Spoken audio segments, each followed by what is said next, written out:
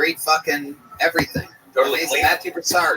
Yeah, just clean. Just want to know that was a totally clean stuff. Yeah, amazing that you can come in clean after a chick just talked about shit in her pussy for 15 minutes. It's unbelievable. You did it with smart, well-executed, well-timed jokes. What do you do for work? I go door to door. I set appointments for homeowners looking to go solar. Okay. Hell yeah, absolutely. I'm not proud of it. T-Mobile has a wide range of networks. They actually use they use all the antennas. You know that? They have like the Actually, Tony, the latest reports are they're the fastest mobile provider out of all of them, like times 5. I've been loyal to T-Mobile for a very, very long time. They are I've left Verizon, I've left Sprint, I've been with them all, with horrible breakups, every single one of them. T-Mobile, honestly, I mean, and maybe you don't go on the road a lot, but if you travel, T-Mobile's unbelievable. Are they a sponsor? No, they're not. They're just the Totally fast. Like not. your joke, it seems like it's like you wrote it like 30 years ago almost. Like that's how like. Yeah, you got the wrong network. I think maybe Sprint. Sprint's terrible. But actually, yes, T-Mobile uses everyone's thing. Verizon's actually the worst right now. All around the world, when you turn on your T-Mobile phone, it's on. It's working. And other people are like, fuck, are you getting reception? I'm like, yeah, you dork. Because it's T-Mobile. But I find it interesting, and it worked for you. You were able to sell it. But I just find it interesting because we're T-Mobile guys, and if you go to T-Mobile.com right now, use the promo code Tony. Oh, yeah. You fucking... I am doing a speed test right now, and it's downloading at 430 megabytes right now on the network. 500 now. Look at that. The nerd from Iowa just came in his pants. What's that website? I use Verizon. Should I consider switching? Oh, yeah. Absolutely. And if you switch right now using the promo code KillTony, you get, they buy you a new iPhone plus $200 free for your first month. Yeah, new iPhone? Yes, a new iPhone only at T-Mobile.com. T-Mobile.com. Is this a fucking commercial? What's happening right now? Yeah. Uh-huh. Yep. So tell us more about your life, Alex. You seem so balanced and centered. It's absolutely incredible. I find you to be an anomaly in these crazy, insane bucketful times post-pandemic. It seems like everybody's a little bit crazier than normal, and you're just right here riding the wave. No shaky legs, super calm, in the moment, waiting, taking your time. You're not just forcing an answer down everybody's throats, embarrassing yourself. You're calm, you're cool, you're casual. Tell us more. Today's my birthday.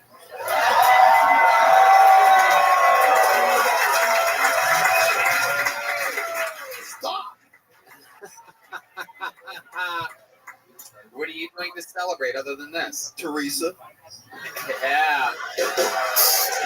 Hell yeah, dude. Oh, you can get that for sure. Oh, yeah. You can sprint right into her Verizon. You know, T-Mobile Tuesdays, every Tuesday gives you free things like free ice cream cones, Whitney's hamburgers. It's like your birthday every week. And if you have the new at-home internet package, tell us more about you, Alex. It's your birthday. Ask away. Are you in love currently? You straight? No, gay? I'm single. I'm straight, I guess. Straight, single, you guess? Hell yeah, this guy's down to fuck, bro. Well, if he was that wrong about T-Mobile, he might be questioning other things now. It's true. He-mobile, she-mobile, what does it matter? So I actually did that. I did that joke on video, on a reel. It didn't go viral. But a very famous comedian who's openly gay text messaged me and said, that is a very great joke. And I wanted to let everybody know. I wanted to screenshot it and share it to everybody online. But then I'm like, people are going to start asking questions. They're going to be like, well, why do you have a gay comedian in your phone like that? Or are you? And then I'm like, well, fuck, maybe I am homophobic.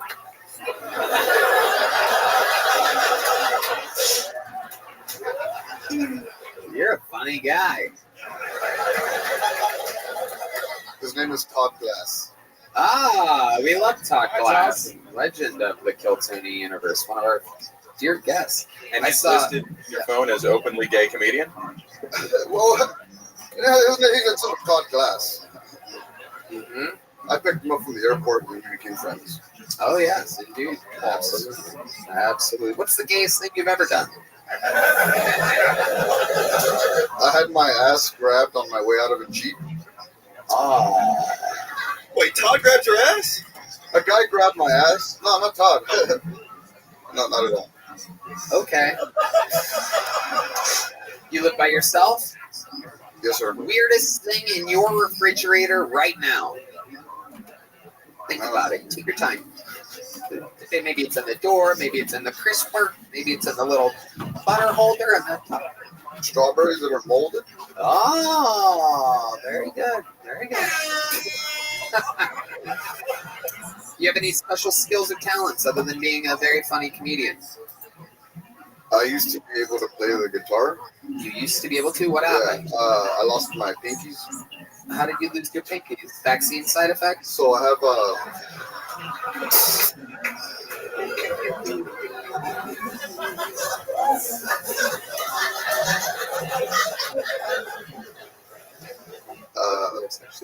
I have MS, so I have trouble in my hands.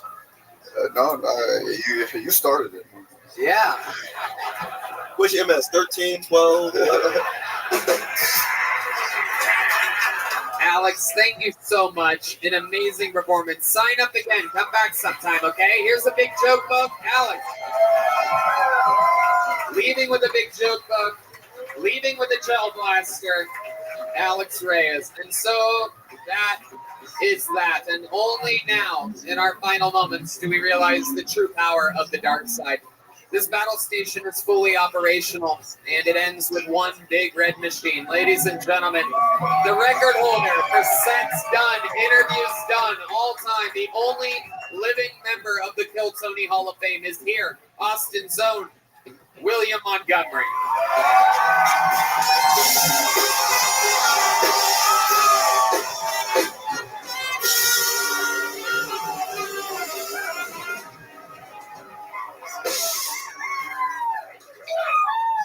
Nice to be back from the Big Island.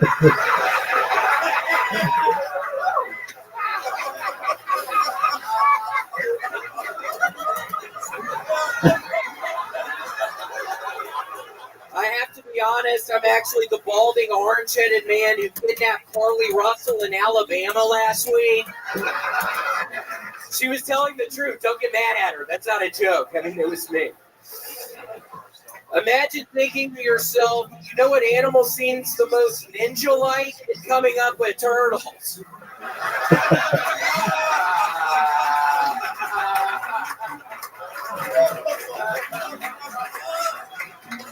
That'd be like trying to come up with the perfect protagonist for a video game and going, yeah, let's make him a plumber. And then when that, for no explainable reason, becomes successful, rather than going a different direction, you brainstorm and create a sibling who also happens to be a plumber. Genius. Kids love plumbers. Was taxidermist already taken? Anybody else think it's weird Master Shredder gets his funding from George Soros? What's going on in the sewers down there? Okay, that's what's up. Wow. I mean, time after time, somehow, apparently getting stronger and stronger somehow.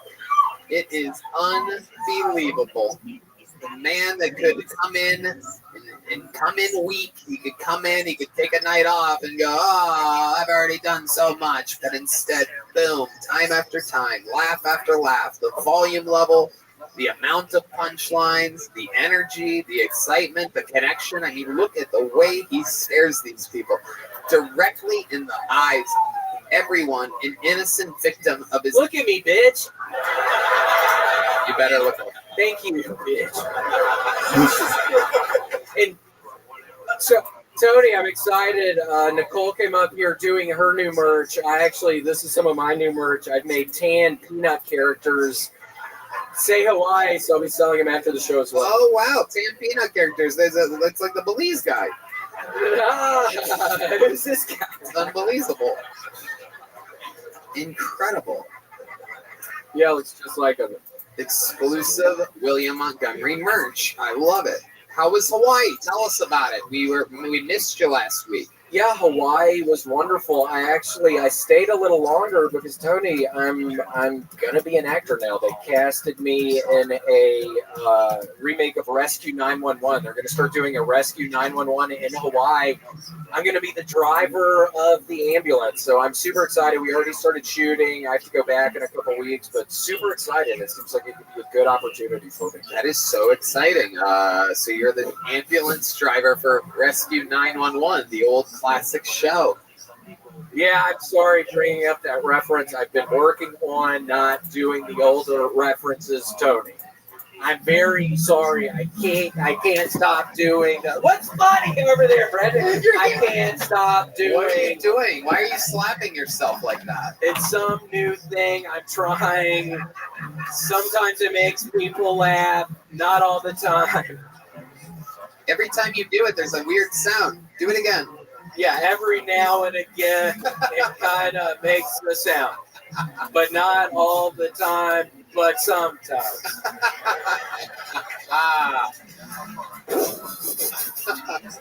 But seriously, sometimes I do this. That was too fast.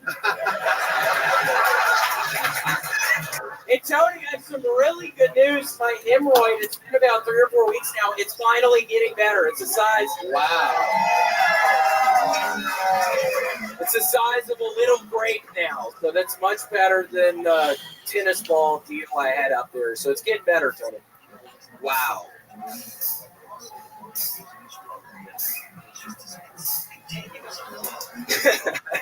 Amazing. You're coming back from Hawaii super refreshed with what seems to be superpowers right now. What else happened out there why do you think you're coming in so strong? I don't know.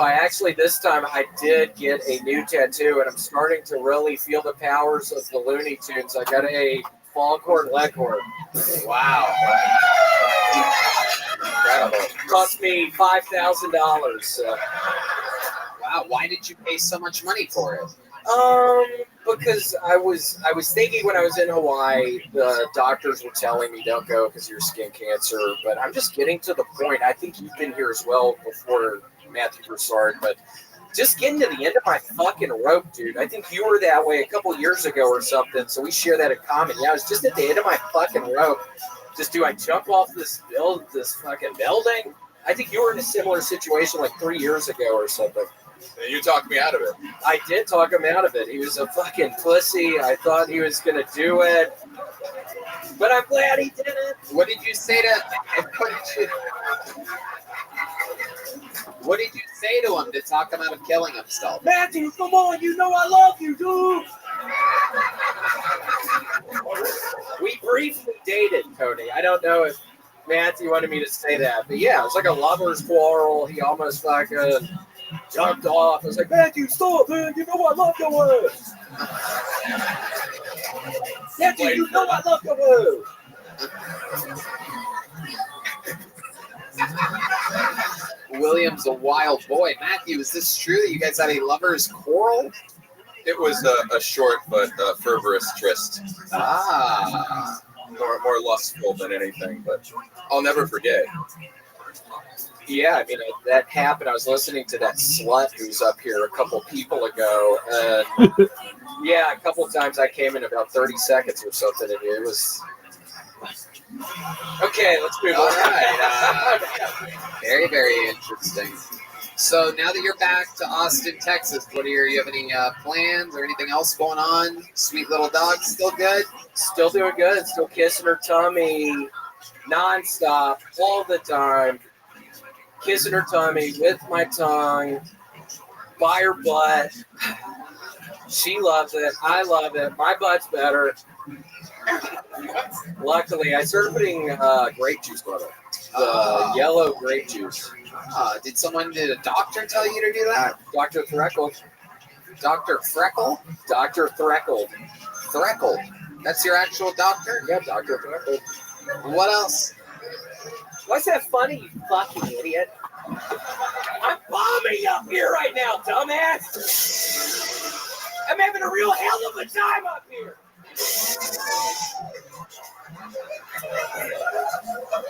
I tried to do the gay thing with you. That didn't really work out. Then you're laughing at me like that, you piece of shit. I think you're doing fantastic. Well, thank you, George. You guys think William's doing good up here?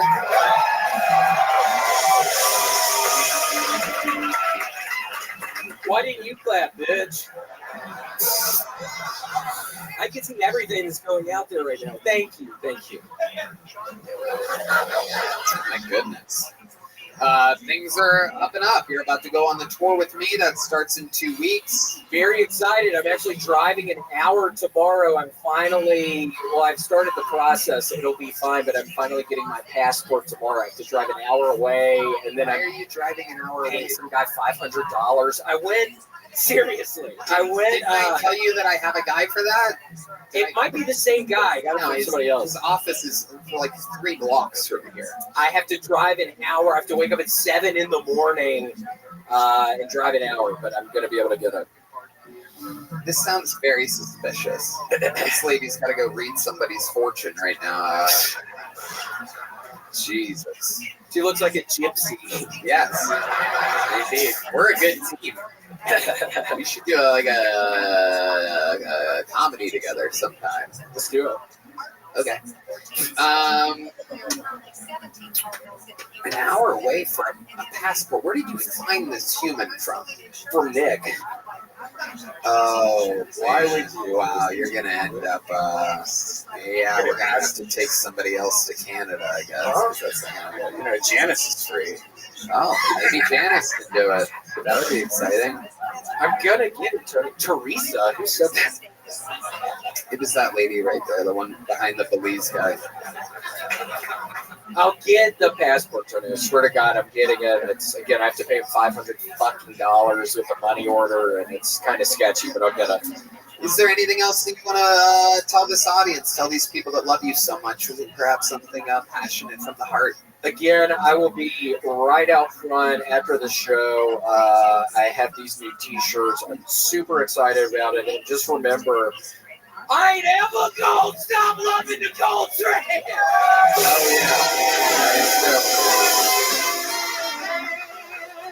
yeah. Never in a million years will I stop loving the Coltrane. How loud can this place get for the one and only William Montgomery? The drawing from Ryan Jimmy Ebelt is in from Los Angeles. That's on your screen right now. Thank you to Gel Blaster, Red Rose, Yellow Rose, CM Smokehouse, CMHUS.com, Connect Mobile Health for your ID drips, and of course, Screwball Peanut Butter Whiskey. How loud can this place get for the great Brian Moses? Follow him at Roast Battle. This is the creator of Roast Battle. At Monday Punday, Matthew Broussard right here, everybody. Make some noise for Matthew. Exclusive Phil Tony merch available in the lobby, and also very limited edition Nicole Tran merch. How about one more time for the great Michael Gonzalez on the drums?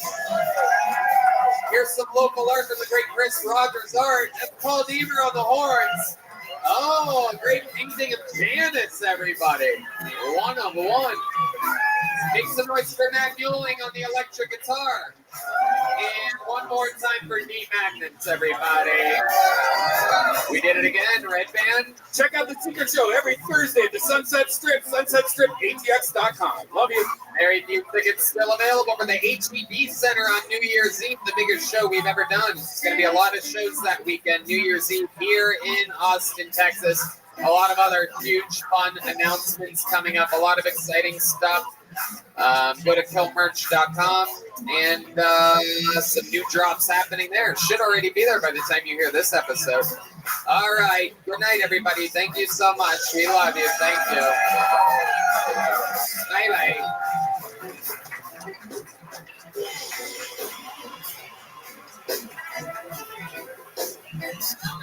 Bye-bye.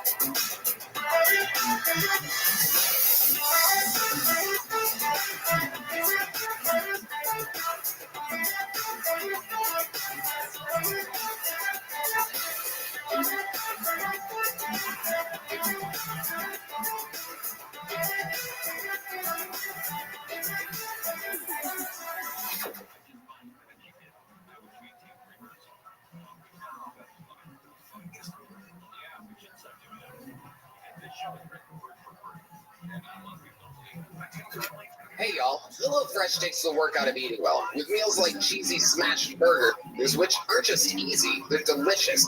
Get 50% off plus free shipping with code 50KTShow at HelloFresh.com/50KTShow. Again, that's 50KTShow at HelloFresh.com/50KTShow.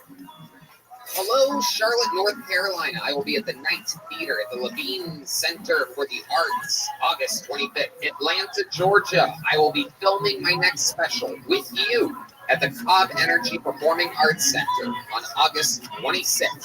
Tickets available now at TonyHinchcliffe.com.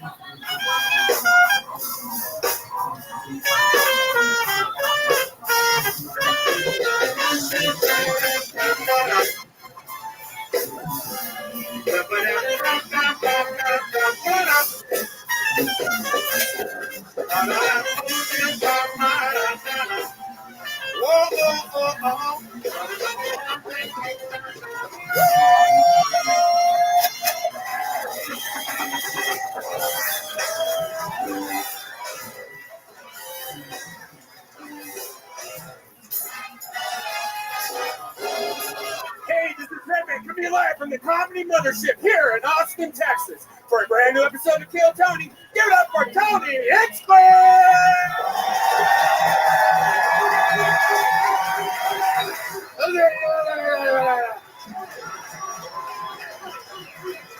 Fuck yeah, makes the noise for the great Brian Red Band, everybody. Are we doing this shit tonight? Are you a good fucking crowd?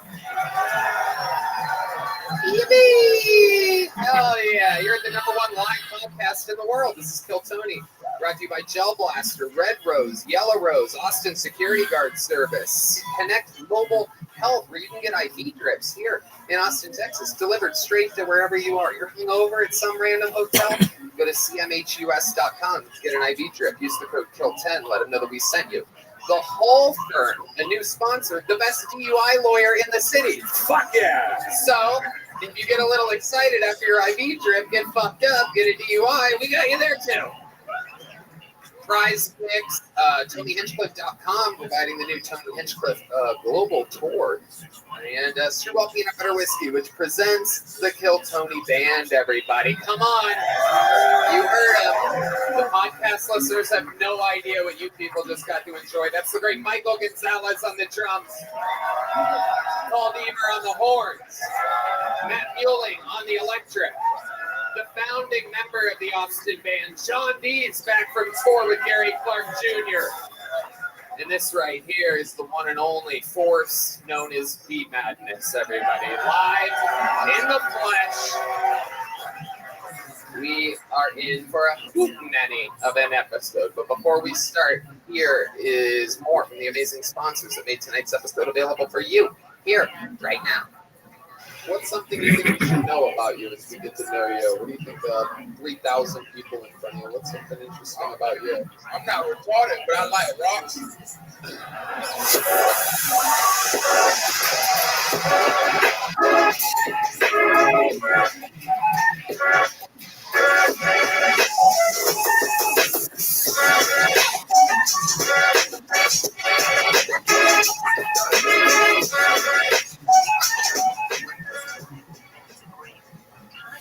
Hey, this is Rabbi, and if you don't know, I now own a comedy club, the Sunset Strip Comedy Club on 6th Street in downtown Austin, Texas, right next door to the Comedy Mothership. Check it out. We have shows every single night, but most importantly, every Thursday, I put on the Secret Show, which you might hear all about in Kill Tony, but you have to go to sunsetstripatx.com to get your tickets.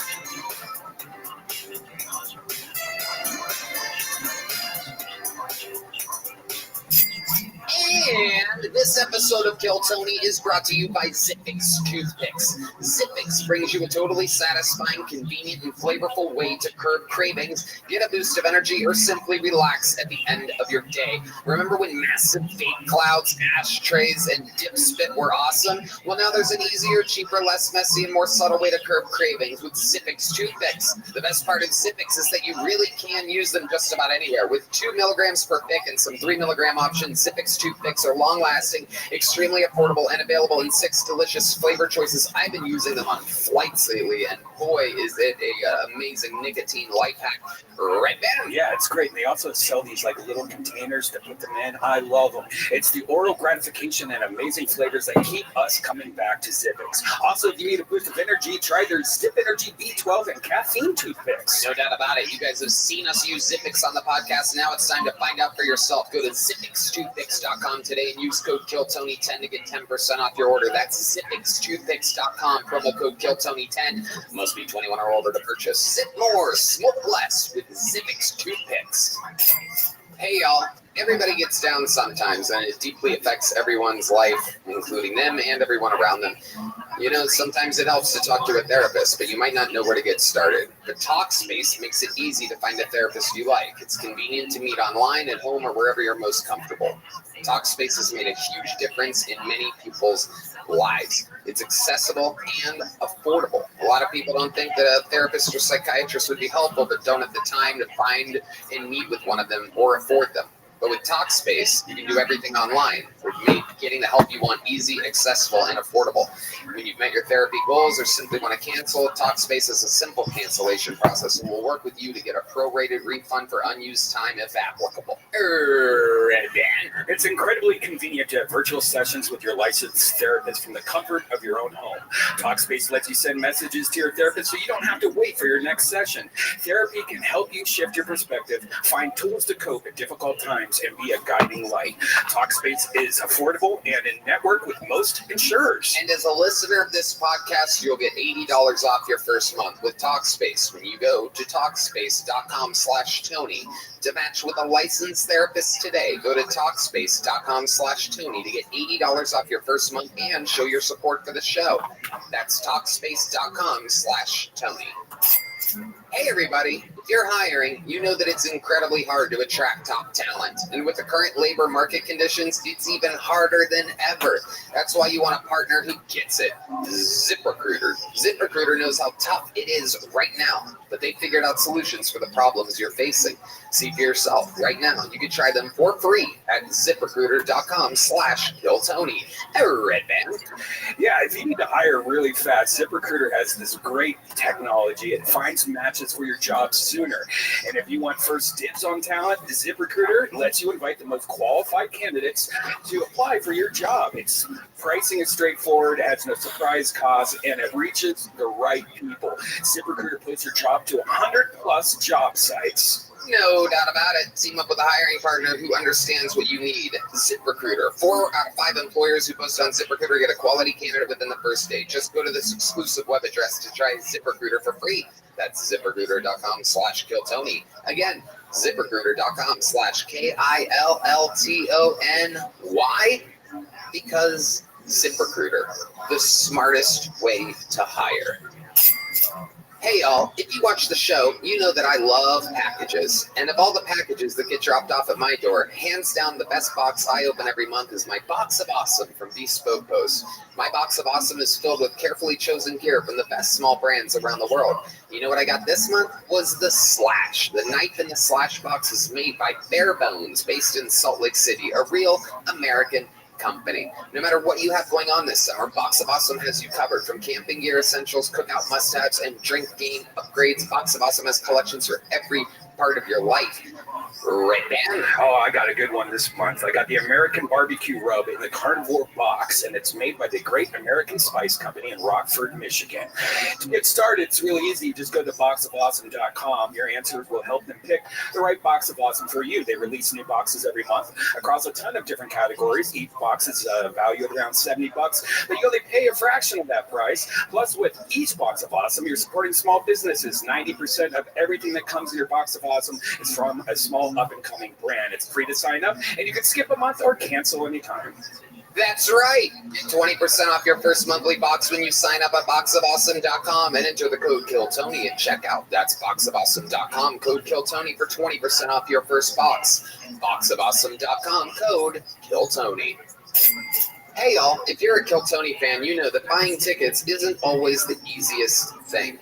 Buying tickets to your favorite events shouldn't be stressful. Game Time is the fast and easy way to buy tickets for all the sports, music, comedy, and theater near you. With killer deals on last-minute tickets and their best price guarantee, you can stop stressing over the tickets and start getting hyped for the fun you'll have. I can look through the Game Time app right now, and I can see, hey, look, my dear friend Snoop Dogg, who I've roasted to a crisp before, is performing on the 18th at the Germania Insurance Amphitheater. Drake and 21 Savage at the Moody Center here in Austin, Texas. Pantera, also at the Germania. A lot of great stuff happening. Flash deals, last-minute tickets, easy to find and buy tickets to every kind of event in your area.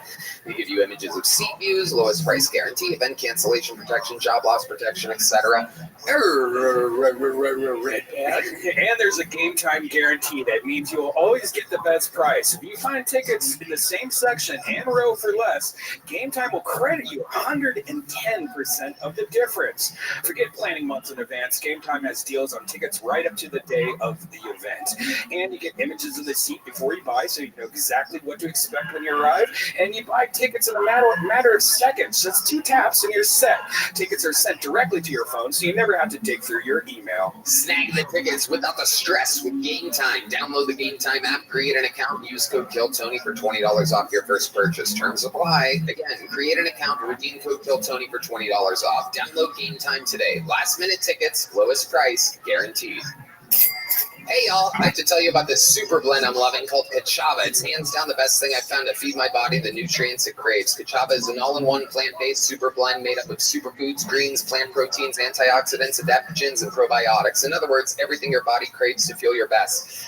And I know what you're thinking. Something that is good for me can't possibly taste delicious, but that's where Kachava really earns their thousands of 5-star reviews. It tastes amazing. It's creamy, smooth, and comes in 5 delicious flavors. Chocolate and vanilla are my 2 favorites, but it also comes in matcha, coconut acai. Some folks like to think of it as a part of a healthy breakfast or lunch, but others think of it as a protein-packed snack before or after a workout. I know I do. It feeds me after a long day on the golf course with 25 grams of plant protein per serving. For Red Band. Personally, I love to eat it right when I wake up with breakfast, lunch, every day, before a workout, after a workout, whenever I'm craving Liar!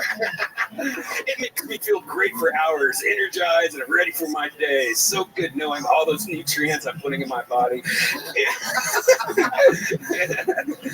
And you know what? My first impression was, wow, this is delicious. I love drinking it. It makes my day better because I don't like eating. It's easy just to pound down right before I go out. I am so with you on that. Pound down to Pound Town. Kachava is offering our listeners 10% off for a limited time. Just go to kachava.com/Tony, spelled Kachava, and get 10% off your first order. That's kachava.com/Tony. You guys ready to start tonight's show? Ladies and gentlemen, every single week, you never know what you're going to get. You know, this is one of those shows where, sure, sometimes we have fucking big celebrities sometimes, and sometimes I introduce you to people that have been doing it about as long as me, that are about to pop and fucking be famous. I take great pride in introducing the comedy fans of Kill Tony to some of the biggest comedians coming up in the game, whether it was Shane Gillis years ago or Tim Dillon years before that or this or that. This is one of those guys. I've been performing with this guy since we were doing open mics together in LA 16 years ago, waiting out under the sun in the daytime to basically perform in front of each other. Now he's a fucking monster. He lives here in Austin, Texas. I've waited a long time to have him on solo. One of our favorite guests of all time, one of my favorite comedians working today. Make some fucking noise for the great Ty Rivera, everybody. Ty Rivera. My man. Fun. He's a diabolical comedian. A wild-looking human being, so get that out of your systems. Little bit. He's very, very, very, very interesting. He's both thuggish and what would you consider yourself? A faggot. That's right. Thank you. That one's in the episode. You can say it. I can't, even though I seem gayer than you. It's weird how that works. I heard you say it right before I came out. That was during the commercial break, though. On YouTube, you can say it, but I can't. That's how weird things have gotten. Because I, believe it or not, like girls. We edited out 5 of those F words on tonight's episode that's airing tonight. Really? Oh, okay. Well, I just got word we have signups from China, India, Ireland, and Canada in the bucket. That's very interesting. I hope we get China out here tonight. Oh, boy. Anyway, Ty, you've been on this show numerous times. This is your first time doing it alone with us, with the beautiful machine running at 1,000 miles an hour. Nothing can stop us. You know how it works. Tons of fucking people sign up. I mean, it's absolutely ridiculous. Over 200 people. Like I said, people from all around the world in the bucket. If I pull their name out, they get 60 seconds uninterrupted. You know their time is up and hear the sound of a kitten. That means their stand-up comedy time is done, or else they bring out the Angry West Hollywood Bear, which just interrupts them. And then I interview them. We find out more about them and what makes them interesting. Now, while we have a whole bucket full of comedians, we like to start the show with a little something special. We have a few regulars on this show, which every single week they have the very not easy, very judged job of doing a new 60 seconds every week in front of the entire internet. This guy started on the show over 2 years ago, and his life has completely fucking changed. I mean, we've seen him have ups, downs. He's been challenged by numerous people trying to take his job. How many of you are fans of the show? Well, then maybe you know the words. If you guys start singing, maybe I'll just say his name. You guys know the words? This is asking. This is asking. This is on Tim, everybody.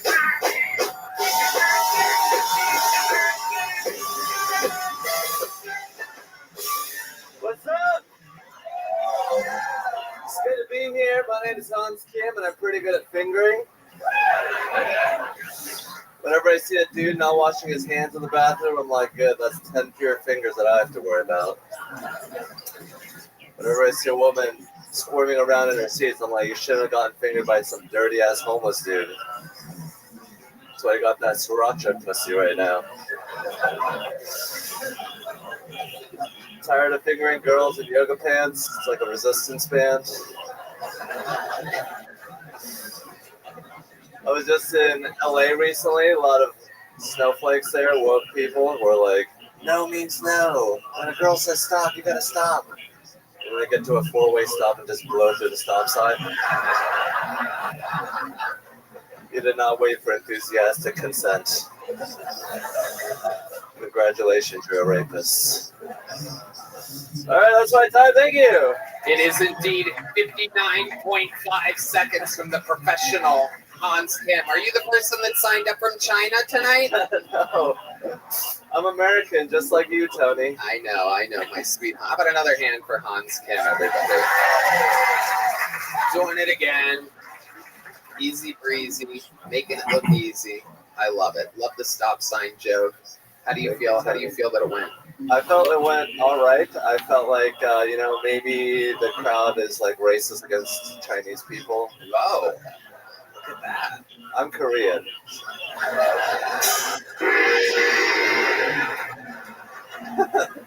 You love it. Ty, you know Hans Kim. What do you think about all this? I love Hans. I've known Hans since he was still in Washington, before he got into the band. Yeah, I still remember that part, but I think I would have remembered these. Yeah, Ty you were a maybe, fan. Ty maybe roofied you and butt fucked the shit out of you, and that's why you don't remember. Last time Hans told me he was homophobic, so that might be why. I love you. I don't like the others, but You don't like what? the others, The other what? the gays. Oh, really? Is that true? Yeah. Wow. Oh my goodness. What is it about the gays that you don't like, Hans? Brutally honest. Almost autistic, Hans Kim. They're like strong like a man, but they're like gossip like a woman. So I can't hurt them. You can't hurt them. The gays like getting fingered too, Hans. Oh, really? Is there like lube for that or? Usually just spit. Oh. Oh boy. Hans, what's been going on this week? Tell us about it. It's always so interesting to find out about your real life. I went to LA with my girlfriend. We got an Airbnb. We stayed there for 5 days. She got only mad at me twice. So that was Okay, let's go over it. What were the 2 times? What did she get mad at you about? This is always interesting. One time she just remembered the fact that I wore a girl's shirt that was her naked on it. So she was like, oh, remember that time? I'm mad at you for that now. You didn't even wear it when in LA. She No. just had a memory. Yeah. Damn. I thought I was like, I'm an entertainer. I do crazy things like, wear porn on my shirt. What was the second thing she got mad about? Some girl Snapchatted me, and I'm not interested in her. I don't care about her. How did your girlfriend find out that another girl Snapchatted you? She probably looked at my phone. She probably looked at your phone? Yeah. What do you mean she probably looked at your phone? I mean, she probably looked at the notification, the home screen. She doesn't have my passcode yet, so. I love how you said yet, by Why the do you way. why do you have notifications turned on for Snapchat on your home screen? Oh, you can turn that on. Oh my god, you are just a magnet for trouble. It is unbelievable. What other notifications do you have turned on? I have TikTok. I have Instagram. I have everything turned on. Why do you think you have everything turned on except for your girlfriend?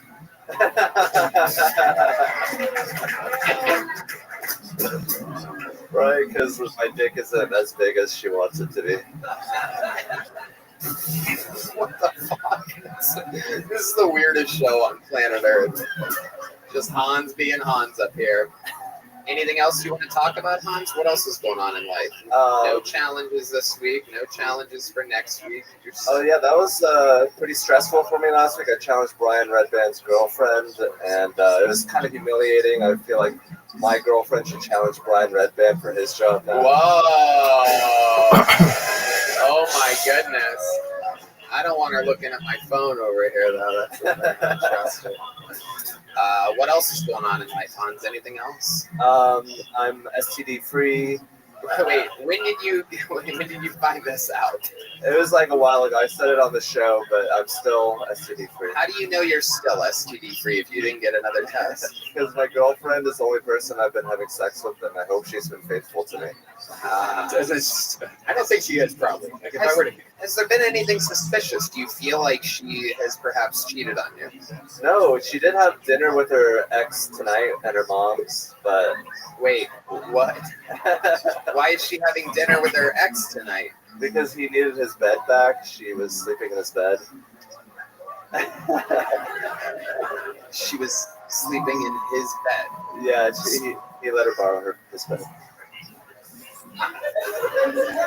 But why would they have dinner together? I don't know. His mom was there, and she likes his mom. She's apparently dying. So, Whatever. Wow. Sounds suspicious as fuck. The old dying mom. Oh, she went and took a nap because she's dying. We just had dinner. He feasted. Alright. D-Magnus just said they fucking in the back. I just heard him say it. So just to let you know. And he has extra sentences that we don't have. So it's like, you can feel the vibration of your girlfriend's former bed right now. Why did they break up originally? Like, what was the reason for them to break up? I think that he was just like a loser, just not doing anything with his life. And Your girlfriend does cocaine and nitrous. Like, It is true. that's just high standards. Hans, fun times, Hans. You did it again. Way to get the show started. That's a minute from the great Hans Kim. Everybody. Thank you. Getting us started tonight. The show's nuts. We pull names out of a bucket, and then they get brought to us from the other bar next door. Your first comedian getting an uninterrupted 60 seconds tonight. We're going to meet them all together. So it could be anything. It could be a star of the future discovered here on Kill Tony. Could be a completely insane person here, perhaps with weapons to murder all of us. Anything can happen. Put your hands together for Tony Wellens, everybody. Sounds like a familiar name. Tony Wellens. Oh, we know Tony. Make some noise for Tony, everybody. Come on. Hello. What's up? I think pussy's cool. I think pussy's great. I think in this country we're a fan of penises more, though. I think we like dicks more. If you guys don't believe me, we name a lot of things after penises. You know, we have like cockpits, we have cockroaches, we have cocks. Those are chickens. We have peacocks. Those are chickens that went to art school. We even have people that we named Dick. There's people that are named Dick. Dick is a nickname for Richard. I recently learned that Dick was a nickname for Richard. How wild is that? I think that's crazy because I don't think you would ever see the opposite. You would never see it flipped. You would never see. This is our daughter Brittany. We call her Clit for short. You call her Clit for short? Yeah, she's very sensitive. She's don't rub her the wrong way. Don't sometimes she's hard to find, but not when you play like me, bitch, okay? I'll be in that pussy all night, bitch, goddamn. God, I want to be black so bad. Thank you so much, everybody. There he is, Tony Wellens, everyone. Absolutely sliding into black voice there at the end. Just because he wants to. Tyra Bear, what do you think about Tony? To be a straight man, you sure do have a lot of dick on the brain. There is What's going on there? I just see the. I love pussy. I think about. I don't know how to answer that question. Honestly, I know. Honestly, you got me there. You got me there. All right. Well, I'll see you at one of the shows.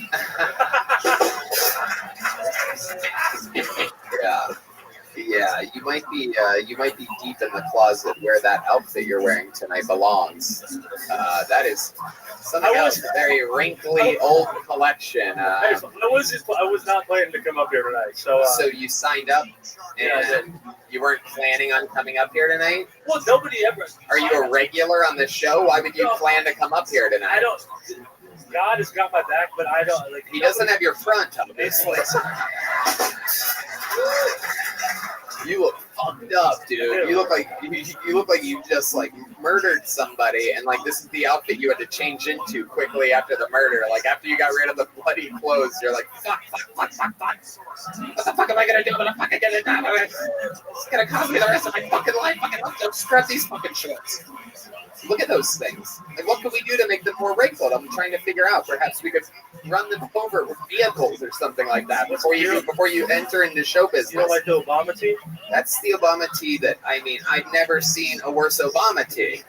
Bro, what is he talking about right now, bro? You know what I'm saying?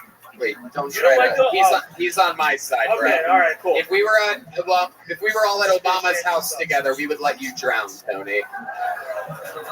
That's a topical reference for those of you that don't know. The mainstream media is not really covering it, but someone got murdered at Obama's house last week. No big deal.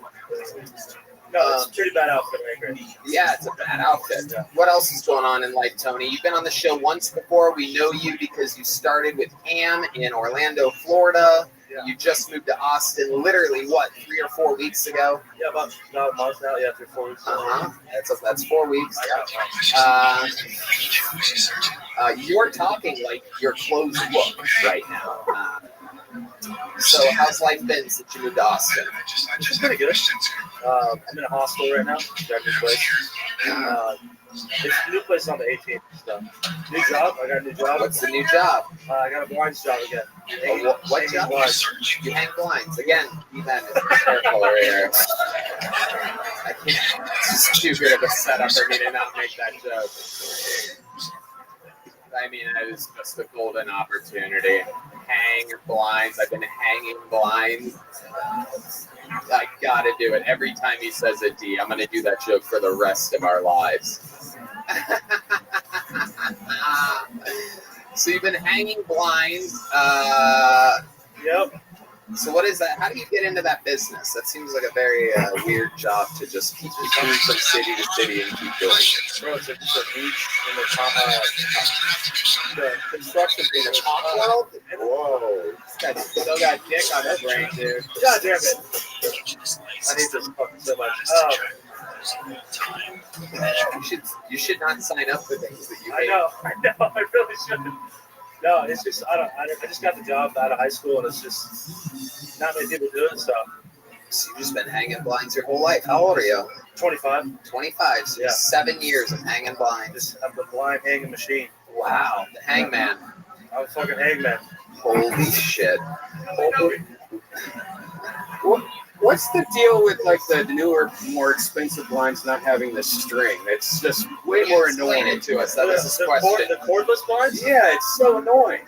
I think they're pretty cool. You know. Yeah, because you're going like this and you're trying to pull them up, and when you used to just have a string, it was so much easier. Well, actually, the best thing are roller shades. What's going on in your personal life, Tony? Any let's get away from the what's the deal with blinds red band angle here. What is the deal with the string on the blinds? Sometimes there is a string, sometimes there's not a string. I don't know. What? Has anybody been dealing with any of these blinds out there? Huh? Anyone? The sun be coming through, and sometimes you don't want it, sometimes you do want it. What is the deal with the cord on the blind?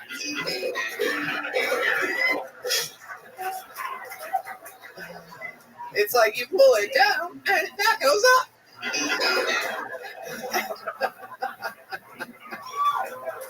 That was good.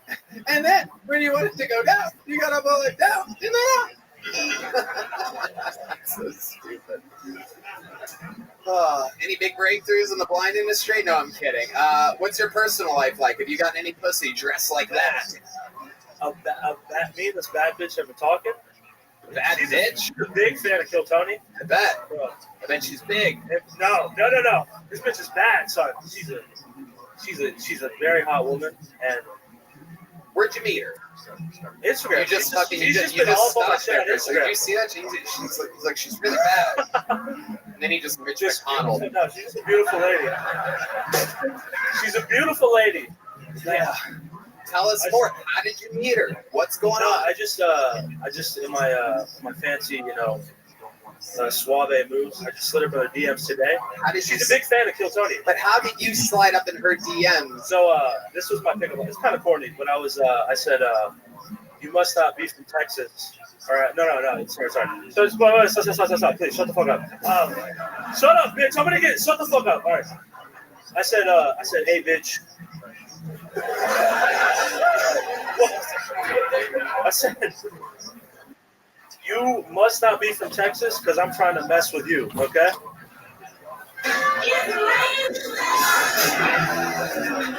That's what you said? Whatever. I hate this fucking interview so much. This is going so bad. I swear, she's actually. You could have been like, What should I have said? You could have been like, hey girl, I want to get down like blinds with you.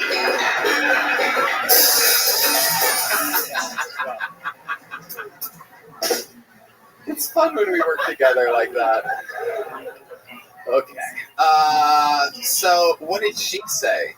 Boy, you so stupid. I'm a Kill Tony fan. I know you. I don't know why I'm making her She Puerto actually Rican. she said, stop. You're making my pussy so wet. I'm in public right now. These are verbatim what she said. Wow, this Swear to bitch God. is fucking. She's a bad bitch, too. I didn't believe it. I God. was just shooting my shot in the dark. This bitch is easier than your clothing selection tonight. Oh my God, Ty Rivera, that outfit is gonna dry that pussy right up. Oh Listen, yeah, I don't fucking exactly. Good thing it's highly absorbent. It starts before it even touches anything. Does she have like 15 photos and we're all uploaded like the same day? No! You're making my pussy. Shut up! I'm in public right now. What's your PIN number on your ATM card? You fucking I look dork. like such a loser, dude. Oh, I hate see you that guys. you're on Kill Tony. I'm a huge fan of Kill Tony. What's your date of birth? Oh, I know a thoughtbot when I see Your her. mother's maiden name.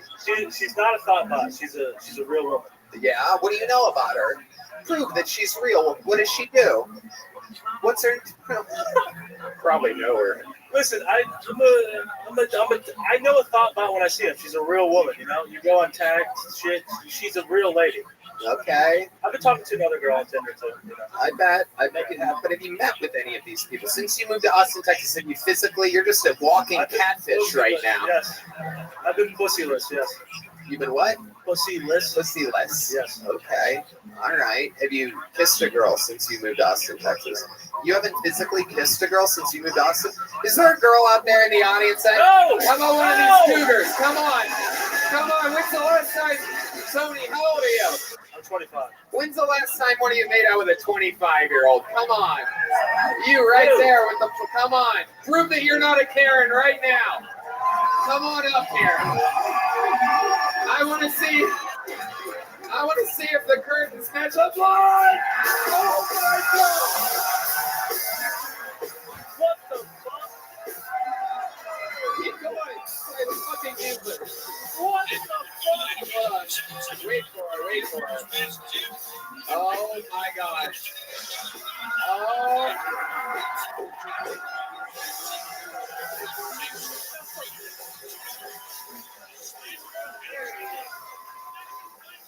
Yeah. Oh my goodness. Sweetheart, what is your name? I love your fucking energy. Grab that microphone real quick. Hey! Whoa! Listen, yeah, give her a kiss. Give her a fucking kiss. You better give her a fucking kiss. Come on, give her a real kiss.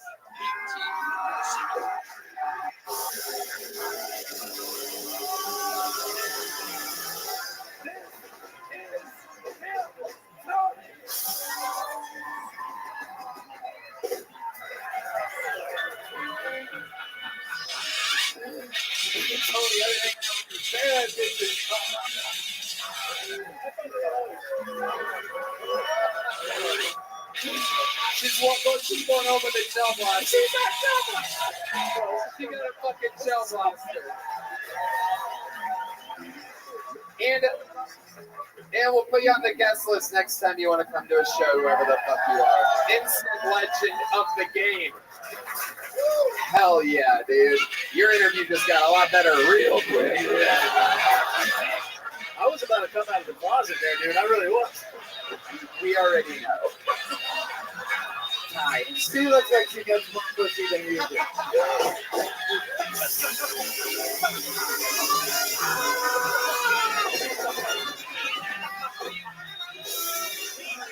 There he goes, Tony Wellens, everybody.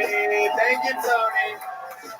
Oh my God. And now we are cooking with fire. Ladies and gentlemen, it's going to be a hard act to follow, but they're going to try anyway. You guys having fun yet? Make some noise for your next comedian out of the bucket, Cameron May, or perhaps May. Cameron May, everybody.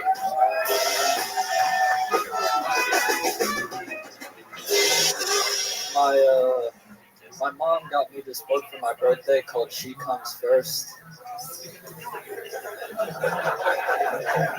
I guess it's the thought that counts. I guess she just didn't have any faith in me because for those of you that don't know, this book is all about how to make a woman orgasm. And I think women are more complicated than they like to admit because this book has chapters.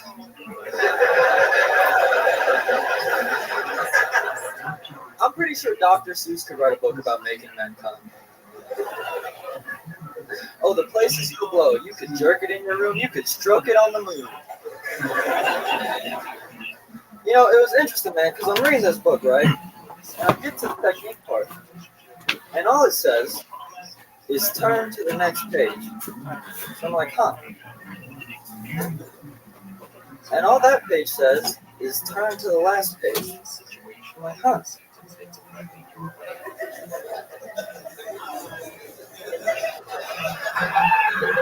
I think I'm getting the hang of this. Very good. Cameron, May or Mai? Fine, you got it right. Mai, absolutely. Nice to meet you, Cameron. This is your first time on the show. No, I actually got on a year ago today. Wow, Yeah. look at that. Amazing. How old are you? I'm 20. 20 years old, just out of these guys' age range right here. Look at that stuff. These guys are like, oh, that's our kind of cougar right there. They're pedophiles, that's why that's funny. They do kind of look like they would rape me 3 years ago. They don't care if she comes first at all. Cameron, welcome to the show. How long have you been doing stand-up comedy? Very funny. You stayed in the pocket there. You stayed on one subject, one joke. 2 years. Okay, 2 years. All of it here in Austin, Texas. Yeah, I moved here from Castro Valley, California to do stand-up here. Okay. How long ago did you move? 2 years ago. 2 years, and you started here. What Yeah. made you decide to move to Austin 2 years ago instead of Los Angeles, which is closer to where you're from? Because this place seemed like it had the cooler shit going on. You know, it seemed That's like correct. That's exactly the answer I was looking for. And now you're doing a lot of spots. You're staying busy. Yeah, I'm trying to, you know. What do you do for work? I seen around like I'm a maintenance guy around apartment buildings. Like I do a lot of power washing, like pool boy stuff. Oh, okay. So you're a white Mexican. Very good. Yeah, I am the only white guy at my work. Absolutely. I worked all day today with a lady who didn't speak any English. Right. And we had to just take trash from floor to floor. Holy shit, dude. Yeah. So you're just human muscle. Pretty much. Why do you think you're in that field? Did you say 20? Yeah. Okay. So you started at 18? Yeah. Okay. Hold on, these guys are getting hard all of a sudden. Okay. So, are you going to school or anything like that? No. What do you want to do for work? What kind of job do you want? That seems rough. This. Right. I know you want to do this, but Oh. in the meanwhile, while you're getting good and taking time to. I mean, it really isn't that bad. I get paid like $17 an hour, and I can. It's pretty bad. McDonald's pays 20 now, just so you know. Are you Yeah, so he serious? knows. He talks to the people I'm that he there every orders day. from Nah, every day. sure. I drive past fucking signs that say 13. What? I drive past McDonald's signs that say 13. Well, you're going to the wrong McDonald's. Go Yeah, go to Red Band's one makes a lot more money than every other McDonald's. They have this unbelievable income between the hours of 3 and 5 a.m. They just get blasted with fucking Postmates orders. So you're 20 years old. What are 20-year-olds doing for fun nowadays? Tell us about the life of a 20-year-old in Austin, Texas. Because I don't know. I mean, hey, this place is just filled with heavy drinkers and partiers and things like that. What's a 20-year-old doing? Did you catch all the Pokemon already? What's going on out here? A lot of video games for sure, but I also like to do stuff like around town. Like I have a bike, so I'll ride that to like the free area, Barton Creek, do the rope swing and stuff with my friends. There's stuff to do. It's like an active city. You can't be a fucking loser here. Right. Yeah. You can't be a loser here. Yeah. What does that mean to you? Well, it just, I mean. Because the last guy that was on was a fucking loser, dude. I don't know if you saw, but Yeah, but it showed, didn't it? Yeah. You don't want to kiss an old lady. If an old lady came up here right now, I'd make the fuck out with that old lady.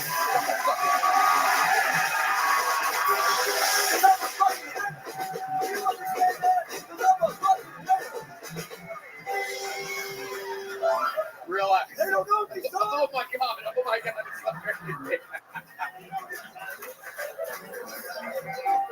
I identify as a woman. Oh shit! Oh shit! Looks like you just found another rope swing. Holy shit. Cameron, what is your love life like right now? Embarrassing. Aw, you're so sweet. Tell us more about your embarrassing love life. I don't know. I just have like a bad habit of meeting women that want nothing to do with me. Why do you think that is? I don't know, but I don't know. like really. Okay, that's fair. Probably that. Yeah. Yeah.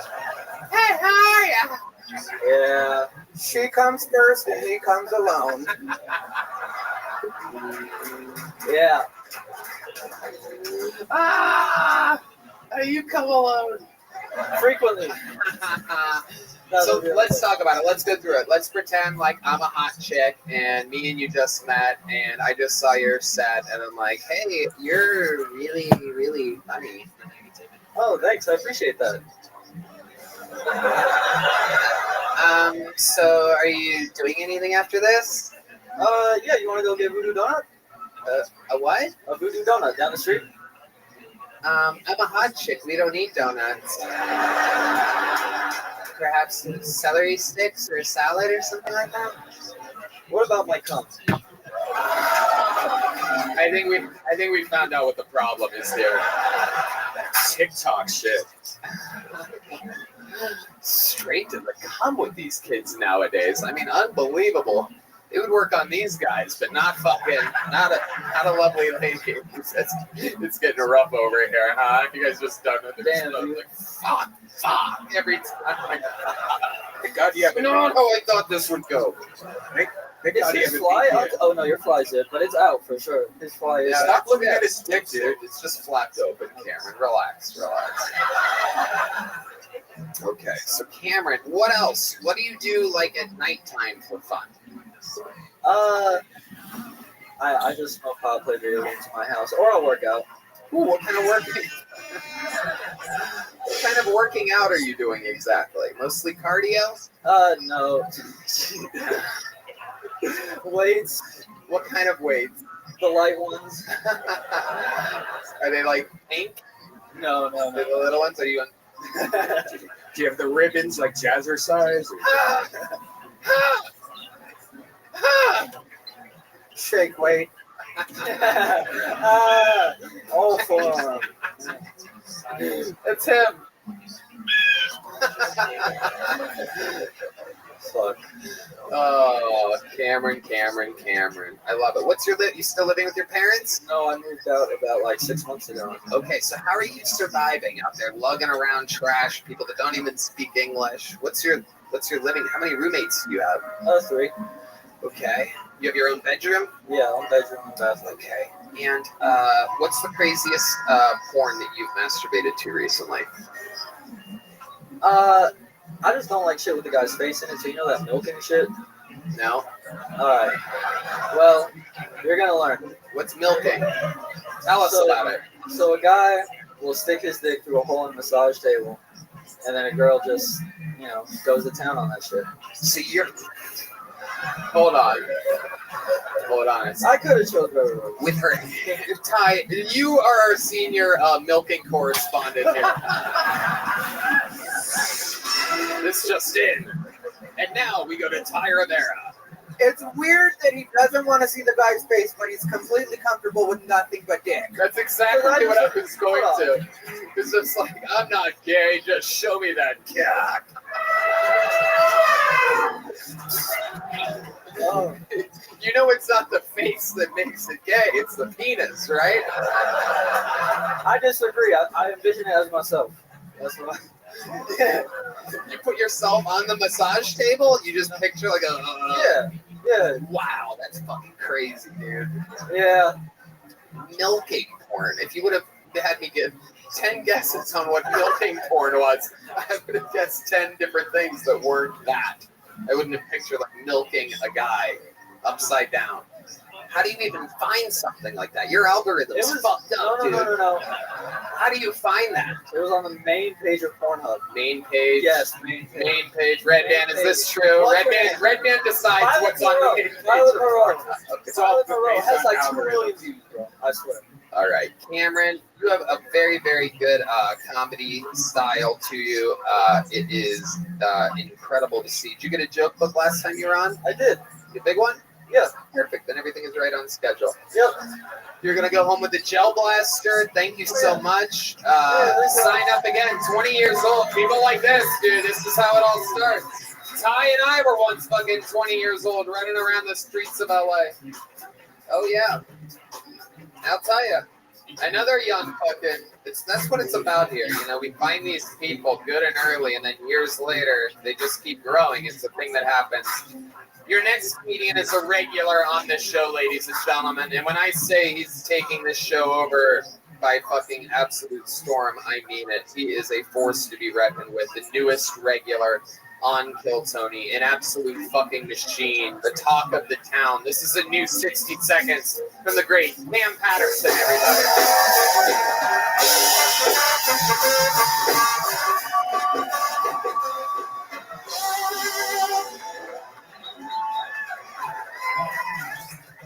If you can't tell by my sideways hat and my slides, I'm a scientist. And I've been studying which race get the best head. White women. You know how I know it's white women? Because 2 weeks ago, a white girl changed my life, y'all. She sucked my dick for the first time. And right, she sucked my dick so good, I watched The Office now. That's how good it was, dog. I be at home and say, this nigga Michael is a hoot. I be saying shit like a hoot. It's insane, dog.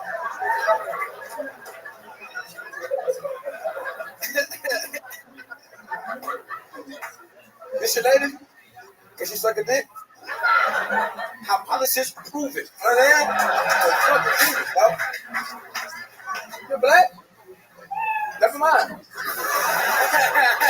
She said she's half black. He said never mind. Another amazing minute from the great Cam Patterson.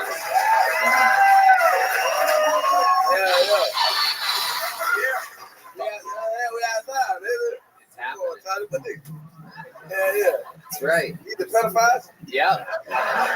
Spot on. I can see it. Yeah. They touch kids, dog. Yep. 100%. Touch kids. He said with the blood light. Yeah, this nigga a homophobe. This is a bad person. That's a bad guy. This place is wild. It's filled with chaos out here tonight. Cam, another amazing minute. Unbelievable. What's been going on in life? How are you? Oh, shit been good. I went back home yesterday. Yeah. Well, all I had to do is like this little benefit thing, like a little benefit show. Like these people. You went home to Orlando? Yeah. Oh, wow. Yeah, Okay. I got back like 2 hours ago. Damn, look at you. Yeah. Okay. It was horrible. It was horrible. Tell us about it. So it's one of the places where like they got the waiters and shit, and they hold the shit like this. You know what I'm saying? And they, you know what I'm saying? Like the waiters, and they was bringing me food I ain't asked for, and it was real fancy. They had mouthwash in the bathroom. You know what I'm saying? You're not used to that at all. And they were like, do what you want to do. And I was like, oh, you sure? But like, no, you do what you want to do. You be you. I was like, oh, okay, I'm gonna be me. And I did that joke I just told y'all first. And they were like, get the fuck out of here. They cut me at 3 minutes. Really? Oh, that's hilarious. What was the benefit for? It's for like retired NFL players. Retired NFL players? Yeah. Shit. Yeah. Yeah, they are. They shouldn't even. CTE was fucking them up. That was it was. It was a CTE. You know what I mean?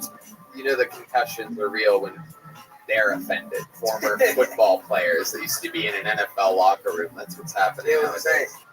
Amazing. Did you get to use the mouthwash? I did. That's all that matters. Experiment. And they paid you for the gig? Yeah.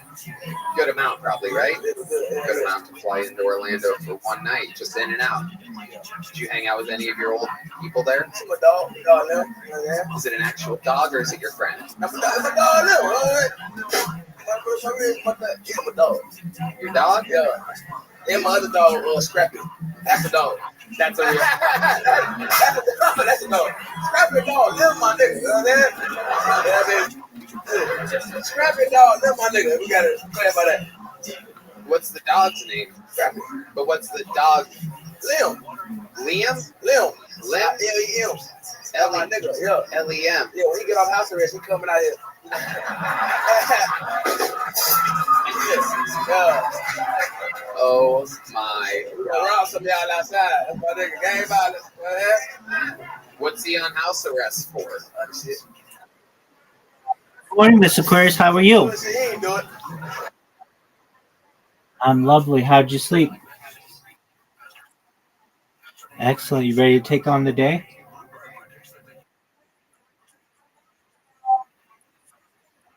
Oh, you're going to look beautiful. Well, we will see you tonight, God willing. You take care. Have a wonderful. Thank you. Bye-bye. He ain't do it. Whatever it was, he ain't do it. He wasn't even there. This nigga don't even be on here. That nigga no madness. He was a good guy, man. You know what I'm saying? He ain't do that shit. This nigga can read real good. He's Interdigital not degree. sure my call for. Amazing. Cam out here changing the justice system completely. I love it. What else has been going on? You did Houston, right? Sold out show. Yeah. Your first sold out headlining show. Yeah. Thanks to y'all, man. That shit was pretty dope. Thanks to you, know what I'm saying? That shit was pretty like It's insane. absolutely insane that you're selling out shows just a month after your Kill Tony debut. I mean, June 2nd or 3rd was your first appearance on the show. So this is all moving very fast. I went home and I cried.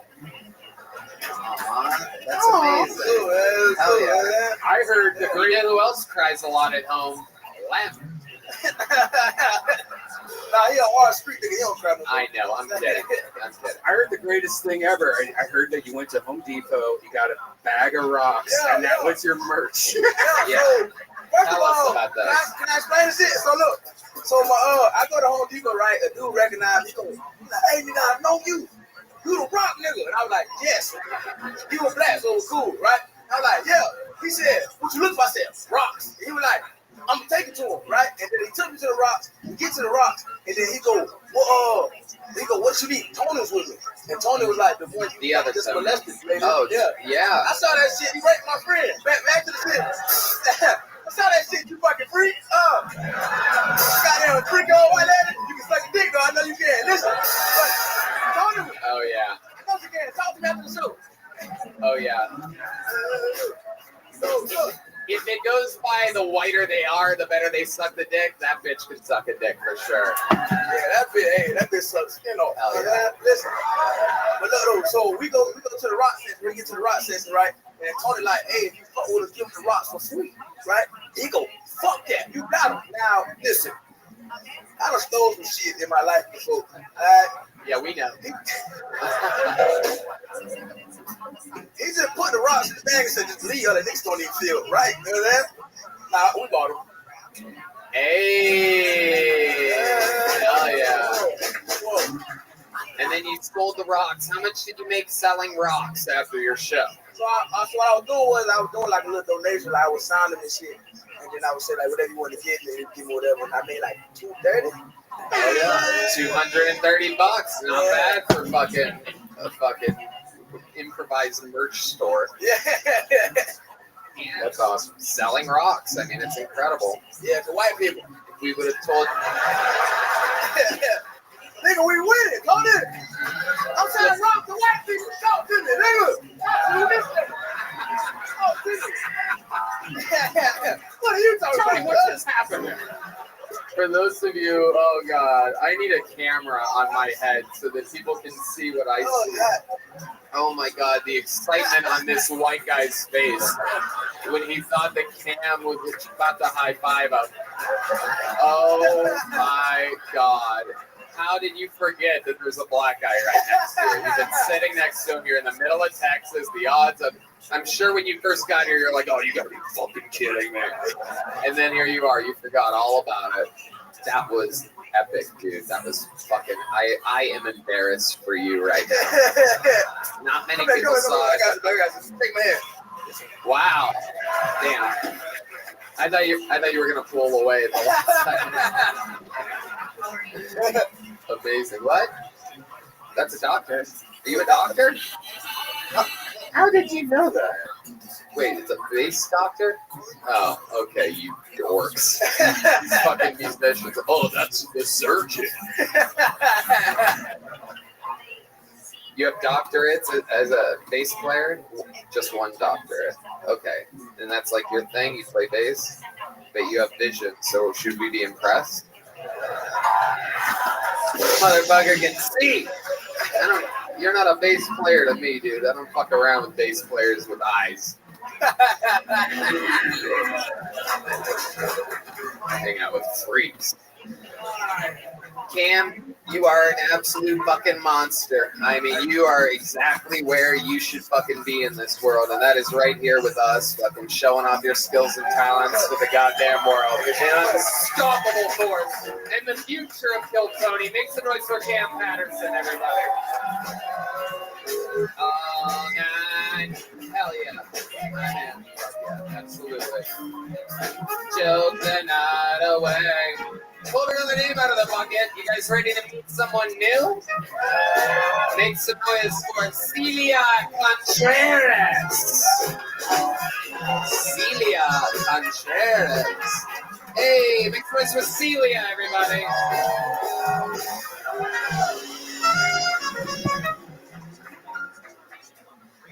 All right. I haven't come to terms with my miscarriages yet, but to be fair, neither did they. I keep thinking what I named my last child, and I was leaning towards Juan because he's the one who got away. I'm like, no, I'll name him Racist because he came out in pieces.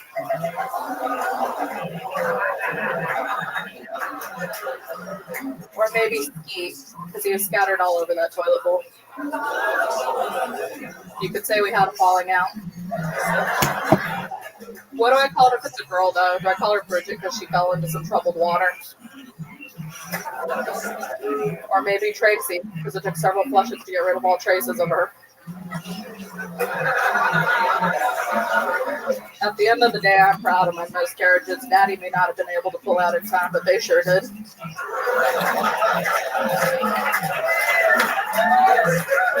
You can't feed a dead horse, you guys, but you can stretch out a dead baby joke. That was incredible. 60 seconds of straight up miscarriage jokes. That is very impressive. Many jokes in the time frame. Amazing. Ty, what do you think about this? Didn't you kill Selena? Not recently. No, I actually know Celia, and I love her. She's from Phoenix, and I'm from Phoenix, and she's been killing it for a long time, so I'm glad to see her up here. I do.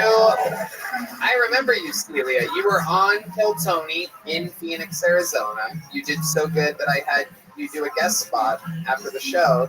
Was it the next night or that night? It was the next night. Yeah, and fun. I remember you specifically killed an entire bottle of Crown Royal right in front of us in the green room. You just kept straight up drinking Crown. It was free. Yeah, no, it was free. Absolutely. Hell yeah. No, I agree. I do feel bad because you told me I had to leave, and I thought I couldn't take it with me, so I just downed the lead with like a half bottle of Royal.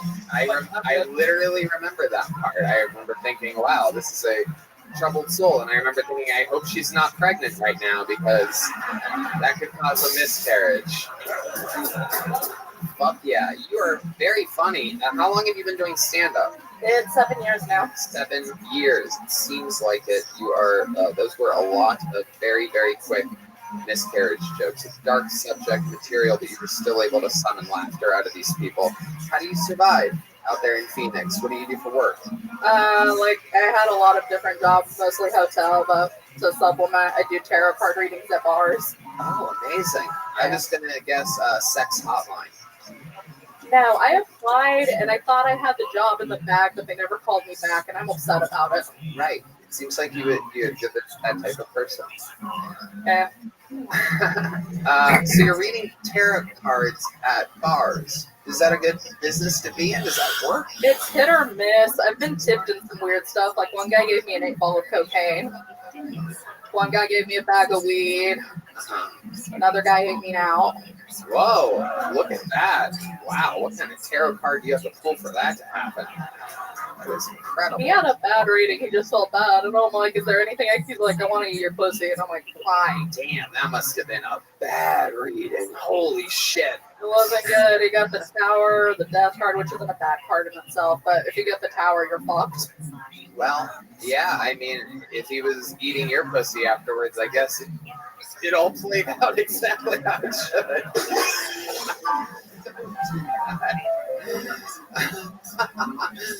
Okay, so that's interesting. I mean, it's got to be weird eating a pussy and finding little baby parts like out of your mouth. Like, what is that little baby hand? A little, what is that? A baby fingernail right there? Baby back rib. Baby back, baby back, baby back, baby back. I want my baby back, baby back, baby back. All He right, saved on protein powder. protein powder. Celia, you are a dark force. I like your fucking style. What else? Tell us more. What do you do for fun? I like to read a lot, actually. Like, I just got my library card here in Austin, and I've, like, read 3 books so far, and they've all been really good. I love it. Are they cookbooks? Yeah. Okay. This is a DoorDash body. I love it. Hell yeah. So you moved here to Austin. I did. I love it. How long ago? A month and a half ago. Okay, what's your living situation? I live in the apartments above the Toulouse bar, the lodge. It's like pretty much across the street from here. Amazing. Yeah. That seems like a great location to be a comedian in Austin, Texas. I picked it, like I was going to pick my own 1-bedroom place because they're like, what's it called? Dorm style apartments. I have like 5 other roommates. But like, I wanted to be in walking distance of all the mics in the club. So I'm like, fuck it, I can be trash for a little while longer. No, absolutely. I mean, that's the fucking way to do it. I know Ty and I have been through some crazy situations way back in the fucking day. Lots of bean bags and couches and air mattresses and hammock at one point. Yeah, I don't actually imagine you walking a lot, though. I don't. I'm mad because I lost 20 pounds since I moved here just going up the fucking stairs. That's it. That's Austin. Every time I don't know there's stairs and I go in, it's like the mic's upstairs. I'm like, son of a bitch. Yeah. Could have fucking warned me. Yeah. My day's just ruined. Celia, what's your love life like since you moved to Austin, Texas? Like, I got laid 4 times since I got here, but... Wow, look at you. That poor Tony Wellens is on suicide watch right now.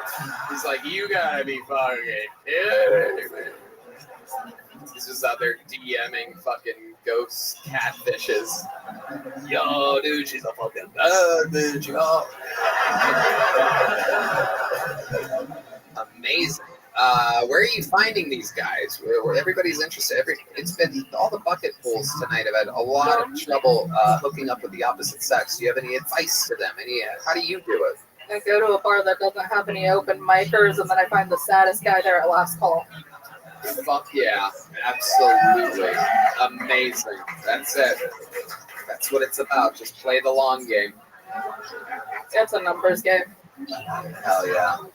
Celia, you are amazing. You are so much yourself. You own your style. I love people like you that are fucking different and I don't know, so much just you. You own it. You laugh at the jokes about you. You make fun of yourself. You're in it. And rock and roll. Welcome to Austin, Texas. Thank you. You don't have one of these, do you? This is real Texas leather, handcrafted by the great Bonsai. Only made here in Texas. You can get them on the new Pill Merch state-of-the-art website. I've been told that they can't find this comedian outside, so perhaps they're inside, but we don't have an eye on it. So I'm going to read it real quick. Is Brent Bradley here? Is Brent Bradley here? No, right? Okay, perfect. Well, moving on. And what we do have on deck was found is Artemio Jacobs. Artemio Jacobs, everybody. Come on. Baby back ribs. Here he is. Artemio Jacobs.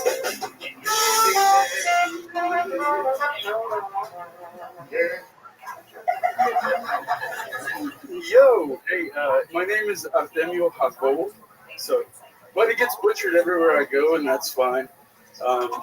a couple of things that I do want to talk about. Artificial intelligence is strange, right? It's weird. It's taking over everything. And I overheard a conversation with some ladies that were like, artificial intelligence is taking our jobs. And I was like, that sounds a little familiar. And I know I've heard that before growing up Mexican. So with artificial intelligence, I was like, what are you actually going to do? Like, are you going to send it back to Metaverse? Like, you can't fucking, I got a solution. It's like, we're going to build a wall. We're going to build a firewall. We're going to build a cyber wall. We're going to make sure those wetbacks don't get through. So there was a whistleblower conference at Capitol Hill. And I'll end on that also. Yeah. I'll end on that. I'm sorry. I'll end on that. It's all good. Say your first name again. Artemio. Artemio. Artemio. Is that how you want me to say it? Yeah. Instead of Artemio, you want me to go Artemio? Artemio would be perfect. Okay. Artemio, your set sucked. My favorite part was watching you make build a wall firewall jokes and watching the tech nerds laugh at that, and almost nobody else. Well, actually, get it, dude. Oh yeah. Amazing. So Artemio, you're Mexican? I am. Okay. How long you been doing stand-up? This will be my second month. Second month. Good. You're right on pace. That's exactly where you should be 2 months in. You got a couple chuckles. Wasn't bad. You have good stage presence. What made you want to do this? How old are you? I'm 34. Okay, why are you starting now at 34? So in 2020, my life turned into like a terrible country song. I love it. Tell us all about it. I went to Disney World with my now ex-wife, and it was the worst fucking trip I've ever been Oh, to. fuck yeah. Hold on. I'm hard as a rock. Hold on a second. I don't want to come too fast. Hold on. So you're at Disney World with your now ex-wife. No kids. She had a son. She had her own son. Yeah, I helped raise him. So. Okay, you helped raise the son. Oh, this is getting good fast. So you're at Disney World. Mickey's running around. You're out there. And then what happens? My in-laws, they all started like fighting and bickering with each other. Okay, so the in-laws were also at Disney World with you. Make sure you talk right into the tip of that mic. Yep. Gotcha. Yep, go ahead. So they were all at Disney World. We were all at Disney World together. It's a magical place, but it ended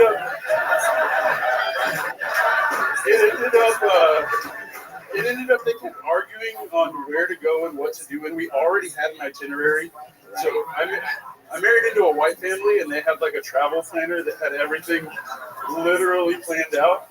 Yeah. And we're at Pandora, and my ex-sister-in-law is like, I don't want to be here. And wait, Pandora? Well, it's a ride at Disney that Avatar. Sit like on like a motorcycle. Okay, so you're on the motorcycle ride. She doesn't like it. Her pussy's sore. Go ahead. No, yeah, and I remember like halfway through that trip texting my mom and being like, I have this money, go into my account, send me a plane ticket, I'm ready to come home. And you just left the white family? No, I didn't. I stayed the trip. I stayed the whole trip because I knew it would have been way worse for me had I left. Give us an example of what type of real fighting. I mean, like what was the line where you're like, I have to get the fuck out of this, to get away from these white people? It was more or less just their attitude towards each other because I come from a really big family that's like, oh, hey, Artemio, hey, hey, I love you. I fucking love you too. Hey, we don't need Disney World. Let's go to the public park. Yeah. Yo, we'll make it our Disney World. There's already mice. There's a mouse. You want a mouse? There's a mouse over there. Hey, Disney World don't have squirrels like that.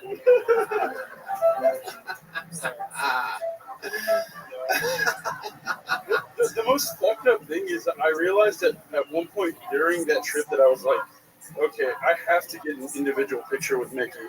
Like, separate picture. Oh, my God. I've seen this before at, like, meet and greets where the couple knows they're in the process of breaking up. And there's always one that goes, can I get one on my own? Like, they kind of, like, say, like, they do this. It's like a thing. I've seen that before. I was the Mickey Mouse in this thing. Oh, okay, so tell us more. Give us more of like the real moments, little things like that. That's where the money is. Do you talk about this on stage? Because it is your best material. Oh man. Much better than rinky dinky AI. Like, this is about you. This is something that only you can talk about. I was married into a white family. I knew shit was bad when we were at Disney World. Blah, blah, blah, blah, blah, blah, blah. It's interesting. It's much more compelling than fucking, we're going to build a firewall. What is the deal with the blinds? They go up, they go down. I don't know. Real up and down, like my ex-white wife.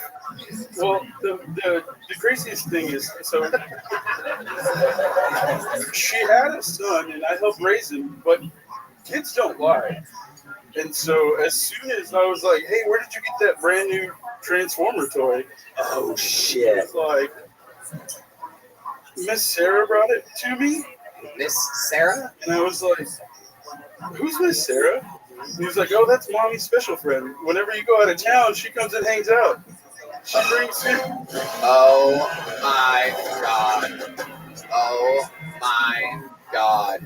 Wait, does Miss Sarah look like this lady over here? Oh no! Sarah, what the fuck are you doing? Hey. So let me ask you this. So you find out about Miss Sarah from the kid. You go straight to your future ex-wife right then? Yeah, I sat down with her one day and I was like, "Hey, what the fuck is going on? Like, tell me the truth at this point. Like, I feel like I deserve to know." "Oh, nothing. You know, we're just friends. We're just friends." And literally, she kicked me out like a week and a half later. She kicked you out? Yeah. Okay. So did you ever confirm that Miss Sarah and her were sexually? Oh yeah, his next birthday party, we all have, like, I was still involved and I still had an opportunity to be involved. Right. So my half the family went, her half the family went. Your half a family, so 135 people. Pretty much. Yeah. There was at least like 63 of us. Wow, look at that. That's pretty good. I exaggerated for comedic effect, but I probably would have put it at about 63.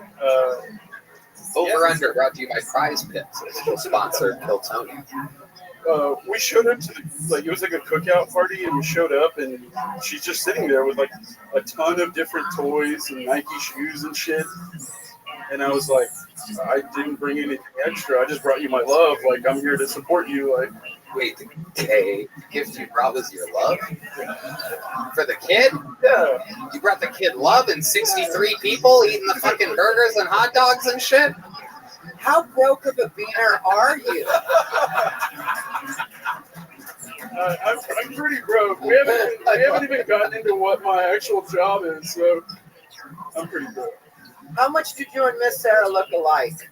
Not at all, but her new wife looks just like me. So she has a wife. Oh yeah. So she's full lesbian now. Yeah. Let me ask you this, which I wrote down about 4.5 minutes ago to circle back to. Because when I found out about Miss Sarah, I immediately had a question. What's your pussy eating game like? Okay, I'm gonna go 7.6. A what? 7.6 at a scale of 1 to 10. A 7.6? You're going backwards already. I mean, there's no doubt you're at most a 6 if you're calling yourself a 7.6. Here's what we're gonna do. Put the mic in the mic stand and just put it in the mic stand. It's okay. Put the mic stand behind you. And then we're going to go to a single spotlight here, Kino, and you're going to pretend like there is a girl that let's say her pussy is right in front of your mouth. Now, it's straight there. It's right there, right underneath your nose. Hold on a second. Her legs are already over your shoulders, so just pretend. Show us what your pussy. You guys, can you give me a little pussy, John Dees? Can you give me a little pussy eating keyboard here? And this is Pussy Eating by Artemio Jacobs.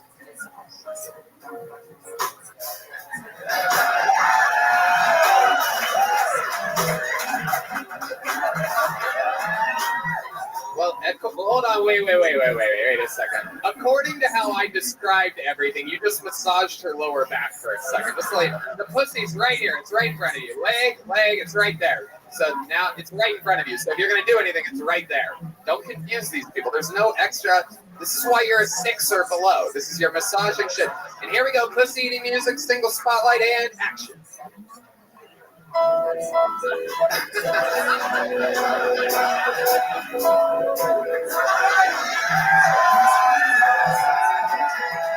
That's it? You're done?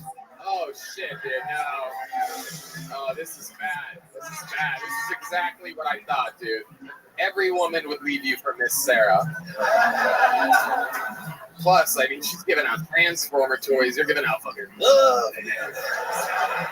Ty Rivera, our senior pussy eating correspondent.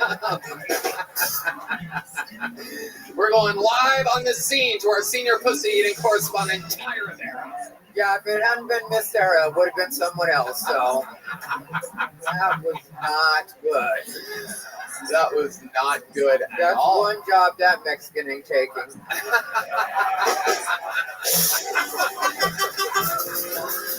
Oh my goodness gracious. So what's your love life like now, Artemio? I'm dating. Okay. I'm actually dating. I met someone on a dating app. A dating app. We've been hitting it off and just kind of hanging out. What was the dating app? I noticed that you said dating app instead of naming the dating app. It was Hinge. Okay. So you're a little more serious on that thing. Oh, all right. And did you tell them that all you have to offer is love? Do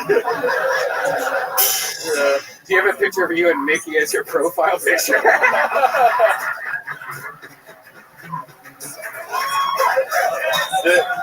The Mickey picture actually says Disney Family Vacation 2019, and on the back it says Dad. So, Oh, God. You should change the D to an S.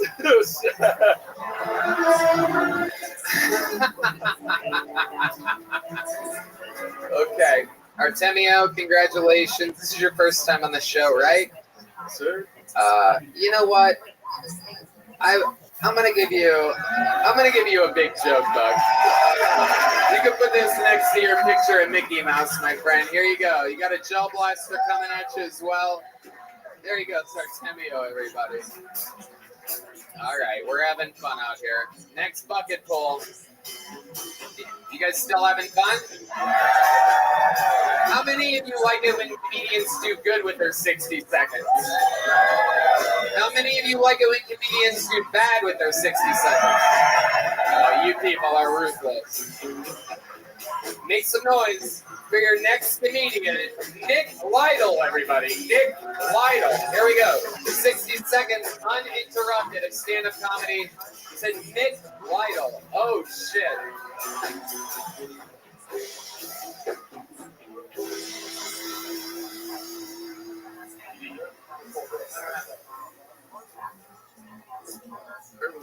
Oh, Jesus. Are we doing what?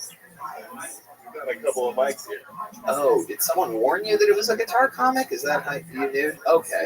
All right. You guys are all in communication and shit. Look at this. This is fucking wild. All right. Okay. D Madness is back. So we're going to do a full reset here. Ladies and gentlemen, 60 seconds uninterrupted right now going to Nick Lytle, everybody. Here we go. All right. This is a song to my higher power. I started watching UFC, signed up for Taekwondo, moved down to Austin, Texas, because Joe Rogan said so. Supplements and CBD, thanks to Joe, right now I'm high on shrooms and DMT. Whatever he says becomes my belief. I go to Carlos Mencia shows and yell thief. COVID's fake, there's no vaccine, because Joe Rogan said so. I hunt elk, I eat the meat, because Joe Rogan said so. Cold 5'6", I'll get a sleeve tattoo, and I'll pluck out all my hair to be bald like you. So if you're hearing this, leave your wife for me. Because I want the Joe Rogan experience. Nick Lytle. All right. normally I hate musical comedy and jokes about Joe Rogan, but for some reason you kind of pulled it together there halfway I through. appreciate that. I like it. Okay, Nick, welcome. How are you? How's it going? Whatever you want, buddy. Whatever you want. How long you been doing comedy? I've been at it off and on for probably about 10 years. 10 years. Where at? I'm from New Jersey. I actually just got here about 4 hours ago, so I'm a little bit tired. I appreciate the nice welcome from you guys. Absolutely. And welcome. So you're in New Jersey. You're performing a lot there? yeah, I get up pretty regularly. I work some weekends. What do you do for a living? I've been a DJ for most of my life, so I DJ weddings and parties and stuff What's like your that. DJ name? It's just DJ Nick. I've always needed a better one. You really do. Awful, right? I want to hear a funny story. That I was at one point I was going to be DJ Suburban Funk, and then I was like, "Come on, dude, grow up," and I didn't do it. You didn't I want just to go stuck with with Nick. DJ Suburban Funk? Yeah, I mean, I was a kid at the time, but yeah. Okay, so tell us about your life, Nick Lytle. Sure, man. Tell us some interesting stuff about you. Married, kids, what you been doing your whole time? Well, I'm divorced actually, but Divorced. I can tell you this is kind of interesting. I owned a strip club for 10 years, and I find that interesting. Okay, Yeah. tell us more. Give us the dirty deeds. Well, I'm obsessed with The Sopranos because I'm from New Jersey. I don't know if you guys like The Sopranos. I know everything about Yeah. it. I'll beat your ass in trivia right now. You may, but I can hold. But so basically, growing up in New Jersey and, you know, being obsessed with Tony, one night I was watching The Sopranos and I was like, I want his life. So bad that I took out a home equity loan and bought the shittiest strip club you could ever see. I bought the only one I could afford. That was the only one I could afford. Amazing. What did you call it? I'd rather not say if it's okay. Okay, so you don't own it anymore? You sold I it? sold it. Yes, I sold it a couple years ago. Okay, and did you make a profit? I did, yeah. And ever since then, I've been back full on in comedy, and wish I never sold it to me. You know what I mean? But Give us some of the highlights. What do you miss about owning a strip club? I mean, I can imagine. But come on, you know, really, you really think give you can it to imagine, us. but you'd be surprised. Actually, it's kind of gross. Actually, after you do it for a while, man, it's like if I have to cut another tampon string, is all I'm saying, man. I don't ever want to do that. That's a thing? Oh yeah, that's the thing. Wow. You know, like them putting their foot up and be like, "Do I smell all right tonight?" I'm like, "Ugh, Oh, Jesus, yeah." shit. Why do you Probably get- not. You don't That's- get that when you own a pizzeria. You know what I mean? Kind of. The cheese goes bad sometimes. It really does. And let me tell you, when you buy one that I could afford, there was a lot of cheese, man. Oh, you dirty bastard. Yeah. So, tell us more. I mean, what else? Keep going, Nick. Just let it flow out of you. What's the type of thing that you thought to yourself, I'm not going to say this during the interview because that would be a cancelable or something offense. Like, give us some fucking edge. You seem like such a good, nice guy. You come out with guitar comic interviews. Hi, everybody. I'm a little bit tired from my flight. You know what I mean? Like, Mr. I drove Nice. here, bro. There's no flights. Oh, shit. That's right. 14 hours of sleep. I don't even know, man. I fell asleep a few times, but Wow. Yeah. Incredible. driving on those little one-lane roads. How can you go 75 on a one-lane road in Texas? What is that, man? That's crazy. I've never been here before. You're saying that's slow? I'm saying that's pretty fast. 75 is fast. On a one-lane road, and in like little small town. I know. Whose Gucci bag is this? It's pretty fire. Whose Gucci bag is this? All right. All the things I said, that was the weak moment? It's Ty's Gucci I like bag. Ty, what do you think about this Gagoots? Well, between being afraid to go 75 miles per hour and asking about my bag, I'm wondering who the fag is in this situation. Yeah, I'm not gay, man. Yeah. Hey, man. I'm not. Hey, man. I think my life would be better if I was, but I'm not, man. That's the truth. So It would not be it'd be better so if you much are. simpler, man. I've had every bad thing happen to me. Trust me. I kind of envy you at some point. Maybe not the face tattoos; those look painful, but Well, that's how comedians feel when we see a guitar comic. I understand that. I understand. That looks painful to us. So, Nick, what the fuck else? How long have you been divorced for? I got divorced. Oh, you want to hear this? I got divorced, and then listen to this. Yeah, I'm going to listen to it, and I want to know. I asked you. You did. You did. He's right. I can't argue that. Listen to this. You can say that before anything, technically. Well, I mean, here's what happened. My mom died of pancreatic cancer, and then that day, my wife came to me and said, "I'm leaving." That's a lot. That's a lot, man. So how does that happen on the same day? I don't know. Did your I hope wife she watches this? But did your wife know that you just found out that your mom? Oh yeah, Wait, she was died in the from hospital. pancreatic cancer, or she got pancreatic? No, she died of pancreatic. She died of pancreatic cancer. Like, what time of the day do you find out your mom died? She died like in the middle of the night. But when did you find out? Middle of the night. I was standing right over it. Oh, okie dokie. All right, so you were standing over. Did your wife perhaps think you were out all night doing something? Oh, did you still have the strip club at the time? No, I was done with it. So. You were done with the strip club. So your wife must have been thrilled when you got out of the strip club industry. Well, she didn't mind the money. Was she a stripper? No, she wasn't. Interesting. Okay. So you find out in the middle of the night. You tell your wife that your mom died? Yeah, I texted her. She didn't want to go that night, but I told her that she died, and then she came to me. She didn't want to go that night, but your mom did. That's good.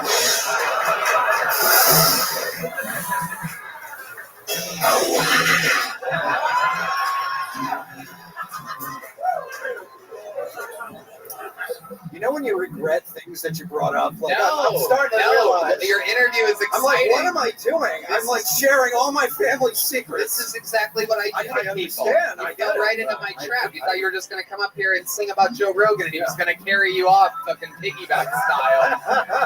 Come on, we're going to go. You're coming to my castle. I want to have you on the show tomorrow, dude. Yeah. You do realize that was the plan, right? That didn't happen. Of course. Yeah. No, there's only enough room for me on that piggyback ride. You do get up in there, man. I've noticed it. What? You do get up in there. Absolutely. Yeah. I'm glad to have a best friend like that. I know, man. No doubt about it. Is it bad that I admire your ass kissing skills? I really do. No, it's not ass kissing at all. He doesn't like people to kiss his ass. I actually challenge him sometimes, where most people around him are just yes men. That's why he finds me endearing. That's good, man. You fucking faggot. But I wasn't trying to This guy's trying to test the fucking waters. Hey, your ass kissing. But I wasn't trying to come at you. I actually think it's amazing what you've done. That's okay. It's okay. I know. Yeah, it's absolutely amazing. I used to come by the store years ago when I first got into comedy, and I watched your rise, and it was really impressive. Man. Absolutely. Absolutely. I don't remember seeing you. Of course. Nick, fun times. Thanks for your song. How long are you in town for? I'll be here for probably a couple of weeks. Okay. Well, welcome to Austin, Texas. Thanks. Have fun. Good song. Thanks, buddy. Good interview. Thanks for doing it. Come on, Austin. Make some noise for Nick. He just drove here. He got here 4 hours ago. That's fucking crazy. Now, we started on time and we could get out of here, but I pulled one last name out of the bucket. You guys want to do one more? Make some noise for your final bucket pool of the night. Dave Borowski, everybody. This looks like a new name. We're going to meet them all together. Dave Borowski. One more time for your final bucket pool. These people wait all night for this. Make some noise for Dave, everybody.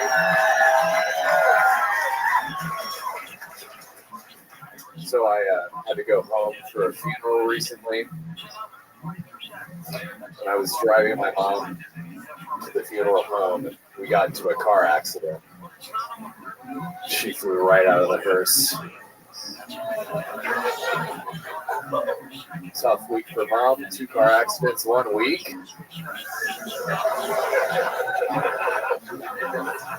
I cut myself shaving for the release.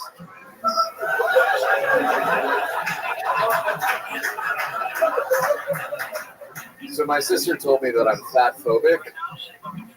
So I said, I'm not scared of you. I just don't find you attractive anymore. Yeah, guys, that's a joke where I used to fuck my sister.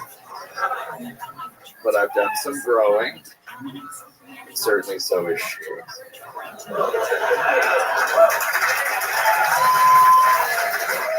Dave Borowski, welcome to the show. I like your style. You're one of my favorite people with colored hair that I've ever had on the show. Thank you. Welcome, Dave. How long have you been doing stand-up? Almost 9 years. 9 years. Where at? Seattle or Portland?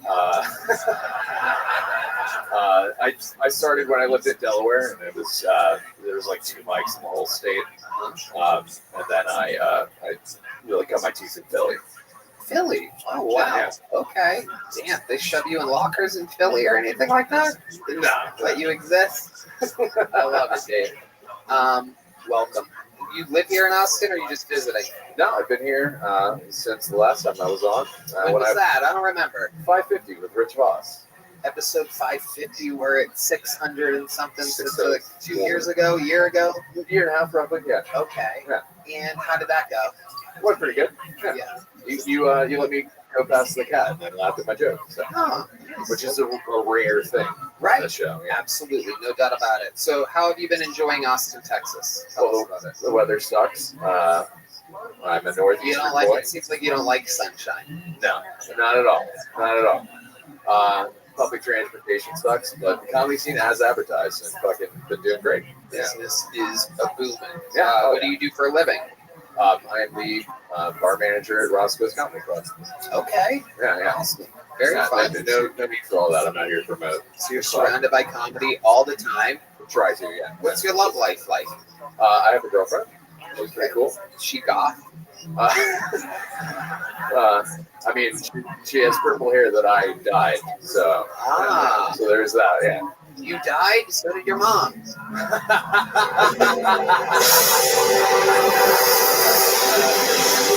Fuck yeah. That's stupid. So what I'm doing? Yeah, hell yeah. That would say, yo mama dead chick. Yeah, not so much goth as like we're both just like dirty cross punks. So. Oh, okay. Fuck yeah, we're not goth. We're just punks, dude. Hell yeah. Yeah. You guys have like a sex swing or anything like that? You have punk sex out there? Not yet. No. So. What's the punkiest thing you guys are doing in the bedroom? Premature ejaculation. I was gonna say no lube anal, but all right. You know, so. Anal? Oh shit! Does the carpet match the blinds? Hello. No, I try to keep like a dolphin down there, you know. Okay. Do the blinds have a cord? Sometimes. Yeah, fair enough. All right. Okay. All right. Did you have green hair the last time you were on the show? Yeah. Really? Yeah, yeah. God, I would have Yeah, remembered you that. said I was the most talented lesbian you ever had on stage. That happened until this sweet lady came up there.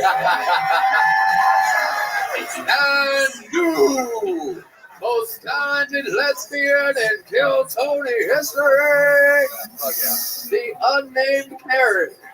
Who's that famous tennis player?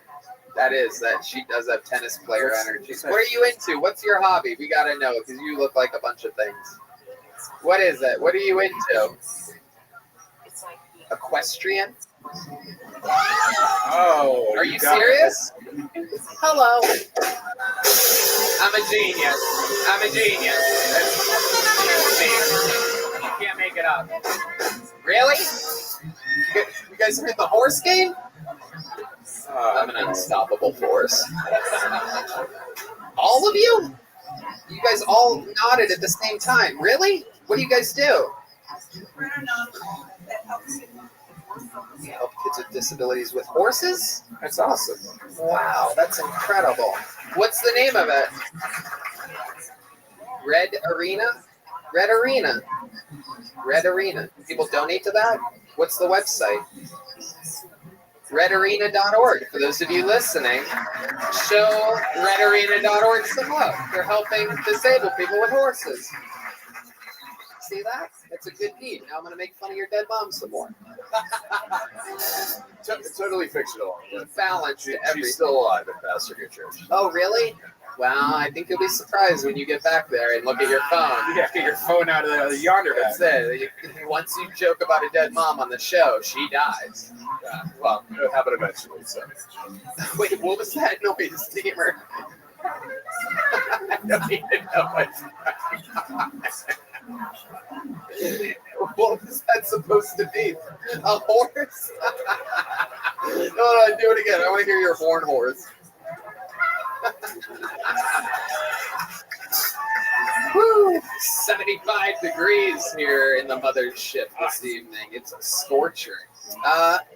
Dave, one more question. Give us one more interesting. It's been a year since you've been on the show. Yeah. You've had a lot of time to think about it. You live life as a comedian. You've been on Kill Tony. You've felt what it's like to be in front of the lights, the sold-out wall-to-wall show. Give us one more thing that we would find interesting about you, about your entire life. Anything that you think the internet would want to know about you. Well, so I was here for about 5 months. I started doing stand-up comedy instead of being in like punk and hardcore bands. And you can only be in Austin for about 5 months before you join a hardcore band. You're in a hardcore band? Yeah. You sing? Yeah. You guys want to play some punk fucking hardcore music? And we just... Let's hear it. Here we go. 1, 2, 1, 2, 3, 4.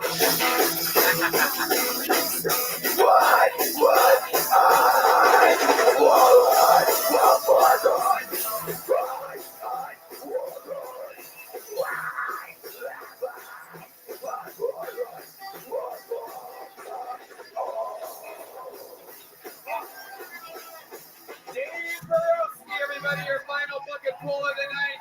You already have one of these? You already have one? I got a large one last time. You got a large one last time? I'd love to have you on the Secret Show Thursday. Never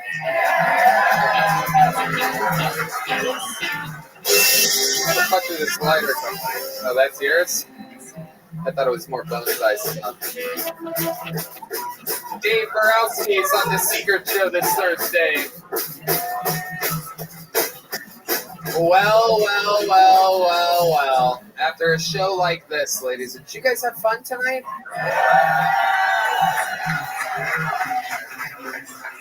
There's only one way that we could possibly put a ribbon on an episode like this. Magical from beginning to end.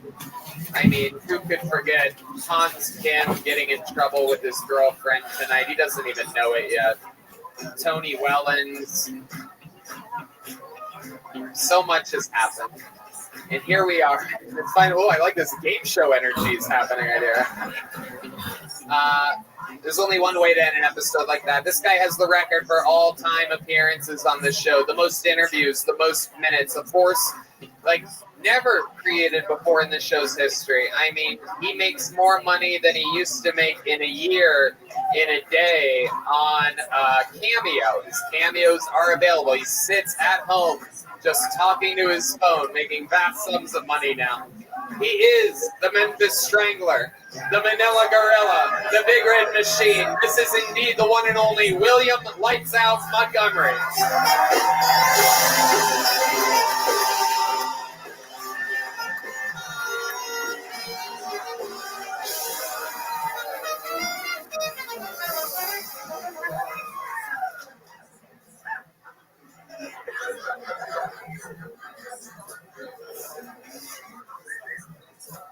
That is Mitch McConnell ordering food at a McDonald's.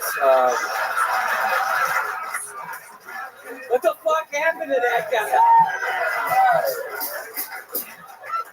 A homeless woman was just killed at the Gallo Winery when a tractor mowing the grass ran over her sleeping body. The bad news is she will never see her family again. The good news is the winery will soon have an earthy, full-bodied vintage with subtle hints of brain and liver. Okay. Leaning Tower of Pisa. You know somebody losing their job. Either that or Saudi Arabia invented a time machine and the plane barely clipped the edge of the building.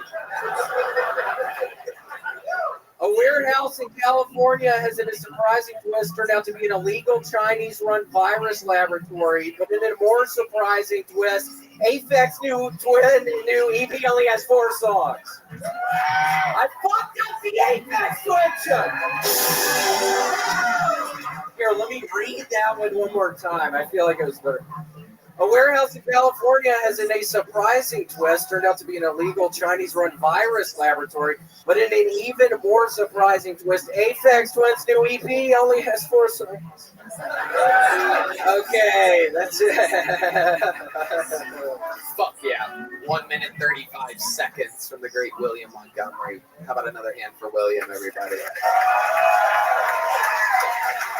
Coming out guns a-blazing. How do you feel, William? I got a shit so bad right now, Tony. Oh my I have goodness. a horrible doo-doo problem. As you know, I have trouble doo-dooing in public restrooms because I jump in the shower after I doo-doo. I don't wash my butt. It really does. One of the most unbelievable things that I truly, and I mean, it's kind of become an issue with us. It has turned into a point Because I literally, sometimes I'll tell them, like we were just in Hawaii, for example, like we do it all over the road, like everywhere we go.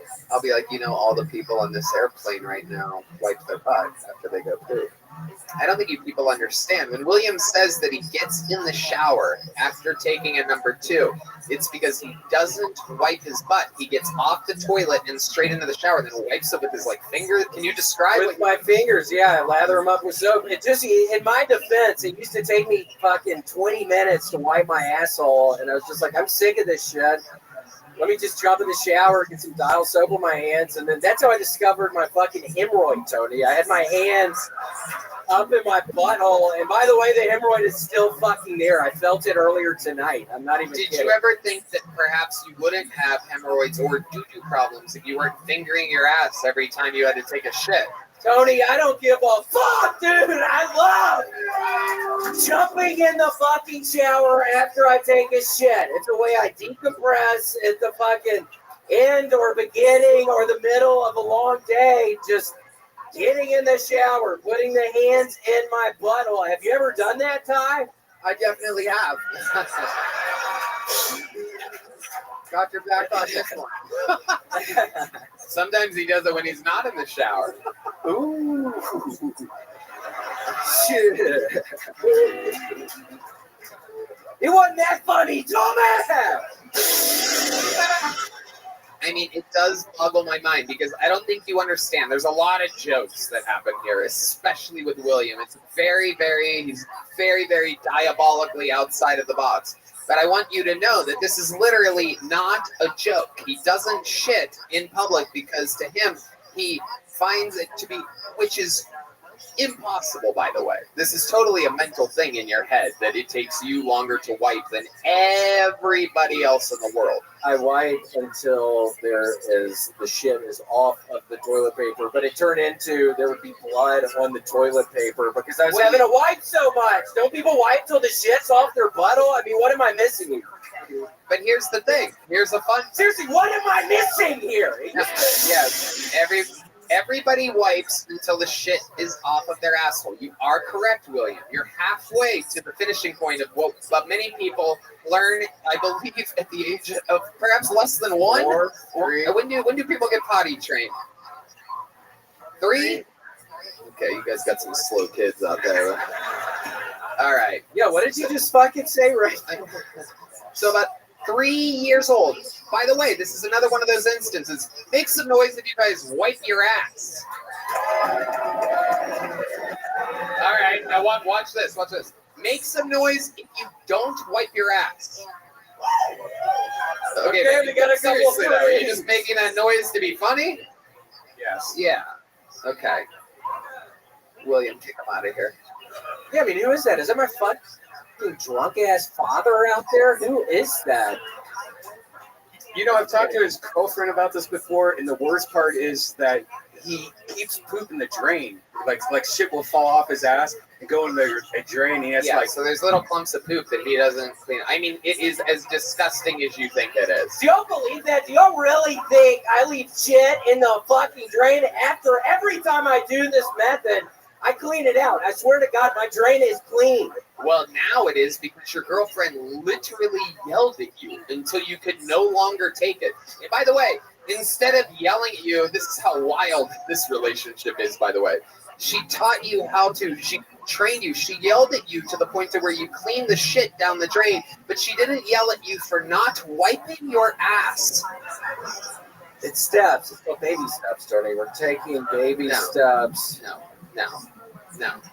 Okay, well, I promise I'm going to think about starting You're to going wipe my to think butthole. about starting to wipe your I'm ass? going to think about it. Maybe I will tonight. Maybe after the show, I'll go shit upstairs because I swear to God, How much for a cameo of you wiping your ass until the shit is gone? It's weird you say that. These people I've been getting these such weird requests, like to show my hemorrhoid, to show my nipples, Well, here's a fun fact. Is that he doesn't always get all the poop off his butt in the shower because he had his girlfriend take a picture of the hemorrhoid and she took the picture and tell the people what happened. Yeah, there was shit on my asshole, okay? I was horribly embarrassed. I got my girlfriend, I was like, I want to see this fucking hemorrhoid. And before I could even see the hemorrhoid, there was the shit ring around my butthole and it kills me. He showed me the picture. This is what I get for taking him on the road with me. He's like, dude, check this out. Because I take pride, maybe you're kind of right, Tony, because I take very great pride in the fact that my butthole has to be so clean. But you have the dirtiest butthole out of everybody in the world. It's itching right now. I swear to God, it's itching down there. I think the horsewomen can feel me on that. You know they got itchy butthole. They do not. Look, they're all shaking their head. Clean as hell. All four of them. Okay. You do not tell a woman she has an itchy butthole, will you? Those are grown-ass women over there. They find it unacceptable. Okay, I'm sorry, bitch. Oh, my goodness gracious. That is wild. I mean, I'm embarrassed about this butthole thing. I'm embarrassed people are going to think it differently about me, but I swear, Tony, I have to shit so bad. I might have to do it tonight. Honestly, I would recommend like butt wipes, like dude wipes. The mint dude wipes is one of my favorites. Rabbi, can you slow down a little bit? I know you're slow so because you don't even know how to wipe your ass, but you should use dude wipes. Are we really gonna fucking do this tonight, you dumbass? What the fuck did you just say? I don't want to be gay anymore. Yeah, it is incredible. I mean, isn't that a gay man's nightmare? Is just going down there and it's a fucking chocolate factory? We know you like the Charlies, but no chocolate factory, right? I stopped at the hemorrhoid. Yeah. So you wouldn't kiss my bottom? You wouldn't kiss down there? Definitely not, William. I love you, but no. Wow. Do it. Incredible. Do it. Known homophobe John Dees starts a do it chant on the that's why. Oh wow, very interesting, John. He just got off the airplane. You can be gay if you just got off an airplane. Everyone knows that. Yeah, it's called jet fag. Hey! William, we love you. Anything else you want to say to these people? I just want y'all to know that there might be shit on my butthole, I don't know, 60% of the time, but it doesn't change the fact that Aphex Twin literally only had 4 fucking songs on that. It's like, why do you fucking tease me like that, bitch?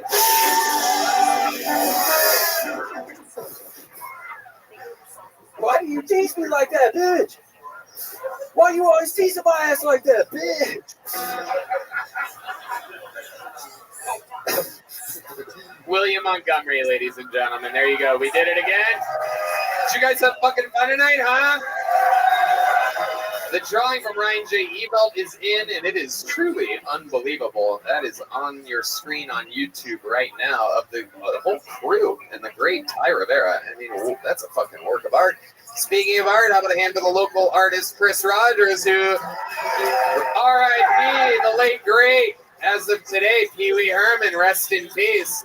Chris Rogers art on social media. How about one more time for the band? That's Michael Gonzalez on the drums, Paul Deemer on the horns, Matt Mueling on the electric, John Dees fresh off a jet, and the great D Madness on the bass guitar, everybody. Thank you to Gel Blaster, Red Rose, Yellow Rose, Austin Security Guard Service, Connect Mobile Health, The Hall Firm, the best DUI lawyer in the city, Prize Picks and Screwball Peanut Butter Whiskey, TonyHinchcliffe.com for tour tickets, and Ticketmaster.com for the very last remaining tickets for New Year's Eve at the HEB Center. Exclusive Kill Tony merch available in the lobby on your way out that you can only get here. Red Bed? Check out The Secret Show every Thursday next door here at the Sunset Strip, sunsetstripatx.com. We love you. Thank you so much. Good night, everybody.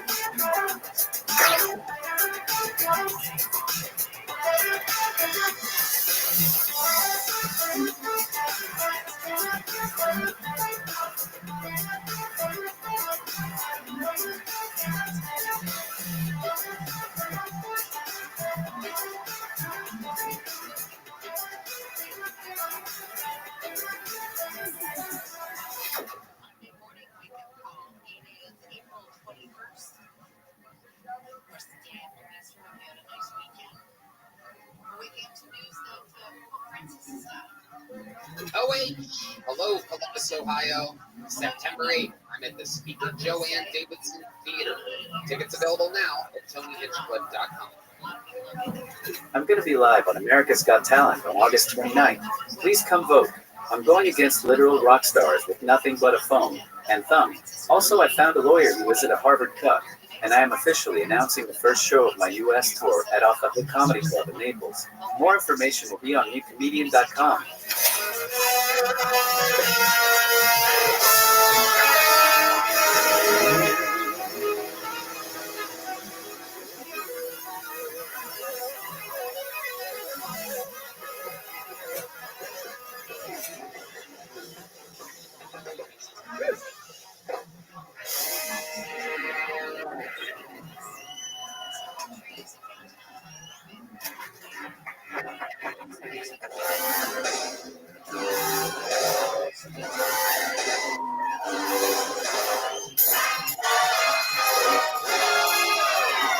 Hey, this is Rabbi coming to you live from the beautiful Comedy Mothership here in Austin, Texas, for a brand new episode of Kill Tony. Get up for Tony Hinchcliffe!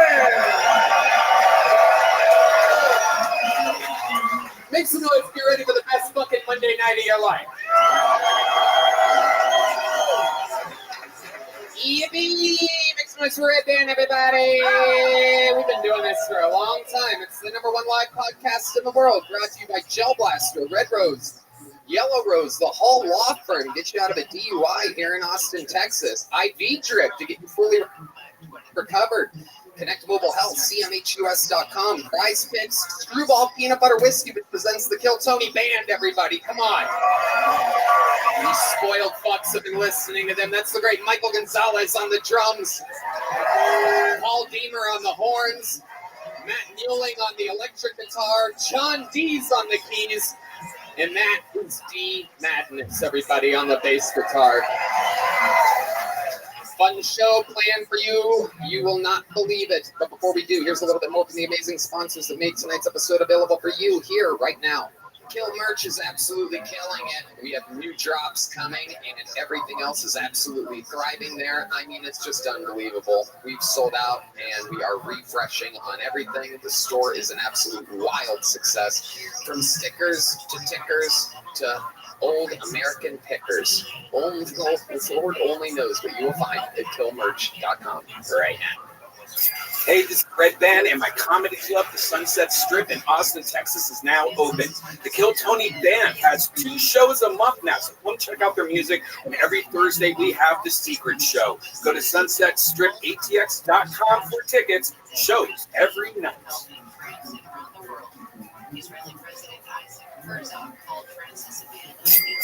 Hey y'all, with HelloFresh, you get farm fresh, pre-portioned ingredients and seasonal recipes delivered right to your doorstep. Skip trips to the grocery store and count on HelloFresh to make home cooking easy, fun, and affordable. That's why it's America's #1 meal kit. That's right. Fall is right around the corner, and HelloFresh is here to help you plan for the busy season ahead with tasty dishes delivered to your door. Simply choose your recipes and pick your delivery date, then lay back and enjoy the last days of summer knowing dinner is covered. Red Band? Oh, I love HelloFresh. I love the beef quesadillas. Yes. So good. And it's great because they give you the right amount of ingredients to make a dish. Nothing more, nothing less. So you don't have all that extra waste. When you go to the grocery store, you're spending all this extra money and then you throw it all away. Not with HelloFresh. That's right. And it's 25% cheaper than takeout and less expensive than grocery shopping. So go to HelloFresh.com/50KT show and use code 50KT show for 50% off plus free shipping. That's right. HelloFresh.com/50KT show and use code 50KT show for 50% off plus free shipping. HelloFresh, America's #1 meal kit.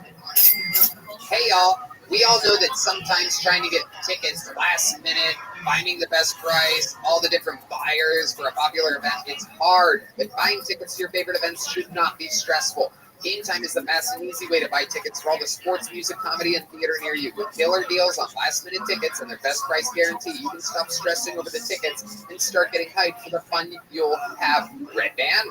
It's amazing. There's a lot of great events coming near us, like Aerosmith and Godsmack and Ghost. So many things. They have flash deals, last-minute tickets, and it's easy to find and buy tickets for every kind of event in your area. You get images of your seat, so you know exactly what to expect before you get there.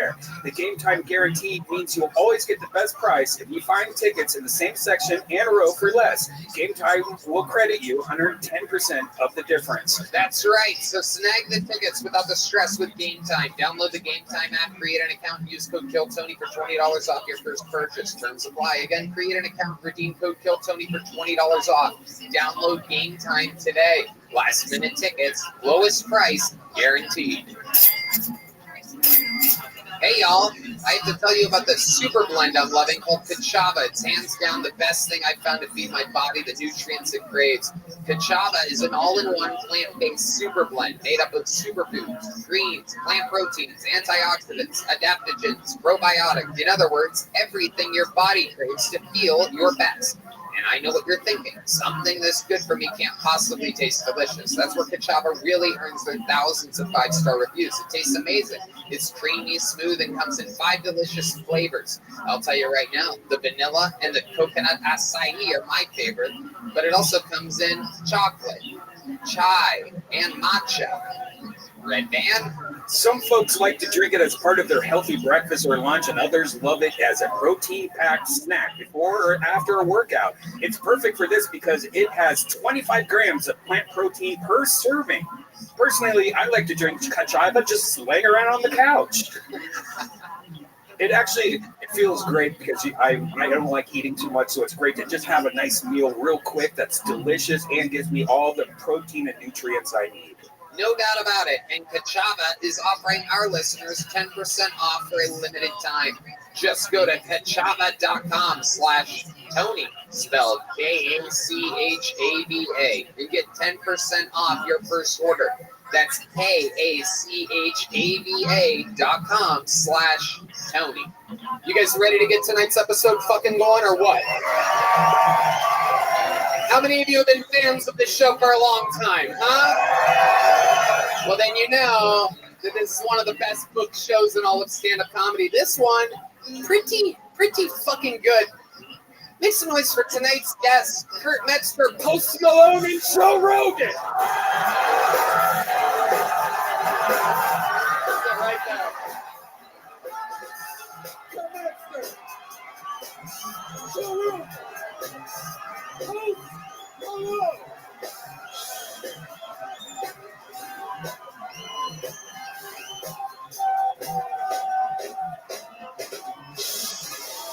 This is Kill Tony.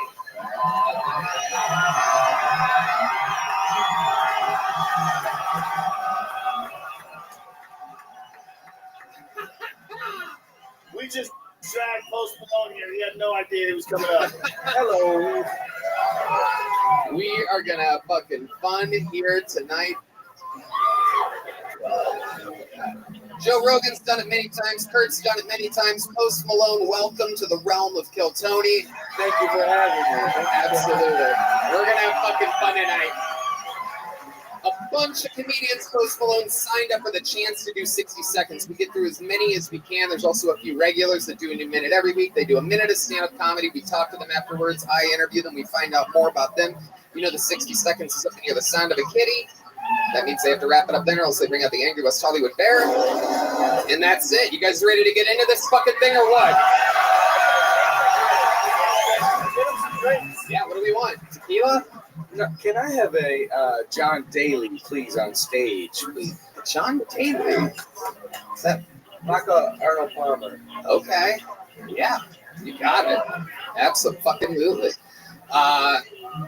Every single week we have one guy that does a brand new minute to get the show started. When we found him, he was living in his van, a king of the open mic scene. Now he's banging hotties, wearing Rolexes. I might have a slight cocaine addiction. A lot of ups and downs. When he has a rough set, he gets challenged by a competitor who tries to beat him. He is undefeated all time while being challenged. This is a week off for him after a few solid appearances. You guys know the words to the song?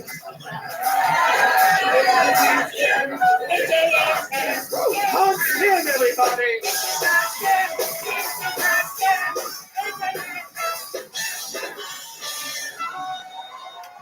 Thank you. It's good to be here at the start of the race wars. There was a horrible incident in Montgomery, Alabama, where a black man was arrested for hitting white people with chairs, which I think is unfair because I've been watching white people hit each other with chairs on TV this whole time. I thought that's just how they said hello, you know, for pro wrestling.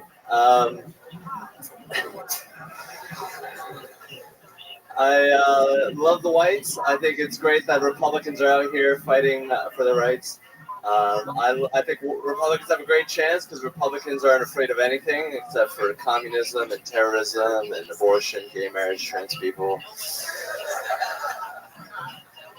I'm a huge humanitarian. I like to do a lot of community service. Every weekend I go to my local Lululemon and I buy out all the extra large yoga pants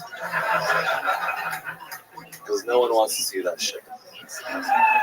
All right, thank you. All right, Hans Kim with a new minute. Got better as it went along. Started off with a very crusty joke about white people hitting each other with chairs. You would literally explain it afterwards by saying the words professional wrestling. Yeah, I thought a lot of people would know about pro wrestling, but I guess it wasn't clear that it was about. That's not the problem.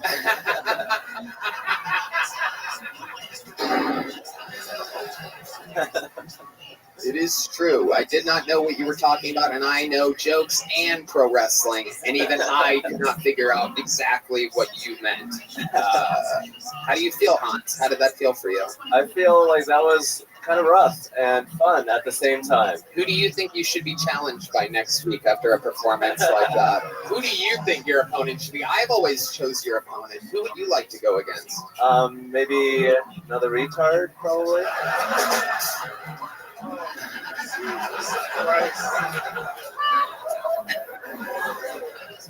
I don't know. Somebody fill Post Malone in.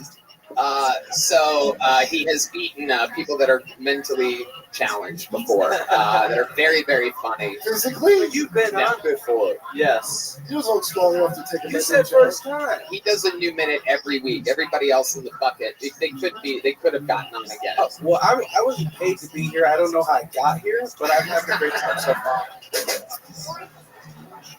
I'm a huge fan of you. Thank you very much.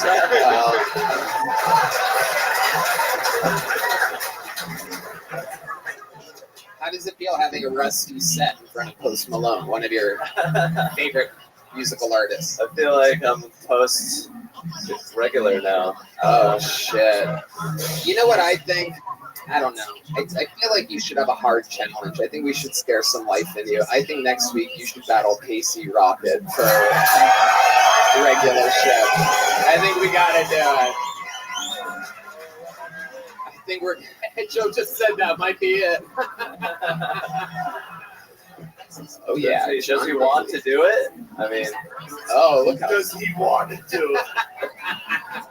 Fame, money. Why would anyone want to take part in such a thing? Seems like a lone wolf, that guy. But no, I would love to challenge Casey Rocket. I think that'd be a great challenge. Thanks for the suggestion. There you go. It's happening next week. Hans Kim versus Casey Rocket, a battle of life and death. Could be the fucking one. Hans, thank you so much. Way to get the show started. You're out of here. Hans Kim. We're going to the bucket now. Wait, did we get the thing back? Where'd it go? That was Hans Kim. That was Hans Kim. Where's the fucking bucket at? Okay.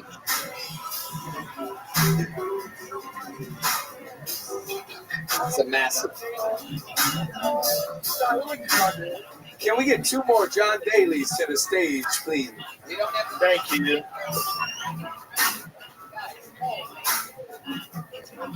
Okay, your first comedian out of the bucket doing a new 60 seconds. This looks like a new name. Make some noise for Mike Feelacker, everybody. His first time on Kill Tony. Mike Feelacker. Get in. Oh, I should have worn a fucking hat. So, been trusting parts lately? It's a dangerous game.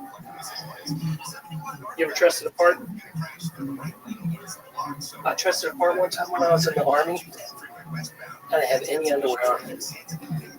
I learned some valuable lessons that day. Lesson number 1. Don't trust a part without underwear on. Lesson number 2. Extra duty can mean more than one gift.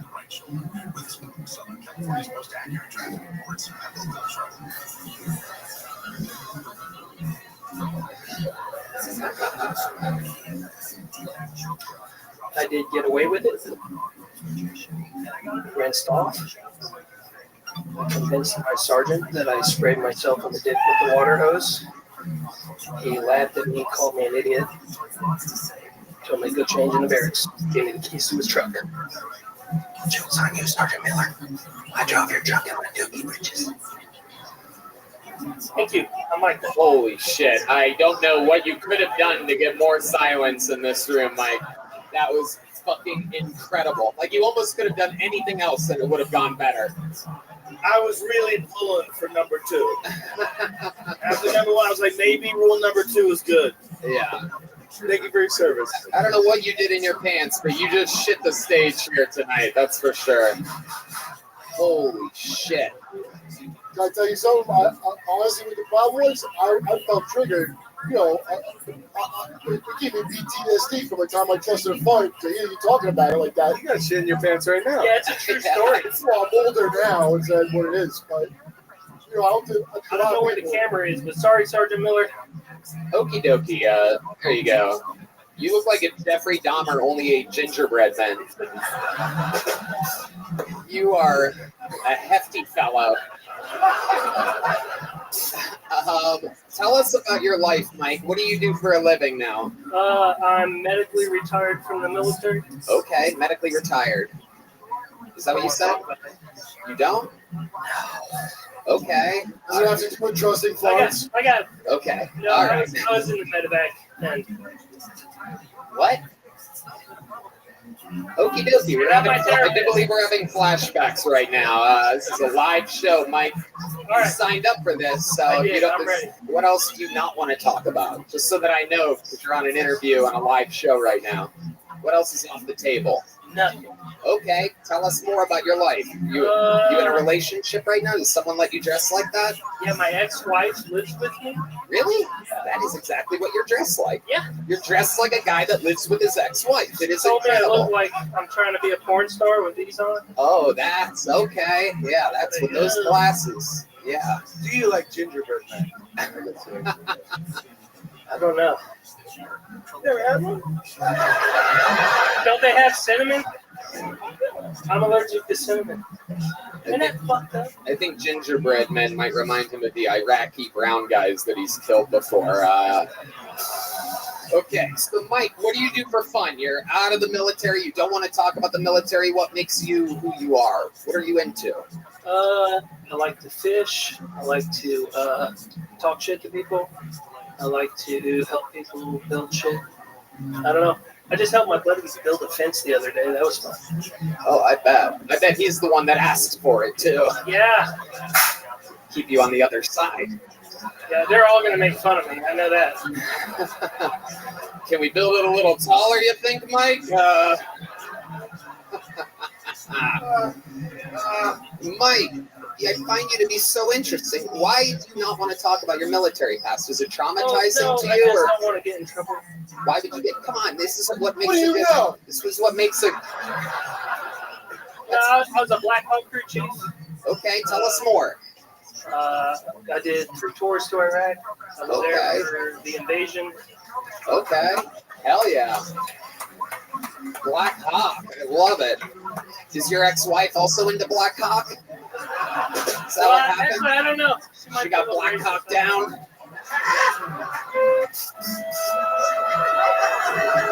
Incredible. When you were in the military, you were both enjoying Black Hawk. Yeah. Yeah. Okay. So what else? What else do you think would be an interesting thing? You've seen this show before? Yeah. So what do you think in all of your life would be an interesting thing for you to say in this interview portion of the show? You got Post Malone, Joe Rogan, and Kurt Metzger here. Yeah, I'm like, yeah. This is that moment. You had that step. So maybe now you could redeem yourself with some it's type like, of... yeah, I don't know. Great. I was in Aerosol after my first tour, and then I did the medevac for my 3rd tour. And then Craziest thing you saw over there. Tell us something that would surprise us as civilians. I don't know. Craziest bomb that you've ever seen happen to you on stage tonight? Yeah, that's this one. This one beats all those ones. Yeah. Okie dokie, Mike. Well, oh my God, the withdrawal from This is my second time doing stand-up, though. So. It's your second time doing Yeah, stand-up. I did stand-up last week. How'd it go last A bunch week? of comics and What happened last week? Same thing. Yeah, there was more laughter here, so. There was more here? Holy shit. I thought you were doing a moment of silence to honor the troops that you worked with. It's fucking incredible, dude. Well, Mike, thank you for your service. You've been through a lot. I love that you're trying new things. Congratulations. Here's a little joke book. There you go. There goes Mike Thielacker, everybody. All right. Pulled another name out of the bucket. Here we go. You guys get it? You happy to be here? Anything can happen. Another name pulled out of the bucket. Let's meet them all together. Ali Musa. Ali, could be a her. Maybe it's a he. Ali Musa. Okay, Ali Musa, everybody. Yeah, happy to be here because I've been doing a lot of weird shows. A couple months ago, I did something called a Uber comedy, where a comedian picked me up in his Honda Accord, and we drove around as I did stand-up comedy for 3 very uncomfortable women sitting in the back seat. And it was weird. Like I couldn't do jokes. I couldn't it was too intimate. So I got creative. I was like, you know what? I'll do my impression of Cat Williams if he was a tour guide in Austin, Texas. So I was like, Welcome to Austin, motherfucking Texas. It is the richest and brokest city in the United States of America. Here we are on world famous 6th Street where the zombie apocalypse is taking place, specifically on that part of the sidewalk. If you look over to your right, you'll see a group of Caucasian people breaking the traffic laws. They're using the crosswalk when they ain't supposed to be using the motherfucking crosswalk. thank you. I guess that's it. 57 seconds from Ali Musa. Welcome, Ali. You've been on this show before. A few times, but not for a while, yeah. Welcome back, Ali. You still look like a melting fortune teller. Yeah, right. It is an I incredible... thought he looks like his name is Inigo Montoya, and I killed his father. And I should prepare to die. The other day I was told I looked like if Muammar Gaddafi fucked Danny Trejo. That is true. That is true. If he fucked Johnny Depp, I'd say. Yeah, I just love that traumatized soldier walked back there and ran into you after a set. Right. Oh! Oh! Holy shit. Ali, how long have you been doing stand-up? I hit 12 years last week. Wow. Yeah. Hell yeah. Been a while. Okay. What are some highlights of your career so far? Tell us what it's been 12 years in the game. I got to open for Joey Diaz a few times at the Tempe Improv. Sweet. So, yeah, that was exciting. Okay. What else is going on in life? Where do you live now?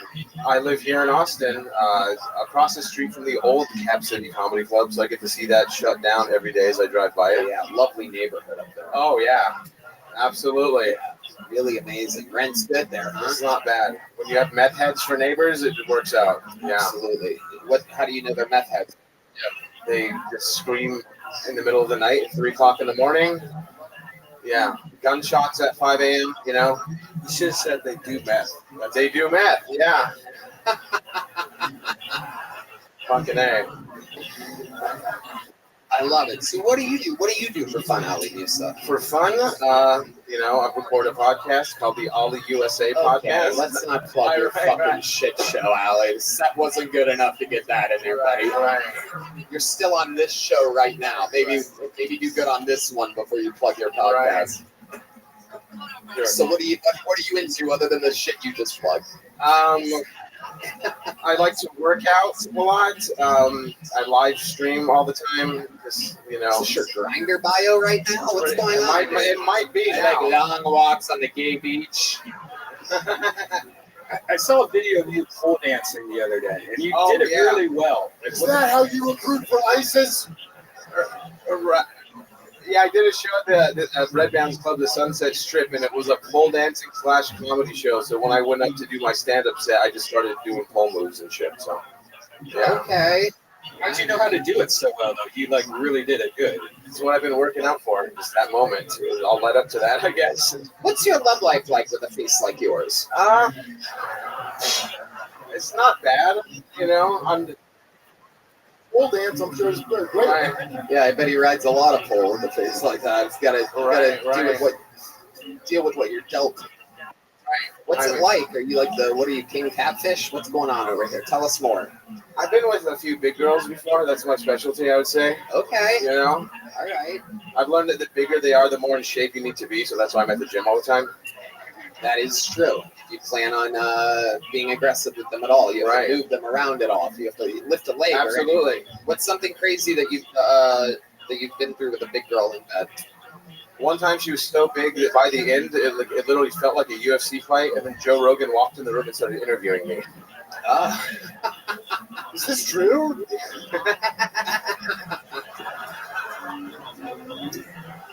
All right, Ali Musa. Anything else? Most interesting thing about you that we haven't talked about in all the interviews of you or Tony? I get recognized for doing that Ben Shapiro thing on here all the time. That's like the number one thing. What did you do, Ben Shapiro? Remind us. Do it. Okay. This is kind of a different version, but I feel Ben Shapiro always talks about how we need more alpha males in society, and I feel like you're Ben fucking Shapiro.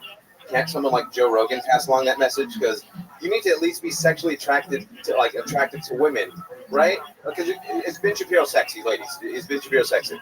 right, this is a long set. Where's the impression? Allie, get to the fucking impression. Imagine Ben Shapiro fucking you trying to talk sexy like, I have now inserted my penis into your vagina. My erect penis is now inside of your vagina. The only thing that would make this sexual intercourse any more satisfying is if we were to do it on Helix Sheets. Go to helixsheets.com right now for 20% off your next order. With promo code abortion is murder. That is. That's good. Dude, that's good. Just cut the whole first part and do it. I should have done that minute. Yeah, you don't need all that setup at all. You can literally go straight in. Can you imagine if Ben Shapiro was fucking you? Dude, do you bullshit like that before you pole dance? I hope not. Allie, you've got the joke book on the show before? I have, yeah. Okay, well, there you go. You got it. I would love to have you on the Secret Show Thursday. For Wow, awesome. Look at that. Booked. Allie Musa. Right, there he goes. There he goes, everybody. All right, pulled another name out of the bucket. We're going to keep it moving along. Make some noise for Scott Fillmore, everyone. We're going to meet them all together. Scott Fillmore. Oh, wow. Here he is. Scott Fillmore, everybody. Hi, everybody. It's good to be here. So I'm gay. You're welcome. It's my gift to you guys. Is part about being gay in today's society. You're trying to find the perks. You know, there's some good stuff about it. I recently learned my favorite part is I said faggot in front of my black friend the other day, and he got real tense. We made eye contact. He was super uncomfortable, and he goes, "Oh shit, that's what that feels like." He's like, "Huh? So you can play that game, buddy, huh? It's not fun to be left out, is it?" Yeah. So I'm suggesting we implement an exchange program to any black people in the crowd tonight. This is an open offer: 5 faggots for 1 N-word. I feel like that's pretty good. Thanks, guys. That's all we got. Yeah. Holy shit. First time we've had one of you guys on tonight. Someone with jokes. Almost forgot what it was like. Did you hear that, Hans Kim? My goodness, Scott Fillmore. What's up? Wait, did you and the black guy fuck or what? We're working on it. We'll get there.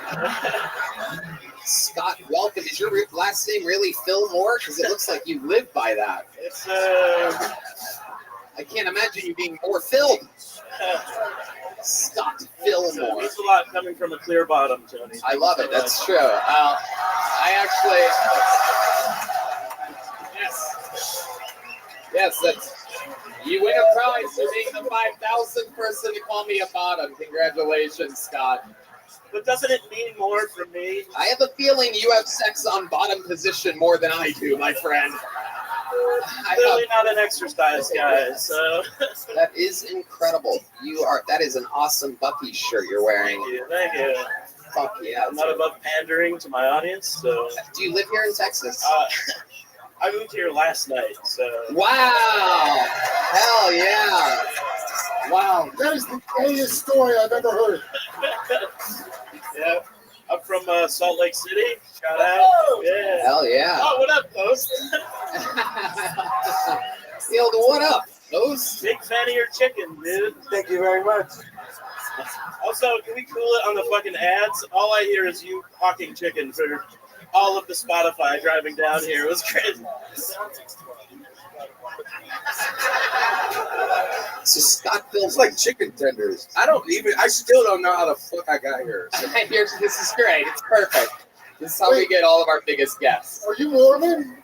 I grew up Mormon. No shit. I grew up a Jehovah's Witness, the natural enemy of you. We should fight. Vampires versus werewolves. And here we go. Okay, so Scott Fillmore, how long have you been doing stand-up comedy? 3 years. 3 years. All of it in Salt Lake City. I love that. Wise Guys, yeah. Hell yeah. Wise Guys, one of the best clubs in the country. So what do you miss about Salt Lake City other than the salt? Is that what they called your chin? Jesus Christ. Okay, Kurt, this is what this. All right. We get some kratom up here for Kurt. We're gonna mellow it out a bit. Okay, so let's talk about it. You got here last night. When did you buy the Bucky shirt? If you got here last night, I work here every once in a while. I went to Bucky's a couple months ago, and I had to get it. Okay. Bucky's rules, man. Bucky's is the best thing about Texas. I love it. I love it. What's your love life like? What has more exes, you or the shirt tag?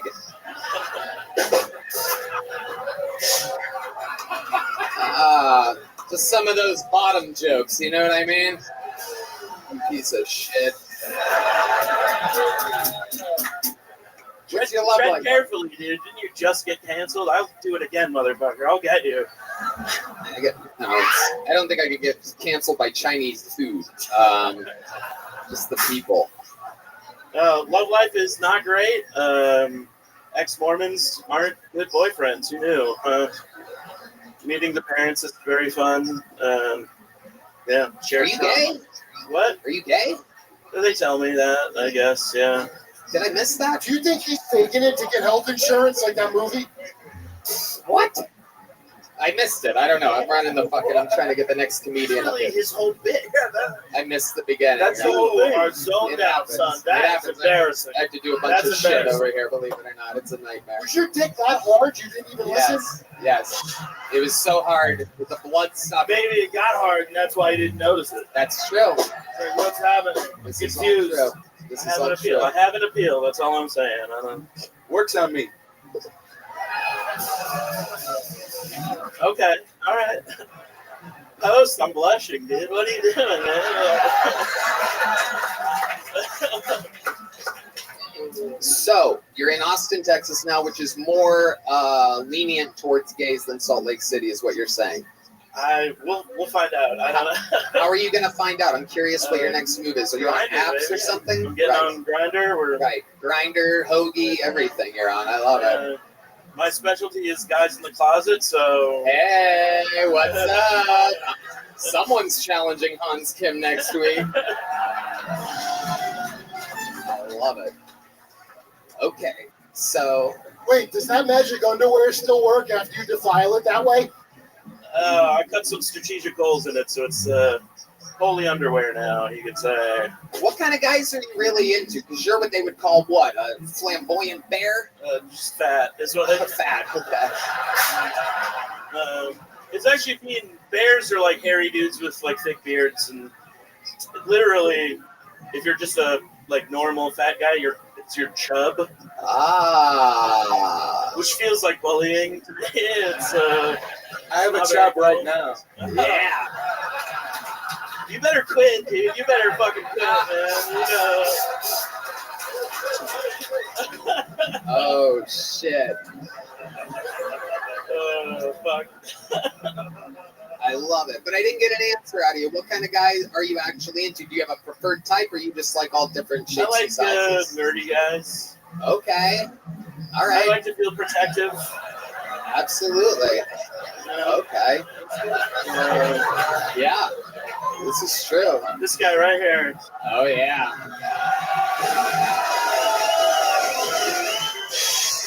That guy for sure. Sorry, ma'am. I love it. So, Scott, what else? Anything else we should know about you before we let you go? An amazing performance. Thank you. I don't know, just here to do shows and have fun and take a swing at it. Also, play music. What kind of music do you play? I grew up doing folk music. I play fiddle and mandolin. Folk music? Did you know what he means? You do. Okay. What the fuck, dude? I don't know. That was a long fuse. Yeah. So fiddle, mandolin. Okay. You sing? Sure. Really? Can you guys do like a folk beat? Is that a thing? The band? Do you know what you would call the rhythm that you want? There he goes, ladies and gentlemen. I was not the folk singer. I sing opera. Okay, can you sing some opera for us, perhaps? How many of you want to hear Scott sing some opera right now, huh? Oh shit! Crowd goes wild. John Daly over here. That's good, huh? It's good. Ladies and gentlemen, Scott Fillmore making his Kill Tony debut. Moved here last night. He's wearing a Bucky shirt.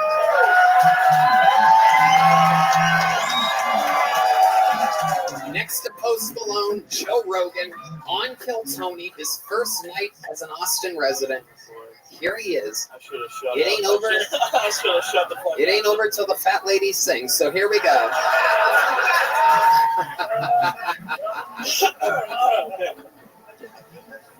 Yo, cut that music, bro. I go a cappella. Let's go. Let's go. Una hora amorosa il nostro tesoro Runesca y amore Voglio son amore What the fuck? Holy shit, yeah! I mean, fuck, I'm dead ass serious. Call me. Yeah, call me. Call me. That is one of the coolest fucking musical things that have ever happened in the history of the show. Scott Fillmore, I have made when I just heard you sing, I made a decision. Instead of Casey Rocket, because I can always do that, I'm going to have you battle Hans Kim next week. I just find it all to be too interesting. You got here last night, you're wearing a Bucky shirt, you had the balls to make fun of me back. Scott Fillmore, welcome to the Kill Tony universe.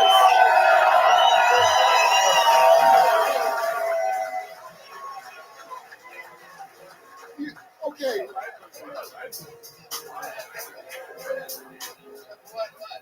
Yo, you know that guy's a serial killer, right? I buy it. I'm not buying it. What do you mean? This thing's that good? He just moved here last night. You're saying he puts the He gay wore a shirt he knew you'd love. You're saying he puts the gay in John Wayne Gacy? Yes. All right. He's going to be challenging for a regular ship next week, an opportunity that could completely change his entire life. And that's what happens when you become a regular here, just like your next comedian's life changed only a month ago. Ladies and gentlemen, one of the most powerful forces in Kill Tony history. Somehow internationally famous after only 5 weeks of being on the show. This is the future, one of the strongest regulars, a new 60 seconds every week. He's yet to disappoint. One of the most likable, coolest guys. Make some noise for Kill Tony's own Cam Patterson.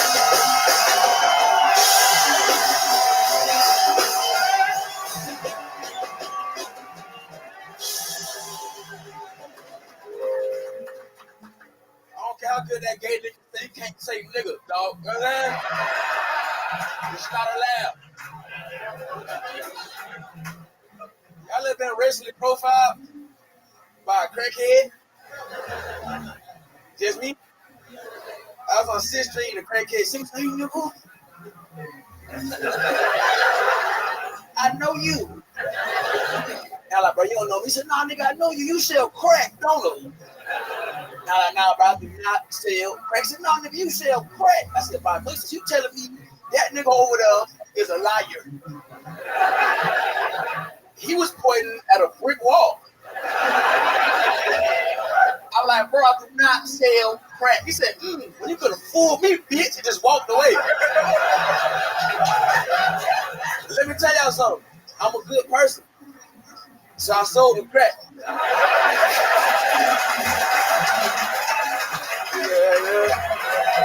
A force to be reckoned with. 1 minute, 2 seconds, brand new.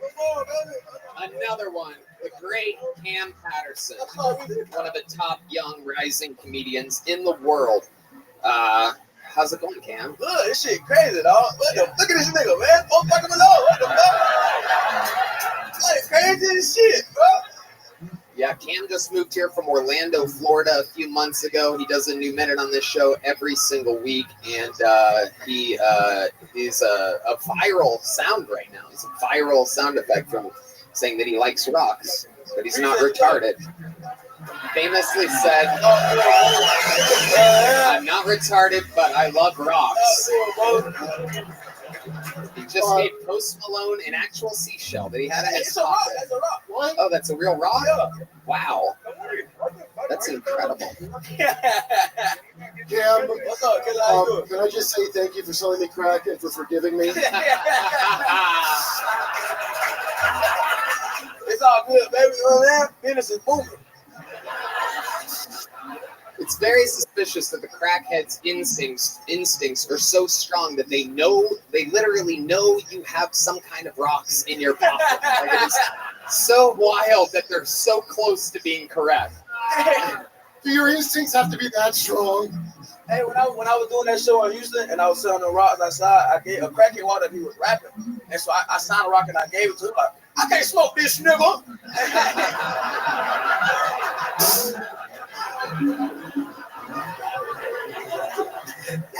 Is hilarious. What else has been going on in your life, Cam? You're newly famous. You're in Austin. You have your dream job. Everything's happening. You're killing on the road. You sold out Houston, Texas. You're doing some of these massive theaters with me on the road. What else? People, like a lot of white people take pictures with me, dog, and it's crazy because like Rothschild got like shit stains in my drawers. You know what I'm saying? So like to be like this person is insane. You know what I'm saying? Wait, what? I missed that too. Some dude said he was gay earlier. I didn't hear it. I have no idea what you just said. Cam, what kind of white people are you hanging out with? No, I just know what I'm saying. Sometimes you get them bitches. You feel me? Wait, they have shit stains. No, I said I do. Why do you have shit stains? Yeah, sometimes it happens, you know.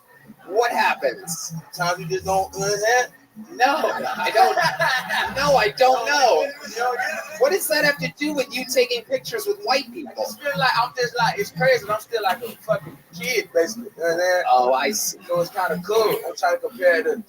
Maybe I went the wrong way. You get what I'm saying, bro? This episode is actually sponsored by Dude Wipe, so we're hooking you up with a lifetime supply of Dude Wipe. Is that lifetime? Yeah. Is that lifetime? The mid-flavor. Do you mean you took a picture with the veteran who shit his pants earlier? Yeah, that's my dog. That's my nigga, dog, man. I love it. And you just told us last week or the week before that you just started getting into white women. How's that been going for you? Pretty good. Good, I enjoy it. I enjoy it. They dope. They dope. They suck dick real good. You know how this shit goes. Yeah, they dope, man. You're a fucking machine, Cam. It is unbelievable. What else should we know before letting you go? I just went to LA for the first time. Oh yeah, that's right. Yeah. Yeah. It's actually interesting. You know, I follow the Comedy Store on Instagram, and I'm always shocked to see how little interaction they have. Very few comments on the posts nowadays. But I clicked on the one that you were on, and literally every comment was like, "Holy shit, Cam Patterson!" It was like a celebrity arrived, which I find so interesting because you're literally the newest door guy here, but you're the biggest person that's popped into the Comedy Store in a while. You woke up. Very interesting. I think it's very telling of where the Austin and LA comedy scenes are right now. But it's no disrespect to you. That's incredible that people. Thanks to you, man. Yeah. Man. Well, you're the man, Cam. You did it again this week. Another brand new minute. Absolutely incredible. Come on, make some noise for Cam Patterson, everybody. Not easy to kill every single week. He'll be on the road with me some of these dates coming up. Pulled another name out of the bucket. Another brand new 60 seconds. This looks like a new name for sure. Make some noise for Eric Kozinder, everybody. Eric Kozinder.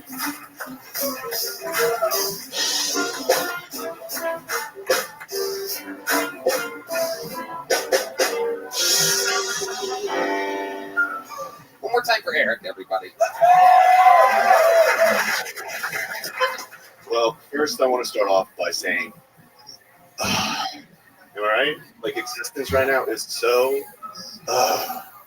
like, I don't know if you know this, but I didn't ask to be here. Did you get asked to be here? No, none of us did.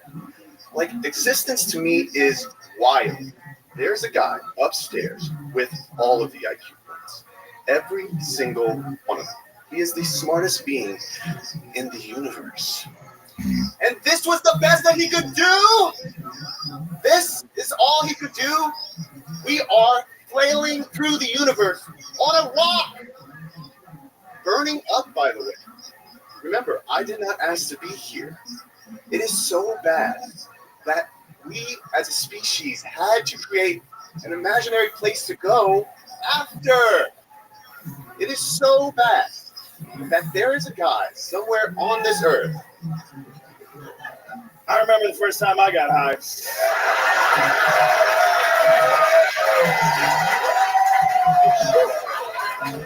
It sounded a lot like that.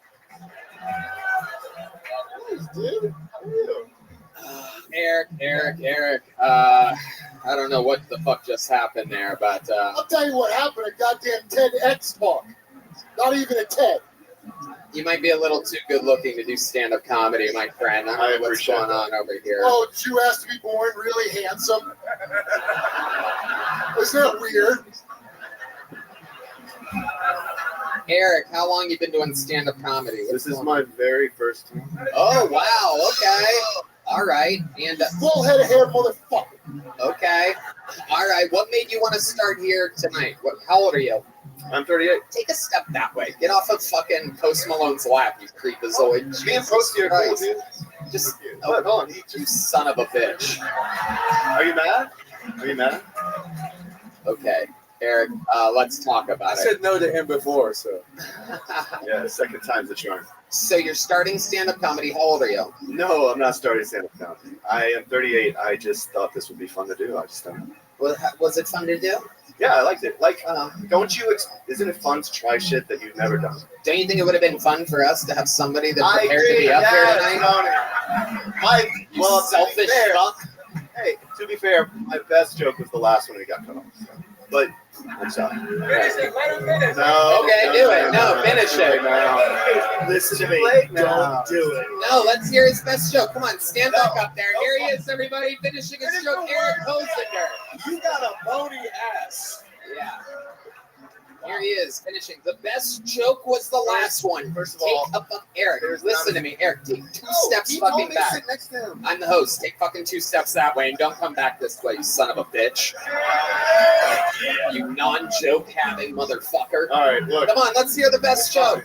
This is just, it's not going to be good because it's cut off now. No, yeah, just pretend like there's a minute of unfunny Jesus talk. Okay, so here it is. Like, okay, Eric, hit us with it. There's literally a guy out there on Earth somewhere. See? That is telling someone else, dude, I know it's bad now, but wait until you die. It gets better. Oh, there it is. This is what you wanted. You're 38 years old. Okay, Kurt. With a full head of vanilla ice hair. Okay. Eric, here you go. Here's the little joke book. We're getting you out of here, buddy. There he goes. There he goes. Eric Kozinger, who will always be known as... Eric, get the fuck out of here, Eric. Eric, get out of here. Do it. Get it, fucking do it. Eric tried to fuck Post Malone.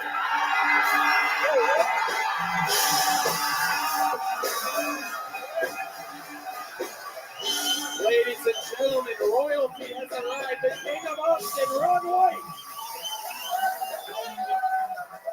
Oh my God. You can help me settle something, okay? Yeah. A little one, that's my new dog. That's Maddie. I wanted to never smudge, but it got shot out of the sky. My girlfriend's dog is Sophie, and we were going to breed her a couple of years ago to a friend of ours that had the same dog, Shih Tzu. And we had some friends that wanted one, so that's what we were going to do. And she was out of town the day before they were going to bring that dog over. And she called me and said, oh, you got an appointment for Sophie at the groomer tomorrow. I want to get her all fixed up for a big day. I'm like, I don't think you understand how this works. she's in heat. That dog's gonna come over, smell her, and fuck her, and then go home. And the next day I forgot to do it, so I just shaved her pussy. Is that weird? Thanks. I just want to stop in and say hi. Ron White, everybody. The guy that started the Austin comedy fucking movement. Thanks to Mr. Ron White, this sweet little dog, everybody. Sweet little dog. You guys want to do something crazy? How many of you have been fans on of the show for a long time? Well, then you might know that at the 10-year anniversary show, one of the greatest regulars in the history of the show retired and was replaced by Cam Patterson. But good news is that he was given the option to do a new minute on the show anytime he wants. Ladies and gentlemen, future Kill Tony Hall of Famer, legend of the game, Rose God, David Lucas, everybody.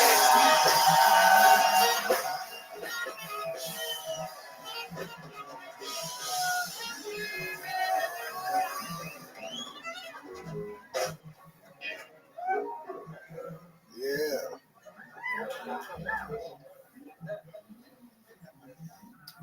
I hate the generation we live in. This every kid gets a trophy generation. Their parents want all their kids to be special. They be giving these niggas diseases like autism and Asperger's. And these motherfuckers be regular as shit, you know.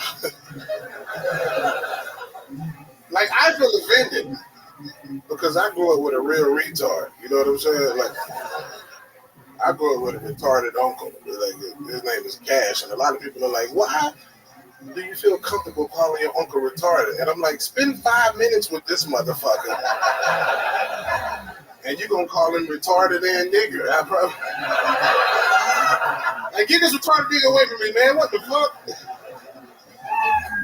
And the crazy part about it is this motherfucker has the biggest dick I've ever seen on a human. This motherfucker got a 13-inch dick on soft, and he don't even know how to use it. He don't even know what a dick's supposed to get hard. His dick get hard from scrambling eggs. This nigga don't even know.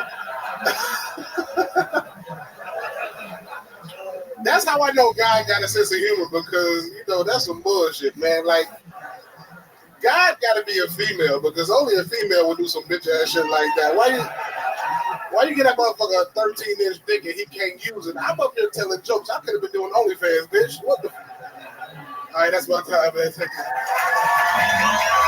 The return of a legend, the great, the powerful David Lucas. Post Malone, meet Roast Malone. What's up, boy? Your ass look like an unemployed crocodile hunter, nigga.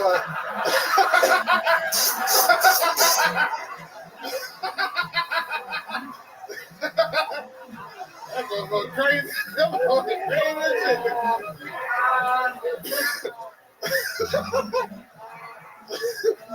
All them Dodgers in my think you hunt pit bulls, nigga. I know you been in the hood like a motherfucker, boy. Look at this nigga, boy. Boy, it look like you let my daughter color your face, boy. You look like you asked my daughter to write her ABCs, nigga. You don't give a fuck no more, boy. You got too much money, dog. This motherfucker went to the tattoo shop and said, "Tattoo satisfactory under my eye." Look at Tony, boy. You look like a gay Klansman, nigga. Put that hood on. Well, I basically, anytime I'm around you, I feel like a gay Klansman. Yeah, boy. You look like a gay gallon of milk, nigga. Your ass. That shit full of semen, nigga. Oh my God. Coming on strong. Look at Kurt Mester, boy. You look like a useless X-Man, nigga. Your special power, his special power is that his toenails get real long, nigga.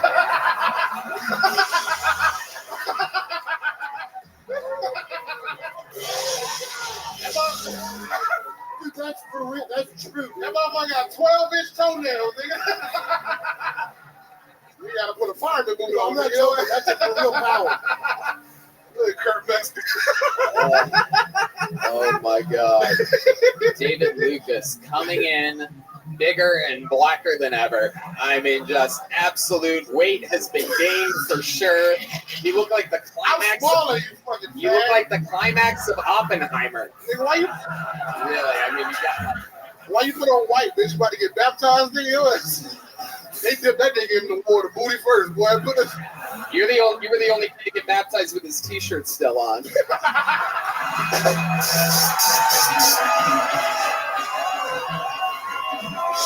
good when I can get one out. Hey, when they put your booty in the water, it looked like a hot tub turned on, nigga. We got jets in here? How's the summer been treating you, David? You're sweating bullets. It's 73 degrees in here right now for those of you just watching on YouTube. You skinny, It's truly 73.5 degrees. I'm looking directly at it. It is incredible. You're a baby pigeon, nigga. You don't fucking feel nothing. What are you talking about? Fucking baby flamingo, nigga. Your ass perched up right now. What you? Oh my What a clan? You got some athletic Klansman gear on, nigga. Your ass play basketball for the Klan. Well, your ass. You scored 23 points against the Black Panthers, nigga.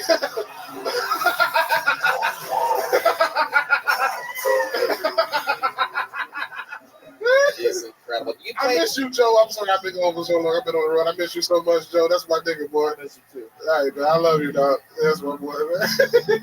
Post Malone. What's up, right after me? How's it going, David? Tell us more. You've been on the road. What's going on out there? Shit, man. Been on the road, you know, touring. I'm filming my special right here at the Mothership and the Little Boy, September 22nd and the 23rd. So thankful to Joe Rogan, man. He gave us comedians that are not safe and the ones that, you know, don't adhere to the regular rules. A safe haven here at the Mothership, and the rest of the world is catching on with what we're doing, baby. You know what I'm saying? Goddamn motherfucking right. I noticed you didn't do Joe, though. Huh? I noticed you didn't do Joe. That's my daddy, man. I can't lose my daddy, man. Aww. Well, David finally found his dad, everybody.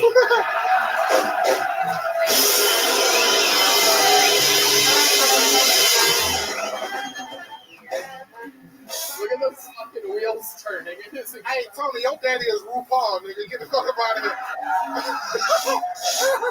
Tony had to walk the catwalk at 4, nigga. He had heels on at 4, boy. Your ass was out here in fucking fishnet pantyhose at 4 years old, boy. You was a nasty motherfucker, boy.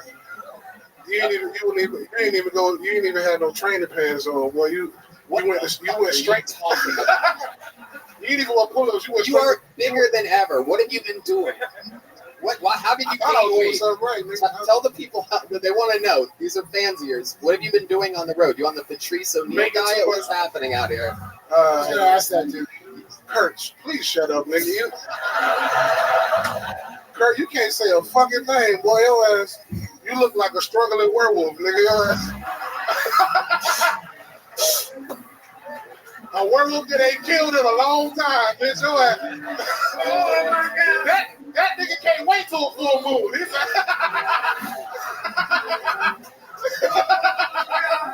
He wait for a full moon. That bitch ain't ate in a long time.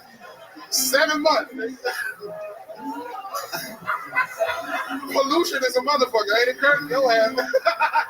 That motherfucker go outside ready to howl and be like, oh shit. Holy shit. David Lucas still got it. King of the Rose. What else is going on, David? Man, just these road dates. I'm in West Nyack, New York, August 27th. Nashville, Tennessee, August 30th. Zeta, Chicago, August 31st. Rose Point, Illinois, September 1st. Make sure y'all pull up on me, man. Thank y'all for everything. There he is. He's on the In and Out tour right now. David Lucas. Brought to you by fucking Jack in the Box.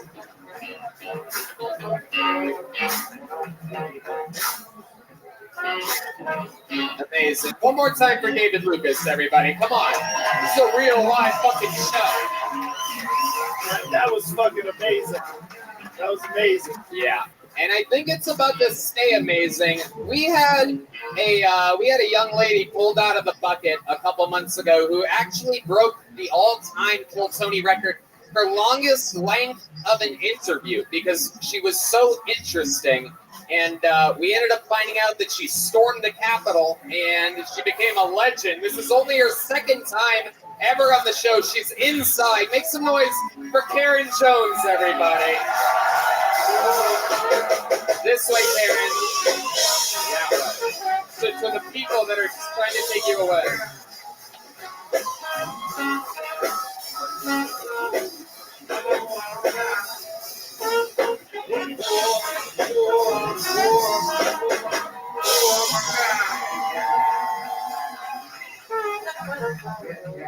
It's great to be back. Thank you. Thank you. This is so exciting. I can't believe the panel, but I'll get right to it. Here's to the bee that stung the bull. Started the bull to bucking. Same dang bee that stung you and me and started the world to fornicating. Birds do it and fly. Spiders do it and die. Dogs do it and stick to it. But I don't do it. You know why? Thank you. Because I think the thought of an old lady having sex is repulsive. That makes me sick. It's gross. Yes, you should. And probably the only thing that is even on par with old people having sex is kid sex. So we have pedophilia, and then we've got gerophilia. No, they're both gross to me. Old people having sex is not a disease or a crime, but it should be. Thank you. Okay. Aaron Jones, a lot of awkward poetic sets tonight people are having. Where were you on the evening of the Tate LaBianca murders? I was a child. I'm not quite that old. It was very exciting. She was at her house on Haunted Hill. You are an interesting lady, Karen Jones. Welcome back. Have you been doing stand-up comedy? Well, I've been doing a little bit. I've been out in the sticks, so I haven't had very many opportunities, but I've done a few 1-minute sets at Shakespeare's. Okay. And then I did probably a 5-minute set in Driftwood. Okay, you're getting very specific. I guess you've been doing Well, no, stand-up comedy. I'd like to be doing more. I wish that I was in the city, but I was out in Medina after I did the last set, and there's nothing going on out there in that part of Hill Was it a funky cold Medina? Okie dokie. So Karen, we know nothing about you really, other than that you stormed the Capitol. Allegedly. Oh, it's up to allegedly now. Well, no, storming is such a strong word. Oh, okay. Sometimes I forget when you're talking to a stormer, they get a little defensive about the terminology that you call them. I'm sorry. Can I just say, Karen, I don't feel like old sex is the same as kid sex. Well, I think that, okay, this obviously is not a hit with this audience, and you're a pretty youthful group. I should hope not. Okay, Karen, cut the fucking... No, but old people having sex is gross and unnatural to me, but pedophilia is Okay, let's also, not go back to that. Okay. Jesus Christ, Kurt. I just got in on the Capitol and you're going back to business. Somehow she made it worse. I know, it's crazy. You talking about sex just isn't cool at all.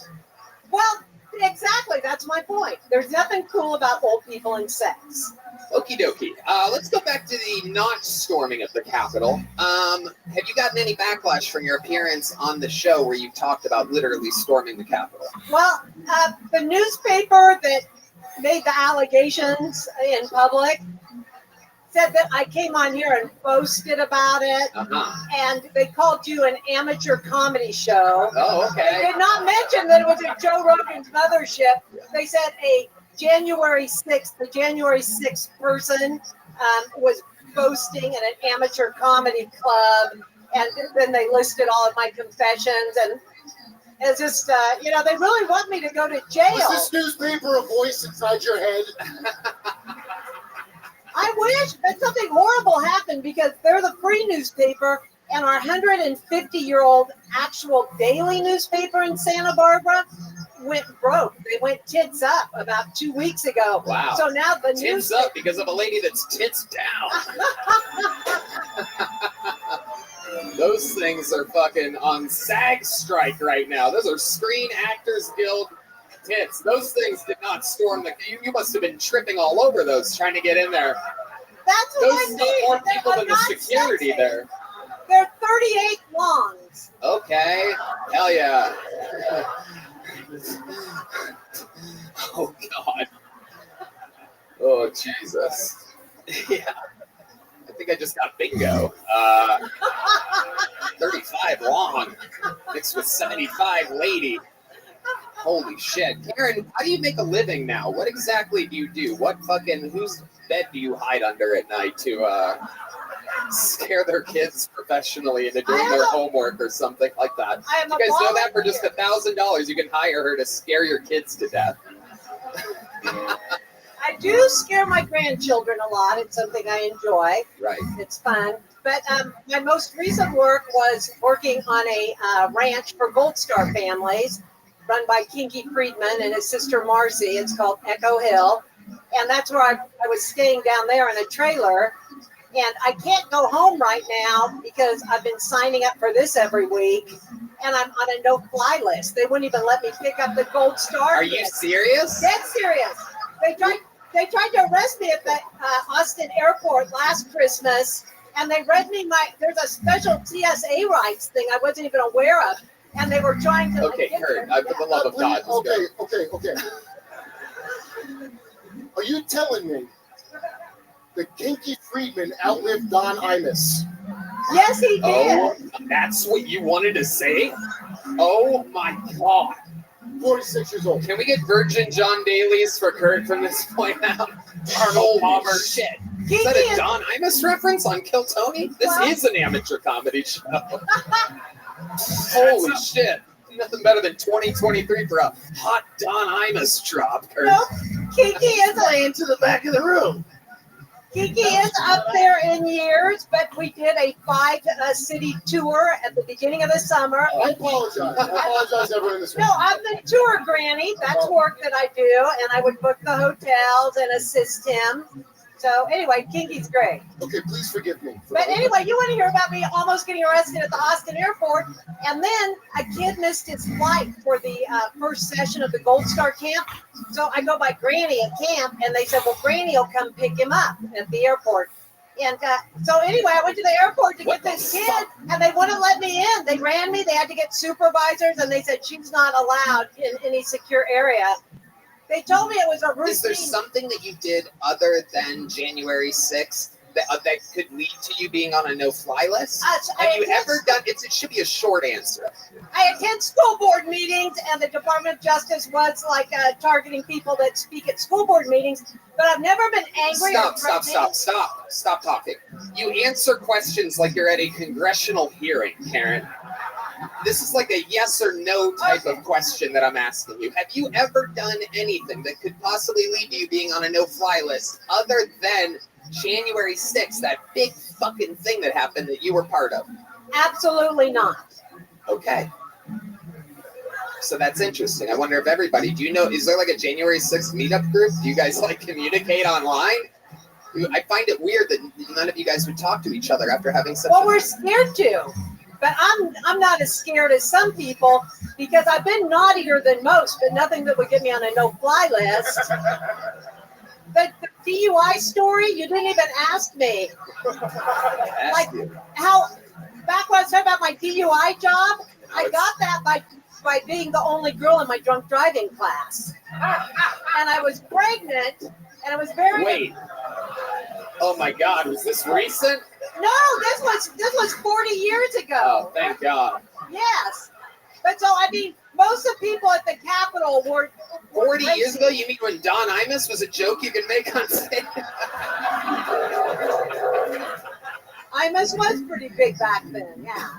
Karen Jones, I don't know what medicine you're on, but this is like watching Requiem for a Dream, just certain parts, like falling asleep and waking up. I think your hair got grayer while you were up here, literally. She's been on this show before. There she goes, everybody. Karen Jones, everyone. There she goes. Yep.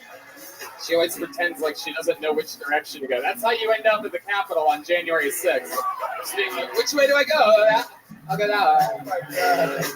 All right. You laughed, but she almost took over the country.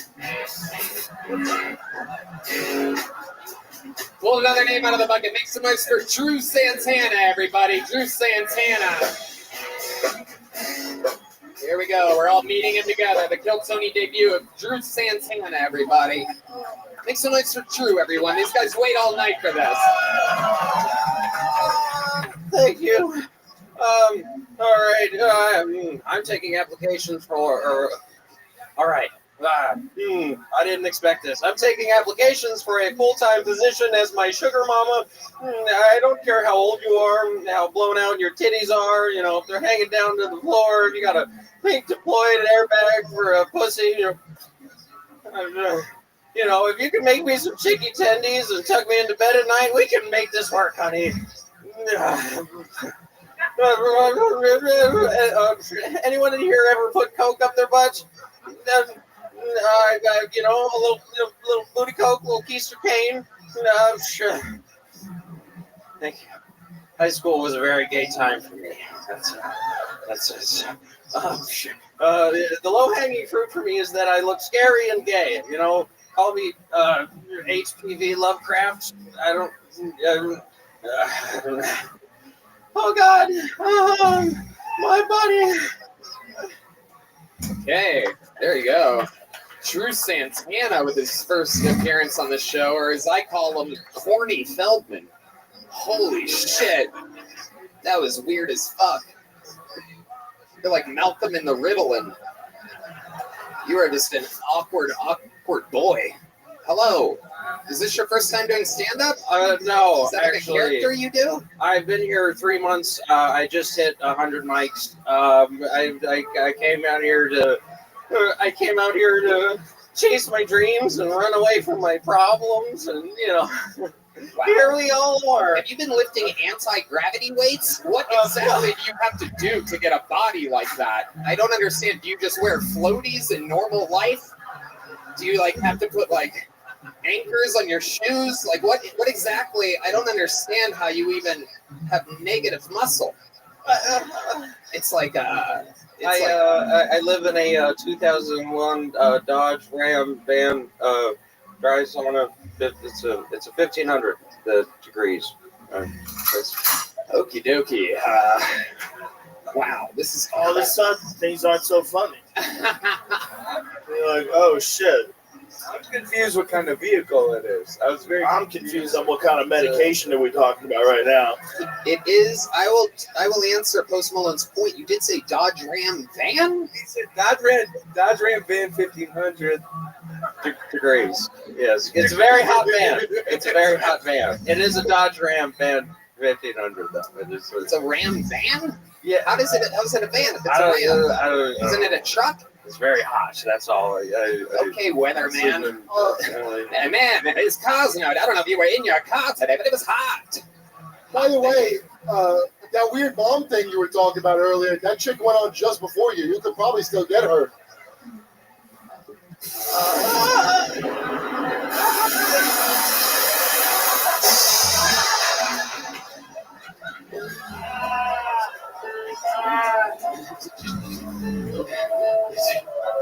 So Drew Santana, let's talk about it, my friend. How old are you?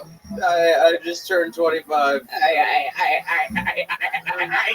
Jesus Christ! You always sound like you're nutting. I'm 25. The fuck, dude? Holy shit! So 25. Where are you from?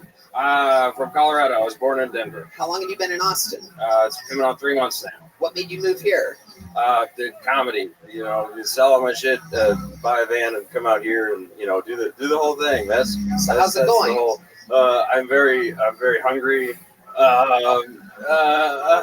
Do you not have money for food? I need to pee. This is a lot of human feelings you're having right now. Okay, so let's talk about it up here. Hi. So you moved here. How are you surviving? Do you live in the Ram van all the way? Yes. Okay. How do you survive? How do you make money? How much did you save?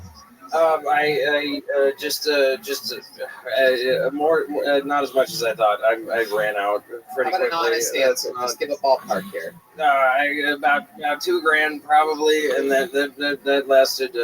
With everything I had to adjust for, about like 2.5 months, and now I'm just $2,000, 2.5 months. What do you think you spent most of your money on that like you shouldn't have? What was something naughty that you bought? Like perhaps you treated yourself to sushi or something like that one day. I am very socially extra chromosomed, so I came out here and I was tipping $1 for every water that I got at a bar because I didn't.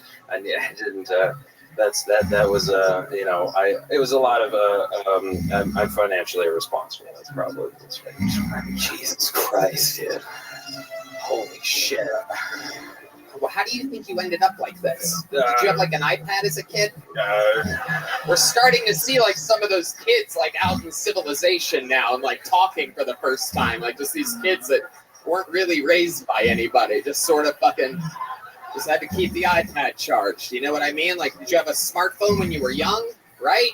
You've been playing a lot of games. I actually grew up very, very poor. So, like, how poor? Let's talk about it. I didn't. It wasn't until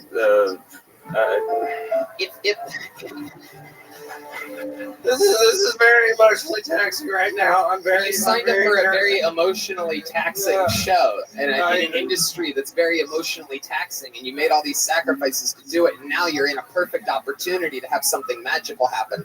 And you're turning inward into the microphone, and you're just like, this is like an opportunity. This is the best thing that could have happened when you moved here. You're next to successful. Oh, look at this! Wow, someone just gave you. What is that? Is that an old $10 bill? Wow, it's a 20. Oh my goodness! Look at that. It's incredible. That's gonna last him 2.5 hours. Thank you so much, sir.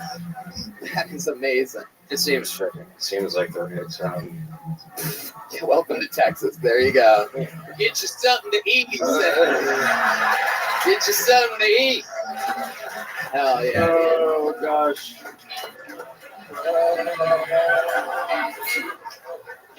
His mom never made him spaghetti. Don't tease him like that. Don't tease him like that. When you only have one box of Kraft macaroni and cheese left, you live in a trailer, and you have no jokes and nothing to lose. What do you do? Okay. So, what made you want to get into stand-up comedy? You seem, it's the best medicine I've ever had. Okay, that says a lot about our current health system more than anything else. If this isn't an advertisement for how bad our medicine is, I know, stand-up is something. I wish it was less addictive, but... okay, dude. Maybe 100 more open mics will do a trick. The guy that killed Versace made those noises.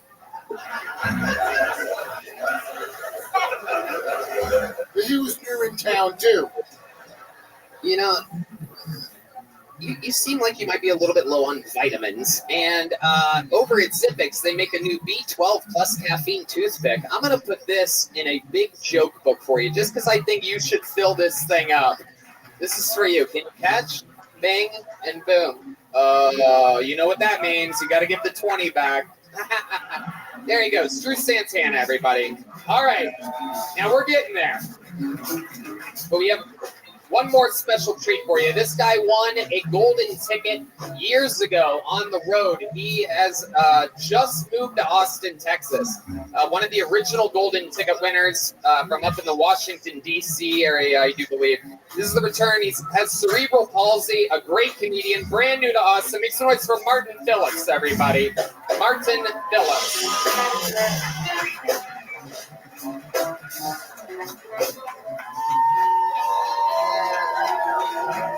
Hey, what's up? How we doing?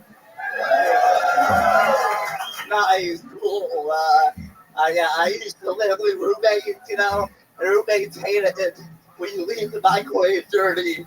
I was like, hey, I didn't know that hamster was gonna blow up, so it didn't come with instructions. I'm circumcised, but I give up uncircumcised lives.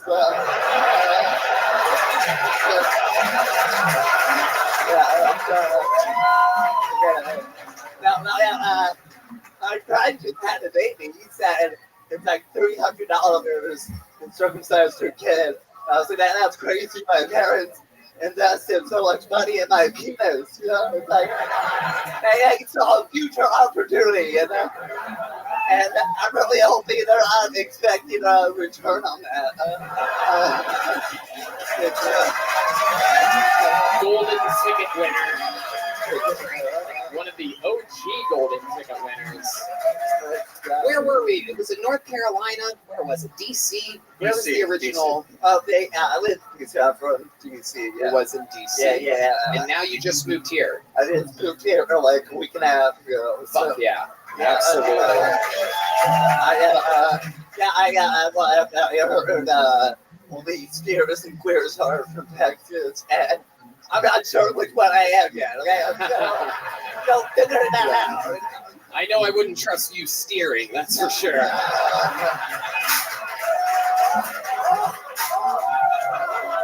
It is good that you moved to Texas because you and Texas both lean to the right.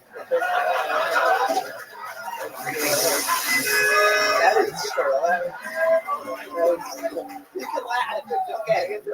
It's okay. It's cool. Martin Phillips. Man. Very exciting. Yeah. So you've been here a week and a half. What do you love about Austin? I don't like that it's hot as fuck. Now, getting used to that. I can afford my own apartment, and I have roommates for the first time. So hell yeah. And I'm balling it up. So fuck yeah. Yeah. So my God, the last guy was able-bodied and has it nowhere near as good as you. Isn't that incredible? Yeah. What you can do. We both have hard releases, so sound too good, but at least I can formulate a sentence, you know? Yeah, absolutely. I can. Yeah. Bars. Oh, man. It is incredible. You're like if RFK Jr. and Stephen Hawking had a baby. It's unbelievable. You are. I mean, that's a compliment. You know, Stephen Hawking is really smart. Okay, so I'll take it. I don't know what the fuck you just said there. That happens a lot. Dude, can I just tell you, I am so glad you were not faking that. It makes it like way better. So what else has been going on? You're new in Austin. What have you already seen or done? What's going on? It's been hanging out. Here's a good story. I think you'll like it. It's about me steering, about me driving my car. You actually drive? Yeah. Oh my God! If there's anybody I know that should be in a Ram van, it's you.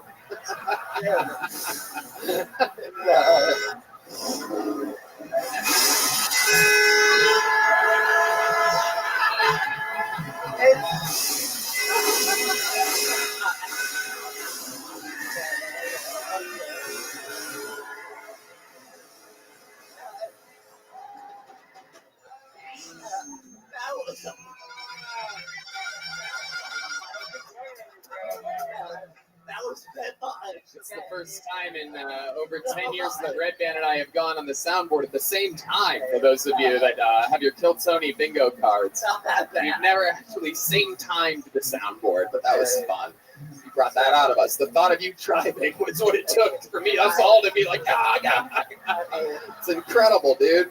Yeah, well, I happen to drive out like the door down thing. Okay. Okay. Hell yeah. How I do it. Still better, I guarantee, than most drivers out here in Texas. At least I'll see you in the doorknob wheel in the right lane sometime. And I'm like, thank you, Jesus fucking Christ.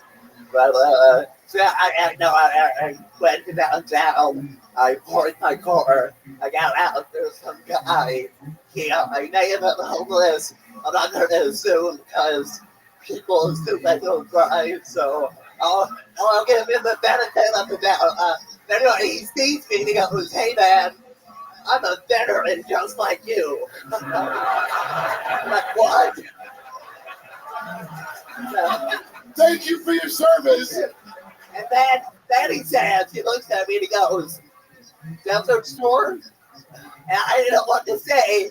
And for some reason I just said, "Iraq." He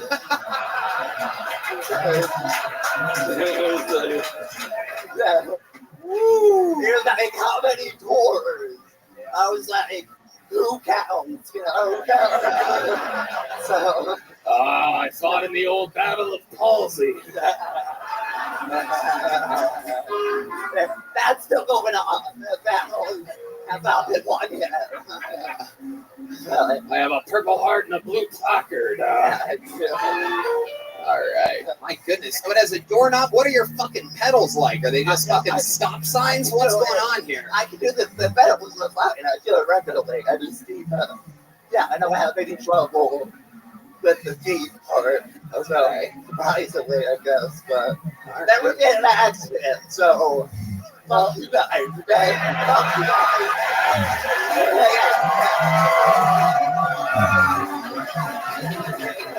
Yeah, both was on my side. It is true. It's hard to get into an accident when you are the accident. Martin, I absolutely love you. I've always loved you. You won a golden ticket the first time I ever saw you in Washington, D.C. I could not be more thrilled about how many golden ticket winners are accumulating, moving here. All at once, these people that I've watched grow and do this for a long time, and you're a fucking legend. Welcome to Austin. You're exactly where you should be. You have a big joke book already? Yeah. He's got one. Legend of the game, golden ticket defender. Secret Show Thursday? I'm not there. Hey, look at that. He's got another gig. Working in Austin. Have we had fun here tonight, huh? I agree.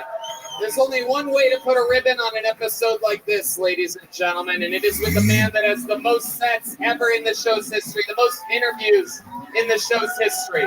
An absolute fucking legend of the game, Kill Tony Hall of Famer, the Big Red Machine, the Memphis Strangler, the Vanilla Gorilla, the one, the only, William Montgomery, everybody.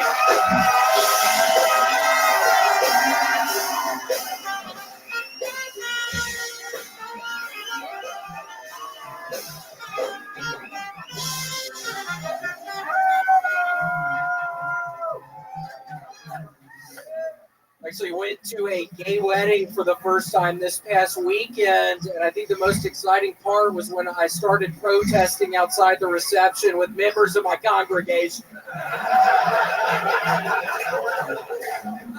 Now confirmed after months and months of denial, Joe Biden was indeed on business phone calls with Hunter Biden, but they now claim the conversation was about stuff like the weather. Yeah, I guess there is a 100% chance of making it rain.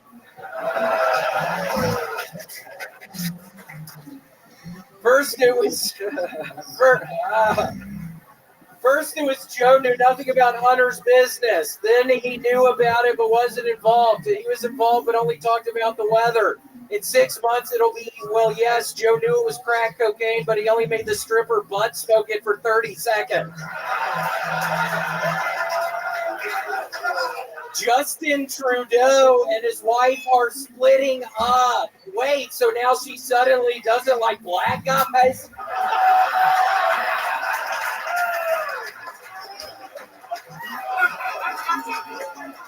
How pissed are you people right now? Post Malone is on stage, but he isn't performing. That'd be like going to the strip club with Hunter Biden, but he opts not to impregnate a stripper.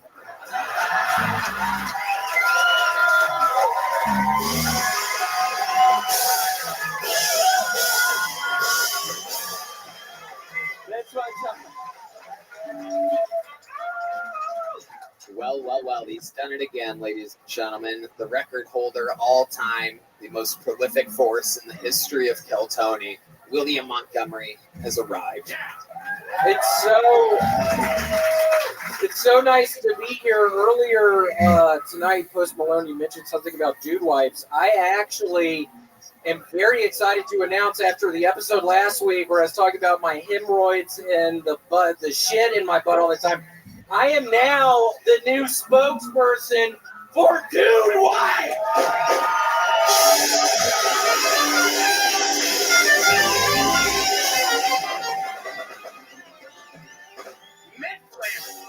Seven-year, $40 million contract. Same contract Scottie Pippen got. That's what I asked for. Same fucking contract Scottie Pippen had. And they gave it to me, so it's really nice to be here tonight. So, we know you in the Dude Wipe community. We actually call you the Scottie Pippen of Dude Wipes. We know this. I'm the Scottie Pippen of Dude Wipes. You've heard it here first. I specifically asked the people at Dude Wipes, I was like, I want Scottie Pippen's contract in 96. The contract. What the fuck am I talking about? It's just nice to be up here tonight. All right.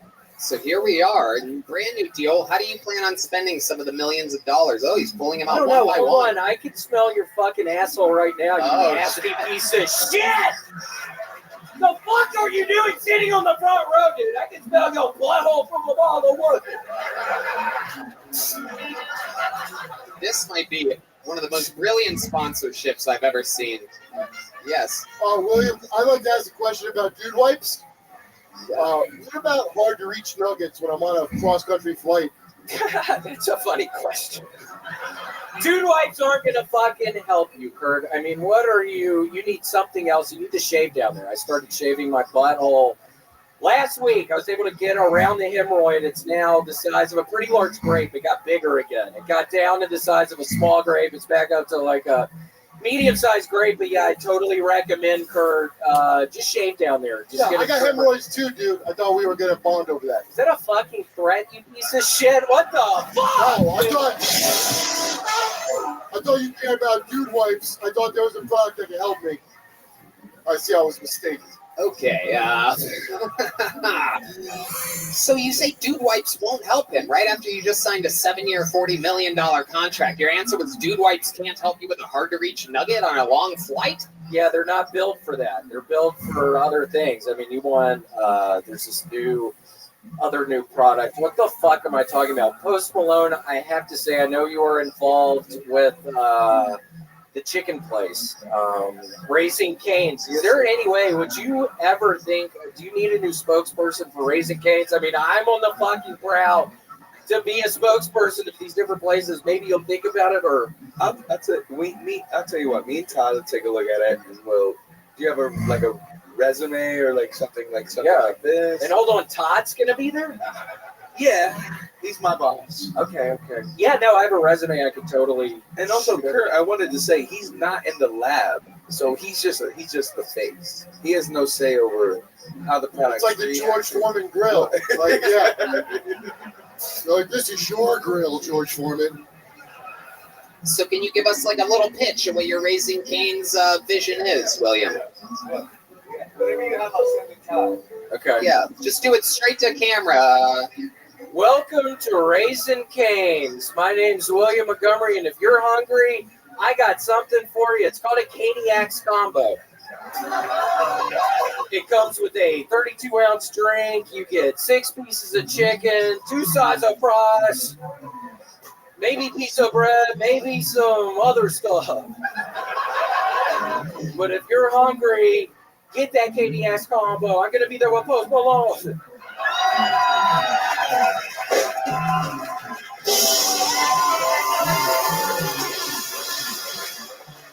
You know we love eating Caniacs combos together. And we'll do the combo, and each combo that we do together comes with a pack of Dude Wipes. Yeah, Dude Wipes. 32-ounce Sprite and some Dude Wipes for your asshole. But it doesn't help with dingleberries. Kurt, why would you fucking bring that up? Can I tell you something? I don't believe you even have a sponsorship with Dude Wipes. Oh, that is. Yeah. So first I find out Lizzo fat shames, and now you hemorrhoid shame. Yeah, I don't give a fuck anymore, Kurt. I swear to God, I've had this thing in my butthole. It's the size of like a large grape right now for about 2 months. Yeah, I don't have fucking weak red asshole hair, dude. Red asshole, I got dark Italian. Idiot! Wait, I think he's turning into the werewolf. I think it's happening right now. The full moon is out right now. What time is it? Oh! William, what else is going on in life before we let you go? What the fuck else? Dude Wipe, 7 years, 40 million. We're about to go on the road. The brand new William Montgomery shirt is out right now. Yeah, very excited about that. Get on that. Also, I was in Seattle this past weekend for a gay wedding. I was very excited about it. My oldest friend, Robert Wallace.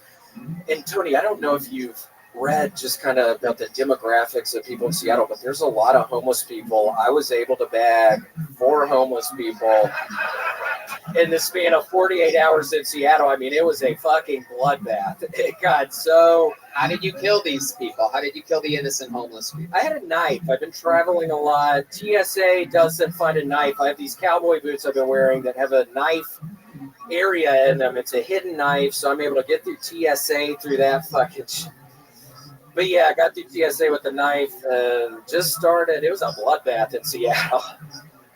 Seattle Bloodbath 2023. You know, I don't know if you know this, but Ron White was up here earlier with a sweet little dog. I know, I saw it, and it reminded me of my sweet little dog is 4 pounds. I took her to the vet last week. She's now 4 pounds. And Sir Tommy, why are you dancing like that, you fucking idiot? I got a sweet little dog a couple months ago.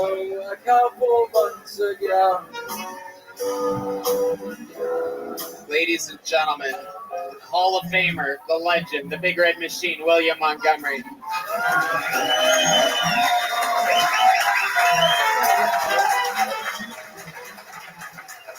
The drawing from Ryan G. Belt is in. Guys, we fucking did it. Thank you. How about a hand for the band one more time? Shell Blaster, Red Rose, Yellow Rose, Hall Firm, Connect Mobile Health, Prize Fix, Screwball Peanut Butter Whiskey, Kill Merch. How about one more time for Post Malone, Joe Rogan, Kurt Metzger. We fucking did it again.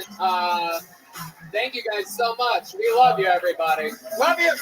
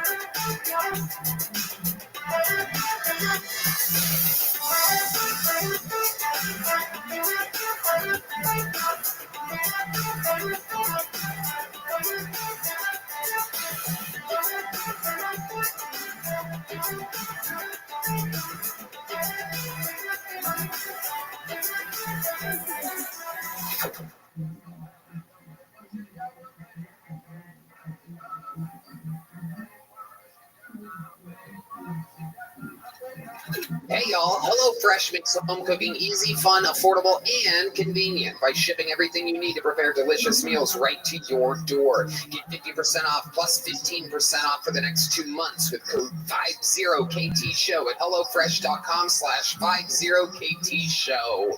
OH! Hello, Columbus, Ohio. This is it. I'm coming to you this weekend. I'm at the Speaker Joanne Davidson Theater. And then Kansas City, Indianapolis, Philadelphia, Tysons, Virginia, Milwaukee, Minneapolis, Youngstown, and Cincinnati. That's all coming soon. TonyHinchcliffe.com for tickets.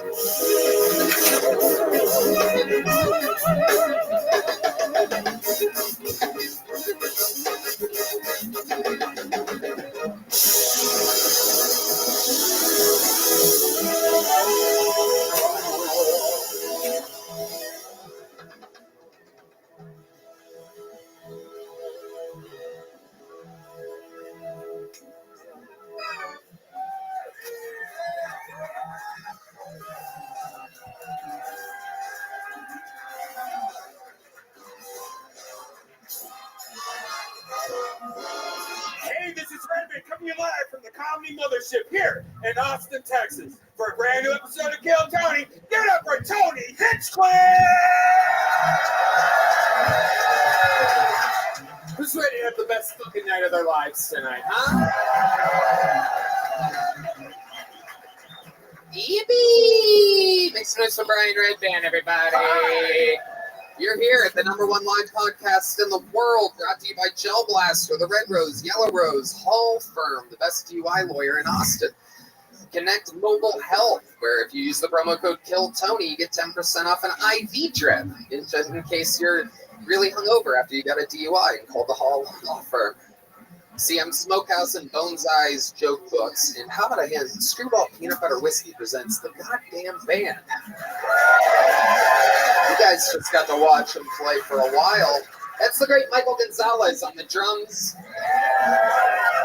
Matt Mueling on the electric guitar, John Dees on the keyboard, and believe it or not, this man over my shoulder, that's D Madness, everybody, live in the flesh. Everything is set up for destruction. Before we start tonight's show, here's a little bit more about the amazing sponsors that made tonight's episode available for you here, right now. Hey, this is Red Band, and my comedy club, the Sunset Strip in Austin, Texas, is now open. The Kill Tony Band has 2 shows a month now, so come check out the music. And every Thursday, we have the Secret Show. Go to sunsetstripatx.com for tickets. Shows every night. Hey everybody, you know, hydration isn't only for people training for championships and marathons like myself. It's about daily maintenance, you know, like these long airport travel days, a hot Texas normal afternoon, golfing, everything that you could possibly be into, just traveling in the hot sunlight. Proper functional hydration is essential, and Liquid IV is the #1 powered hydration brand in America. Their hydration multiplier is the one product you're missing in your daily routine. Use it first thing in the morning, before a workout, when you feel run down in the afternoon, after a night out with friends, or on long flights. Just one stick and hydrate real life 2 times more than water alone. Plus, get essential vitamins and 3 times the electrolytes as the leading sports drink. So Red Band. It's so convenient. Also, they come in these little packages. You just pour it into a little bottled water, mix it up, and you have amazing flavors like strawberry lemonade, Concord grape, lemon lime, pina colada. It gives you 3 times the electrolytes of leading sports drinks, and has quality ingredients, 5 essential vitamins, and they partner with leading organizations to fund and foster innovative solutions to help communities protect both their water and their futures. Real power, real flavor, real hydrated. Grab your Liquid IV in bulk nationwide at Costco, or you can get 20% off when you go to liquidiv.com and use the code TONY at checkout. That's 20% off anything when you shop Better Hydration today using promo code TONY at liquidiv.com. Hey everybody, going online without ExpressVPN is like changing while leaving your window wide open. You might not have anything to hide, but why give random creeps a chance to invade your privacy? Use ExpressVPN. When you go online without a VPN, internet service providers or ISPs can see every single website you visit. They can legally sell this information without your consent to ad companies and tech giants who then use your data to target you. Red Man? Yeah, when you use ExpressVPN, ISPs cannot see any of your online activity. It's anonymized by a secure VPN server. Your data is also encrypted for maximum protection. You just fire up the app, you click one button, you're protected. It's on your phones, laptops, and you can even get on your router. So everyone who shares your Wi-Fi can be protected. It's important to me personally because, I mean, you know, there's so many people downtown. Anybody could be just all up in your stuff at any time, you know, especially if you live in a big city or really anywhere. Secure your online activity by visiting expressvpn.com/Kiltony today. That's expressvpn.com/Kiltony, and you can get an extra 3 months for free. expressvpn.com/Kiltony. Hey y'all, football is back, and we have teamed up with DraftKings, an official partner of the NFL. Everyone knows football is more exciting with a little skin in the game. Let DraftKings spice up your NFL season. Combine multiple bets together for the same game for a shot at an even bigger payout. If sports betting is not yet available in your state, don't worry. You can still join in all the fun with DraftKings Daily Fantasy and have the shot to win cash prizes. Get ready for the season of your life with DraftKings. New customers bet $5 and get $200 in bonus bets instantly. Download the DraftKings Sportsbook app today. Use our promo code KILLTONY, all one word, when signing up. That's promo code KILLTONY when you download the DraftKings Sportsbook app today. Hey y'all, I have to tell you about the super blend I'm loving called Kachava. It's hands down the best thing I've found to feed my body the nutrients it craves. Kachava is an all-in-one plant-based super blend made up of superfoods, greens, plant proteins, antioxidants, adaptogens, probiotic. In other words, everything your body craves to feel your best. And I know what you're thinking. Something this good for me can't possibly taste delicious. That's where Kachava really earns their thousands of 5-star reviews. It tastes amazing. It's creamy, smooth, and comes in 5 delicious flavors. I'll tell you right now, the vanilla and the coconut acai are my favorite, but it also comes in chocolate, chai, and matcha. Red Band? Some folks like to drink it as part of their healthy breakfast or lunch, and others love it as a protein-packed snack before or after a workout. It's perfect for this because it has 25 grams of plant protein per serving. Personally, I like to drink Kachava just laying around on the couch. It feels great because I don't like eating too much, so it's great to just have a nice meal real quick that's delicious and gives me all the protein and nutrients I need. No doubt about it. And Kachava is offering our listeners 10% off for a limited time.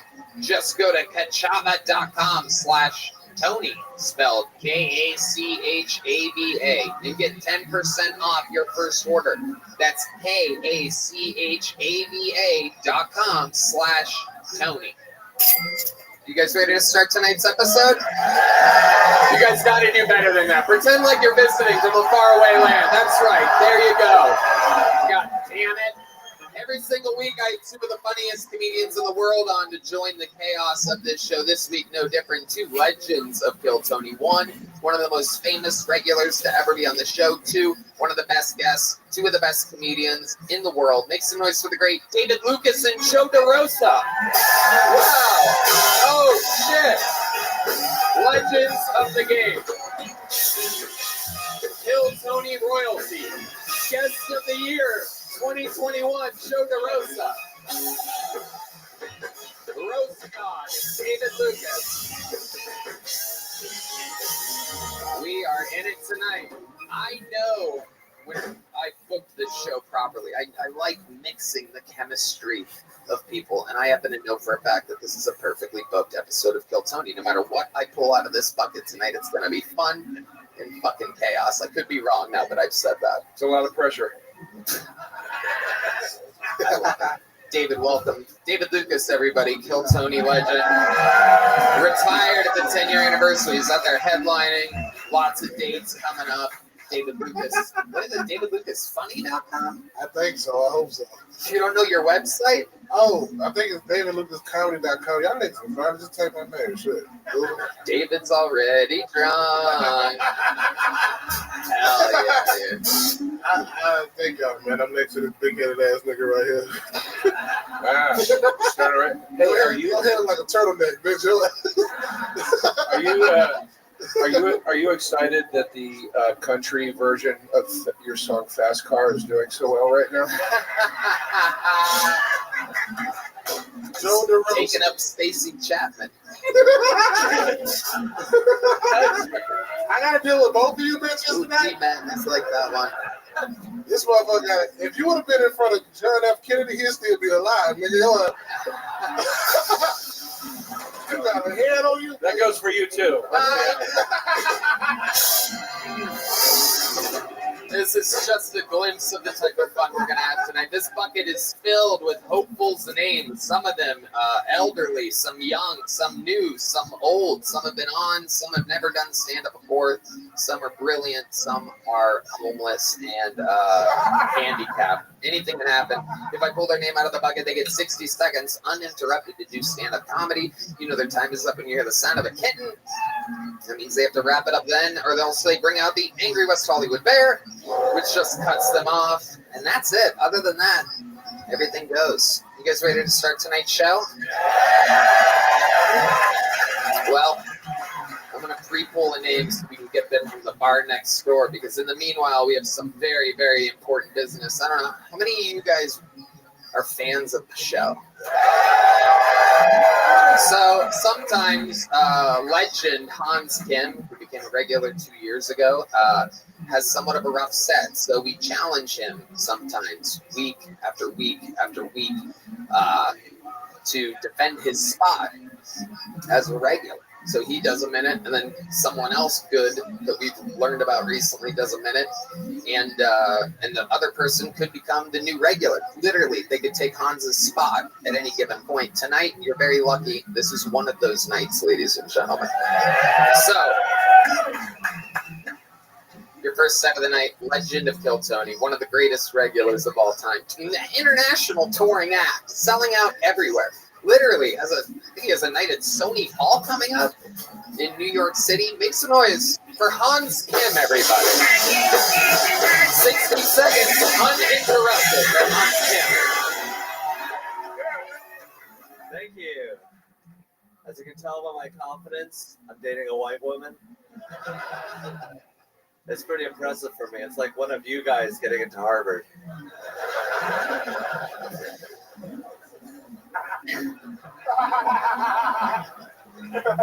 I love being in a relationship because now when I have sex, I feel like I deserve it.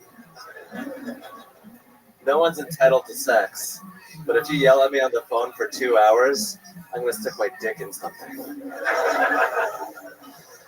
I love how Gen Z are so fucked up nowadays that they won't even watch porn unless you call it an unboxing video.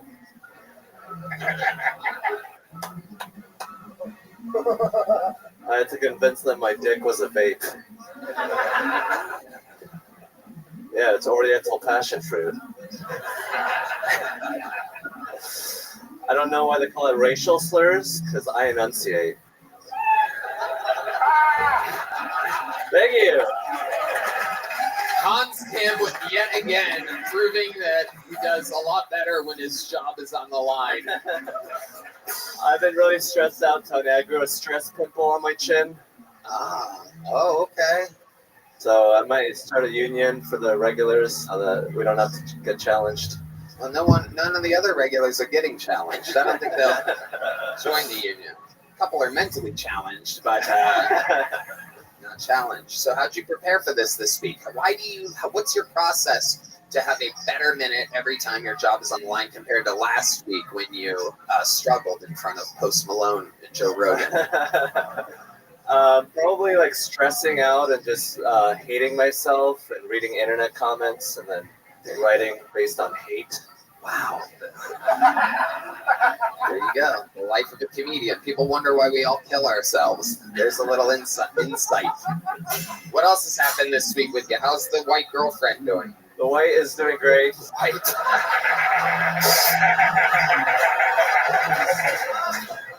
The old great white. I accidentally got her sunburned in LA. Had to spread aloe vera on her. She's great. I'm kind of worried about her because she turns on the dome light to look at her phone. I think she might be stupid.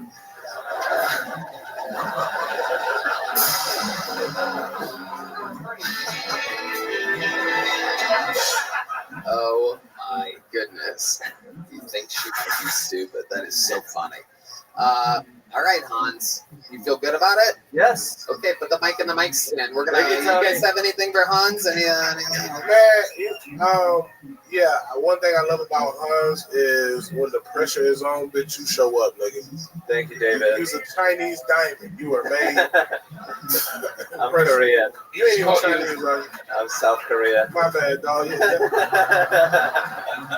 I don't know, man. I grew up in the South, nigga. I only know white and black. Anything other than that is Asian, nigga. You fall up under that category. You've called him every slur except the correct one.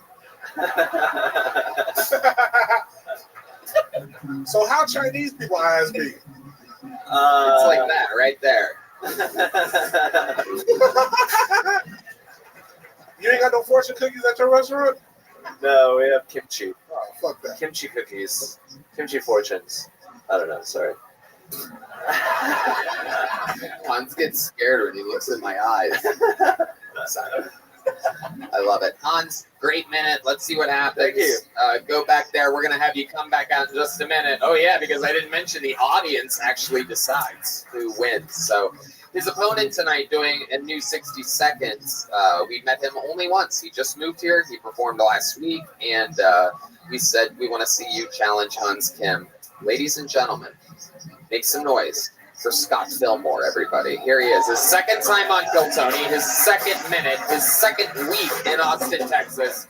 Come on, make some noise for Scott Fillmore, everybody. Let's go. Oh, man. This is nuts. It's crazy, man. I'm gay. You're welcome. It's my gift. But I've decided it's time for me to start dating chicks again.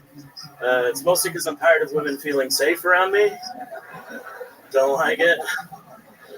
Yeah, man, I don't know. It's weird. There's so much focus on what divides us as a country. You know, like we put our labels on gay, straight, whatever. I don't like that. You know, I just read that 80% of Americans have depression. Something in common. That's good, you know. Like my gay depression, your straight depression. The only difference is my bite marks go farther down on the shotgun barrel than yours do.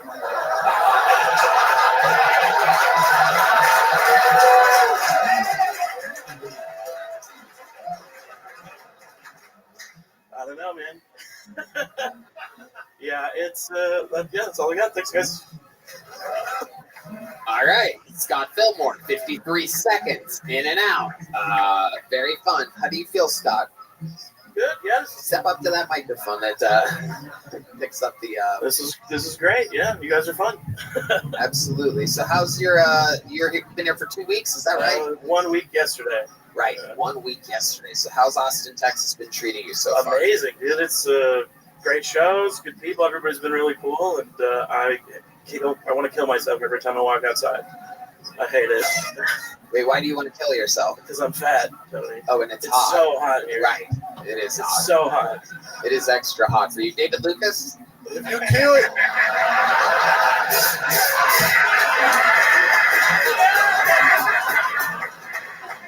If you kill yourself, you're going to need an industrial strength rope, nigga, your ass. You can't kill yourself with a regular rope. That cellophane coming down, bitch. I'm an Eagle Scout. I'm good with knots, man. I'll be all right. I'll be fine. You look like an unpaid Chris Farley. Your ass. I don't know how you was scared of the microphone. You be sucking dick, don't you?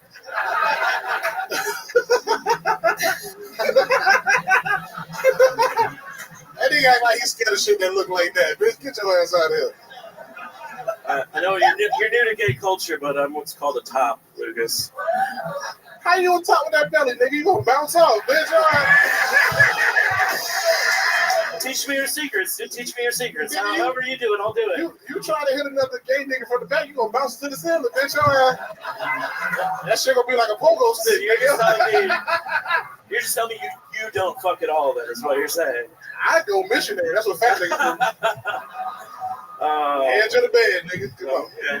Okay. That's a sight to see. Holy shit. But you can't. Bro, are you serious? serious? That'll be crazy. That'd be nuts. You look like I'll try it out. Let's go. Let's do it. Wow. I'm not fucking you, boy. All talk, dude. All talk. I don't know. I think You're out here giving me advice, tips. You're not gonna follow through, dude. Come on, man. What the hell? I'm talking about women. I think David's about 2 tequilas away from doing it. Bartender. We're gonna have a whole new episode of 2 Bears, 2 Caves.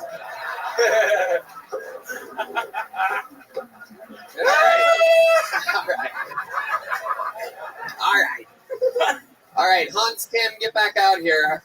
Make some noise for Hans Kim, everybody. Make some noise for Scott Fillmore. What a way to start tonight's show.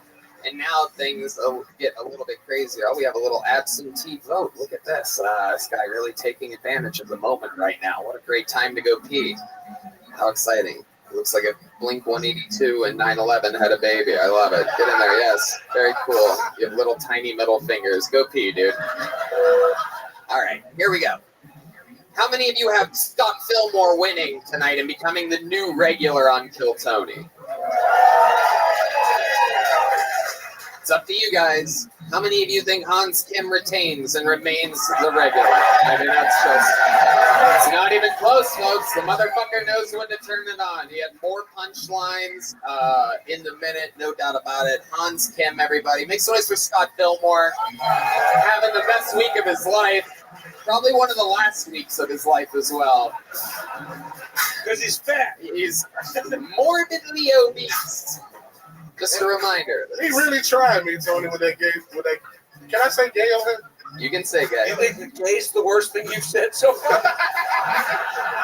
You insane? He really tried me, bro. What the hell? I like women, not boys. Did you really just say, can you say gay on this show? Do you know you've probably said gay more than anybody else ever? You've called me a gay everything. I don't know, bro, but when it's an actual gay person up there, you know, they take that shit different. Yeah. Them niggas be united like 300, bitch. They be out here. I don't know if you can call them N-words. Oh, yeah. They might like that shit, man. They don't like to identify as what they is, so they might like being called the N-word. Joe DeRosa. I just want to see how far you can dig with this. This is wild. Anything can happen. Joe DeRosa, your forehead identify as a woman. Shut up, David. Your forehead got a BBL, bitch. Your ass. Your forehead took a trip to Brazil for a BBL, nigga. Hold this for a second. What is that, bitch? Hold this. That's a regular size book. You fat fuck.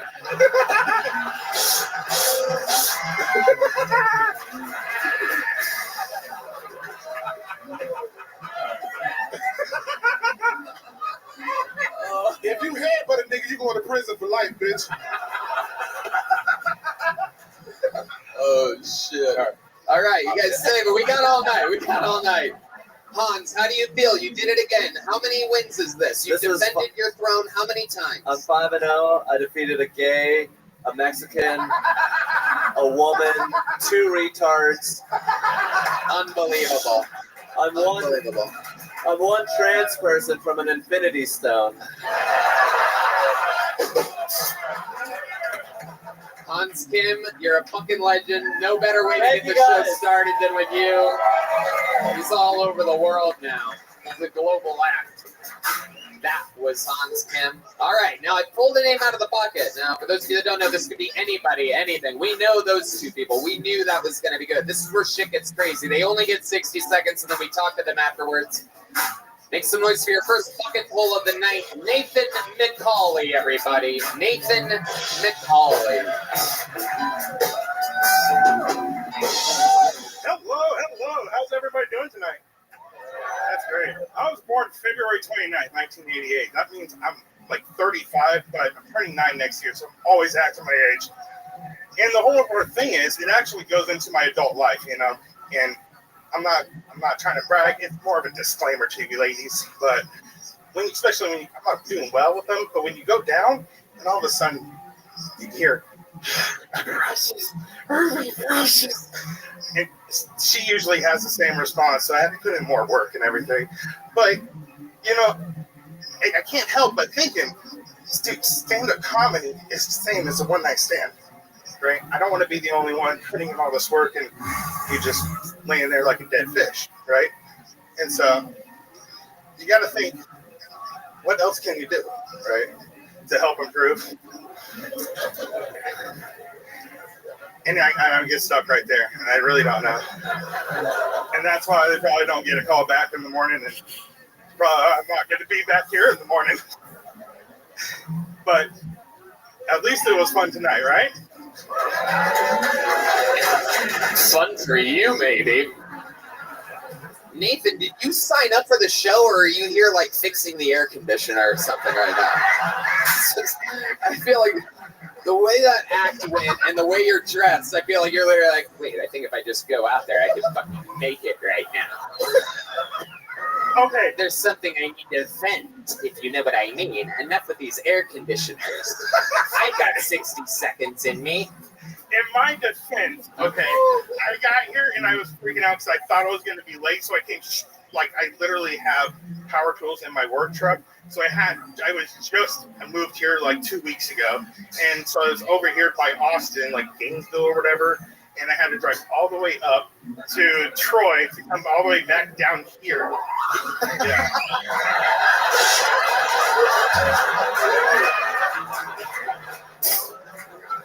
He didn't. Joe DeRosa. He didn't even have the time to wash the cum off his shirt after he wiped off. Jesus Christ. Shit. There's a bunch of talk. Do a power tool. Are you crying? What? Were you crying? No, I'm high as hell, man. And I have ADHD, so I like try to smoke a lot of weed to calm myself down because, yeah. Your ass look like a newborn Frenchie bulldog, bitch. Hey, get your black licorice sprays out of here. Oh shit! Actual racism, ladies and gentlemen. Things just got very exciting. Holy shit! Oh shit! Your favorite sentence is get on the end of that sofa, nigga. Wait, what? Because he be lifting sofas. He work at a moving company. Actually, I did pest control. I had to move apartments and all sorts of stuff to do bed bug jobs and shit. Oh. Me and this Greek Samoan dude. I can tell. Yeah. Big boy jobs. So I'm so confused, Nathan. Do you live here? What's going on? I just moved from Seattle, Washington. I was actually here May 6th when you saw me in the corner. You're like, where are you from? And I was like, Seattle, Washington. You're like, dude, oh, I do this all the time. What the fuck are you talking about? You're like, do you remember me? No, didn't I leave an impression on you from the audience? All right, Nathan, let's talk about it. What do you do for fun? Like, what makes you you when you're not out there controlling the pests? No, I do construction right now. That's why I just moved here and 2 weeks ago, and so a friend got me a job. And like, oh, well, you know what you're doing. And I'm like, yeah, I can function as an adult, but I can't really act like an adult. But so it's kind of Jesus Christ, man. What do you do when you're not working? What are you into? Nothing. I just watch TV. What type of posters do you have on your walls in your studio apartment? Nothing. Nothing. Nothing. Okay. I literally just chill in my room, watch TV, and just, yeah, go to work. Joe DeRosa. I don't mean this to be rude. I didn't understand a word you were saying. I literally didn't understand one joke. What was the first joke? Was something about how you're actually 9? Yeah, born February 29th, 1988. That was a leap year joke. Yeah. Okay. I was trying to do a clean joke, and then leap year material always kills. And how you gonna do a clean joke with dirty clothes? Your ass. Okay, so Nathan, what's your love life like? Well, it was great up in Seattle and everything, and tell us about it. Why was it great up in Seattle? What was going on in Seattle? Just, I mean, I had plenty of girls to talk to and hanging out and having fun. Where do you meet these girls? Where exactly do you meet and rape these women? Exactly. I knew. Is it a train station, a parking lot? Where do you meet your victims, or as you call Straight them, out public. love interest? You know, an Alice in Chains show, Seattle type shit. Okay, so let's talk about it, Nathan. What's your opening line when you go up to flirt with a girl? What do you say? Okay. You're there, you're at a Nirvana concert in Seattle, because that's totally still a thing. So Nirvana's playing, okay, go up. You hear the muffled sound? That's because you're on the other side of the bar right now. Go ahead. Hello. Look David right in the eyes and say to him what you would say to a beautiful girl. Pretend like we're not here. Whoa, Jesus. Oh, straight for the raping. I thought you were on a, you told me to, I was just acting. Shut the fuck up. What would you say to the girl? Go ahead. Yeah, my name's oh, what's your name? Oh, Felicia. Felicia. Where'd you get that name from? My mama? Oh, she's already getting mad. That voice got deep, Felicia. Yeah, but you don't know where the roots came from, your name from? Like, not really. Why'd you have to bring up roots like that? What the fuck is going on? All right, I'm putting an end to this date. Okay. He can't fuck a bitch unless he put a paint thin over her nose. It's the only time you've ever used the word thinner, David. Nathan, in your entire life, everything that you've ever done, non-comedy, just in life, what do you think the most interesting thing is about you? You've listened to the show before, right? all the time. I actually had a whole... So you know how the interviews work? Yeah. So like, what about you? This is your time. You're in it right now. That show that you watch, you're in it. Yeah, I know. I'm freaking the fuck out. I love it. For those of you just listening to the show, his eyes are so red and he looks like he's literally working right now. And like he just got caught being high on the job. I used to smoke 28 grams a day just to function. Yeah, dude, it's bad. You have no fucking clue. Talk about. We have a pretty good fucking clue. Yeah, we actually do. We have somewhat of an idea, believe it or not. All right, Nathan. Well, here's a little joke book. Congratulations. You tried your best. There he goes, Nathan McCauley, everybody. Didn't really ask him anything about his stand-up, but he gives a shit. Okay, you guys having fun out here, huh? Pulled another name out of the bucket. Make some noise for your next comedian. Out of the bucket. It's Matt Revis, everybody.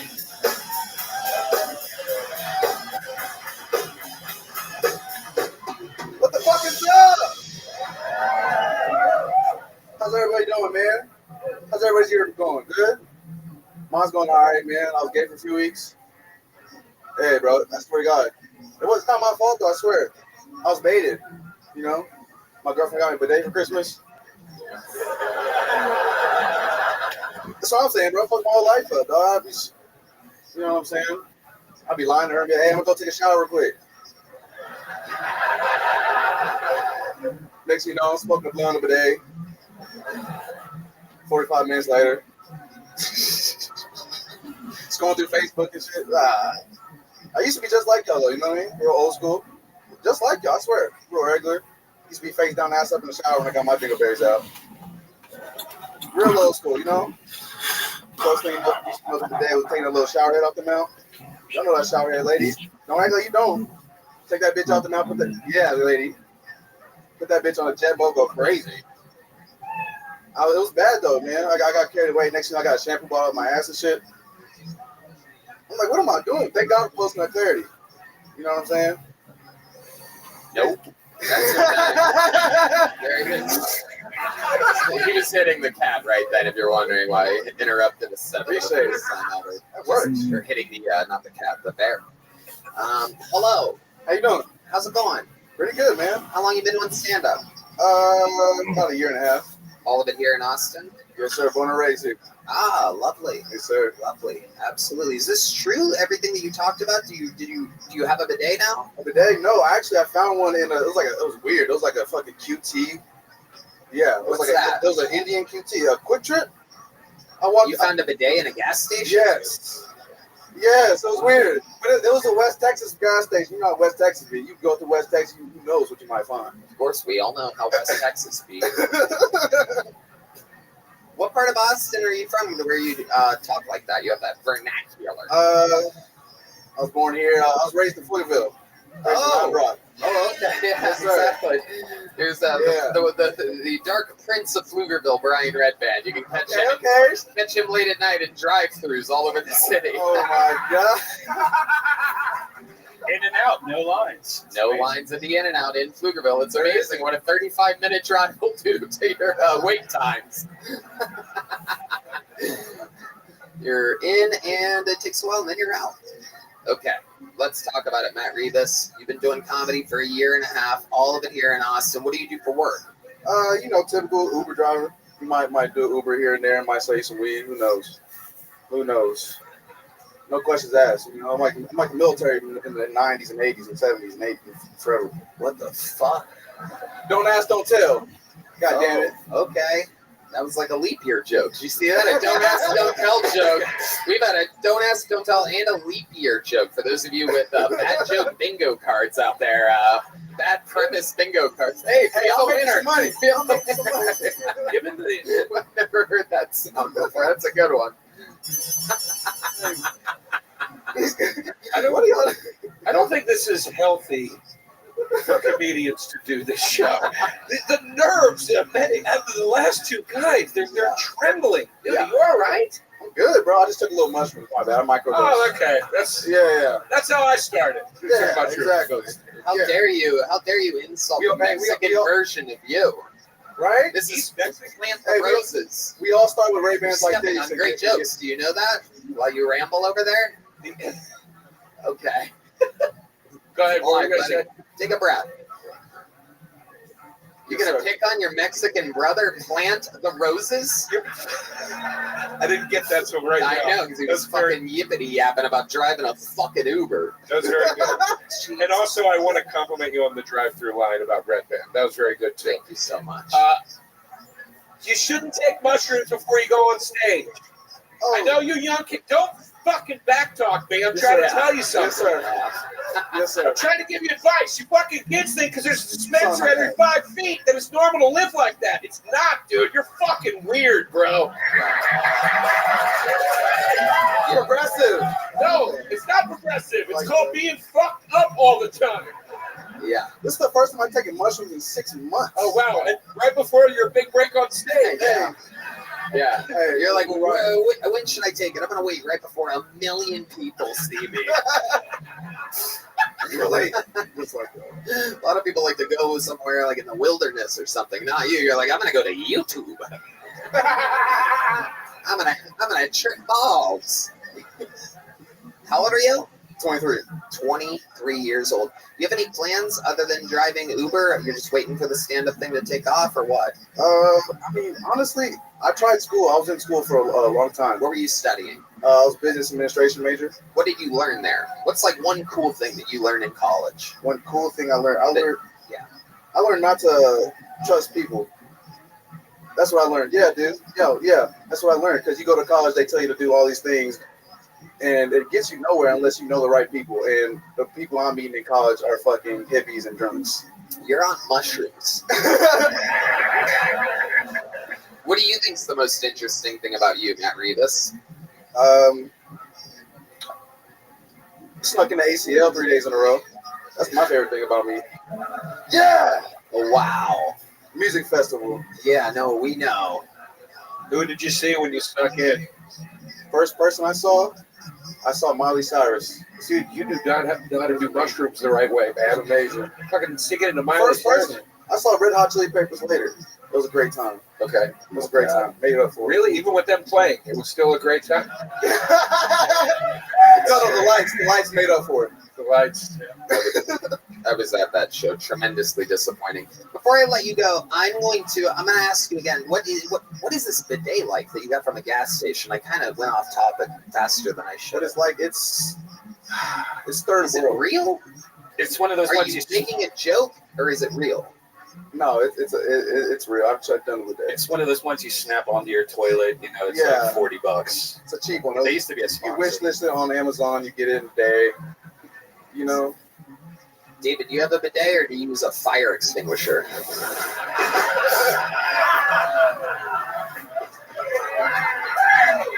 Tony, you use a super soaker, bitch. Get your... Mr. Lucas, this is our talc bidet. Or can we show you to this whale? y'all niggas on tonight. Y'all let motherfucking Tiger Woods come on stage and change our look. What are you, black and Mexican? Close, man. Hell no. Mexican and Japanese, just a little bit. Picky's worse than Japanese. Wow. So why are you talking like a black person? Because they put all the black people and Mexican people in Pflugerville. That's why. Everybody went to school is my color. That's why. It's true, actually. Mexican dad, Japanese mom? No, actually, the Japanese, they're both Mexican, but the Japanese was like fucking 4 generations down. It's one guy. He fucking broke the steel. Oh. Jesus Christ. All right, Matt, here you go. Here's a little joke book. Can you catch? Boom. Matt Rivas, everybody. There he goes. On to the next one. Yeah. You know what? I think we need a little shot of adrenaline in this show. It's time to go to one of our regulars, everybody. One of our favorite new regulars, perhaps of all time. I mean, just an absolute fucking legend. Make some noise for him. Only 2 months as a Kill Tony regular, and he's already blowing up, selling out shows everywhere. Make some noise for the great Cam Patterson, everybody, in 2 minutes.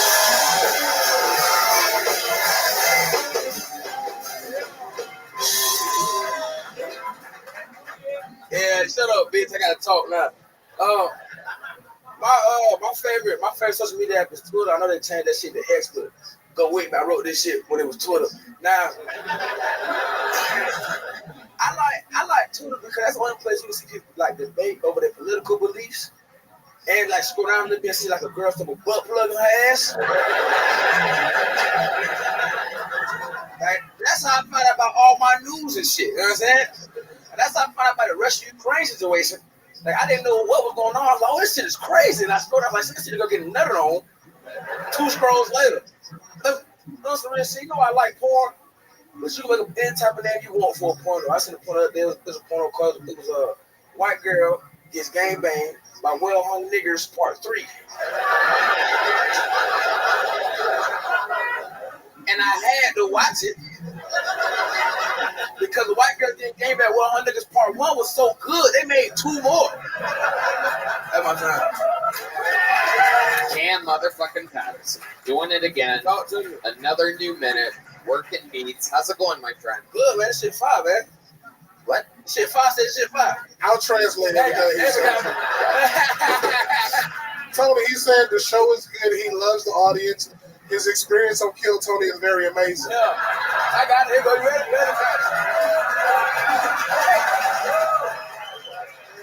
I got you, Tony. Whatever.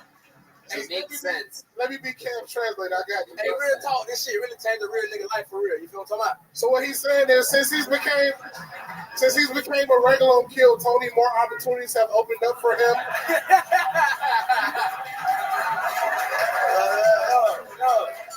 He's been able to only go places he dreamed of. Yeah. And white girls be sucking my dick, shit crazy. What was that? White girls tend to give him fellatio.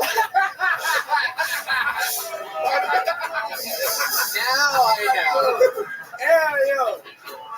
Yeah. He's very excited. Every hell yeah means he's very excited. Hell yeah. It's not a hell yeah, it's an hell yeah. Hell yeah. So hell yeah means they're very excited. You gotta say it fast. Hell yeah. Hell yeah. Fuck, look, hell yeah. They got it. Say it, white man, say it. That was wrong.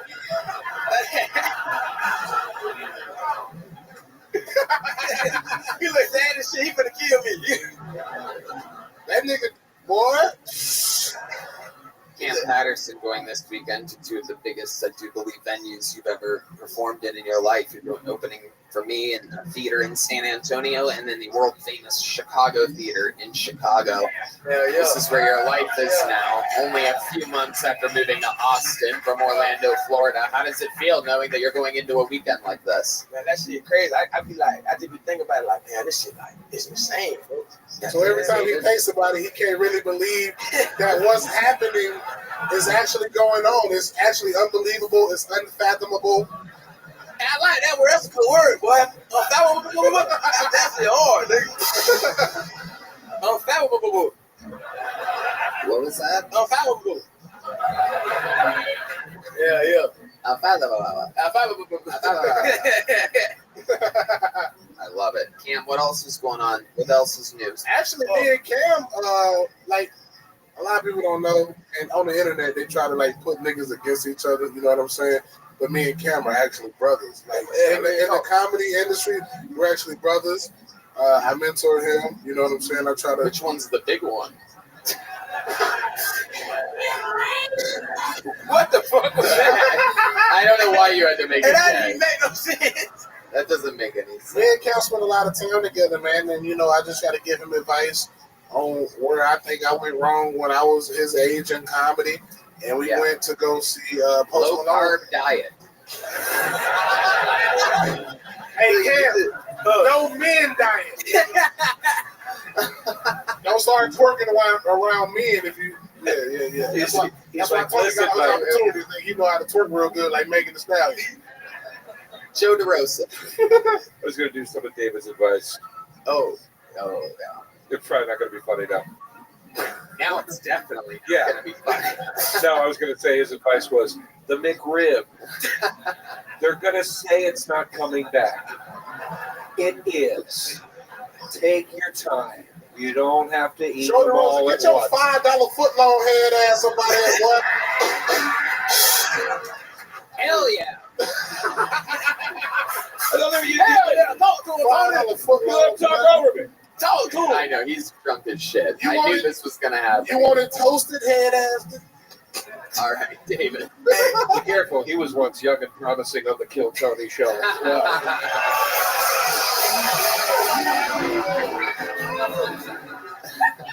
So, Cam, what else is going on? Tell us more. We finna. Can I tell you about the shirts? Yeah, say it. What? Oh yeah, we finna drop white tee. Nigga, you want it like me, like you be selling like drugs and shit, like a real nigga like myself. You know what I'm saying?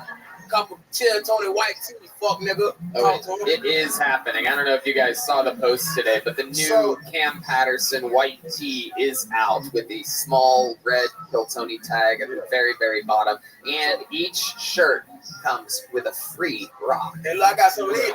So I got some of these rocks too. Bonzai made these. Oh shit, is that one of David's kidney stones? Look at that shit. Hey, look. Hey.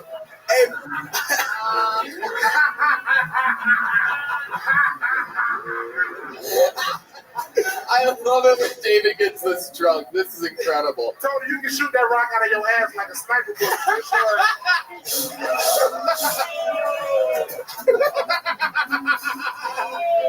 That bitch should be in San Antonio in 30 seconds, nigga.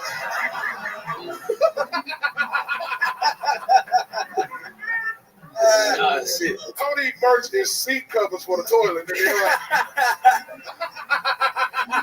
If you want to feel like me, guys, get this seat cover.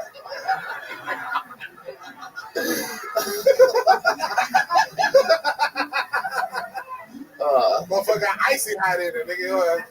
Okay. All right, David. Cam, what else?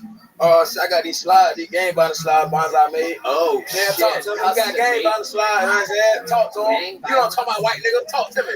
You get on talk about, yeah, he get it. Gang violence slides are for sale if you want to purchase them.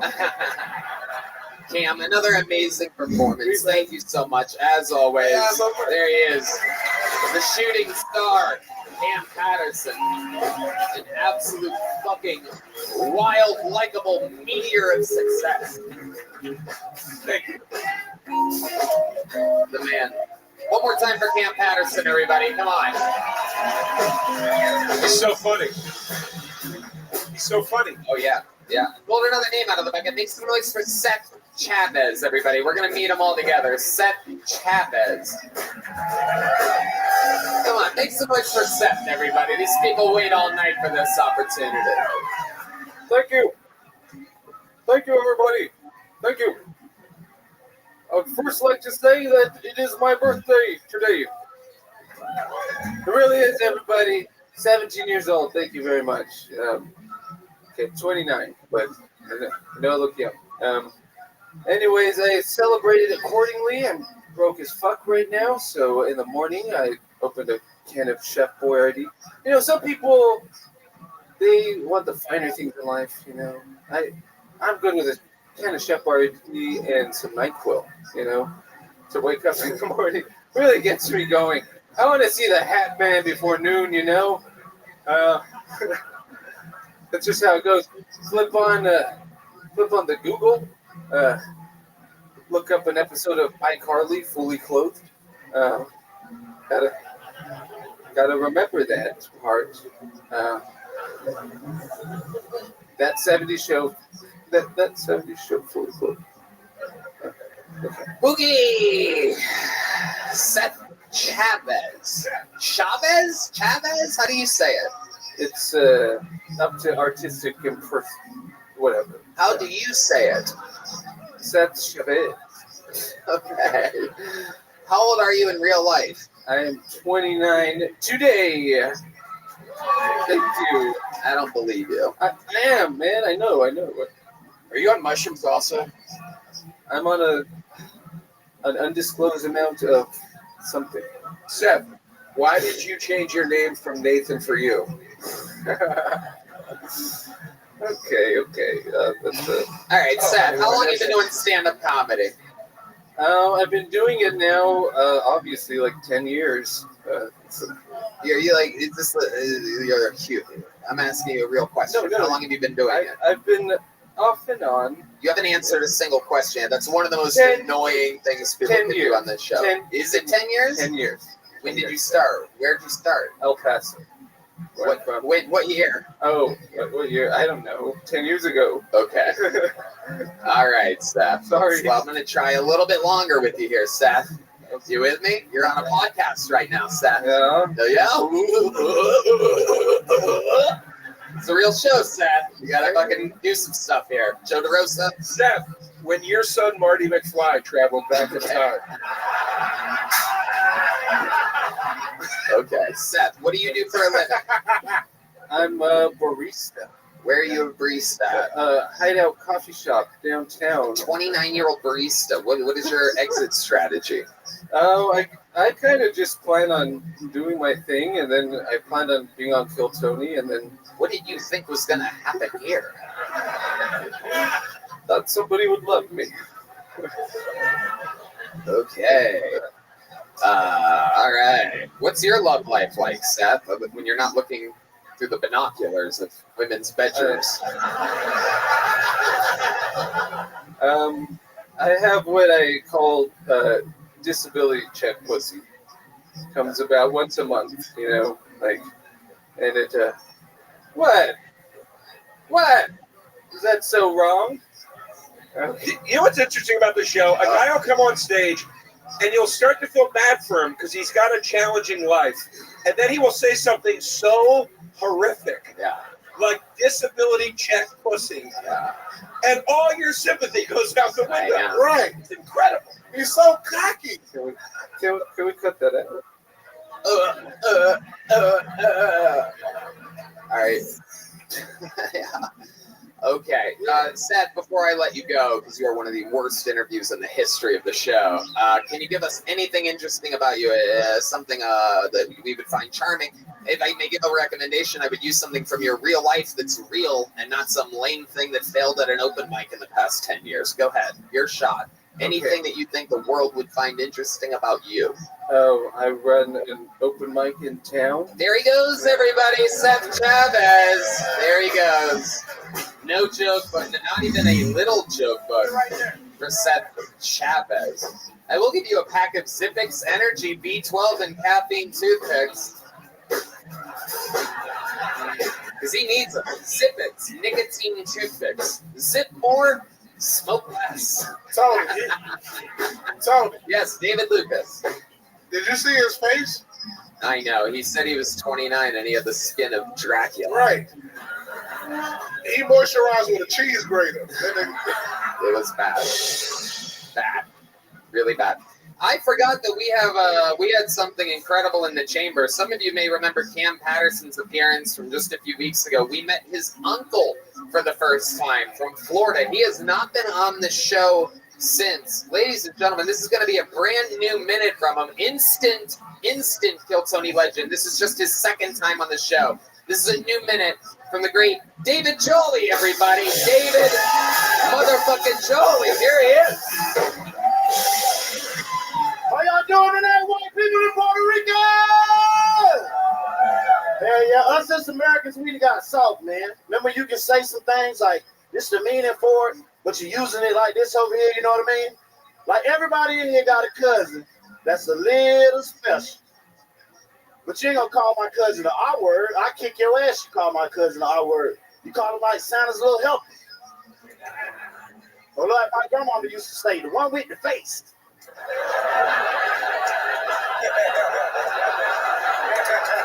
But now I got a homeboy. Been with the same girl 20 years. They got 10 kids together. He just found out 5 of them kids ain't his and they still together. Now that nigga retarded.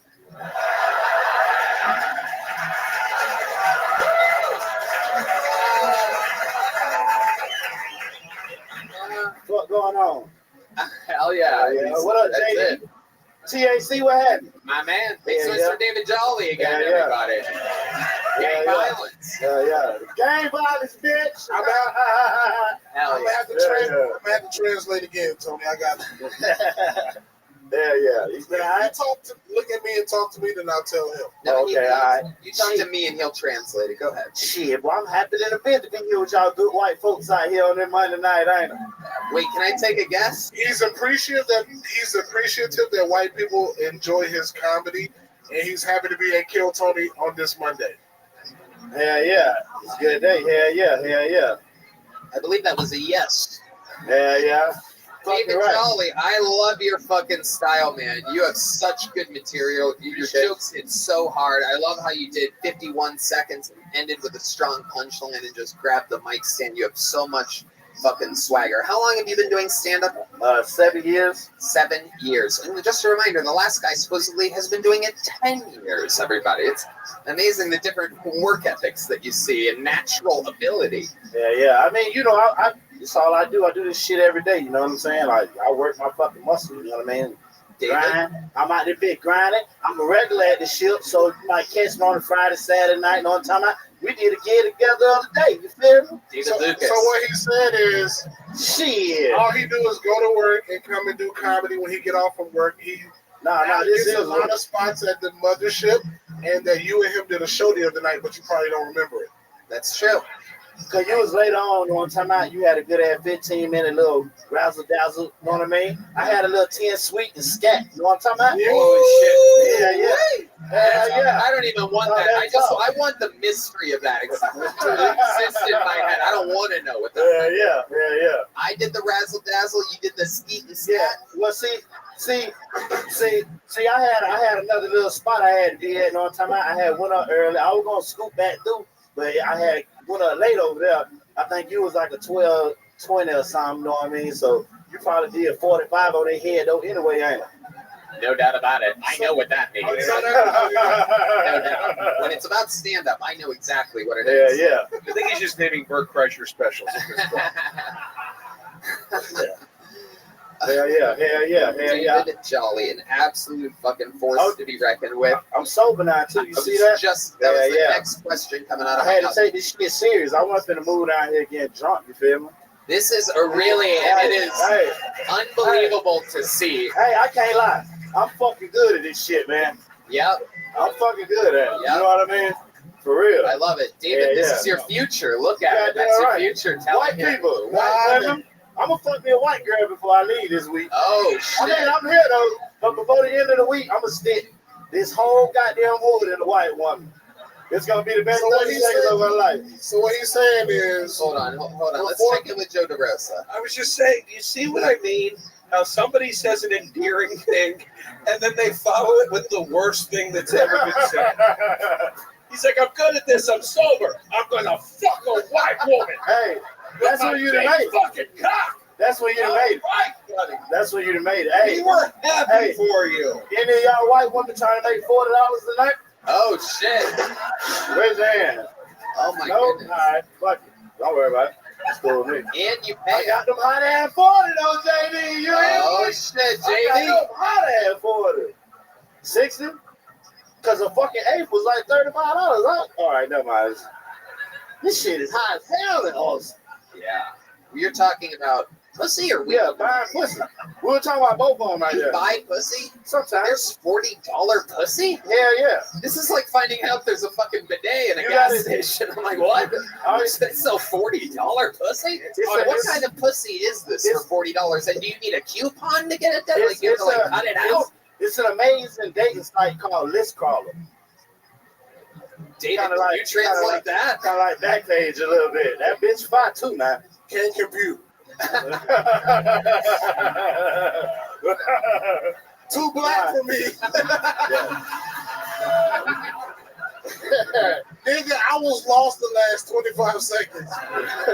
List crawler? I don't want no bitch on list crawler. That's a tricky site. I buy pussy on that bit. I love this. No, I don't go on there. I'm just fucking with you because I got a girlfriend. So this shit national television. This bitch might watch this shit one time. Bitch, how you know I killed National television. Tony, you know what that translates to? You know I killed Tony, bitch. You know what that translates to? What?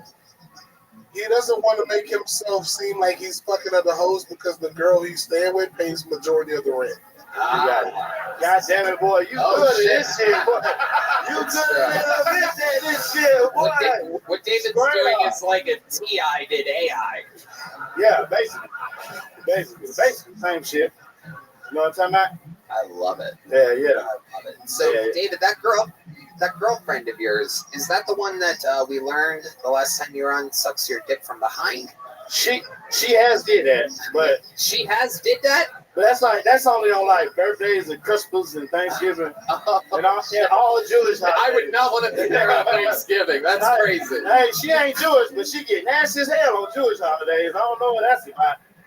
She has no why. I'll be like, bitch, do your thing. I wear a little yarmulke and everything. Damn. We get nasty in that motherfucker. You hear me? You Rosh Hashanah during Rosh Hashanah? I don't know what that means, but I know she got the little hat. Nobody knows what it means. She got it. She put the little hat on there, something from the back. I'd be like, Jesus Christ. Ain't God good, you bitch, you? Oh my I'm just saying, God. bro. Is there something that what do you look at if the girl is sucking it from behind? Like, do you find a point to look at? It's like a ceiling fan? Is it low? Is it mid? Is it TV? It's not an all the time thing. You're just like, yeah, but which way do you face? What do you find yourself looking at when you're getting your dick sucked from behind? I do just like that. And I tooted in her face a little bit. Tell her to cuff them nuts. Bitch, get them nuts. Don't leave them nuts out there like that. Bitch, get them nuts. You selfish bitch. Them nuts cold out there by they goddamn self. Man, them nuts, baby girl. Holy shit. Game violence, bitch. Holy shit. This is fun. Like, oh, yeah. If I was farming, I was just going to get butt naked up there, bitch. Boy, y'all going to see both of them inches today, bitch. Like, this nigga got nuts on nuts. I know nuts on. All right. Is that true? Is that what you're saying? You're mostly nuts down there? Yeah, I got old nigga nuts. I'm over 40. Oh. Them nuts sit down low, baby. I can't wait till I get 60 so I can sit down like this and I have that little round thing. I'm going to sit them nuts right to the side. When them little young hoes look, they going to know it's game time, bitch. Oh, my goodness. Where you wear the Easter suit, Sunday pants all the time, that shit be tight as hell right there. I'm going to have one nut over here, one right here, bitch. Yeah. I'm going to have that little dick sit right on my stomach so they know that, let's see that whole setup right there. What the fuck is happening right now? It's beautiful. It's just a one-man show. I love it. David, it's all about David's nuts. It's called I Can't Breathe. Yeah. Hey. You got. I'd love to have you on the Secret Show Thursday. Hell yeah. Hell yeah. Appreciate that, Red Man. Appreciate that, Red Man. David, you're a fucking legend. Anything else for the great David Jolly, David Lucas? Yo, bro. When I started comedy, this is the type of comedy I was around when I was in Georgia and Florida. So you know what I'm saying? This should be hilarious to me, and I'm glad that it's finally like transferring over to the other side, and people get to see. Bitch. Yeah, you know what I'm saying? Yeah. David Lucas, have you ever had a girl suck it from behind? Is that possible with your type of cheek situation? Oh God, nigga, you're. Did she just have her go-go gadget lips? I can't imagine what's going on back there. Tori. Tony, when you got, shit, here he goes. Tony, when you got a bitch from behind, you want her to do something else. Butt fuck me. Exactly. I know where you're going with Where's this. that strap on? All right. David Jolly, you're the man. Appreciate it. How loud can this place get for David Jolly? People like this moving here, real natural talents, getting sober. For those of you that don't know, he's just as funny as he was last time, just blatantly less drunk. It's always fun watching people make sacrifices to, be able to do their art. Pull another name out of the bucket. Makes the rest for your next comedian straight out of the bucket. Anything can happen. His name is Luke Smith, everyone. Luke Smith. Here we go. Make some noise for Luke, everybody.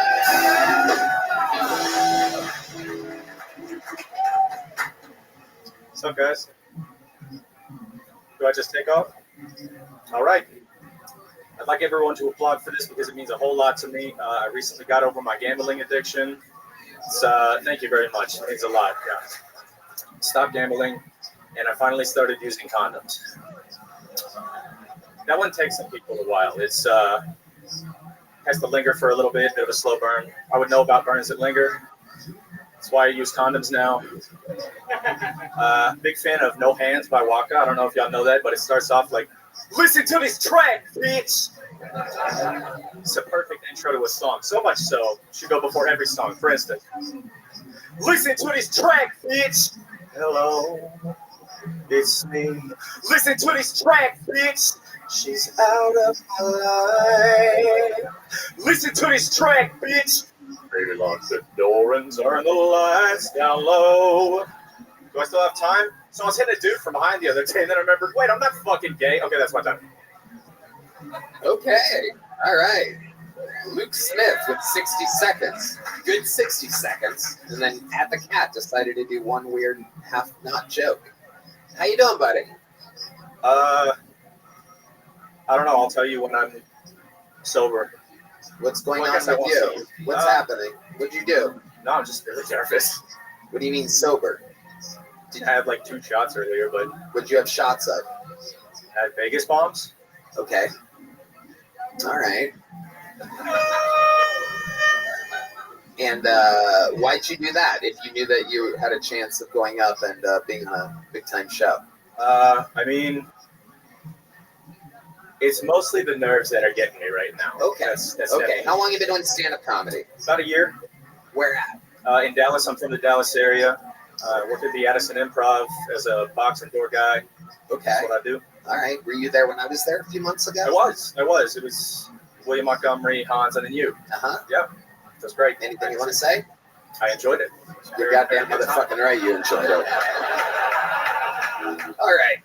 So let's talk about it, Luke. What else do you do when you're not doing stand-up comedy? What else are you into? My first love is music. I play guitar, I play bass.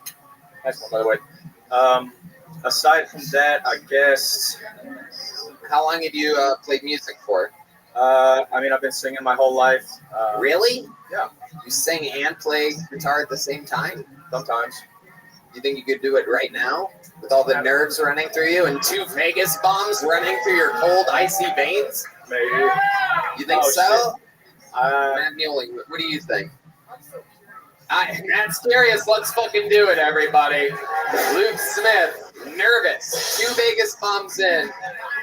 How do we get that over there? Yeah. I usually play acoustic. Here it comes. Luke, come get the guitar, you faggot. Come here. Hey, I just want to say I'm used to a 12-string, but I'll settle for 6. Shut the fuck up, dude. You better play your goddamn fucking heart out, or else I'm gonna make you vomit up Vegas bombs after this. We having fun out here? Here's Luke Smith making his Kill Tony music debut live without any warning and with an electric guitar. Let me know if y'all know this one.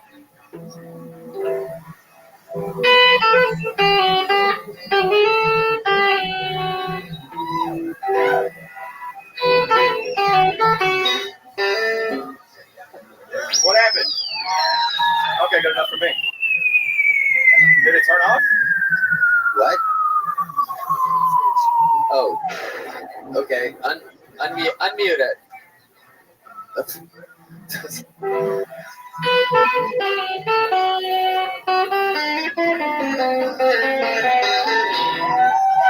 All right, sing and play. This is it. You're doing it, dude. No one wants to hear you fucking do your little fucking bedroom riffs. Baby, lock the door and turn the lights down low. Whatever. I'm not that impressed. I got you, Landis. Are you impressed? No! See, it's just Tony, I feel so. We should give him another. I was looking at him. His hands were shaking. Yeah. I think he needs to take a deep breath and give us your best. And do your real voice. Don't do that fucking fake. Oh, everybody can sound like this. Everybody can do that. Come on. Let him fucking rip. I don't care if he's nervous. He sounds like RFK Jr. at a karaoke bar. I don't give a fuck. I'm not going to make believe and pretend like it's good. We're in the live music capital of the world. You're not in Dallas anymore, bitch. Let's go. Joe DeRosa. Hold on. Can we please? This guy's following the hardest thing ever that he had to would ever have to follow. What just happened before you? It destroyed. You're talking about David Jolly talking about getting his dick sucked from behind? From behind. And how he was going to fuck a white bitch this week. Right. Yes, that's what I'm talking about.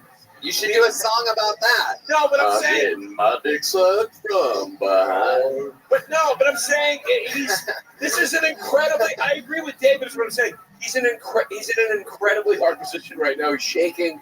I love it. This is what there's always. They could sign up. He could come back again. I know. Luke, do you think you have something better in you right now? Do you think you can fucking play a better song than what you just tried? Do you think you can let it rip real quick? Here he is. Okay. Come on, one more time. Luke Smith with a fucking song. You're in Austin. Live at Kill Tony. All right. Play the song. Play the fucking song. Play the song. Play the song.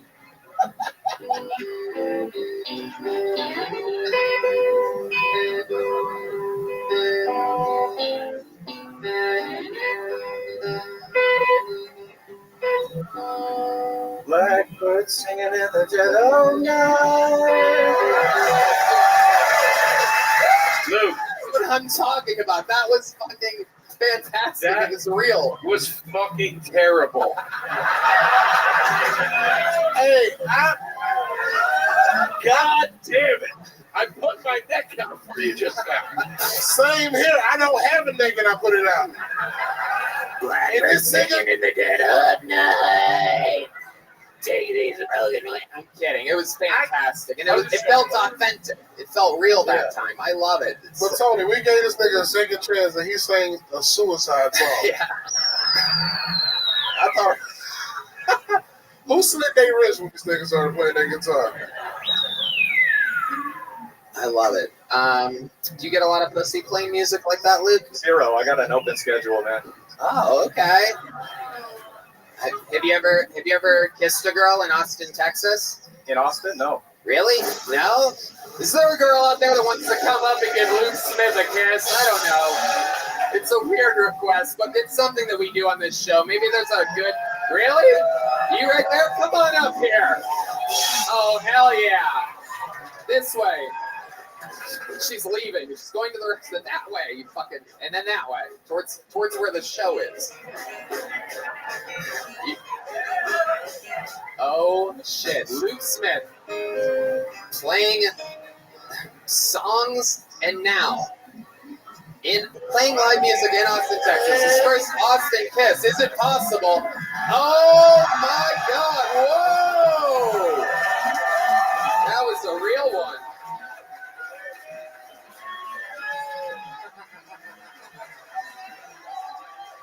Wow. That was awesome. That was incredible. Oh my goodness. Sweetheart, jump up there. What's your name? Hi, my name's Melina. Melina? It's Melina. Melina. Okay. Wow, that is, what made you come up and do that? Are you a fan of the show? This ain't my first time. Whoa! You've kissed a boy on the show before? Is that true? It is. Early Hans Kim? No. He was another guy? I was Monkeypox Girl.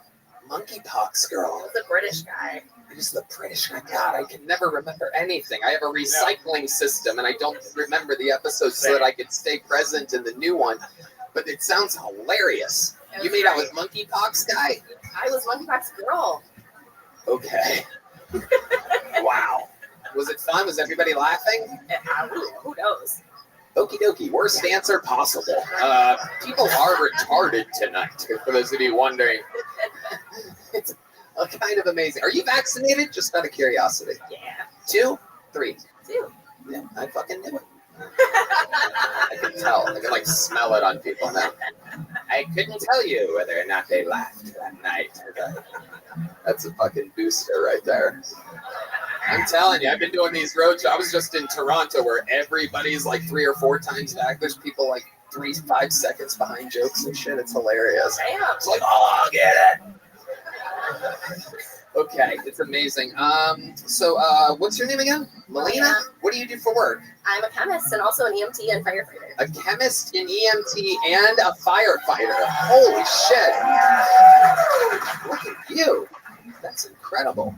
That's 3 jobs where you have to save people, which means people are dying on her watch because she's at the other job.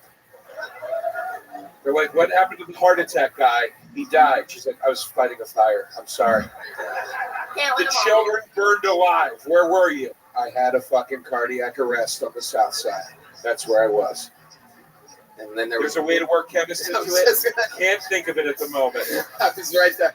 I was about to do that for you, but okay. All right. Wow. So it's so interesting that you're willing to jump on stage, Melina, and kiss boys on the show. This is your second time doing it? So tell us more about your sex life. It seems like you would be very adventurous. Yeah. I can't share my secrets. I can't share my secrets. Sure you can.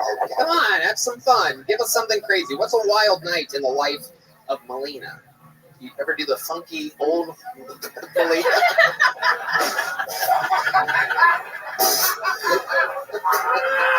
Oh no. Come on, tell us something, Melina. Like the suck it from behind thing? Wait, have you sucked it from behind? Should I let people guess? No. That's a resounding yes. Oh, God. She has. It was the Moderna. It was the Moderna. Oh, boy.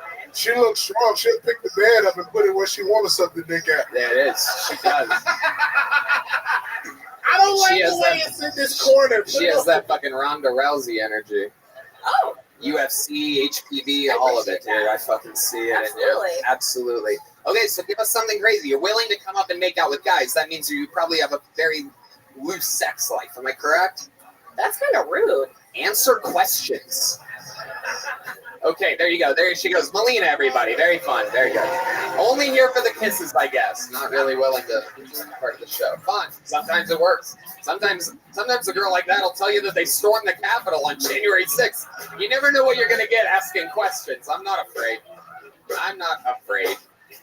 Oh, there he goes, everybody. I forgot he was up here. There he is. Luke Smith, everyone. Luke, come here. Luke. Here's a big joke book. Take a gel blaster. And here's some Zippix toothpicks so that you can relax a little bit. Amazing. Nicotine toothpicks. Am I right, Red Band? I love them. We love them. We really do. They're unbelievable on the fucking airplanes and hotels. Yeah. Can't smoke in movie theater. Zippix. Go to zippix.com. Pulled one last name out of the bucket. We got lucky because I needed to find a female, and I pulled one out on the first pick. So our first female comedian of the night. Sound good, huh? 60 seconds uninterrupted goes to Kelly McKierney, everybody. Kelly McKierney. Here we go. What up? What's up, Austin? I'm visiting. I've been doing a lot of touristy shit. I went to the Cathedral of Junk today, which is really funny, because that's what I call my pussy. What's up? Hey! You guys think if I rename my vagina Xbox, more guys will play with it? Here's your Call of Duty, okay? Put your first-person shooter into my first-person cooter. We'll see how many kills you get. I don't play games. I had to Google that. I call it the Googs. It's fun. I don't know. You guys. I'm so single. Sorry. Oh my God. Thank you so much. I'm so single. I miss the feeling of warm jizz on my naked chest. Too much? Too much? So now I just pour soup onto it. Is that better? Bonus points. Soup tastes better? Okay. How about this? I know I look like a basic white bitch.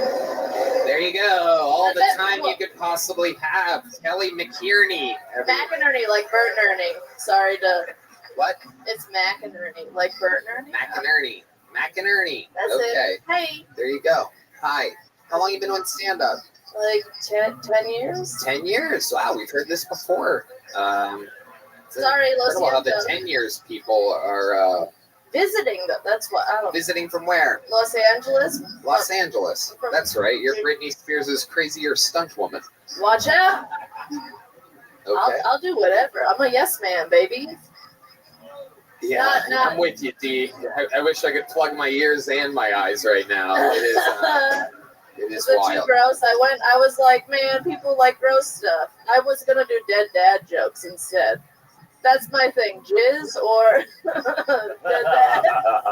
Okay, Kelly, let's talk about it. 10 years. Where at? Los Angeles. All in LA for 10 years? Well, I bounce around. Those are the only things bouncing around connected to you. I know. That is a. Got a face of a Nazi, but a chest of a Holocaust victim. Okay, that's Trying. That's a good one. I like that one. Yeah, good. Cool. I like that one. I like that. Okay, so Sorry if LA. I was too much. Stop, we're not even talking about your set anymore. Okay, cool. Yeah. Okay. What do you do for a living in Los Angeles? How do you make money? I'm a copywriter for an ad agency. That's a thing. Yeah. Do you also work on the railroad or anything like that, or sell newspapers? Not yet. Copywriter. If you need something copyrighted, here we go. Did you ever think of copying some good jokes? Yeah. God damn it. Sure. What'd you do? A leap year joke? No, I said, did you ever think of copying some good jokes? That was funny. Yes, you did. Oh, all right. I liked it. I liked it, Joe. It was good, bro. I was just kidding. It was good. Kelly, how's it going out there? LA is a tough place to be doing comedy, even though a lot of unfunny people are absolutely thriving there right now. How's it going for you? Well, not good because I'm kind of funny sometimes. Spoiler alert. I know. I don't know. So that's why I'm here. That's why I'm here to try and Talk figure like it you're out. pushing out a poop. Do you know that? I don't know. I'm kind of funny sometimes. I haven't pooped at all today, actually. There you go. So Then that's maybe probably why. Maybe you're full of shit. Closest thing to I said, the closest thing I've actually seen to a dick was a shit I took yesterday. So. You look like if Naomi Watts fell down. Yeah. Okay. Like Naomi, what happened to me? Just give me her money and I'll be cool with that shit. And her husband. I'll be Please cool with try that shit. Yeah, I made that one myself. It's an organic fart noise. Kelly, what do you do for fun? What are you into? What I do for fun? Yeah, some hobbies or something like that, other than stand-up comedy. I like to travel a lot. That's why I've been doing it for 10 years. I have a fucking life kind of deal. I travel when I get money, so that's why. Tell us more. Where have you been traveling? Did you just start a fire in Hawaii and then Yeah, come here? actually, I just left Hawaii. Yeah, you seem like you would start fires. Yeah, but right? No, Nope. no. Was that sound it freezing? Was that the licked finger freezing on your cold ass? Yeah, I got a cold puss too. Wow, is that true? I don't know. Nobody knows. Nobody knows. Can somebody tell me? Yeah. Oh my goodness, David Lucas, what do you think about this, Kelly McInerney? This bitch got dumpster diver pussy. That bitch. I'm from New Jersey originally, so it makes sense. Now you just look dirty, bitch. I don't know what the fuck. I don't trust you. Okay. To be fair, I don't trust you either. Whoa, racist. I'm not a Karen, I'm a Kelly. It's too close, but you got the titties of an R. Kelly victim. Yeah, he likes it when the piss runs straight down. To the shoes. I don't trust this bitch with that motherfucking handkerchief ass tank top you got on. That is a very, very chintzy, almost childlike tank top. Why are you wearing that? It looks like a Fruit Stripes gum wrapper. I was trying to fit into like the Austin ladies. I was trying to look like a lady. You're dressed like you stole clothing off of somebody else's clothing line. I do steal a lot from Target, so that tracks. Oh, then you and David have more in common than we thought. That's incredible. Did you need some bath bombs or tampons? That tank top look like a handkerchief that a white man wiped his forehead before he buys slaves. Ooh, this nigga costs $1,300. Ooh, shit. Jesus. Incredible. Kelly, what else? Tell us more about you. I don't know. I'm visiting. Here's a fun fact. I used to be a clown on the weekend, so I know how to twist balloons. Is that dumb? Do you have any balloons on you? I don't. So it's anybody have a condom, perhaps, or something we can? Could make it a giraffe. Yeah. Well, I can't blow it up though. That's no problem. Kill Tony fans don't use condoms, unfortunately. So everybody knows that. We don't allow them. The two things we lock up are phones and condoms here. Kelly, what's your wildest thing that's ever happened to you being in sexual relations with a man? We didn't get an answer out of the random girl that comes up and kisses guys but won't talk about things. How about you? You seem like you've been in the entertainment business for 10 years. I'm not. I don't know if you could tell. I'm very much like a dead fish during having sex. You know, like that. I don't move. Closest thing is like I fucked on my period once at a hotel. Left it like a murder scene. No. Wow. Oh boy, 10 years in the game, everybody. Kelly McInerney. My goodness gracious. I'm not fun. It's not me. It's the people. Okay, yes, it's the crowd. You're right. It's the crowd. No, the men I'm fucking. I'm saying they don't want to do anything fun. Last guy I dated didn't want a fucking jacuzzi. He didn't like the water. I'm like, isn't that the whole point of fucking? It's like a water sport. Like it's all about the juices. Anyways. Are you Eileen Wuornos? Okay. I can't. That's a great reference. The people on YouTube are going to love that. I'm not gay. Maybe you're right. Maybe it is the crowd. I'm not gay. Here's a little joke bug. Here you go. It's coming at you. You ready? Here we go. Thank you. Oh, Jesus Christ. Sorry that I went too hard with the pussy thing. It wasn't that. It wasn't Just that at my all. face? It wasn't that. It was the premises, the writing, the delivery, and then the interview. That's all it was. That's all. It's okay. Maybe next time. Kelly McInerney, everybody. Some people do it. Some people don't. For some people, it's easy. For some people, it's not. Some people are naturally talented. Some people work at it. Your final comedian of the night is all of those things at once. An absolute fucking force. The record holder for most appearances on this show, most interviews on this show. The Hall of Famer of Kill Tony. Ladies and gentlemen, the Big Red Machine, the Memphis Strangler, the Vanilla Gorilla. Lights out, William Montgomery, everybody.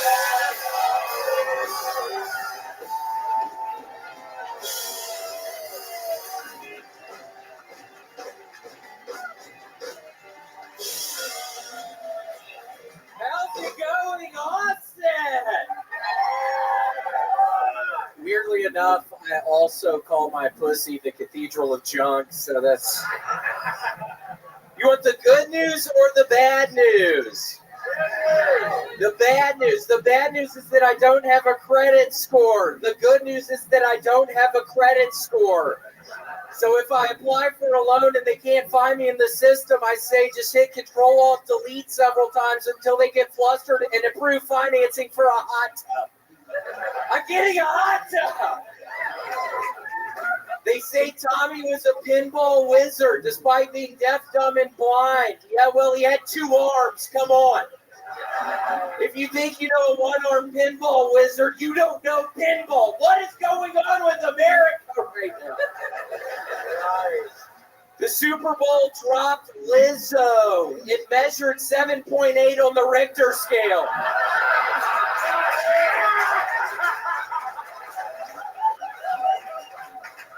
Yeah, it looks like Lizzo is in trouble. I guess we can all quit pretending that morbid obesity is a good thing. Okay, that's right there.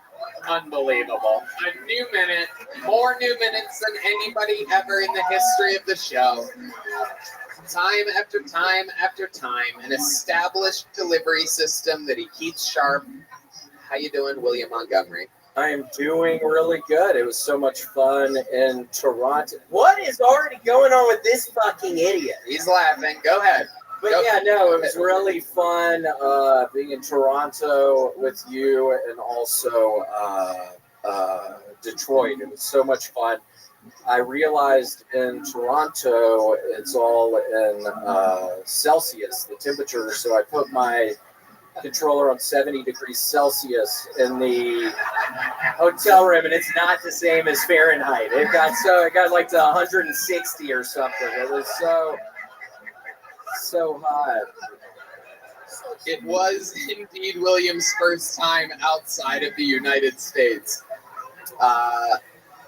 What else in Toronto? That is incredible that you thought Celsius and Fahrenheit were the same. What does that translate to? What is 70 degrees? It's like 100 and almost 200, I think, or something like that. Yeah, it was probably about almost 200. I couldn't stop sweating when I walked back in after the show. I mean, it was hot as shit. David was in there briefly. Yeah. David is sweaty room Beetlejuice. He just pops up everywhere. There's all right. Anyway. So what else about Toronto and Detroit? William is out there doing these theaters with me. They are indeed the largest venues you've ever done in your entire life. How does it feel up there? What's different? Explain to the people. It feels good. I mean, I'll be honest with y'all. I've gotten very used to a crowd around this size when it's literally 5,000, 10,000 people. I freeze up there. Tony has been so sweet to let me continue to do this, but it's turning into a disaster for me. Whenever it's about 5 to 10,000 fucking people, I just can't help but freeze up there. I mean, I'm trying to have the set of my life up there every fucking time, but I can't do it. I mean, 5 to 10,000 people is... Well, I lock up phones at all these shows, so maybe you could show the people, like, you could do one of your normal jokes, and you could show the people, like, what it's like for them up there. So picture William. He's in the middle of his set. He's in front of 5 or 10,000 people, and here he is, William Montgomery. This is what it's like. Picture the 5 or 10,000 people so that you naturally freeze up. This is what he does in theaters. So he's got a big joke. There's a big laugh. Everybody laugh.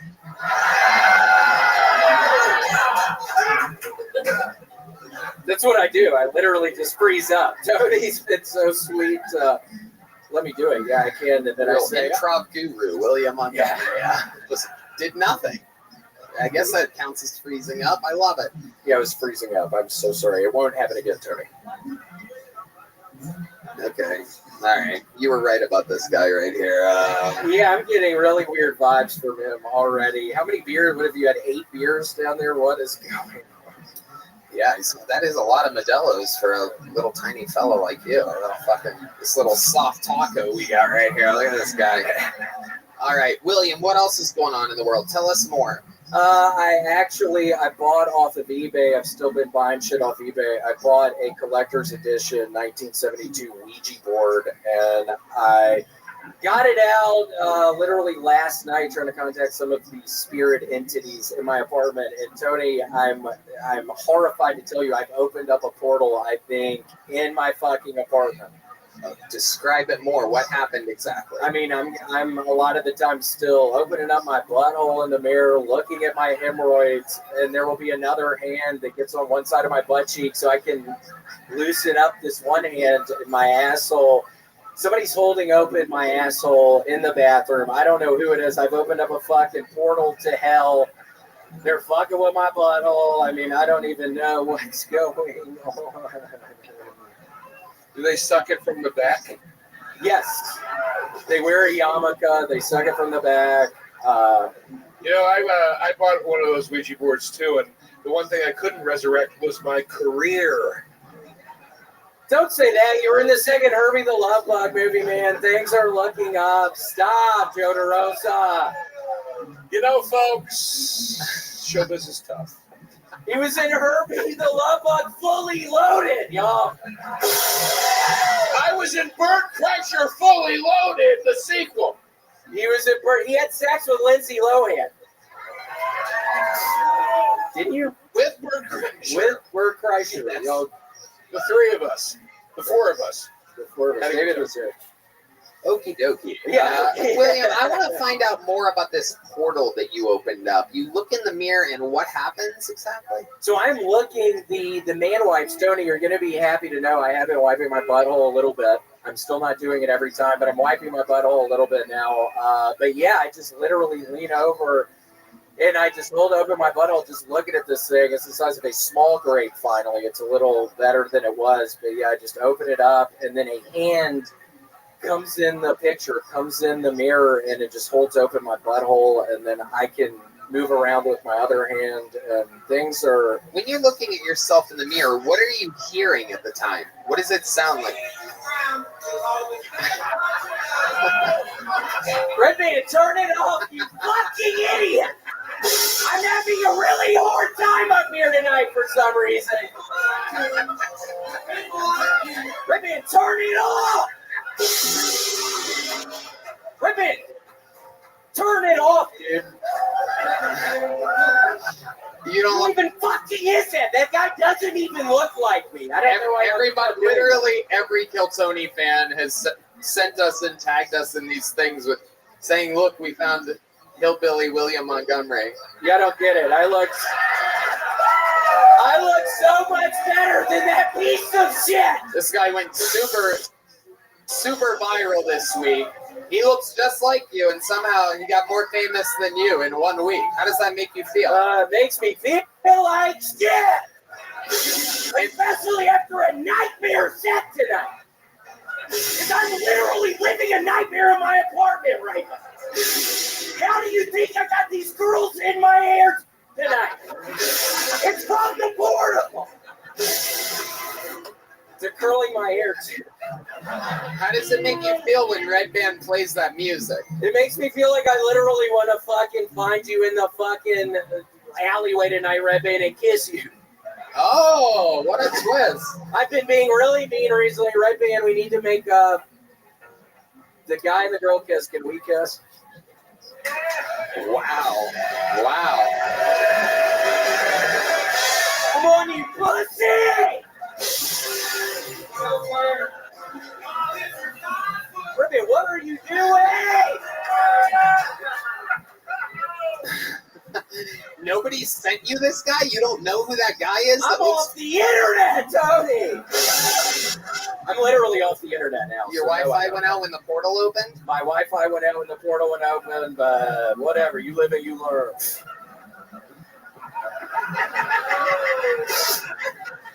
William, I'm just going to say it for everybody. Everybody fucking loves you. You are a monster. It is unbelievable.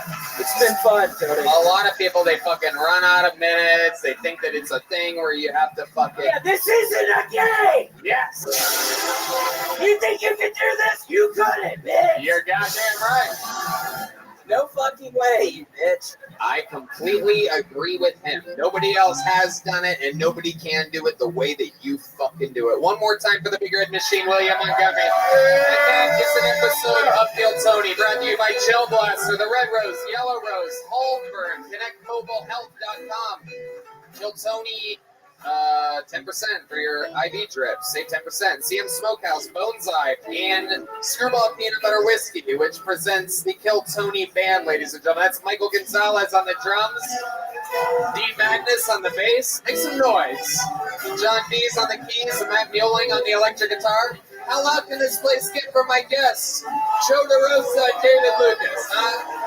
Did you guys have fucking fun tonight? Thank you for coming out. Exclusive Kill Tony merch available on your way out.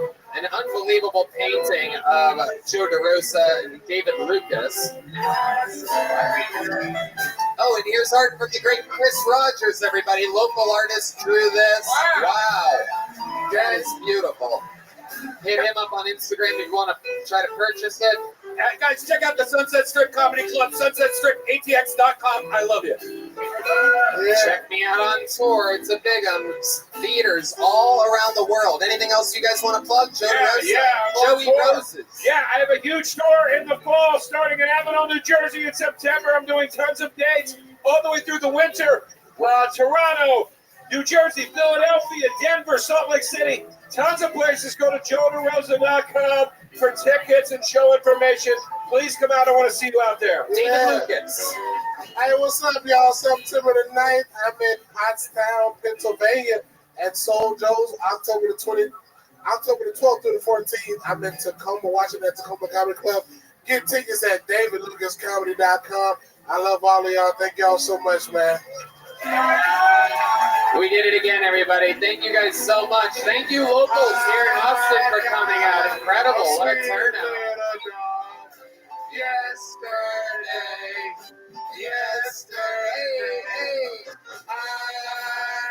hell yeah. A sweet little dog. Yesterday. Whoa. I got a sweet little dog. Yesterday. One more time for the top. I got a sweet little dog. Yesterday. I got yesterday. Tonight. I got a sweet little dog.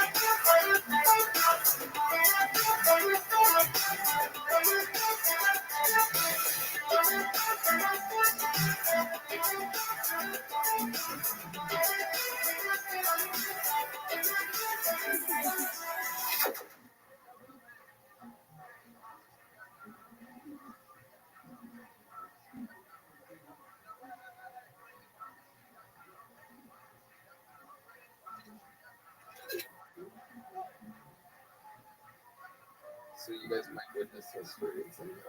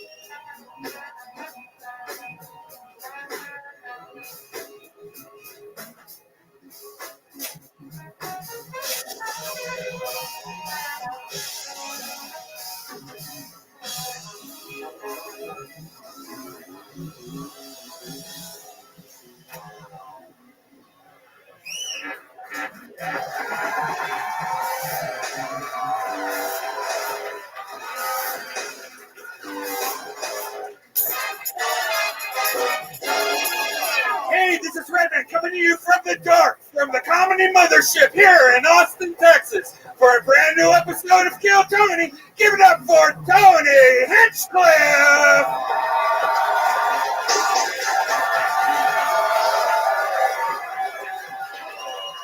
Who's ready for the best fucking Monday night of their lives, huh? Yippee, everybody, it's Red Band, everyone. We do the show together for 10 years and 3 months. You're the #1 live podcast in the world, everybody. Kill Tony, brought to you by Gel Blaster, the Red Rose, Yellow Rose, the whole law firm, which will get you out of any DUI in Austin, Texas. ConnectMobileHealth.com, where you can get IV drips after you get that DUI. Ways to Well, which will get you on a straighter path from DUIs. I didn't get a DUI or anything. I'm just saying that, I mean, who doesn't? It's like a tourist trip to Austin, Texas, right? Rent a car, get a DUI. CM Smokehouse, you know what that's good. The hangover after a DUI. Killmerch.com, in case you throw up on your shirt after your DUI. And no better way to start a DUI than Screwball Peanut Butter Whiskey, which brings you the best damn band in the land. This is the Kill Tony Band. Michael Gonzalez on the drums. Paul Deemer on the horns. Matt Muehling on the electric guitar. The leader of the Austin band, John B's on the keys right behind me. And the motherfucking icon himself, D Madness, here on the bass guitar. Very fun show lined up. Before we start, here's a little bit more from the amazing sponsors that made tonight's episode available for you for free here right now. Hey, this is Red Band, and my comedy club, the Sunset Strip in Austin, Texas, is now open. The Kill Tony Band has 2 shows a month now, so come check out their music. And every Thursday, we have The Secret Show. Go to sunsetstripatx.com for tickets. Shows every night. Hello, small business owners. The average cost to hire an employee is $4,700. When you are spending that kind of money, you want to get it right. That's why the smartest people use ZipRecruiter to hire the best people. Try it for free yourself at ZipRecruiter.com/KillTony and experience the value ZipRecruiter brings to hiring. ZipRecruiter lets you try before you commit. There is no cost to try ZipRecruiter. You can post jobs for free and see for yourself how effective ZipRecruiter is at helping you hire. It's simple. ZipRecruiter helps you get hiring right. 4 out of 5 employers that post on ZipRecruiter get a quality candidate within the first day. Find out for yourself. Go to this exclusive web address to try ZipRecruiter for free before you commit. ZipRecruiter.com/KillTony. That's ZipRecruiter.com/KillTony. Because ZipRecruiter, the smartest way to hire. Hey y'all, football is in full swing with another week of epic games. We're talking touchdowns, big plays, and even bigger wins. And we have teamed up with DraftKings, an official partner of the NFL. If you're going to be parked on the couch all day, why not make a little extra walking around money? With payouts bigger than ever, DraftKings is the only choice when it comes to sports betting. That's right, new customers bet $5 and get $200 in bonus bets instantly. Download the DraftKings Sportsbook app today. Use our promo code KillTony, all one word, when signing up. That's promo code KillTony when you download the DraftKings Sportsbook app today. There's no doubt about it. This is the best of all the apps to play around with. Make some money, have some fun this season. Why not? This is the time to do it. DraftKings, an official partner of the NFL today. Get the app, the DraftKings Sportsbook app. Use the promo code KillTony right now. Hey y'all, kickstart a fresh fall routine with HelloFresh. HelloFresh handles all the meal planning and shopping to deliver everything needed to cook up a tasty meal right at home. They do the hard part, you get the credit. Right, man. HelloFresh takes the stress out of mealtime by delivering fresh ingredients and easy recipes right to your door. This fall, skip that extra trip to the grocery store and have dinner ready in no time with America's #1 meal kit. And man, I love it. Right now they have this great Jimmy O Yang, a buddy of mine, has these pork meatball curries. They've teamed up with Jimmy. They also have this Tex-Mex pork with mango salsa. It's amazing. Instead of going to the grocery store and buying all these extra ingredients and stuff, you get the right amount of ingredients to cook the best dishes It's ever. true. HelloFresh is the best. So go to HelloFresh.com/50KT Show and use the code 50KT Show. Get 50% off plus 15% off the next 2 months. That's 50% off plus 15% off for the next 2 months when you go to HelloFresh.com/50KT Show and use the code 50KT Show. HelloFresh, America's #1 meal kit. Hey y'all, we all know that going to concerts is amazing, but buying tickets is frustrating. It's expensive and you have to plan months in advance. Stop the stress now with Game Time. It's the fast and easy way to buy tickets to all your favorite sports, music, theater, and comedy events. They have killer deals on last minute tickets. Buy your tickets in the afternoon and have an incredible night out that evening. It is real, it works, we use it. Red Band. I love Game Time app, and just looking at it right now, I can see locally there's a Spider-Man Into the Spider-Verse live in concert. That sounds amazing at the Majestic Theater. Fortune Feimster is coming, and Aaron Weber. All these can be found at Game Time. No doubt about it. Snag your tickets without the stress using the Game Time app. Download the Game Time app now. Create an account and use code KILLTONY for $20 off your first purchase. Terms apply. Create a Game Time account and use code KILLTONY for $20 off. Download Game Time today. Last minute tickets, lowest price, guaranteed. Hey y'all, I have to tell you about the super blend I'm loving called Kachava. It's hands down the best thing I've found to feed my body the nutrients it craves. Kachava is an all-in-one plant-based super blend made up of superfoods, greens, plant proteins, antioxidants, adaptogens, probiotic. In other words, everything your body craves to feel your best. And I know what you're thinking. Something this good for me can't possibly taste delicious. That's where Kachava really earns their thousands of 5-star reviews. It tastes amazing. It's creamy, smooth, and comes in 5 delicious flavors. I'll tell you right now, the vanilla and the coconut acai are my favorite, but it also comes in chocolate, chai, and matcha. Red Band. Some folks like to drink it as part of their healthy breakfast or lunch, and others love it as a protein-packed snack before or after a workout. It's perfect for this because it has 25 grams of plant protein per serving. Personally, I like to drink Kachava just laying around on the couch. It feels great because I don't like eating too much, so it's great to just have a nice meal real quick that's delicious and gives me all the protein and nutrients I need. No doubt about it. And Kachava is offering our listeners 10% off for a limited time. Just go to kachava.com/Tony, spelled Kachava, and get 10% off your first order. That's kachava.com/Tony. You guys ready to start tonight's fucking show or what? You know, every single week here in Austin, they said we couldn't do it here. They said, well, who are you going to book? If you move to Austin, who are you going to book? Why would you leave LA? And yet, I am convinced that almost every single episode here in Texas is better than anything we ever did in California. I try to book 2 of the funniest people in the world, and God damn it, I did it again. 2 of the greatest comedic minds of our times, 2 of the greatest comedic actors, 2 of the greatest comedians. Ladies and gentlemen, I present to you David Koechner and Roseanne Barr.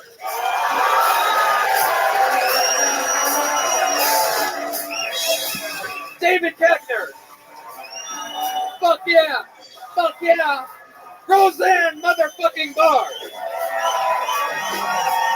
The Queen Bee. And King Koechner. Fuck yes. Roseanne is back.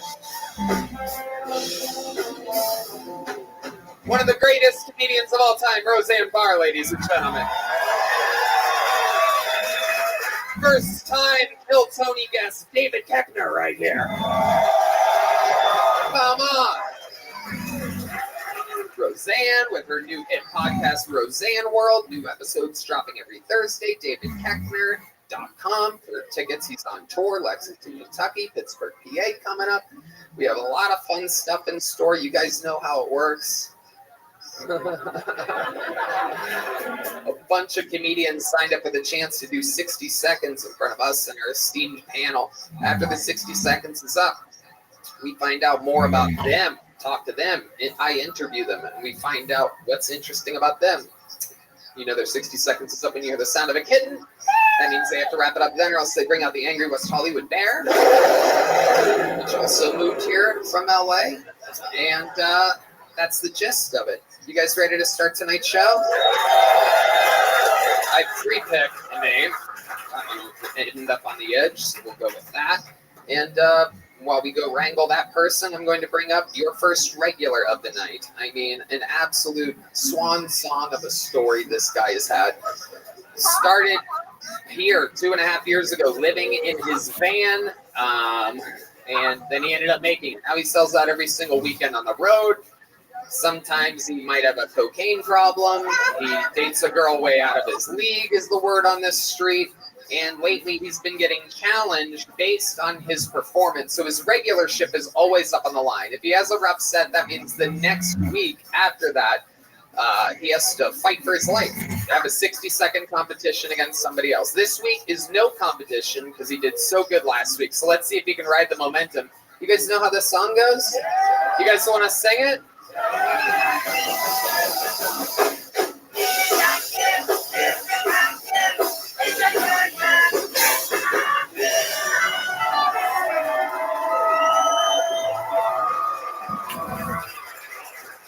Thank you guys. My name is Hans Kim. I'm from New Jersey, so don't worry, Texas. I'm racist too. Yours is more the direct kind of racism. Ours is more tax-based. I love Arabic people, especially when they're in one piece. Because they get a little piecey during historic moments.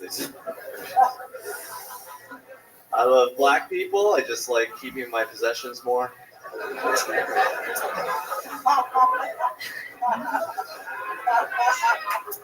I love Mexicans. I love Home Depot. I think that's an amazing store. Because everything you need to rob a Home Depot is in a Home Depot. If you're buying things at Home Depot, you're not thinking hard enough. All right, that's my time. Thank you. Absolutely. Hans Kim with a new 60 seconds. Thank you, Tony. Oh, hello, Hans. Hello, Tony. What are you thanking me for? I'm thinking, I hope that was 60 seconds. No, I said, what are you thanking me for? Oh, thanking? Oh, just my entire career. Okay, perfect. Good. Just making sure we're on the same page. I loved the Home Depot joke. That was fun. Thank you, Tony. Okay. Take us through your process, Hans. When you're writing a new minute every week, where are you doing it? What's going on? Well, the Home Depot joke I wrote inside of a Home Depot. Funny how that happens, right? Yeah, I was like, man, there's so much, you could build so much stuff here. Like, you could even rob this place. I was building a little cat door for my girlfriend. Yes, a cat door so that the cat can go in and out? Yeah, so. Did she say that she wanted that, or did you just do that yourself? Hey, babe, I built you a cat door. Your cat's missing. Okay. Okay. So you're a bit of an environmental comic, so you're influenced by wherever you're standing? Yeah. But the cat didn't make it into the bit this week. No cat. Just overall racism, which was, that's fine. But nobody was spared. It was nice. It really was. It was very, very racist. Black people to keep your possessions warm, Arabic in one piece, and Mexican Home Depot joke. But you're challenging people to think, right? That's your point. Yeah, I want them to think about racism. Right. It's ironic, your presentation. Yeah. At least if you're going to be racist, make it fun. No, yes, right. I think you had another punchline and you stepped on it. I think it was a pussy joke on that cat door bit. Am I right? Yes. I knew it. I know how men think. It's all about cat doors and pussy. I knew it. Oh, Roseanne Barr live. But I love that you were like studied and offensive. That's good. It's non-PC. These motherfuckers need to be shook out of their comas. Thank you, Roseanne. You gotta put some Jew jokes in there, though. I tell you, you gotta get the Jews. Right? Am I right? It's just difficult. They're so litigious.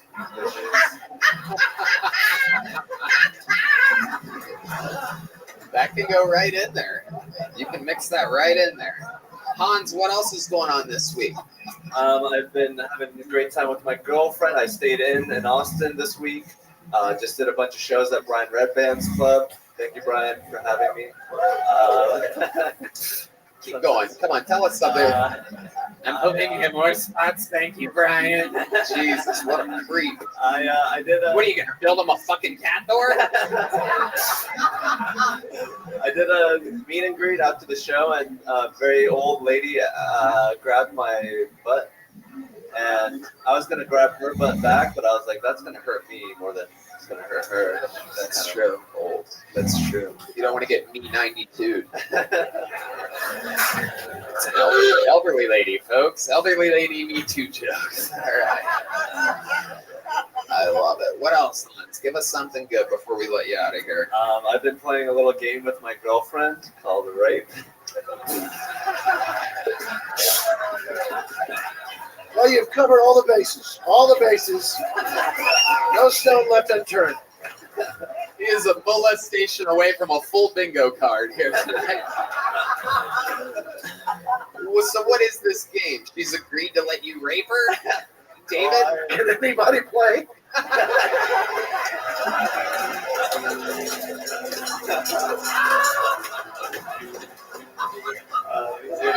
You're not in my weight class.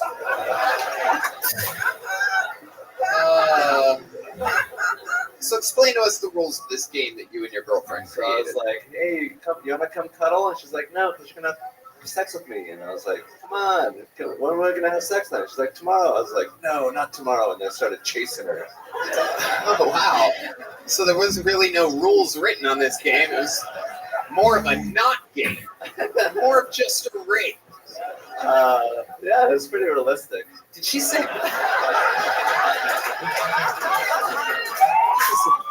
The next part is you all might be called to testify in the future. Yeah. This is why we lock up phones, everybody. So let me ask you this, and I probably shouldn't, because this answer is going to decide whether or not this entire segment gets edited out of the show. But I'm still curious to know, did your girlfriend at any point of this game say the word no? Yeah. Oh, shit. All right. How did she handle it afterwards? Were there any tears or anything like that? This is the #1 live podcast in the world, people. You're in good hands. Don't worry. Ah! She won. She kept me away.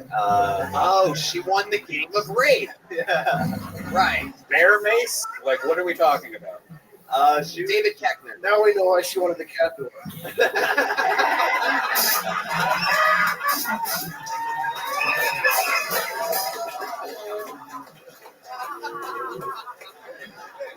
Oh my God. It's for all the pussy to leave. Oh, okay. There you go. There you go, Hans. Well, Hans, this is very interesting. The game of rape really, I think, saved your interview. How many of you guys think Hans did good enough to not have to be challenged for his spot next week? It's pretty much everybody in the room. Thank you. This guy with the bandana wants to see you burn. Hans, you're going to go challengeless next week. My guess is you're going to be lazy and fucking come and stink it up, but we're going to let you off the hook anyway. This game actually has rules to it. But congratulations, another fun new minute. The great and powerful Hans Kim, everybody. There he goes. I'm going to free pick another name, and I'm going to go with the first name that we picked. So this is out of the bucket. That means it could be anybody. It could be a first time. It could be a return of someone. It could be a crazy person. It could be the future. It could be a genius. It could be crazy. Anything can happen. 60 seconds and then an interview. We're going to meet them all together. Put your hands together for Jacob Cancer, everybody. Jacob Cancer, first tonight, out of the bucket on Kill Tony. So, my name is Jacob. A little bit about me. I'm an Uber driver. And I've discovered this whole population of people that I didn't know was very entertaining until just recently, and that's MAGA Asians. As in Asians that love Trump a little too much, okay? I picked up a MAGA Asian coming back from a George Strait concert. All right, I was trying to get a tip, so I was like, I love Dwight Yoakam, you know. And I was like, who do you like? And she was like, I don't like Garth Brooks. I used to like him, I don't like him anymore. And I was like, why don't you like Garth Brooks? And she said, and I quote, he performed at incest criminal Joe Biden inauguration. Joe Biden child molested a criminal family. And at this point, I knew I was getting a tip. So, because I was like, build the wall, I hate Mexicans, vaccines cause autism. And look, I don't know if vaccines cause autism, but my brother got vaccinated. He won the panel in like 2 days. I blacked out throughout the process. I was just spewing a lot of nonsense. But she said at one point, Cunning Fox, Anthony Fauci, stop the Wuhan now. Thank you, guys. Jacob Cancer. Welcome to the show. This is your first time, correct? Yes, sir. Absolutely. How long have you been doing stand-up comedy? 6 years. 6 years. Where at? I started at College Station, did some sets in Houston, graduated from college, went to Boston, was there, I actually came back for a friend's wedding, got arrested with weed, probation, COVID, and then I moved to Dallas to do stand-up. Yeah. Which you cannot eat 3.5 grams of marijuana, at least in the time it takes for a cop to get to your window. And that arrest was here in Texas? Yes, all 3. Yeah, that makes sense. They don't like weed, and they don't like boys that look like girls soccer players either. So you're in double trouble. Jacob Cantor, welcome to the show. What do you do for a living? I'm a supervisor at Whole Foods in Uptown Dallas. Wow. 20% discount for all interested females. Oh my goodness. Wow. So interesting. You're a lesbian. Very good. I love it. I love it. Bet you put a lot of those cucumbers to use. You know Oh, yeah. I check them out all the time, and I just give them a little wink as they go by. Oh, yeah. You spell Whole Foods HOLE. Yes, that's right. What year is it? Say again? I said, what year is it? It's 2023. Ah, wow. I thought it went back in time or something. Okay. Do you always do impressions in your act? Yes, I sometimes I will drop them for a little bit, but this joke kind of it'll get me. We called for it. Yes, exactly. Yeah, exactly. Because that's what she sounded like. Like I'm not being right. You're not being racist at all. Like that. Yeah. You gave yourself license to do it. You set it up. You told us clearly. More or less. Yeah. Was she Asian? She was very Asian. Oh, okay. Yeah, I was gonna say it'd be crazy if she wasn't Asian, and that's just what you think women sound like. She was very Asian. You do a blood test? How could you tell?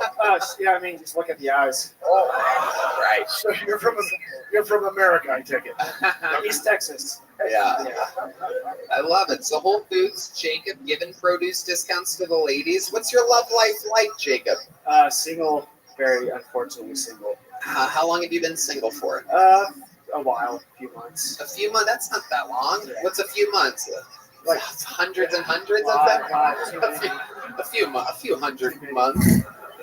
I've just been single for a little tiny touch my whole life. Roseanne. Do you do other dialects, other voices? Listen, that is a fucking great question, Yeah. Roseanne Barr. Let's go through your entire racist No, I'm impression. just asking about one because I bet you can do another one, huh?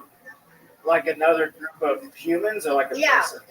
Did you just call them another humans? group of humans. Are you talking about human beings? Yeah, human beings. I'm parched. Sorry. Okay. Can you do Jews? Yeah. Because are you a Jew? No, but my last name sounds Jewish, so I claim it. Yeah, but so Your hair you looks can't like do a it. Jewish I'm not a real dialect. Jew. No, I could do a Jewish accent. I don't know. Let's hear it. All right, here Come he is. on, let's hear it. You might know him from his amazing Asian Yeah. accent. It's kind of like the Asian. Here he is, Jacob Cantor. Is there any AC in this train?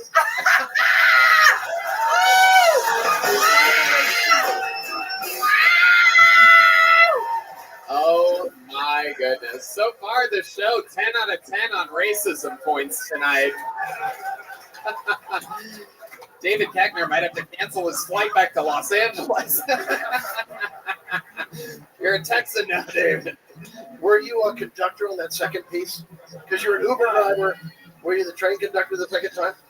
No. And some customers complaining to you? Yeah. You just- I mean, Okay. I know it just got hot there. Like, not in the train. It was really bad.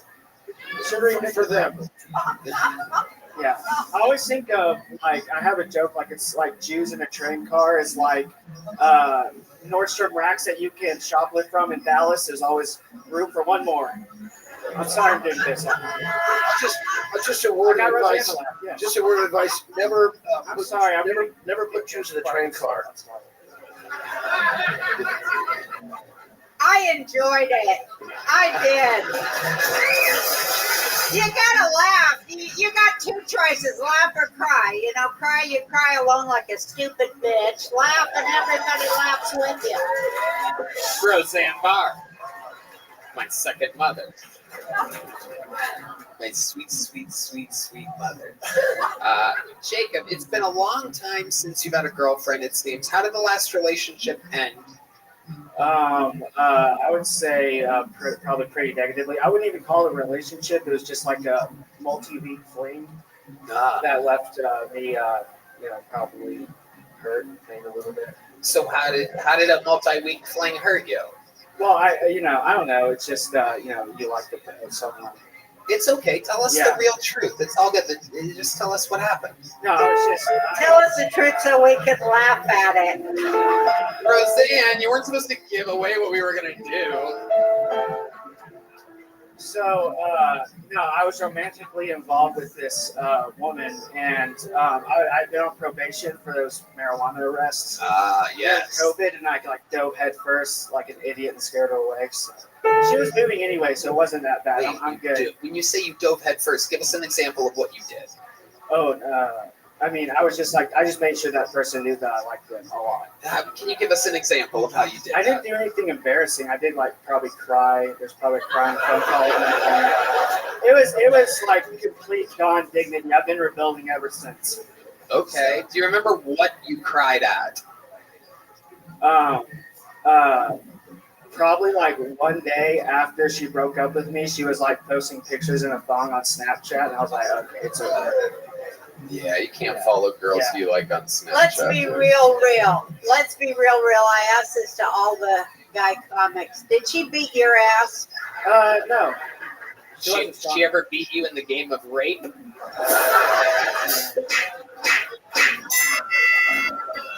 There's a few times I didn't want it. Oh, wow. The truth comes out. Wasn't this just only a couple weeks you were Because with a lot of these, No, it was a lot of these young girls are beating the guy's ass these days. You know. Yeah, I know. Yeah, it's the chemicals in the water. That's what I think too. Jacob, let me ask you something. Is this really you? Are you politically this way? Do you feel the way that you actually talk, or do you do a different act when you're on the Upper East Coast or something? No, I don't do a different act. My jokes are my jokes. You either like them or you don't. Right. No, but I'm saying But that's not my point. This is just a recent joke that I really like that I wanted to do on Kill Tony. But I just started to hear your Texas accent for the first time, and you were talking about how your jokes are your jokes. You're like pathological with jokes, huh? They come all the time. You can't stop them, right? Exactly. Yeah, I can see that. Is this a new relationship that's budding right now? I think I'm seeing sparks. Maybe you I'm an can old give Roseanne a ride home on your big wheel after this. I got pegs. Jacob Cancer, your first time on Kill Tony. I like your style. Here's a big joke book. Great stuff. There he goes. Jacob Cancer, everyone. Jacob R. Cancer on Instagram. And like that, the show has begun. He leaves with a gel blaster and a big joke book from the great Ellenside. The joke books are for sale at killmerch.com. I pulled another name out of the bucket. We're going to meet them all together now, just like we just did with Jacob. His name is Heath Whambolt, everybody. 60 seconds uninterrupted from Heath Whambolt, everyone. Oh, shit. It's about to fucking go down. Heath, up there, buddy. Heath. I'm scared. Heath. I'm scared. Hold on. Heath. Over here, Heath. Go to the microphone. 60 seconds starting now for Heath Whambolt. Hi, how are you, everybody? I've never done anything like this except for karaoke. I signed up at the mothership next door. I wrote my house down here that's out front, that yellow black one everybody probably saw, from Plainville, North Attleboro, Mass., which for a better geographical location is next to Foxborough, New England Patriot country. I figured down in Austin, so I am writing to benefit Sergeant Travis Mills, quadruple amputee for the Army. He's got a place up in Rome, Maine for a veterans retreat, so my ride is to benefit him. If you look him up on GoFundMe, you'll see his page up there, and you'll see this mug with my Harley glasses and out in front of the retreat in Rome, Maine. I bought my bike up in Laconia, and I'm trying to do something selfishly unselfish to destroy the family court system, because it is a horrible system. All right, Heath Wambold, I'm going to cut you off right there. A very special case of me only giving 60 seconds. I'll be the West Hollywood Bear on this one. Holy shit, dude. Not a joke. You just came here to plug a fucking thing? So what's it for? Triple amputee? What'd you say? Quadruple amputee. Well, it's quadruple amputee. Got it. That was the answer to the question. Quadruple amputee, and you're riding a motorcycle to raise money for him. So you're doing something that literally a quadruple amputee can't even do in order to raise money for a quadruple amputee. This quadruple amputee is a badass hero. And do you have a sidecar for this guy or anything? No, You're just out there. You're just calling him every day, like, dude, had a great time. Another 2,000 miles today. How's bed? Unbelievable, Heath. I mean, what a setup. Quadruple amputee. That's a Kill Tony curse. I've been waiting 10 years and 3 months to do my quadruple amputee jokes, for Christ's sake. Holy shit. I'm glad I could be here to service that. There you go. Absolutely. Look at you. I mean, you look like a guy that's riding a motorcycle across the country to raise money for a quadruple amputee. Damn right. It is unbelievable. What do we got here? Okay. The work boots. Farmington, Maine, all-American made. Oh, yeah, you look like every member of the fucking Village People mashed together. Hey, I'm a carpenter and a tree climber. There you go. You're a what? A carpenter and a tree climber. Okay. All right. You're a tree climber. Yeah, rope, saddle, chainsaws, ankle cranes. Have you ever killed anybody?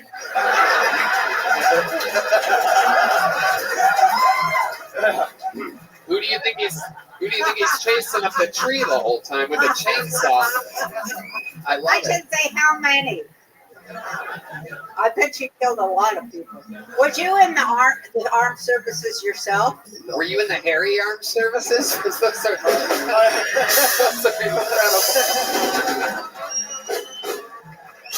Whoa. All right.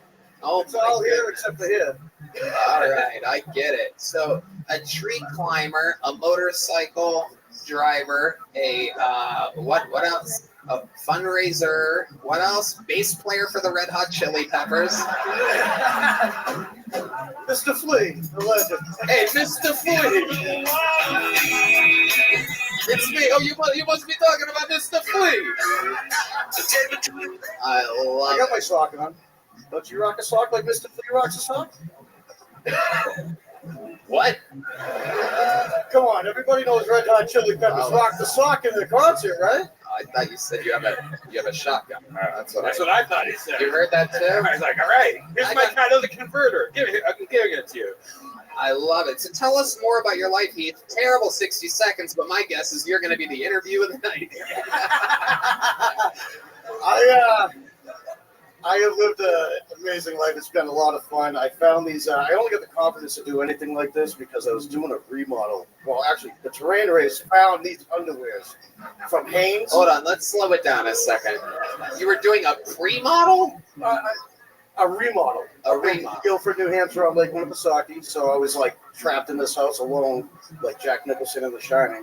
Right, except on meth. He wasn't on meth in The Shining. No, unfortunately, I've been sober for too long to do that again. Okay, what made you go sober? I lost my family, threw myself into a tree, and now here I am 10 years later, rebuilt, reestablished, fighting the family court system, raising money for a quadruple amputee, and our armed services. Okay, all right, Jesus Christ. Totally sober, except for the doctor-prescribed Adderall. This is natural, believe it or not. So when you say you threw yourself into a tree, you were driving a car at the time? Yes, sir. Okay, when you hit the tree, did you start climbing it immediately? No, but it did set me up one. That was my next job in sobriety. 5 months later, is at Tree Tech in Foxborough, Mass. What are the Felix. Yeah. One tree What the boss did to closes, another one opens. Oh my God, Heath, what a character you fucking are. Now I want to know about these family courts you're trying, because I'm all up in that with you, destroying the family courts, those dirty bastards. So my bike is named after my mom, Madonna Marie. Wait, you named your motorcycle after your mom? After my mama, yeah. That's so sweet. Wow. So my personality, being able to get up here and all that, comes from my mama. She was about 4'10", and she was just a spark of life. Her favorite part of life was Wait, what? The Boston accent they're picking on back in. Okay, guys. Oh, guys. I mean, Michael. God, Jesus Christ. Hey, you know he's not in the country, right? Y'all have the if you had to accent? guess, is he not ADD? Okay. Heath, stick with this show up here. The All right, musicians well. get a little rowdy sometimes. I'm They got learning drums, they got a big raise recently and started misbehaving immediately afterwards. Very backwards. But There's no such thing as nervous energy, right? okay, Heath, stick with me up here. Yes, sir. You're actually pretty good at this, by the way. You're getting better as time goes on. You're very comfortable up here. So let's talk about some interesting shit. The family court system. Okie dokie, Roseanne. Thank you. We're going to try to stay on some kind of track You'll here. be able to I see- got it. I promise, Roseanne. I don't So wanna- stick with me here, Heath. What are some things that you do that would surprise the people here? You've already talked about all the good deeds and everything, but let's talk about the dark side of Heath Wamble for a In second. court, I'm a bit of a savage. I've called out the judge. I told her I was going to make her famous along with the lawyers. What do you wear to court? All right, so I used to go looking like a lawyer, but I always have to wear my boots. Right. And I feel like I'm at work. But you're supposed to respect the system. Yeah. Until the system fucks you, and then fuck the system. Because Yeah. we are the people, we are the government. You got it. So fuck them. Right? This is my fucking children. You're saying all of Roseanne's safe words Right? tonight. So- I'm telling I like Jews. you. Whoa. No one believes you. Hey, I'm part Jew, brother. Wait, Are what? we all? If you're Christian, you're part Jew. You can't be a. That's right. How does that work without That's it? right. Oh, you're That's Jewish? right. He's saying You have it. to be. If you're That's Christian, it. you gotta believe in Amen. Judaism. He's saying it. He's telling the truth. Amen. I love her. They I don't want to say- go for a ride on my bike this weekend. Whoa. You know, back when I had any kind of womanhood in my body, I would have said yes. But they got me on the testosterone now. Oh, but I can help you feel like They a do. 42-year-old woman again. I'm 42, so I can help you feel like a 42. You're 42? You're 42? I'm 42. I'll be 43 in You're November. Oh my God, You're younger than my son. oh my God, you're only 3 years older than me. That's fucked up, dude. Right? You lived a life. What the fuck have you done? What have you seen? Where else did you ride your motorcycle? of Through cocaine. hell? Well, he says he got sober, so I guess he was all messed up on drugs and shit for a I while. love cocaine, but it's not real anymore. And that led one thing into the other with the drinking. And the drinking, that's just a demon. You talk a lot, don't you? Nowadays, yeah. But Yeah, I bet you do. You know you talk a lot when your best friend is a quadruple amputee. It's like he just can't get out of the situation. It's like, fuck. I've actually never Fuck, got what I would give for just one fucking leg right now. So that I can get the fuck out of here. Wish I lost my ears. So I've never actually got to meet Sergeant Travis Mills. I just came up with the idea to raise money for him to promote my cause of the family court. So I figured if I could do something selfishly unselfish, I would get noticed. Absolutely. Has anyone ever told you that you look like a full-grown sea monkey before?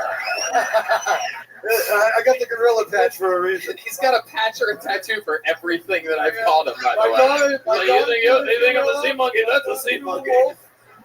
I was part of the Sea Monkeys. It was a San Francisco motorcycle gang. My daughter drew the tag. Okay. All right. There we go. You are every channel on fucking A&E smashed together. I love it. Every show on Yes, sir. A&E channel. Fuck. 1980, we were legends, man.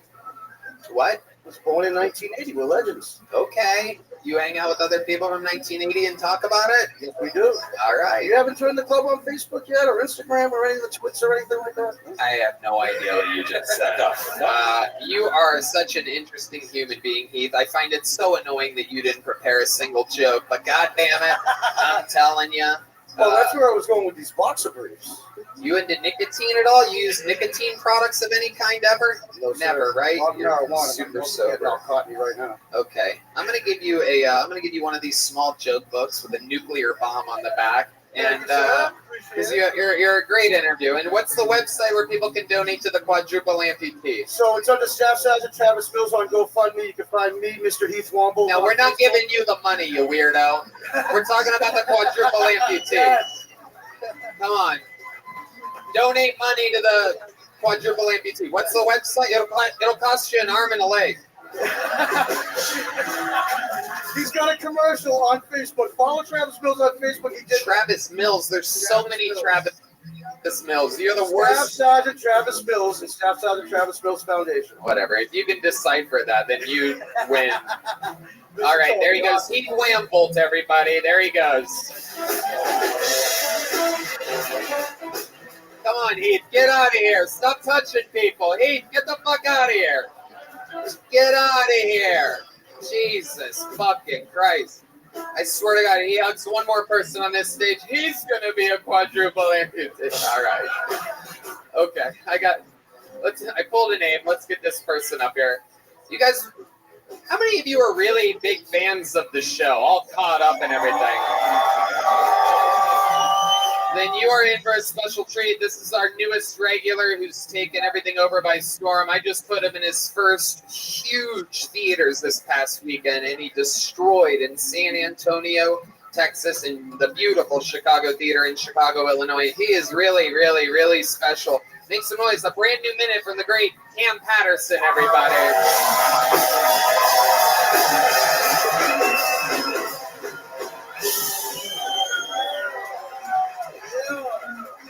What's up, nigga? How y'all doing?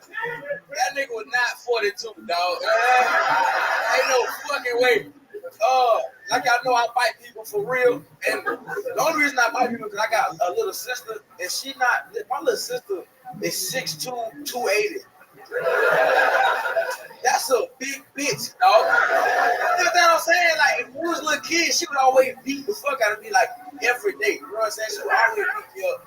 And my biggest fear that she come and they go, Cameron, my boyfriend just hit me, come do something about it. And I was back home a couple weeks ago, and she called me, she was like, Cam, my boyfriend just hit me, I need you to come handle it.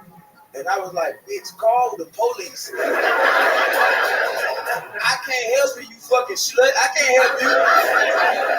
But that's my little sister, and I love her, so, you know, so I went over there, right? I went to the house, and I was like, hey, fuck, nigga. That's what I said. I'm scared.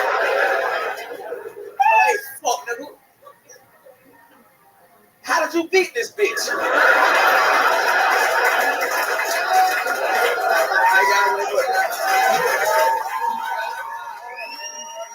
There you have it. Every single week, another brand new minute. Another unbelievable set. Filling the room with charm and charisma. Light-skinned lady. What's up? That is indeed a light-skinned lady. You're always quick to find the light-skinned lady in the room. They're the bestest, you know what I'm saying? The light-skinned are the bestest? I love it. Yeah, you want to rock, bitch? Whoa. She's about to get one. Oh, shit. Oh, shit. Oh, my goodness. Look how giggly she is. She's blushing. I didn't realize the ultimate pickup line was, you want to rock, bitch? Holy shit. Cam Patterson taking over by storm, rocking the brand new. I see the tag. That is the brand new Cam Patterson shirt going selling quickly at killmerch.com. Comes with a free rock. I'm not kidding. Literally does. Out here making moves, making big fucking everything. Biggest shows of your life this weekend. Tell us about it. Man, that shit was crazy. Like, you know what I'm saying? It was insane, bro. When my dad came to Chicago, and after we like, this is real shit, don't laugh. I'm being a real serious motherfucker right now. My dad came, and I started crying. You know what I'm saying? Because it was a lot for me. You feel me? So thank you so much. Yeah. I love that. I love it. Still a real nigga, though.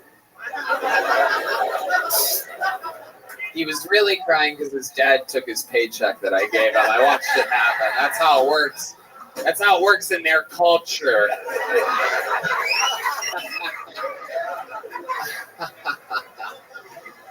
I love it. It was amazing. You came out to a huge pop, and the crowd went absolutely crazy. You were going up in the middle of these lineups. William was getting it started, and then you. And I think they were really surprised to see you. But it's crazy because you've only been on the show for 2 months. It's crazy how literally famous you've gotten in such a short period of time. How else is that affecting your life? Shit.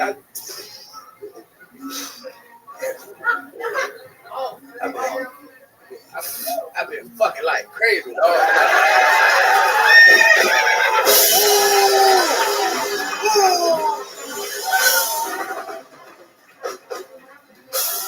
I just been fucking. You know what I'm saying? Are you being careful? You take precautions. Yeah, God, my condom. God, your condom. God, my condom, baby. God intends to repopulate the world, so you might want to be careful. God puts holes in condoms. And we're in Texas, sir. You're going to keep that baby. She wants to be the only one, though. She might want to be the only one. That's cool. All right. Cam has an amazing abortion policy. If a girl gets pregnant, he just throws a rock at her. I'm gonna stone that bitch, nigga. Gang violence has been called on the field. That is a 15-yard penalty to keep it down. The year is 2023. Am I right, sir? It's still, yeah. Yep, we're doing it. So, Cam, what else is going on? Anything else we should know about? Your life is business is booming. When we met you, what were you doing? You were a golf cart. Right. That is correct. And then you are now a what? I'm a goddamn stay. I'm a kid Tony nigga. I'm a stair nigga. I work at the, you know what I'm saying, the buddy shit. I just do a lot of shit with nigga in it. You know what I'm saying? Yeah. A lot of nigga things. But I, you know what I'm saying? Robbing people know I'm a good person. This is beautiful. I'm for the fucking light skinned piece. I'm having a good time. Yeah. That's good. Yeah. Roseanne Barr, you've seen Cam Patterson before, correct? Well, yeah, you told me you got to watch this kid. Remember, was up there, and well, that was the other joint. And you go, hey, you got to watch this kid. He has it. And so I went over and leaned over the balcony, and I told you this. I told you, oh, you do, you got it, and you own the stage. You got it all, and love watching it. You were here again tonight. Yeah, thank you. That means a lot to me.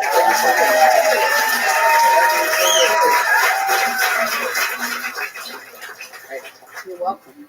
Cam, it's pretty wild. You did your first 2 theaters this past weekend, and you did so good in Chicago that up on the rooftop bar that we were at afterwards, I confirmed that you'll be on this weekend in Charlotte and Atlanta, Georgia. So it goes on and on. He's been added, literally added, even though I already have 2 openers full-time on the road. Everybody's doing slightly shorter sets. I'm going with 3 openers just to blow people's fucking minds and give them the best show possible. And you did that. That wasn't originally going to be my plan, but you cemented yourself in that spot from doing so good. So congratulations. And you did it again here again tonight.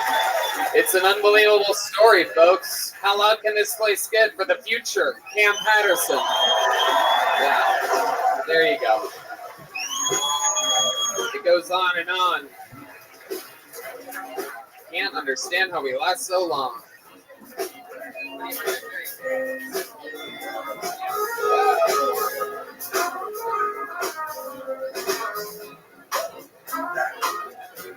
Okay, pulled another name out of the bucket. Make some noise for Angelo Diona. This is out of the bucket. We're going to meet them all together. Angelo Diona.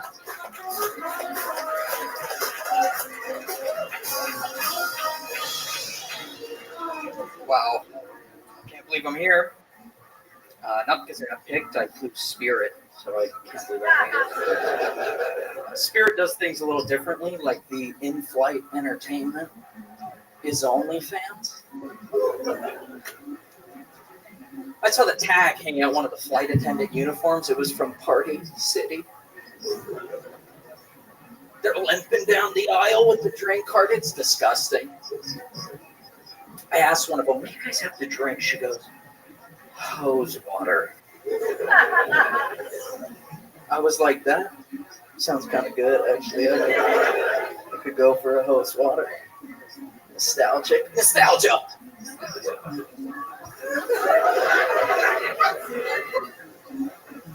Most airlines, you hear the pilot make an announcement that sounds like, we're starting our descent to Austin. On Spirit, it sounds like, hey, we better land this bit. Thank you. Okay, Angelo Diona. Okay, welcome, Angelo. You got to be one of the funniest funeral directors we've ever had on the show. It's incredible. Business is booming. Corpses coming in left and right. I love it. Okay, welcome, Angelo. How long have you been doing stand-up? It's my first time. Okay, first time ever. There's the goat of the first time. Popping his cherry here in front of 1 million plus viewers and listeners. How does it feel? How do you think that went? It went pretty good. I thought it was going to go pretty good. It went pretty good. Okay, you thought your expectations were set at pretty good, and you hit pretty good. Okay, where did you really fly Spirit on your way here? I did, actually. Where did you fly in from? From LA. From LA. So you could have started in LA. What made you fly all the way from the supposed entertainment capital of the world to Austin, Texas to start stand-up comedy here? Why would you do that when LA is such a big deal? Go ahead, Angelo. Answer the question so that everyone can hear. I'm a big fan of the show. I just wanted to do something scary, and this seemed like the place to do it. If you wanted to do something scary, have you thought about turning the lights slightly down and looking at yourself in the mirror?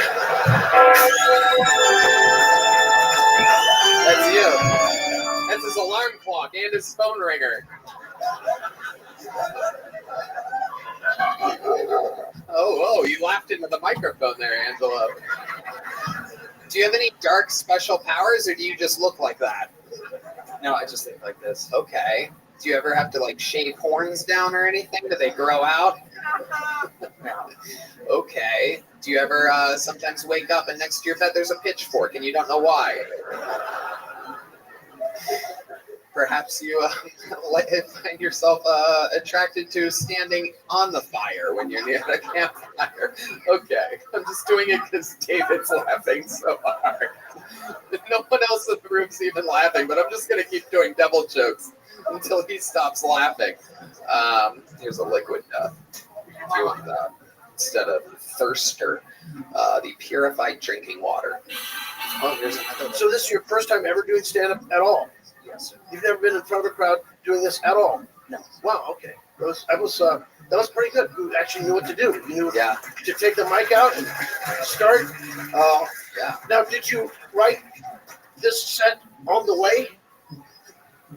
Because you're clearly inspired by Spirit Airlines. No, I just knew I was going to fly Spirit. Okay. So you had weeks. I had a week. Okay. What was your what was your original plan before the Spirit ride? And we know that you do work with a lot of spirits.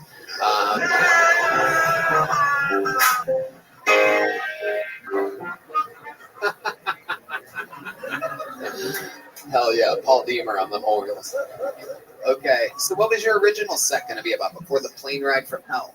It's funny. I used to work in a nursing home. Ah, yes. It was about the nursing home. Okay, tell us what was one of those jokes going to be. Let's see if you made the right choice. I didn't write the joke yet. It was just the story of Okay.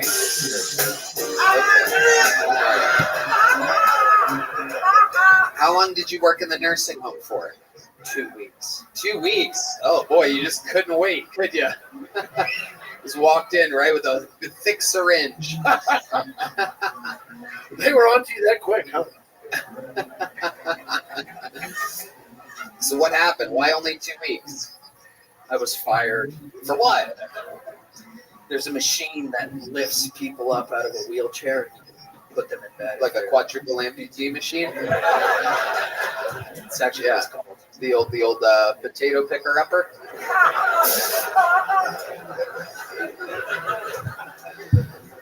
I lifted a guy out of the wheelchair and it takes him like 5 feet in the air. I actually need one of these because I want to raise myself up when I do a bad joke. I think that might be what I need is a wheelchair picker upper. Okay, go ahead.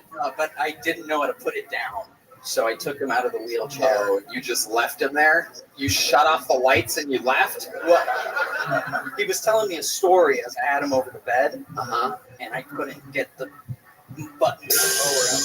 Okay. And then what happened? You can't get the button to work, so you fucked him. That was the end. You got him lifted 5 feet up in the air, perfect oral sex height for you. Right. I'm milking, remember? Yeah. And then he, what? What the fuck? Put your microphone away, you weirdo. Now finish. What happened to him? He actually fell asleep while he was in the thing. Wow. And they're like horizontal. They look like the shittiest magician ever. Oh, yeah. He is risen. Right. And he fell asleep, and I thought this is the perfect exit, so I walked out. Falling asleep is the best type of falling someone in that position can do. You got to look at the positives there. So what did your boss say? She came to me and she said, "We were the last." Hold on, we just lost Lenny Kravitz to cocaine addiction. There he goes. What? She knew I was the last person to take him to his room, so she came to me, and after she walked into his room, so she took me to his room, and he was still up there asleep. So then I thought, I don't know how to lower it. I'm not a bad person. She knows how to lower it. Right. She left him there to show you, to show me how fucked up what you did was. Right, but I didn't know how to lower it. You didn't ask anybody? You didn't think about calling a supervisor and going, hey, I'm having a little trouble finding the lower button here? Nah. That's fucked up. Yeah, that is fucked up. Really fucked up. So now we know, if we know you're this fucked up at work, tell us, Angelo, what type of fucked up shit do you do when you're not working? I play a lot of video games. I'm like ranked in Madden, play online. Madden, huh? Oh my goodness. You know who else is Madden? The guy that you left up on a thing. He's mad and scared.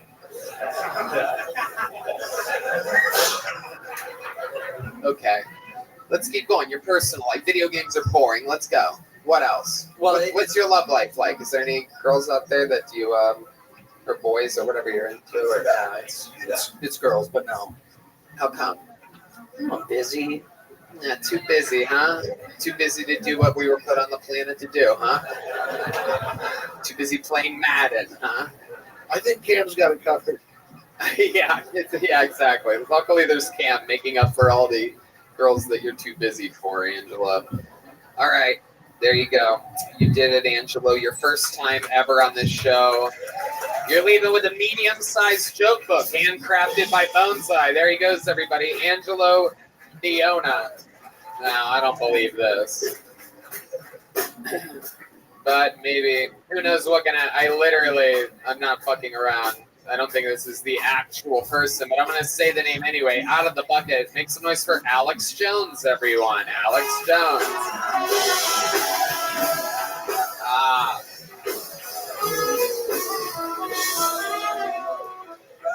What's up, everybody? My name is Alex Jones.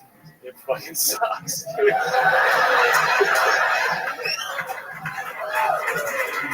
It is so bad. Imagine trying to get a loan. Being named Alex Jones. I tried to coach my kids' football team. We're having it. But I don't have a ton in common with the actual Alex Jones, except for the fact I'm going through a vicious divorce right now. And the worst thing, my wife cheated on me, yada yada. And just like a lot of people, when I found out going through her phone. I was like, fuck, dude, oh my god, she's texting Elliot. Who the fuck is Elliot's a trans man? Anybody that's keeping score, that's a girl that takes mustache frills. So anyway, I'm like, fuck, dude, this is terrible. So what can I do? How can I reconcile this? Obviously, the marriage is over. It's horrible. I'm fucking destroyed. The only way I can get okay with the situation is if I fuck up.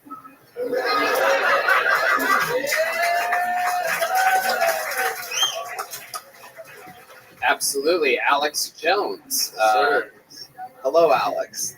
So that really is your name, huh? It is my name. And that's what you go by. Do you make dinner reservations under that name? It is wild. It is wild. Do you ever think about using a different name? I've thought about it, but it feels fake. Right. It's not me. And have you ever met the actual Alex Jones? I have not, but my mother has. What was your mother's relationship with Alex Jones?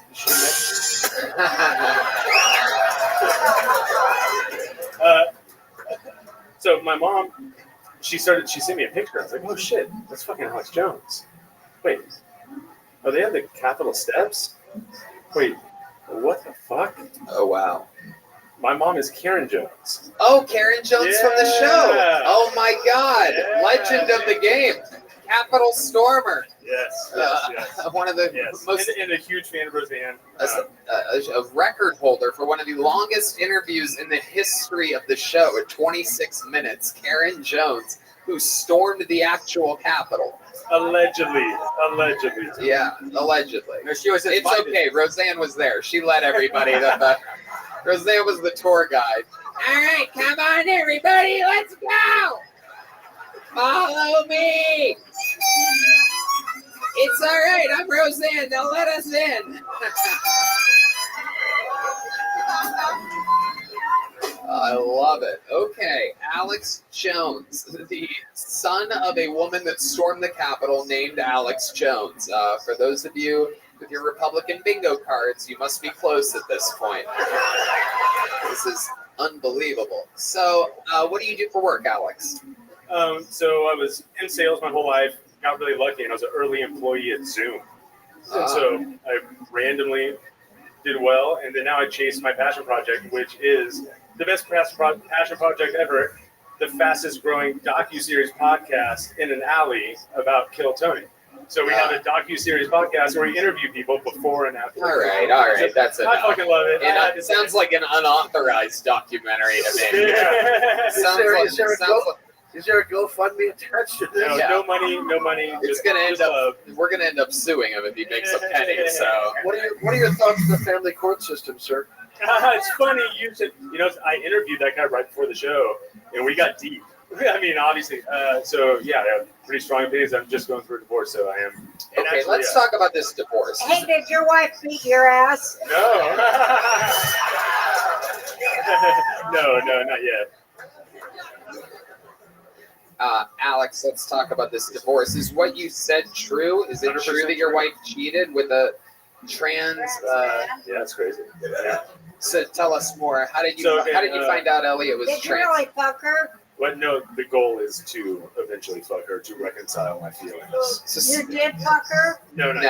He didn't. That's your goal. Yeah, that's my goal. So stick with me here, Alex Jones. How did you find out that Elliot was trans? You really went through your wife's.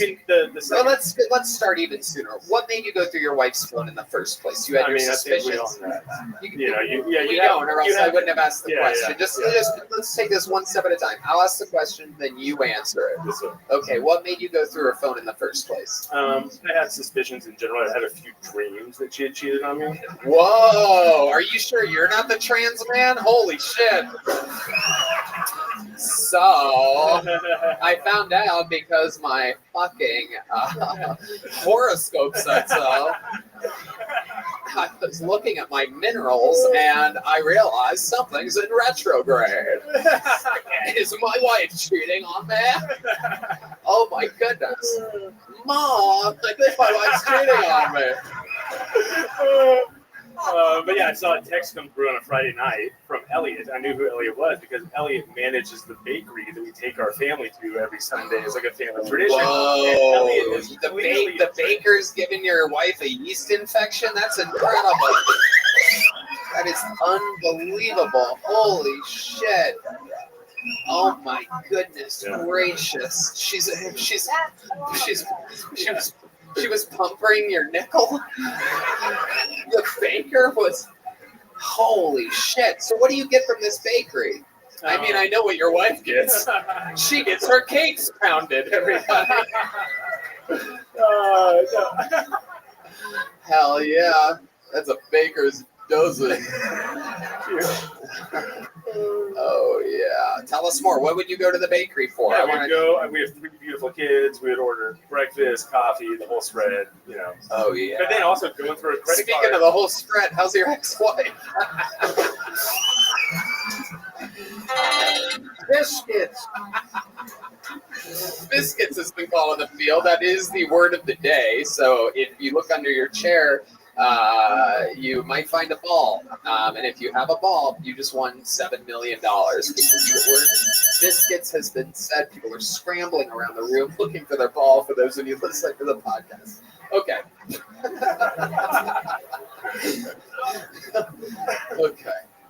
So let me ask you this: did Elliot, the trans baker, can't make it up?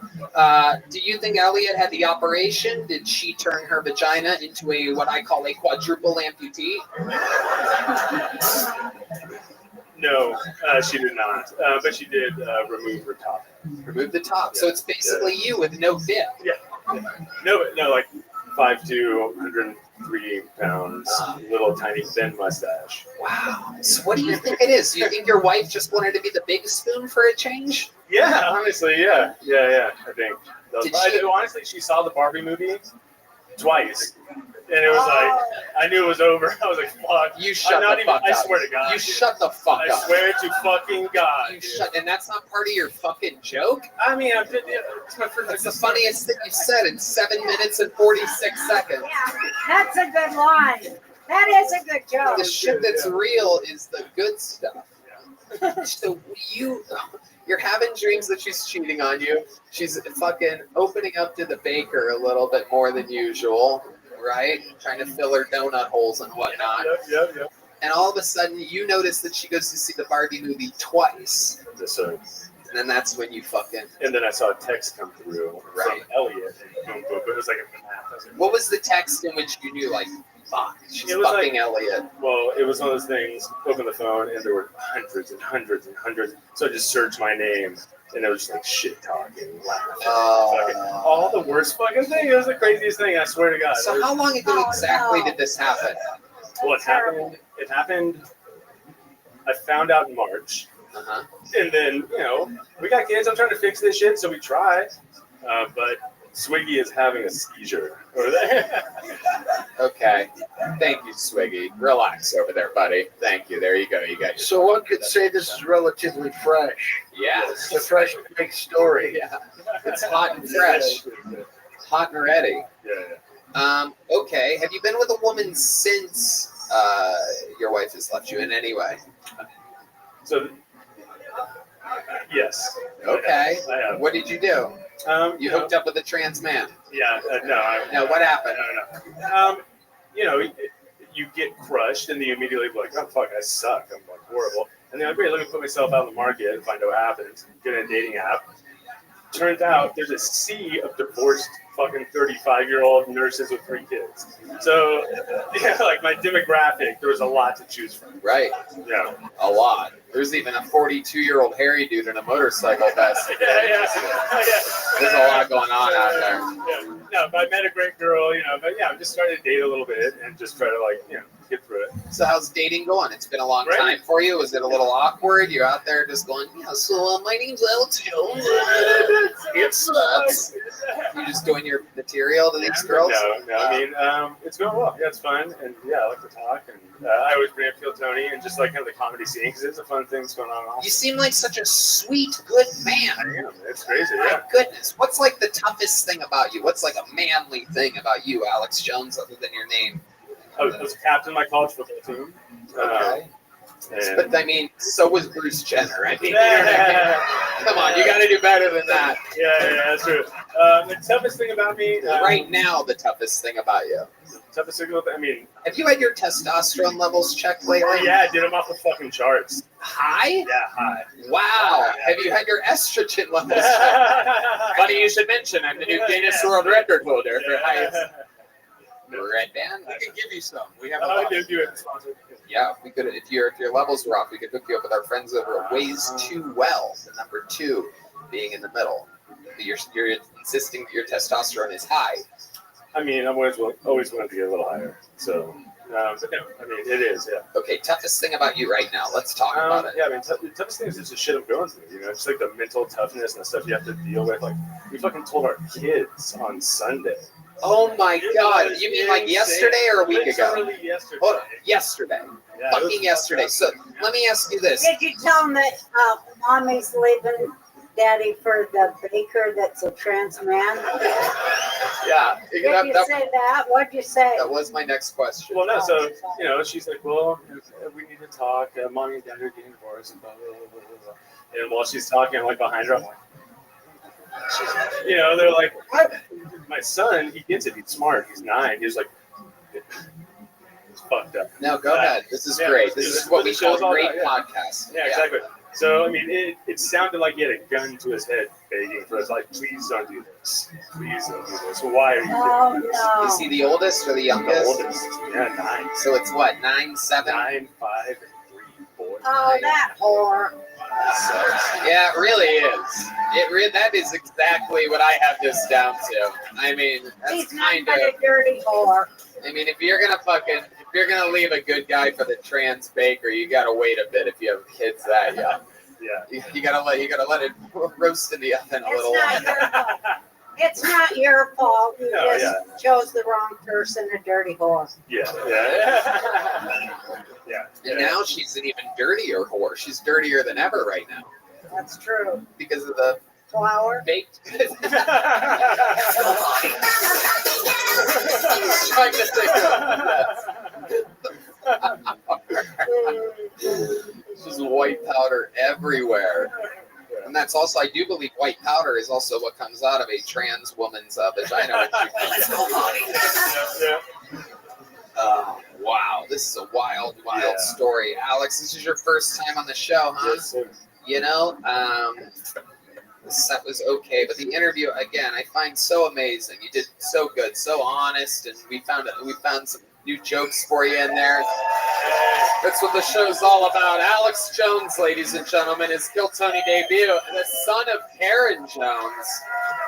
Another name has been pulled out of the bucket. You guys having fun out there, huh? Your next comedian goes by the name of Kevin Willard, everybody. Here we go, 60 seconds for Kevin Willard. Yeah. One more time for Kevin Willard, everybody. Come on.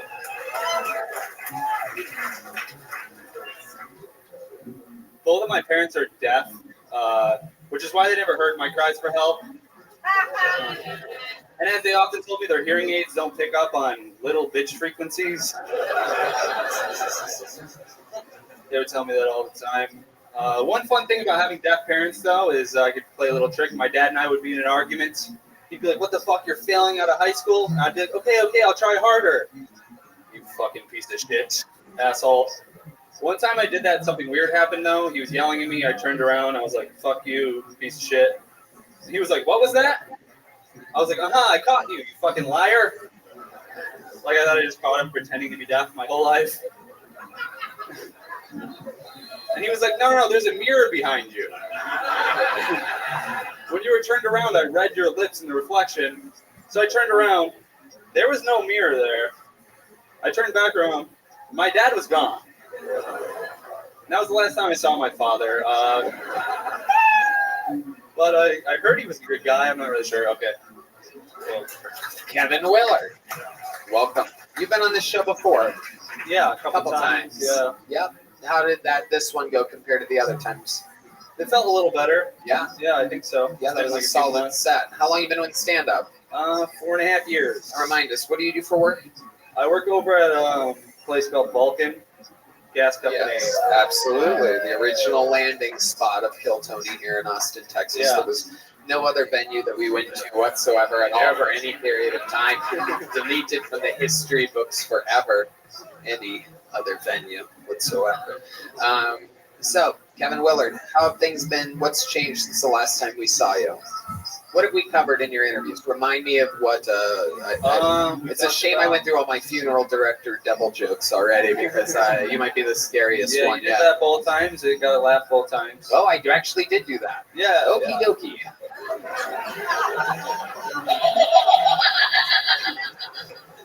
We talked about in-depth parents. We talked about my criminal history.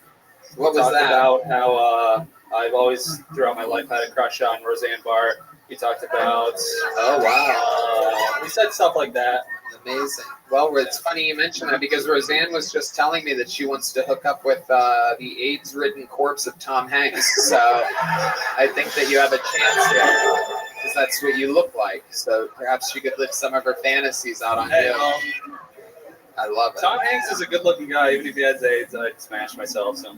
Wow. Look at that. Okay. One in the Hanks, two in the Spanks. That's what I always say. You know what I mean? One in the Gump, two in the Plump. You know what I'm saying? All right. Here we go. Kevin Willard, what's changed since the last time we saw you? I spent a lot of time at home, staring at the wall, jerking off, watching reruns of a show called Roseanne. Okay, Kevin, you pander. No, it really is a good show. Yeah. It's a hell of a program. I watch a lot of reruns of that. How old are you? 49. Oh, come on, Kevin. No, sorry. Shut up, Rabbi. 36. Okay, 36 years old. Wow. Yeah. Yeah. Why'd you say wow like that? I don't know. All right, I'm 24. Are you? What's going on here, Kevin? Are you okay?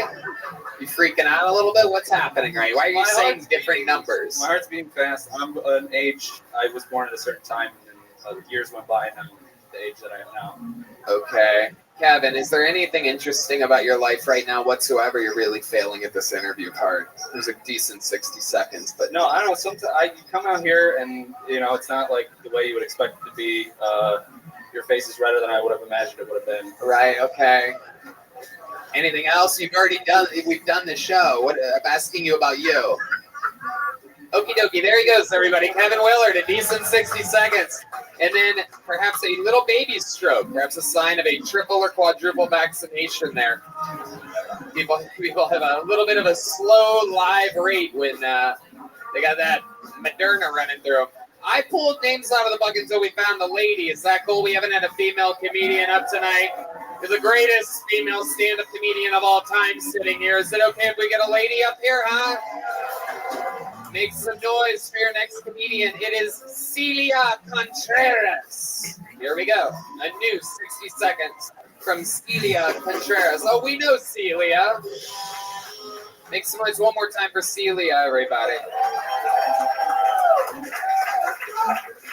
All right, before we get into the actual jokes, I just want to say if you're out there and have a disability, don't let it stop you from being the type of person you want to be. Thank you. My mom's colorblind and she's still racist as hell.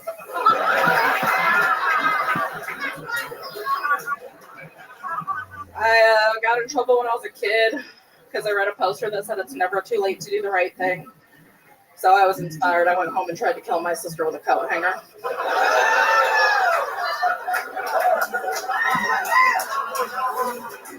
I don't trust people who go to wine tasting parties. Something about people who pay to spit out alcohol, it offends me as a Catholic and an alcoholic.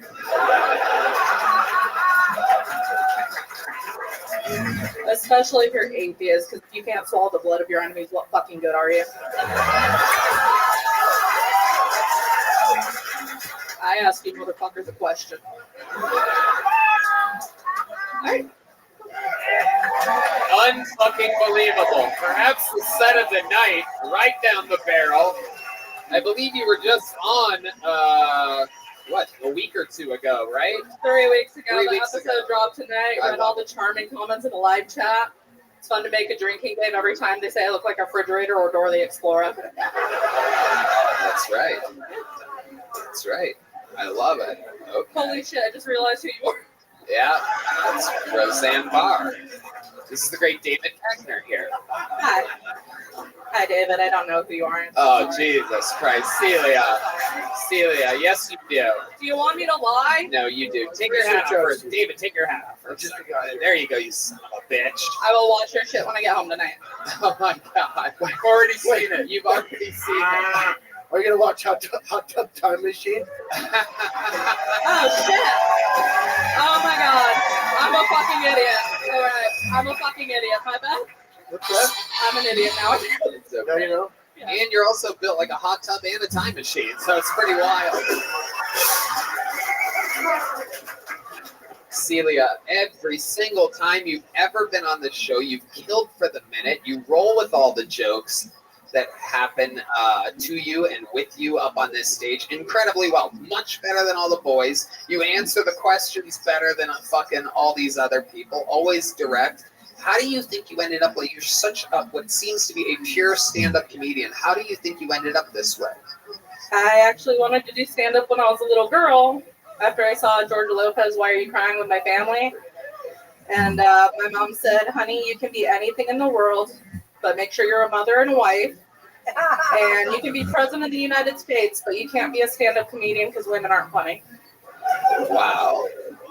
Wow. And you're like, so fuck it, I'm going to be a refrigerator. Hey, the person on the live chat was correct. There it is. Take a shot. Take a shot.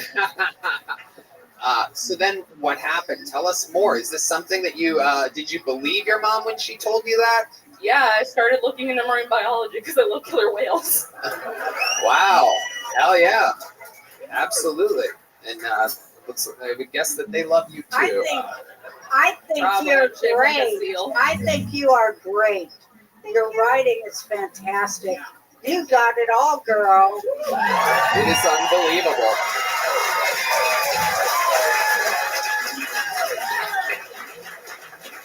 I want to see you get even meaner. I love that you got the dark, negative attitude. God, I love that so much. I'd love to see you tear a few people's asses wide open. I do roast battles periodically. Oh, cool. Yeah. Awesome. You can hold your own. No doubt about it. Celia, what else is going on in life? An unbelievable set, incredible story. Tell us more. What's up to date? You were on 3 weeks ago. Anything changed? A good friend of mine passed away, and I haven't been handling it well, so I've just been like over drinking, like more than I usually do, and I am a fucking lush. I need y'all to know that. Which, by the way, let me tell you, I can back this up. The first time we ever met her, she did a minute on a Kill Tony in Phoenix, Arizona. She blew my mind away. So incredible. Through the set, through the interview, that I gave her a guest spot on my stand-up show the next night, sold out stand-up live comedy club in Phoenix, Arizona, and which is a 600, 700 seat room. It's huge. And you killed again, and I always have a bottle of Crown Royal in every green room. It's my own bottle that's always waiting for me. And you drank it. No, you drank it. You remember drinking it? Like this. Like glurp, glurp, glurp, glurp, glurp. And I'm like, you got that. That's all you, dude. You fucking enjoy it. And she just kept drinking. She was drinking it like it was fucking apple juice. There was no there was no or anything. In my defense, like at the time I was living at the homeless shelter, and like I wasn't gonna go back that night because I got the spot, so I was gonna sleep on the street. So I was partially downing it, so it'd be easier. I totally get that. Hey, have you ever beat a guy's ass? Yes. Funny. Yes. Oh, Absolutely. I knew you had. What's the biggest thing you ever threw at a guy? Biggest thing? Herself. No.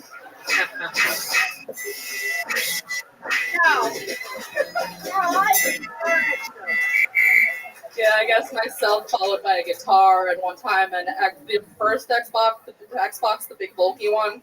So not the 360, the one that still had the X shape on it.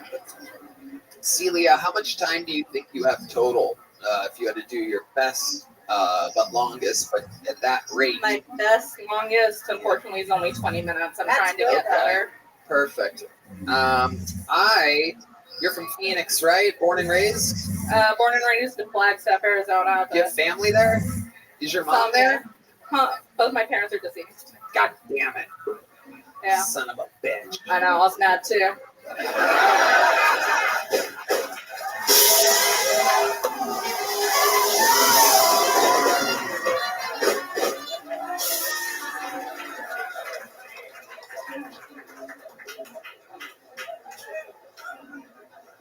Do you have family still near the Phoenix area? I have some siblings there, yeah. Okay. November 18th, I'm doing the Celebrity Theater in Phoenix, Arizona. November 18th. That is a massive, one of the biggest theaters in your hometown. Would you like to do a guest spot on that show?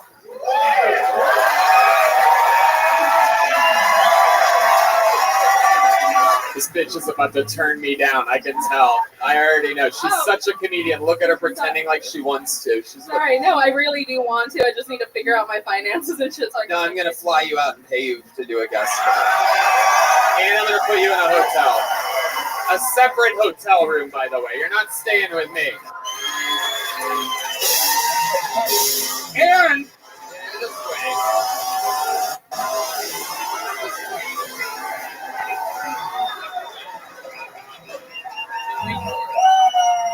And I know you just moved here. I'd love to have you on the Secret Show Thursday. Wow.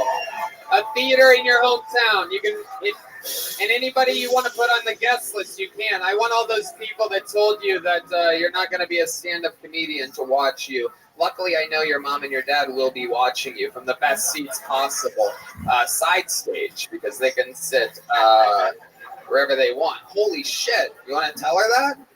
You should tell her. You should fucking tell her that. I'm going on tour in October to Florida to do 6 dates. You want to open for me?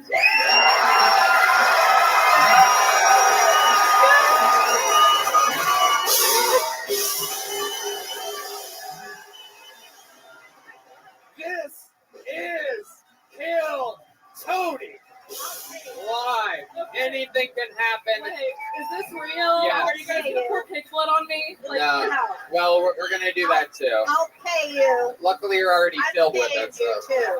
Oh, Yeah, I'll pay you. Okay. Everyone's gonna love you. I love you. You're great. Ladies and gentlemen, you are watching the live story of Celia Contreras, everybody. Woo!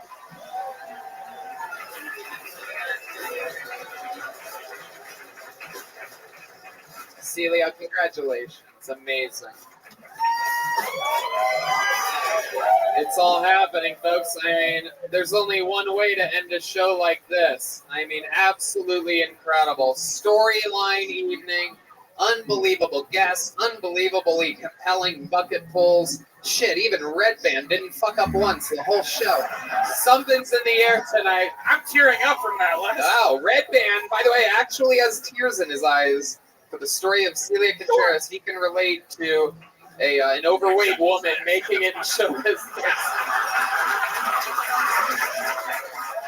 Ladies and gentlemen, to end tonight's show, I present to you the man who has the record for most appearances on the show, the most interviews on the show, the most killings in the history of the show. Kill Tony Hall of Famer, Memphis Strangler, Vanilla Gorilla, the Big Red Machine. This is William motherfucking Montgomery, everybody. Let's go.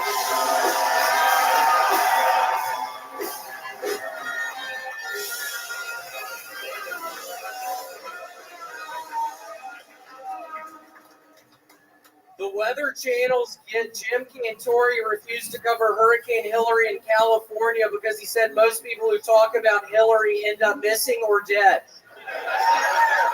The California Hurricane Hillary has been rough. I think Hillary killed 26 people and the storm killed 4.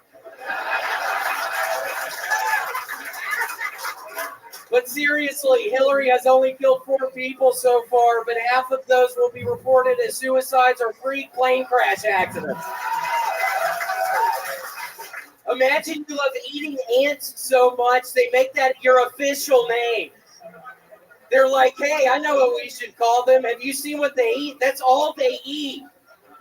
Talking about an anteater. Okay. I'm writing a children's book about a white upper-class male athlete who gets teased by the other third graders for having a large penis. It's called the David Keckner story. Okay, that's my time. Thank you. Wow, the great William Montgomery, everybody, doing it again. Add on to his statistic the most new minutes in the history of the show. An absolute freak of nature. Starting out all these theater shows to the biggest pop you can possibly imagine. Yeah, it's super exciting. I mean, in Chicago, after the fucking show, I was still riding off of the high, and I think Tony was too.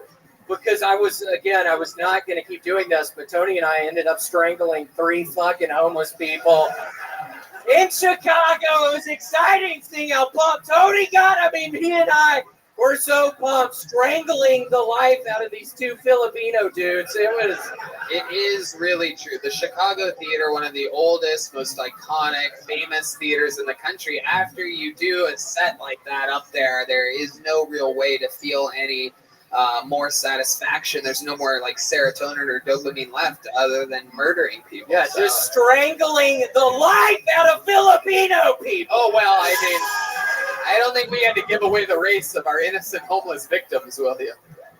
Yeah, sorry. It's not always Filipinos. Sometimes it's other people. Okay. William Montgomery with another rock solid set. Those Hurricane Hillary jokes are absolutely hilarious. Thank you. Yeah, it's happening now. Yeah, I start getting worried about telling that Hillary stuff because she is going to come after me. I've been getting these weird phone calls. I mean, I'm literally starting to get nervous that they're going to pin a couple of those fucking stranglings on me back from Memphis. From this past weekend in Chicago. I mean, it was 2 like hairy Filipino dudes, and I think they're gonna fucking get that on me, so I have to be super careful. But yeah, I was thinking about those Hillary jokes today about the hurricane. William Montgomery, one of the great comedians and improvisers of the history of the show. You're up here with both legends of stand-up and improvising and comedic acting. What do you have any questions or anything for these legends of the game? Yeah, David, is it true that you do, in fact, have a big penis and you were starting to play football in the 3rd grade? Is that true? Sure. For the purposes of this ending this bit, yes. Okay. It got in the way and I was made fun of. Where was that? Minneapolis? Missouri. So Missouri, it's an MI, so you're right there. Yeah. MI, yeah, that must have been so exciting and also kind of weird. Also very traumatic, but that which doesn't kill us, right? Exactly. For sure. Roseanne, is that true that you played a lot of women's basketball and you have big areolas and they were making fun of your areolas on the team? They did. They called her Areola Jordan. So stupid. It's absolutely true. Back in the day. Okay. And Roseanne, we got to smoke some more weed again. Maybe tonight. Your weed is fucking. I said it's Viet Cong weed. Because we strangled a couple of fucking Viet Cong people after we smoked it. It made me want to dig a tunnel with a spoon and then shoot down helicopters with a straw. Well, maybe someday. I would love to do that with you. Maybe someday. I'd love it. That was some good shit. That was good. Maybe tonight after the show we can do that again. Oh, boy. I brought a joint of my own that's real good California weed. By the way, Roseanne, I'm going to tell you something that William is not going to tell you because he's never been given this compliment that you just gave him before. But that weed that you smoked, without any question at all, was actually my weed. William just handed you the blunt. So you thought it was William's weed. And you gave him credit for it on your podcast, but no big deal. It was mine. Tony, you promised you weren't going to tell her that, dude. You want some real Viet Cong weed. John Dees has the craziest of it all. There you go. You can have it. You can have it now that the episode is ending, Roseanne. Yeah, you're about to be on another fucking planet, dude. Roseanne, can I get a? Or not? Oh shit! The Queen Bee, Roseanne. You know what I think? You know what I think, William? I think now Texas needs to make this shit legal. You're goddamn right. You're goddamn right. Yeah, what the fuck's going on, Governor Abbott? Get out of your wheelchair and sign it into law. Yeah, he's mad because he can't get any higher. Right. Isn't that crazy? It's just crazy that it's not legal in Texas It is crazy. I hate it. because it's the freedom state, right? Yeah. Yeah. And a party state. That's all they do out here is drink and party, Yeah. float the river, and they're scared of weed. What the fuck? Everybody's grandparents smoke pot out here. That's why it's so fun. Everybody's getting high with their grandparents and their parents. And You know what I think, Roseanne? Now that you took a hit of that weed, and there's just no other way to put a ribbon on an episode like this. No. You know what I think we should do? What? We have the best band in the land here. I think you should take us away with a song. Well, but I can't remember no words now. You can't? remember You want me to pull it up on the... Okay, should I sing Stairway to Heaven? Let's do that. You guys know Stairway to Heaven? Or my favorite song, Get Up, Stand Up.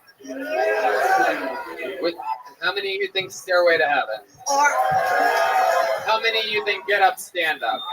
Okay. Do you know the words to that? no. Okay, I'll look up. I'll But look I up just those love words. that song because it's so right now. We're sick and tired of your ism, schism. Say, die and go to heaven in her Jesus' name. Yeah. We know.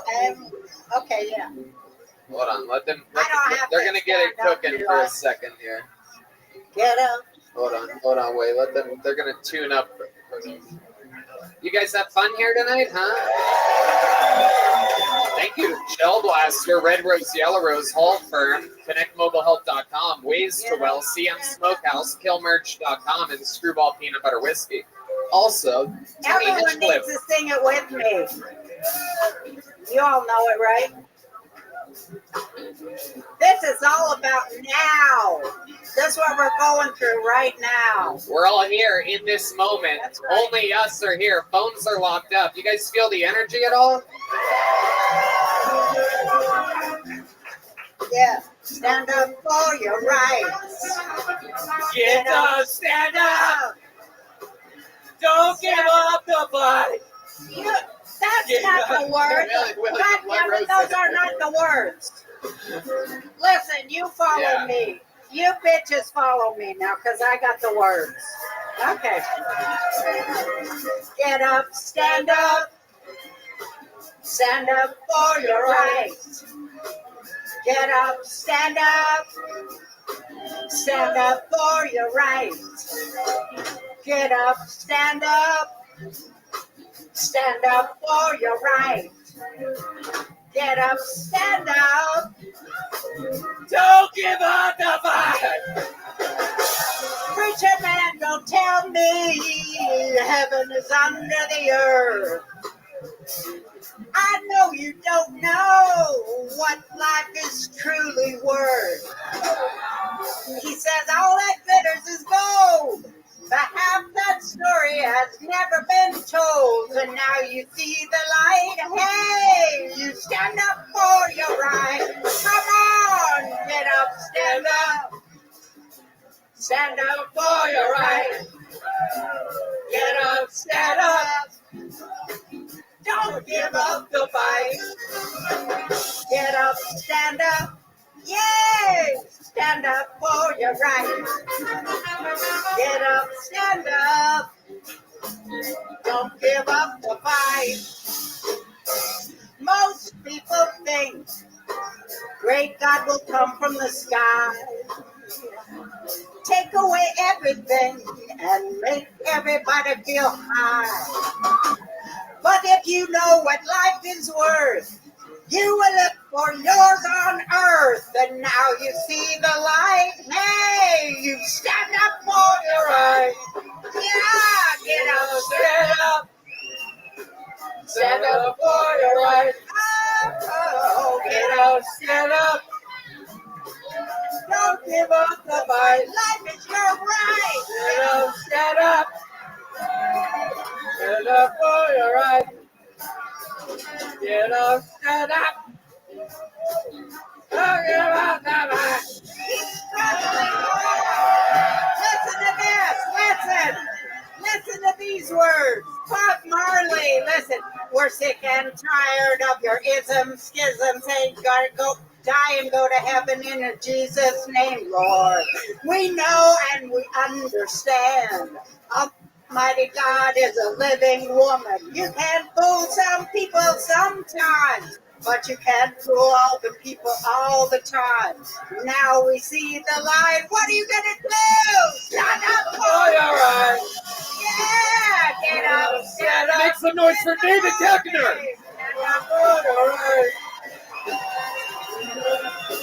How long can this place get for the great and powerful Roseanne Barr? How about the Big Red Machine, William Montgomery? Michael Gonzalez on the drums. Paul Deemer on the horns. Matt Muelling on the electric. John Dees on the keys. D Madness on the bass. The drawing from Ryan J. Ebelt is in, and it is indeed amazing. Roseanne and David Keckner live drawn during the episode. It's amazing. And the great Chris Rogers drew David Jolly tonight, everybody. Local artist. The arena has sold out on New Year's Eve. The band plays this Wednesday at the Sunset Strip Comedy Club. I'm on tour all around the country for the rest of the year. Very exciting stuff. Tickets at TonyHinchcliffe.com for those that remain. Congratulations again to Celia Contreras. What an episode. The rest is history. We'll see you guys next week. Guys, check out the Sunset Strip, ATX.com. Good night, everybody. Thank you very much. Good night. Thank you.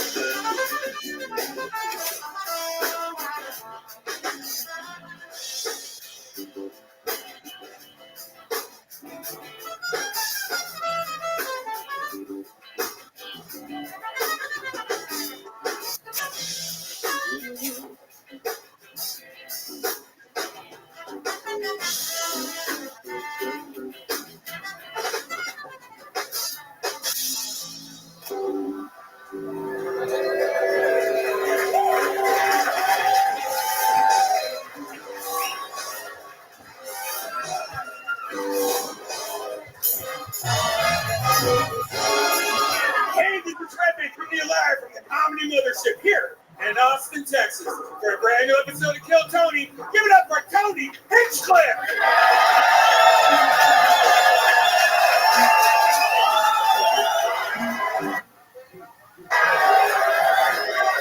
Who's ready for the best fucking night of their lives, huh? Yeah, I'm gonna hand for Red Band, everybody. It's 69 degrees Fahrenheit in the room. Another beautiful day, 69.1 degrees. The summer starts to chill here in Texas. You're here at the #1 live podcast in the world, everybody. You're at Kill Tony. Welcome, everyone. This is brought to you by Gel Blaster, the Red Rose, the Yellow Rose, the two best strip clubs in the world. AustinPools.com, where you can get a brand new pool in your backyard. A lot of pool companies take a year. They guarantee it start to finish in 3 months. The Hull Law Firm gets you out of a DUI here in Austin, Texas. The Austin Security Guard Service. Make sure that you didn't drink too much before you get a DUI and have to call the Hull firm. ConnectMobileHealth.com. Use the promo code KILL10. Save 10% on an IV drip. Get recovered. Feel good. CM Smokehouse, the best barbecue joint in the city, and Screwball Peanut Butter Whiskey, which proudly presents the best damn band in the land. This is the Kill Tony Band. The great Michael Gonzalez on the drums. Matt Mueling on the electric guitar. Paul Deemer on the horns. John Dees is with the great Gary Clark Jr. doing massive stadiums right now. Luckily, the backbone is here. That's D Madness on the bass guitar, everybody. You have people yawning in the audience already. Very good. Very good. What an exciting person to have at the show. Just a lit up blonde yawning chick in the corner. You all right? Jesus Christ. You know, you can get an IV drip at ConnectMobileHealth.com. Use the promo code KILL10. You'll be in better shape. It's only 8:20 p.m. at night. Thank you, Michael. We're going to have a lot of fun tonight. Before we start the show, here's a little bit more from the amazing sponsors that made it all available for you here right now. Hey, this is Red Band, and my comedy club, the Sunset Strip in Austin, Texas, is now open. The Kill Tony Band has 2 shows a month now, so come check out their music. And every Thursday, we have The Secret Show. Go to sunsetstripatx.com for tickets. Shows every night. Hey, y'all. Have you ever stopped yourself from seeking a therapist because you didn't have the time to actually find one or afford them? Try Talkspace. By doing everything online, Talkspace has made getting the help you want easy, accessible, and affordable. I know for a fact it's helped a lot of people. I don't want to give away any names, but there's some people that we know of that have been on this show that maybe, you know, who knows, maybe one of the band members or two that really, really needed some help. And they signed up online at Talkspace.com and got a personalized match with a provider. And typically it always happens within 48 hours. Red Band? Have virtual sessions with your licensed therapist from the comfort of your home. You can even send messages to your therapist so you don't have to wait for your next session. Talkspace is the #1 online therapy platform with licensed therapists in over 40 specialties, including anxiety, depression, substance abuse, and more. Talkspace is secure and private, using the latest end-to-end bank-grade encryption technology to store client information and complying with the latest HIPAA regulations. Talkspace is affordable and in-network with most major insurers. Kill Tony listeners get $80 off your first month with Talkspace when you go to Talkspace.com/Tony. To match with a licensed therapist today, go to Talkspace.com/Tony to get $80 off your first month and support the show. That's Talkspace.com/Tony. Hello, everyone. Celebrate the new season with delicious meals that take 2 minutes and practically zero effort. Factor, America's #1 ready-to-eat meal kit, helps you fuel up with chef-prepared, dietitian-approved meals delivered straight to your door. You'll save time, eat well, and stay on track with your healthy lifestyle. Choose from over 34 weekly meal options that are fresh and never frozen, that you can even level up with their gourmet plus options with premium ingredients like leeks, truffle butter, and asparagus. I know that my favorite right now is the sun-dried tomato chicken with zucchini noodles. Healthy, protein, everything's good. Red Band? I love the honey maple barbecue ground beef. I bet you do. Yeah, I do. With roasted potatoes, green beans, and creamed corn. No doubt about it. If lunchtimes are hectic, Factor has you covered there too. Keep your energy up with lunch-to-go meals. No microwave required. They're ready whenever you are. Head to factormeals.com/KillTony50 and use code KillTony50 to get 50% off. That's KillTony50 at factormeals.com/KillTony50 to get 50% off. Hey y'all, in the past, the only ways to learn what wines you like have been going to a stuffy wine tasting or hope the random bottle your friend gave you for your birthday was any good. There's a new way to figure out your favorite wines, and it's called First Leaf. Red First Leaf Wine Club sends personalized wine shipments straight to your door, all priced way lower than what you would find at your local wine shop. First Leaf knew what wines to send me that felt familiar and delicious and would get me excited about trying new wines. And it's really easy to get started. Just take the quiz about your likes and dislikes, and First Leaf's expert team will pick a custom assortment of world-class wines just for you. I absolutely love it. They ended up sending me an amazing Merlot. They sent me a Montepulciano di Abruzzo from the beautiful, beautiful hills of Italy. You can even choose the day your wine shipment arrives so you never have to stress about missing a delivery. Give your palate what it really wants with First Leaf. Go to tryfirstleaf.com/KillTony to sign up and you'll get your first 6 hand-curated bottles for just $44.95. That's tryfirstleaf.com/KillTony. Tryfirstleaf.com/KillTony. Hey y'all, before you go buy those big concert tickets off that stranger from Craigslist, you need to check out Game Time. Game Time is the fast and easy way to buy tickets for all the sports, music, comedy, and theater near you. They have killer deals on last-minute tickets, so even if you're looking for something to do tonight, Game Time will make sure you have a great time. For example, I'm going to see Drake tomorrow night. Are you? Yeah, Wow. pretty big deal.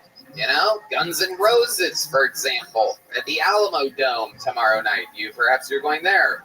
It's great because with Game Time, you always have images of your seat's view, so you know exactly what you're getting to their lowest price guarantee, where Game Time credits you 110% off the difference if you find tickets anywhere in the same section in a row for less. Game Time is the best way to buy. It's the fastest growing ticket app in the country, and for good reason. With just 2 taps, you can have seats to the next show that you want to go see. Snag the tickets without the stress with Game Time. Download the Game Time app, create an account, and use code KillTony for $20 off your first purchase. Terms apply. Again, create an account and redeem code KillTony for $20 off. Download Game Time today. Last minute tickets, lowest price, guaranteed. Hey y'all, I have to tell you about the super blend I'm loving called Kachava. It's hands down the best thing I've found to feed my body the nutrients it craves. Kachava is an all-in-one plant-based super blend made up of superfoods, greens, plant proteins, antioxidants, adaptogens, probiotic. In other words, everything your body craves to feel your best. And I know what you're thinking. Something this good for me can't possibly taste delicious. That's where Kachava really earns their thousands of 5-star reviews. It tastes amazing. It's creamy, smooth, and comes in 5 delicious flavors. I'll tell you right now, the vanilla and the coconut acai are my favorite. But it also comes in chocolate, chai, and matcha. Red Band?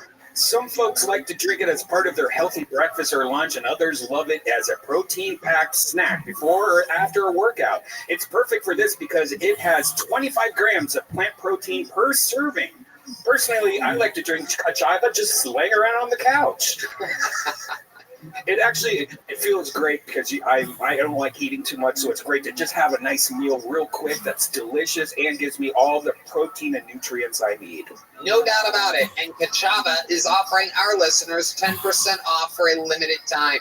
Just go to kachava.com/Tony, spelled Kachava, and get 10% off your first order.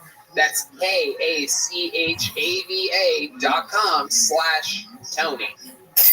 Are you guys ready to start tonight's fucking show? Every single week we have some of the funniest comedians in the world on. This one is special. These guys have been on multiple times. The last time they were on, there was too many people on this show. There was a whole extra band on top of the usual band. I'm excited to give these guys their exclusive time here on Kill Tony. They literally are the hosts of my other favorite podcast. Ladies and gentlemen, I present to you the Are You Garbage guys, H. Foley and Kevin Ryan, everybody. Here we go. Oh, yeah. Kevin Ryan. Motherfucking H. Foley. If you guys don't know, you're about to fucking know.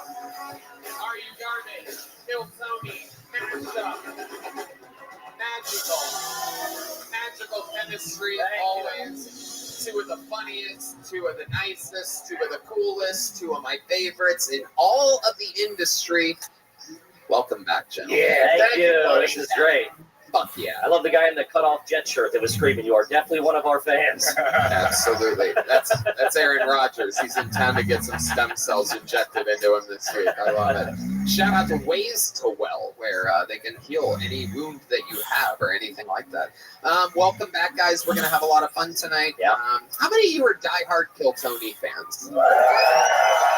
How many of you have been listening for more than 3 years? Okay, well, that's good enough. We have a special treat for you.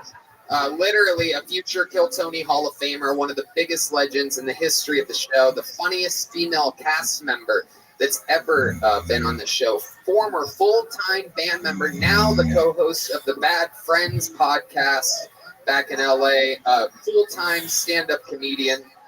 Ladies and gentlemen, horn player, former legendary band member, make some noise, joining us just for tonight, the great Jet Ski Jesse Johnson, everybody. Here we go.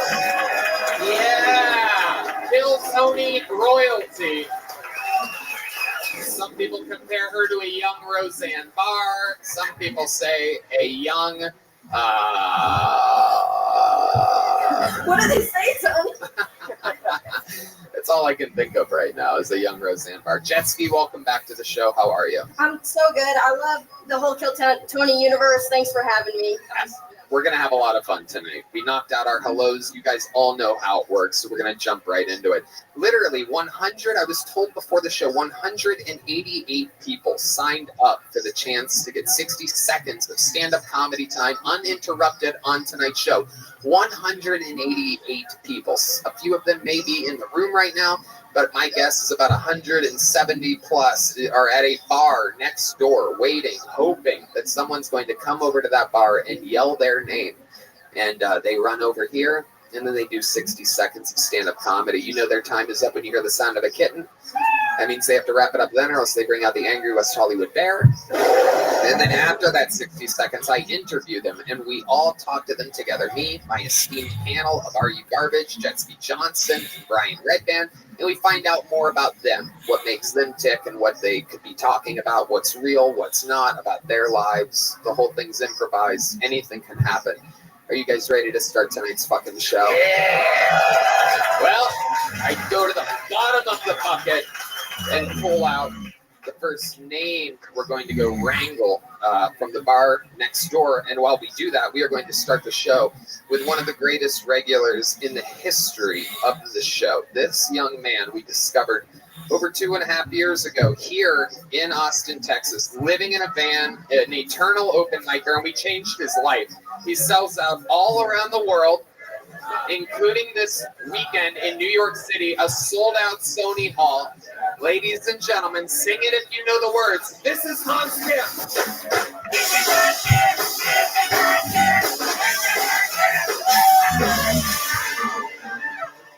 Hey. What's up, guys? Good to be here. I have a beautiful girlfriend, as a lot of you know.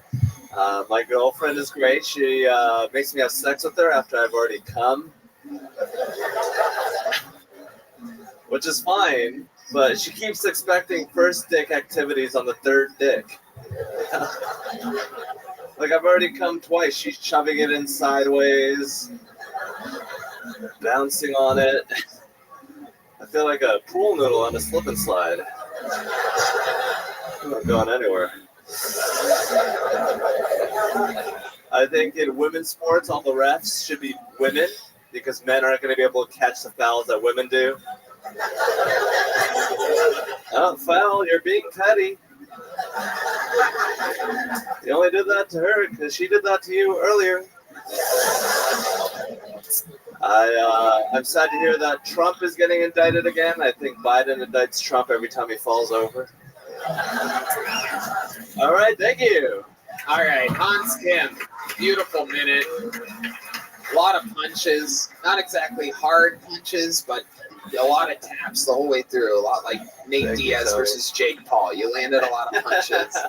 Didn't do a ton of damage, but rock solid set. You did it again. I don't know how you do it. You're a real surgeon. My parents wish I was a surgeon. Yes, they do. I love that description of my set. It's a lot like the description of my love life. A lot of soft taps. So let's talk about it. You say that you're having a lot of sex after you come. That's her choice or your choice? It's her choice. Explain to us what did she say to you? Like, what goes on?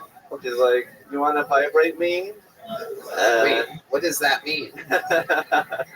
The vibrator, the Hitachi comes out. Oh, Ooh, Hitachi. Yeah. The real Asian workhorse in the household. Hell yeah. And then she's like, wouldn't it be better if your dick was inside me? And then I'm like, oh, yeah, I guess so. Is there something she can do that magically gets you hard? Are there any tricks to getting Hans Kim hard? Is there any way to turn your lo mein noodle into a fucking egg roll? Yes. Thank you. Thank you. Thank you for helping me be racist there. Little teamwork goes a long way. Her go-to move is just squeezing my dick with her butt. She squeezing your dick with her butt. Man, I've been doing it wrong this whole time. I've never even heard of that. She just backs it right up into it. She doesn't give me any breathing room down there. Look at that, the old South Korea. You gotta love it. Unbelievable. So she just pushes her butt back and then squeezes her butt cheeks, and you're just like, oh. And you get hard. Yeah. Wow. What do you think the most times that you've had sex in a 24-hour period with your girlfriend is? Probably 4. Oh, okay. That's good. All right. Oh, 24-hour, probably Yeah. 6. Oh, okay.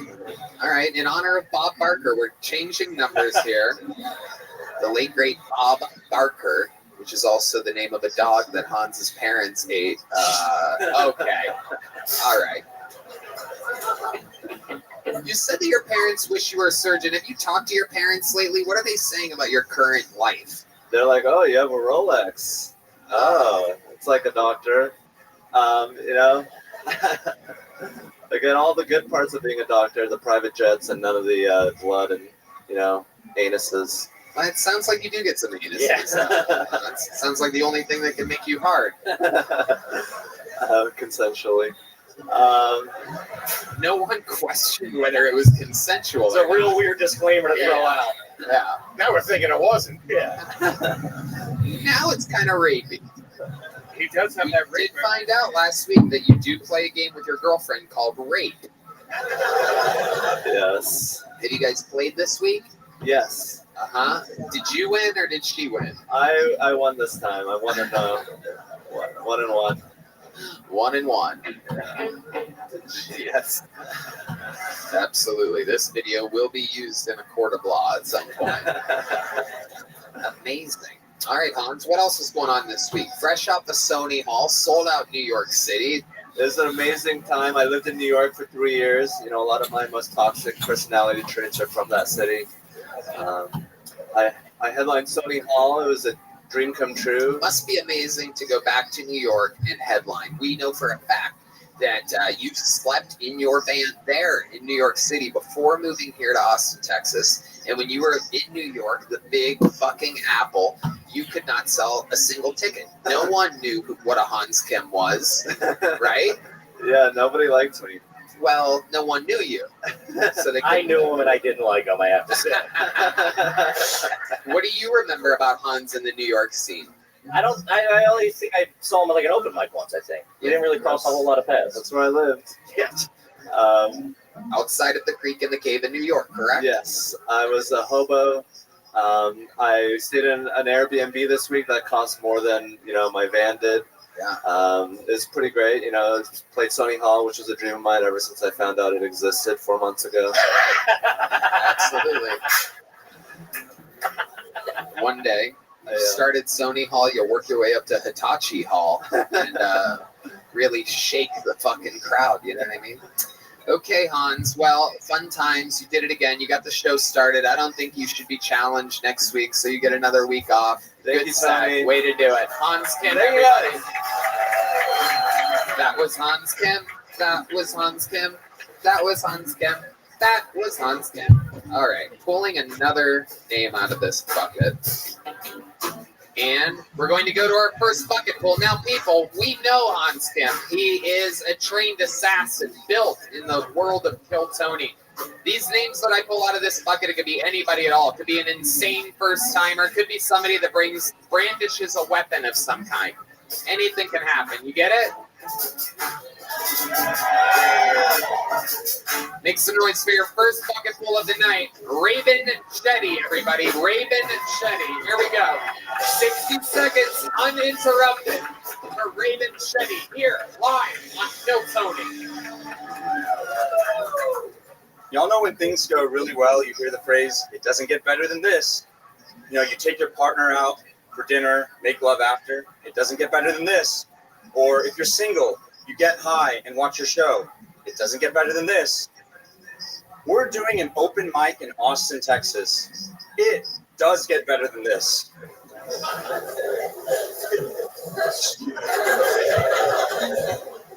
Started showering with a citrus-flavored soap, and it's helped me smell like a cutie.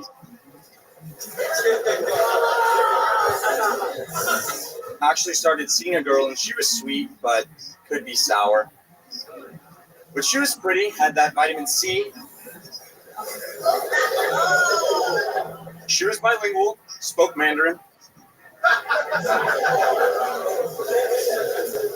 No joke, her name was Clementine. Y'all like those? Find them appealing? Just trying to squeeze out every bit? Thank you, I'm Robin. Well, there you go. Robin Shetty, everybody. Doesn't get any better than that.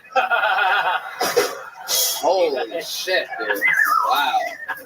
Oh my God. Wow. I love it. We found the Vivek Ramaswamy of the open mic scene. This is exciting. Step up to that microphone there. How long have you been doing stand-up comedy, my friend? 2 years. Oh, shit. Okay. That's about 2 years longer than I was hoping for. My goodness. You're like a really smart guy. You got great grades in school, didn't you? Okay. They're all right. Okay, for an Indian guy or... right. So A's. A minuses across the board. Okay. What do you do for a living? You seem like you work in the tech industry, something super stable. Am I correct? Yeah, I'm a CPA. Right, exactly. You do comedy like a CPA. Do you juice the books? I do not. Aren't you glad that your minute's over? Jesse Johnson. Let me teach you guys something you might not know, but when Jet Ski lands a big joke like that, a historical thing in the show is everybody pretends like they're revving up the jet ski. So next time you can all go like that. There you go. You get it?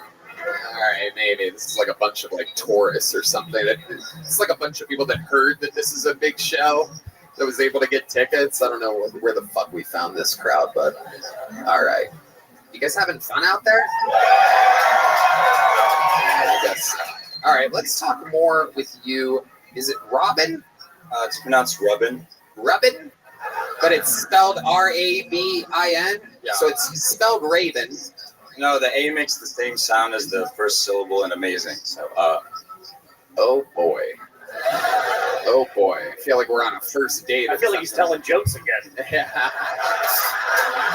Jesus Christ. Everything's a lecture with this guy.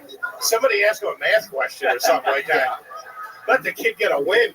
Are you good at math? Is that what you excel at, or are you just a mediocre CPA, too? I'm okay at math. Just okay at math. So you just stink all around.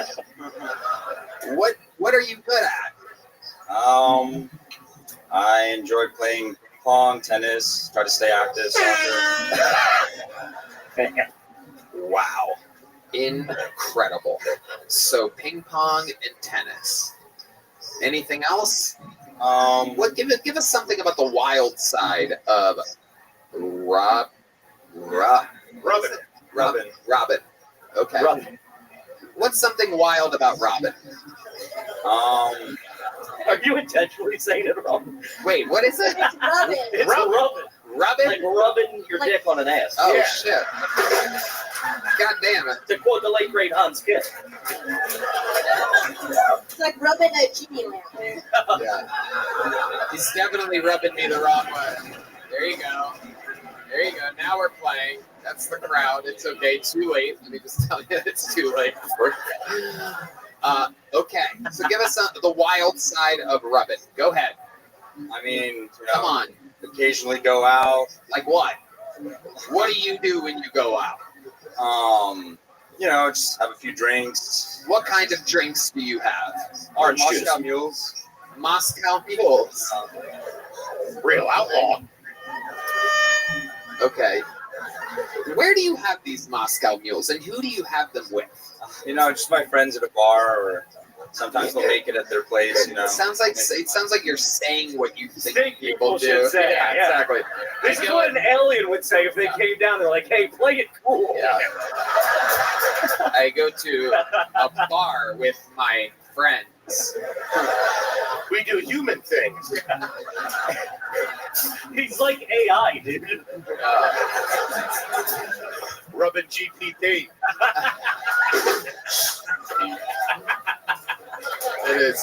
It is. It's Chat CPA. This is incredible. Somewhere between alien and illegal alien, this fucking guy is. What ethnicity are you, Robin? My parents are from India. Right. Absolutely. Incredible. Doesn't get any better than that. What else about you? What's your love life like? I'm single right now. Single right now. When's the last time you were in a relationship? I was seeing someone.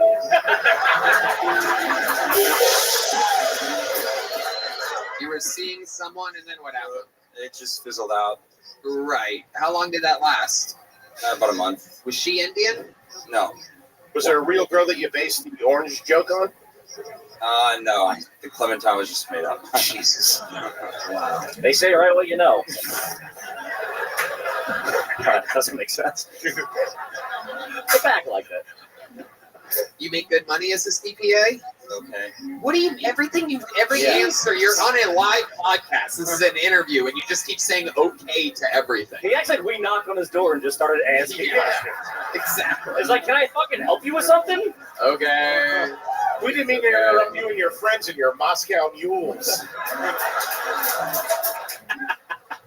Jesus. I'm kind of busy right now. Yeah. Me and the fellows are really raging inside. I'm sorry, Ron. So you work like 9 to 5, Monday through Friday. Basically, yeah, or fucking yeah. No, it's just yeah.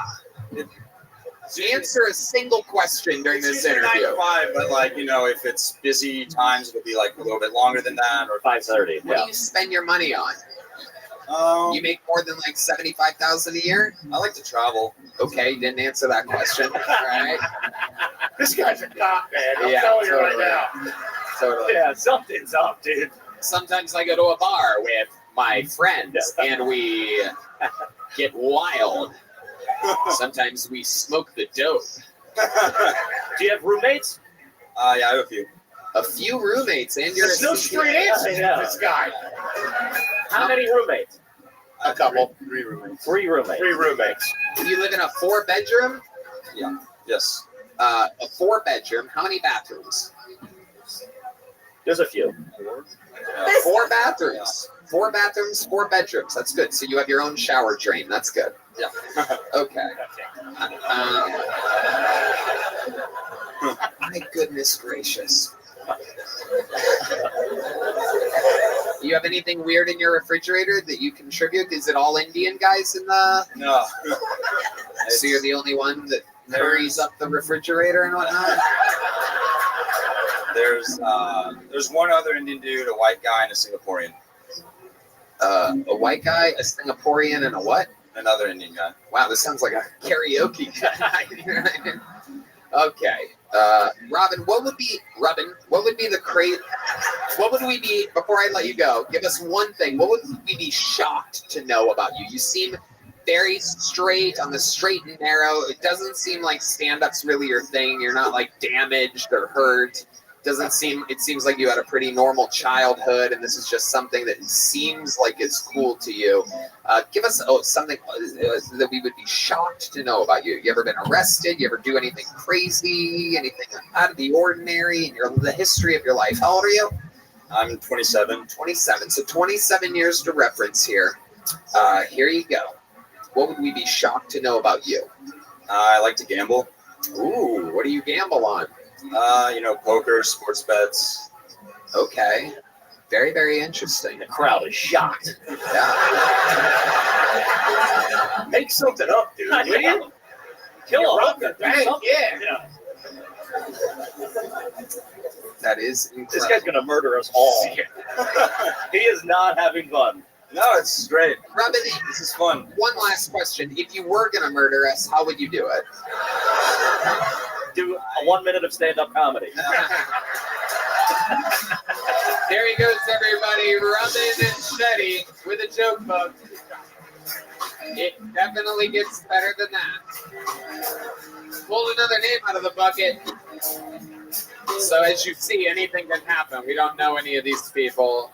Anything can happen. Make some noise for your next comedian out of the bucket, Jamal Burrell, everybody. Jamal or Jamar Burrell.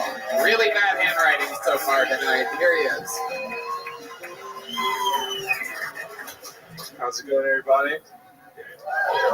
I had a bird that was bothering my sleep near my bedroom window the other night, and I was trying to get rid of it. My neighbor jumped out. She said, "Hey, stop! Don't do that! That's federally protected. You're breaking the law." Yeah, apparently a 1917 Bird Act. Non-migratory birds, you can't remove them. I'm like, fuck yeah, that's awesome. The only thing I thought was, that's like 50-something years before they gave safe places to black people, Like, I'm just saying, what the fuck are white people doing to birds? You know what I'm saying? I'm a 90s kid. We didn't have all these, screens and fucking crazy toys. Like, when I was growing up, we had this one oral sex aid they sold to kids. That's right. You guys remember this thing? It's called the Bop It. Do you remember the cues they would give you? Spin it. Flick it. Twist it. Bop it. Spit on it, choke me, and call me a nigger bitch. I guess we had different boppets. I don't know. Maybe that's just me. There it is. Jamal Burrell. A good 60 seconds. There you go. Especially following Rubbin. Hell yeah. Jamal. What's up, dude? Welcome, welcome, welcome. Thank you for having me. How long you been doing stand-up? Too fucking long, but on and off. But I've been back at it for maybe, a solid 6 months. But not really. Okay, how about an answer? Let's try an answer of some kind. I asked you a question. If I really, from the time I started, pandemic, just a fucking ballpark. 8 years. 8 years. There we go. All right. He did not want that number out there. Yeah. There you go. We got it. How long have you been the mayor of Chicago again? Oh shit. Oh shit. Oh, a standing O. Hell yeah. Thank you, sir. Okay. Jamal, what do you do for a living? I do freelance film production. So I'm broke. I'm unemployed. Yeah, exactly. Hell yeah. Yeah, freelance film production. I still gotta buy deodorant when I leave here. What? Don't worry about it, man. It's fine. Don't worry about it. Okay. All right, Jamal. I love it. So the jokes were good. Were you? Have you? Yeah, I appreciate that. Always been in Austin? I live in San Marcos. I actually just got out of a relationship with my baby mama today. Oh, today? Yeah. What happened today? We were doing polyamory, you dig? And I thought we were doing it right for the right reasons. You guys were both sleeping with other people. No. She just kissed a dude. No, it was cool though. I even went fishing with him. We went fishing and everything. Hold on. Take it one step at a time. You're moving really fast. Fishing. Let's just let me hold on. Let me slowly get this. Okay, you go ahead. Let me. Okay, so let's talk about it. How long were you guys hooking up with other people? Let's take it nice and slow. Let me kind of lead you. Go ahead. It was like a week, but like I was staying. Wait, hold on. Stop. Fucking stop. It was like a week that you were trying polyamory? Well, I think it was a week that I had known about it. I'm pretty sure it was. Man, you are a sweet boy. And he was a nice guy. But it was like, she was. What? I was at home. Stop. Let's start over again. Okay, so how old's your kid? He's gonna be 4 on the 25th of September. His name is Zan. I want to ask you know what I'm saying? Okay. But with a Z. Okay, so it's like it's one of those simple black names that people are just like, what? Like he just started school. There you go. And it's like Zayen. It's so fucking simple, but like he came back from school and on his fucking folder it was like Zanye, like Kanye, but with a Z. You are an atrocious guest. You're just in here talking. You have no idea what's going on around you. What are you? Did you drink before this? Are you? A little bit, not much. I haven't done a lot of mics. This is my first mic I've done in this city in like 3.5 years. Before the pandemic. I don't do it a lot. So I was just like back there like, man, this shit's fucking stop talking. Depressing. Stop talking. Have you ever seen this show before? No. Honestly, I can tell. You're a horrible guest right now. It's unbelievable. It's just long form talking with no real. Exactly. I'm trying to help you. Stop talking. I mean, it's unbearable. This is the part where I lead an interview. It's kind of important that you know the show that you signed up. This is called autism. No, you're saying that you're autistic? It's a spectrum. There's no autism, not autism. There he goes, everybody. Jamal with a little joke book. He had a shitty interview, ruined everything. Could have gotten famous here today. Instead, just an unbearable appearance. There you go. You walk that way now. There he goes. In fact, they just had periods. Okay. Pulled another name out of the bucket. You guys having fun yet?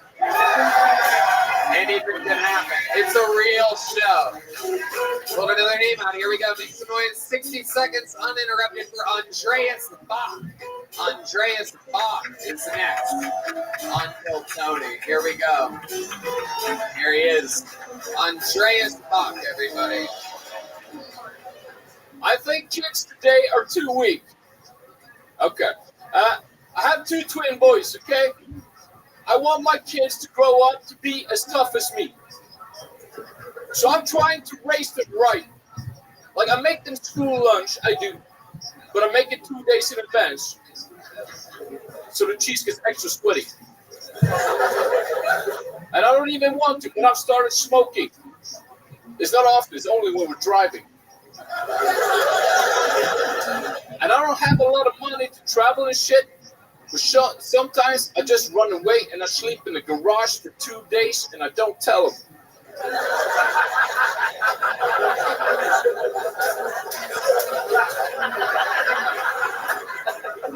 But I leave a note in the kitchen and it says, "Here boys, here's $50, buy some groceries, Daddy here will be right back." And it's not $50 there, and each of them thinks the other one took it. Wow. What? Yeah. Here we go. Unbelievable. A true 60 seconds of comedy. Thank you. Great fucking job, dude. Great set, especially going after Jamal.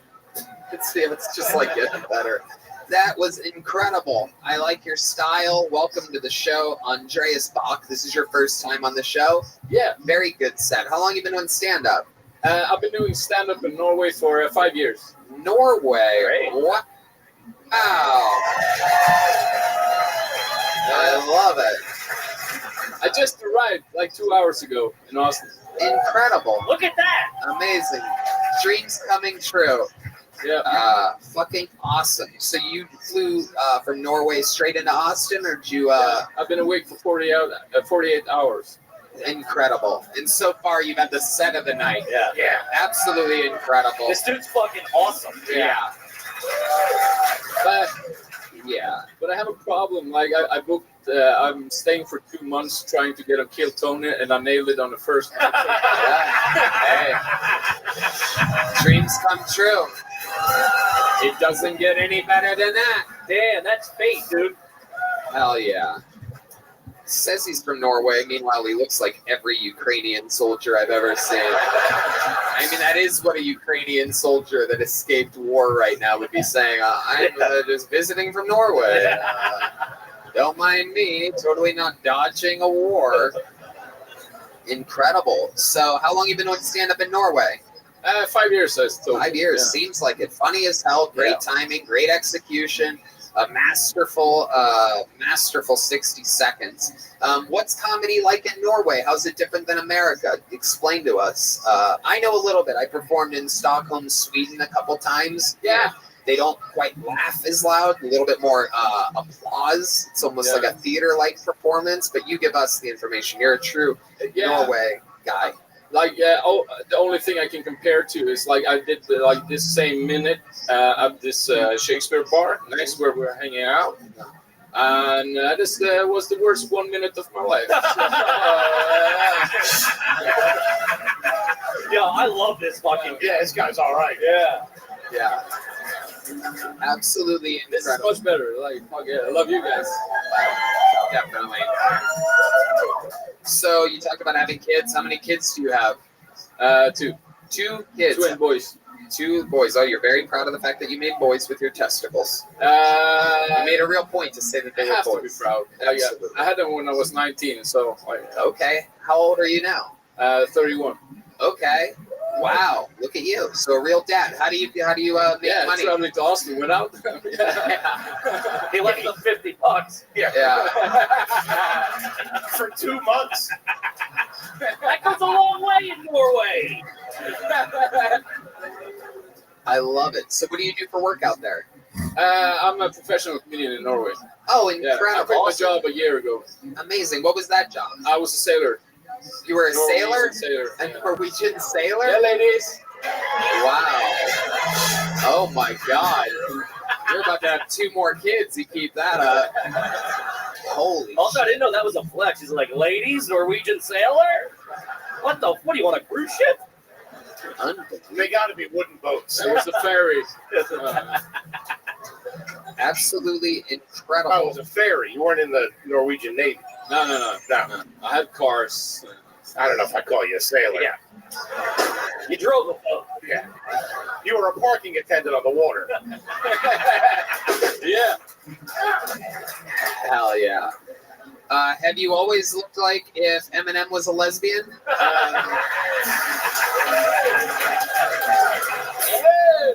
Feminine?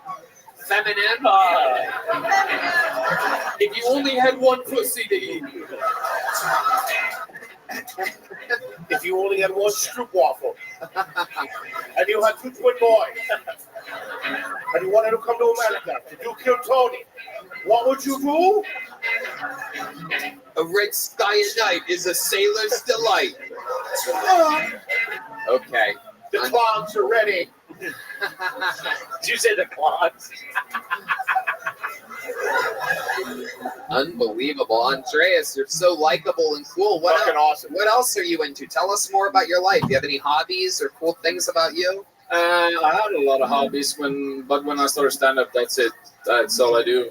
Aside from that, I do ice swimming, climbing. Ice swimming? Oh, shit. Man. Oh, shit. You got to talk to Robin after this. Yes, yeah. Ice swimming. What kind of music do you like? I feel like you got to be into like some hardcore shit. Yeah, you look like you wear like those all black like a gimp suit or something. Yeah. Right. Like you have that energy to where like it takes a lot for you to come.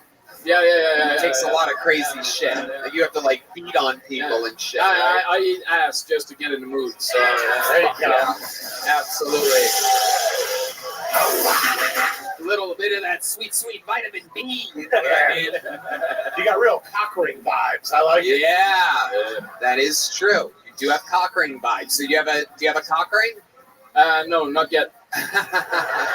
He just got here. He's got 2 months left. Dude. Got some slack. I tried a cock ring once, but my dick turned purple.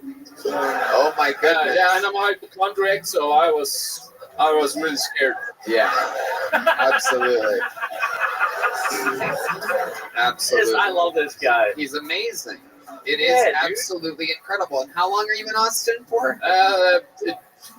1 month at least. I have a ticket home in, I can't remember. I'm so fucking tired. But it was in the middle of October.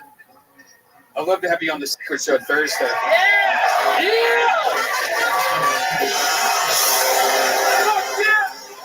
You've been here for 2 hours. 40 hours of traveling. You got a big joke book. You like nicotine? These are some Zippix nicotine toothpicks. Woo! I highly recommend them on long flights. Yeah. They are absolutely incredible. This is what I live for. Yeah. And you're also leaving with a brand new gel blaster on your way out. Ladies and gentlemen, make some noise one more time for the Kill Tony debut of Andreas Bach, everybody. There we go. Yes. This is it, Kill Tony, where we meet some of the most talented people from around the world live. Anything can happen, straight out of a bucket. Your next comedian we discovered out of a bucket 2.5 months ago. Now, over 100 million people have heard him talk about how he carries rocks in his pocket. An absolute force of nature, made his first theater debut opening for me on my crazy tour 2 weeks ago. Did so good that I continued to bring him out after that, and he's absolutely murdering in theaters now. Having the time of his life, riding the wave. Ladies and gentlemen, I present to you the newest regular on Kill Tony, the one and only Cam Patterson, everybody.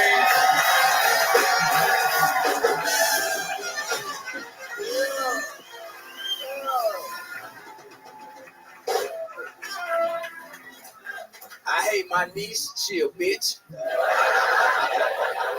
Cause she be bragging about shit she know I can't do. Like I was back home a couple weeks ago. She's like, Uncle Cameron, guess what? I passed the 3rd grade. And I'm like, I don't care, bitch. If you were so goddamn smart, you did it twice like I did. I only did it twice though because I couldn't read. That ain't funny, bitch. I couldn't read so I couldn't read. Let me ask you a question. You know how hard it is to learn how to read when you can't read? That shit is damn near impossible. Hey guys, over here. Yes. Another minute from Cam Patterson. Unbelievable. You've done it again. That is incredible. Gang violence indeed. Yes, sir. Absolutely, I agree with gang violence. Is that true? Did you really get held back in 3rd grade? Yeah, my dad called it reclassing. Yeah. But you don't do that shit in 3rd grade, you know what I'm saying? Yeah. You'll be fine. Nigga, you just reclassing right now. You'll get bigger and stronger for football season. Ah. Hell yeah. You won't be fine. You'll be all right. I got held back in the 3rd grade also, and it's great because you actually were the oldest person in your class, and it kind of helped you. Man, I hate that shit. Everybody, you old bitch. I was like, nigga, I'm 18. Really? I was 18 as a senior. Wait. Oh, okay. I thought you were saying it's a 3rd grader. Yeah. That's a lot of reclassification. We all pictured him the same size that he is now in 3rd grade there for a second. Like, what's up, little fuck nigga? 2 + 2 is 4. You feel me? Shit. Got held back in 3rd grade? Yeah, but I'm so old. It was like the first time there was a divorce in my area, and they didn't know how I would react to divorce because they never had divorces where I lived, and so they held me back because of it. Your parents got divorced? In 3rd grade. Really? Yeah. Wow. Shit, they got divorced? What? That's yeah, fucked up. because there was, like, back then, I'm old. I'm almost 50. That's what they told you. Dude, Red Babe, you believe that your whole life? That's fucking crazy. You should still be in the 3rd grade if you think that. Oh my god. Oh, that's funny as fuck. This is incredible. Just 3 flunkies. I as well got held back in 4th grade. I was able to pass 3rd grade. Come on, nigga. Yeah, they fucking held me back. What about y'all niggas? Y'all smart? I graduated early, dorks. Oh. Wow. Incredible. Hey, kill this nigga.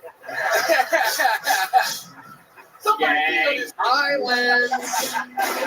Gang violence. Hell yeah. That's hot. Incredible. Just 3 flunkies. Tony, Red Band, and Cam Patterson. Absolutely incredible. Look at us. Look at us now, man. Those fucking teachers, I swear to God, they deserve to die. Seems like you guys have let it go. Unbelievable. So Cam Patterson, fresh off of another weekend of theaters, this time in Charlotte, North Carolina, and Atlanta, Georgia. You, William Montgomery, David Lucas, you and David Lucas, bringing your entourages to both of my theater shows. Yeah, my green rooms literally look like a fucking Tyler Perry production. It was absolutely incredible. Hey, Tony got the blackest green rooms in the game, baby. It's You know what I'm saying? true. I swear to God, you would not believe it. That shit was beautiful. We had Magic City stripper wings. Yeah, we did. We had strip club wings in Atlanta, delivered to the green room. We did not go to the strip club. We did the real Atlanta experience. Filmed a special and then had strip club wings, which were delicious. I was kind of upset when David insisted. I go, David, what's the best food in Atlanta? Let's get it for the green room. He goes, Magic City strip club wings. I go, David.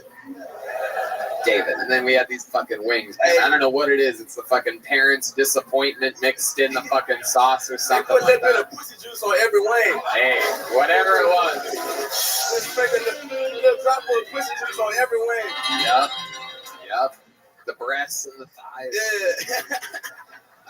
But yeah, good wings. What else? Tell us more about you in theaters. Man, that shit, the craziest thing, theater was dope. Theater was fun as fuck. But dog, but you had me in some of the nicest hotels I've ever seen in my life, nigga. Oh my God. Yeah, Oh, I gotta tell you guys, this just, like, let me tell you, one of the coolest things about going on the road and taking someone who, you know, isn't used to that level of the game is that you get to kind of relive how cool everything that you're doing is. And there was a part where we checked in.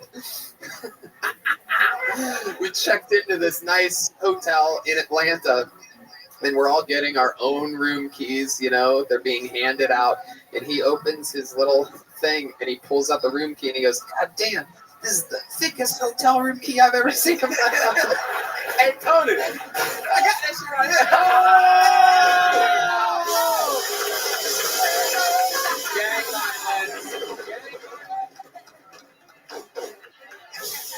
Oh my God.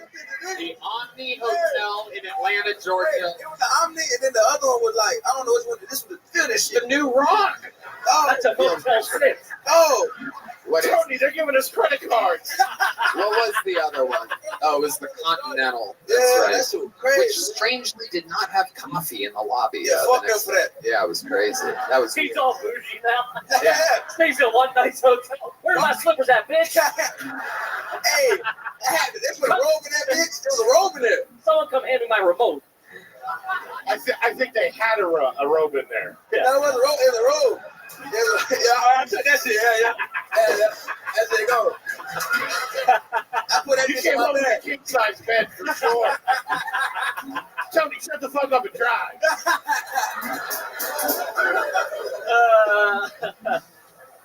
Oh man, I fucking love this kid. Yeah. It's unbelievable. Awesome. Superstar, absolutely crushing his sets, going out to standing ovations in theaters, ending his sets with standing ovations. That's in great, dude. theaters. Congratulations. That's fucking awesome. Only months after moving to Austin, Texas.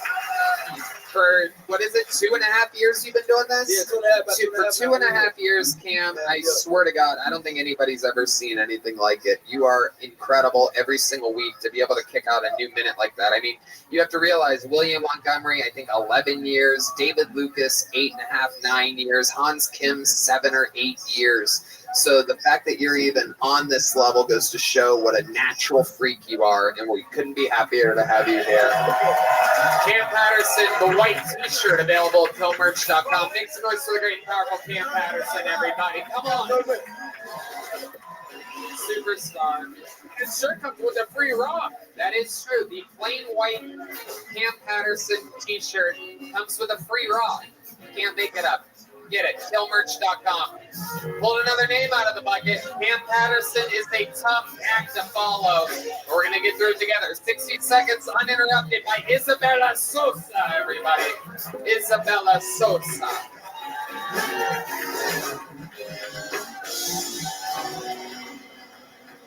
I needed this. I really did. I recently had to break up with my Mexican boyfriend, but it's okay. I'm seeing the silver lining. Now that we have separated, I have been identifying as a Latinx. Gracias. I'm not Latina, but my last name is Sosa, so some people assume that I am. And if you do need proof that I'm not Latina, just look no further.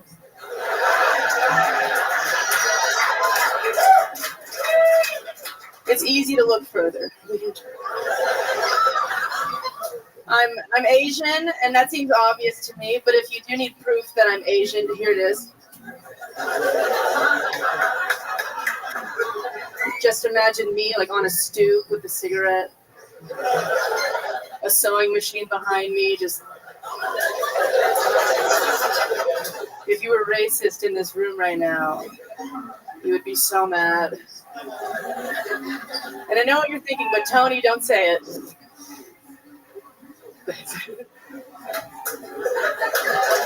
Okay. What was it that you thought I would say? Chink. Oh, okay. Are you Chinese? I'm Filipino. Okay. All right, that's a whole different thing. There's a whole nother slur for that. Kind of. What? It's kind of. Kind of indeed. You know, there's roots in the China. Anyway, it's, yeah. I love it. Okay, so Thank welcome you. to the show, Isabella. How Thank long you. have you been doing stand-up comedy? I started doing open mics about 5 years ago, took a break in pandemic. Okay. Yeah, everybody did. Yeah. Where was that at? San Antonio and here as well. Okay, so San Antonio, is that where you're from? Yes, sir. Born and raised? Yes, sir. Okay, very good. What do you do for a living? Without taking my clothes off, I make content on social media. What kind of content do you make? TikToks, comedy, fashion, sewing. Wow. Okay. Is that real? People. I do reels. You make a living. you make a living doing sewing videos? Yeah, brand deals, sponsored by Crocs, Adidas. You are? Yeah. Holy shit. Look her up, Red Band. Let's see what the fuck we're missing. Oh, he already has looked her up. Oh, he's already. He already DM'd her. Yes. He's ordered a bottle of lotion off Amazon. It's an hour away. Incredible. You are Red Band's type. He very rarely sits up straight during anybody's 60 seconds, and you had him leaning over the fucking table for a second. What type of guys are you into, Isabella? White guys. Whoa, Red Band, look at this. Are you into like slightly tinted green white guys?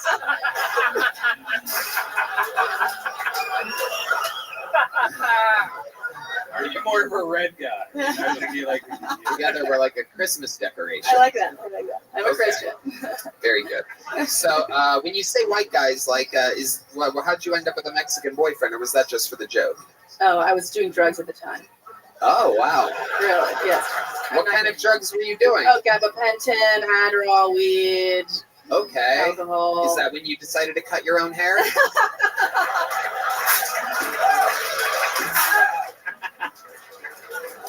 That is incredible. Whatever is going on there is incredible. Thank you. Absolutely. How did that happen? Was that by design? Did you ask for that? It's by principle. Just been cutting my own hair since I was a kid. You It's really cheaper. do? Yeah, I really do. Wow. Okay. I'm a seamstress, so I just kind of apply it elsewhere. I hope your sewing is better than your haircut. Unbelievable. Unbelievable. Okay. Isabella, tell us more about your life. What else do you do? I am a seamstress by trade. There's a comedy club. I made all the curtains there. I've fixed people's clothes. Oh, wait.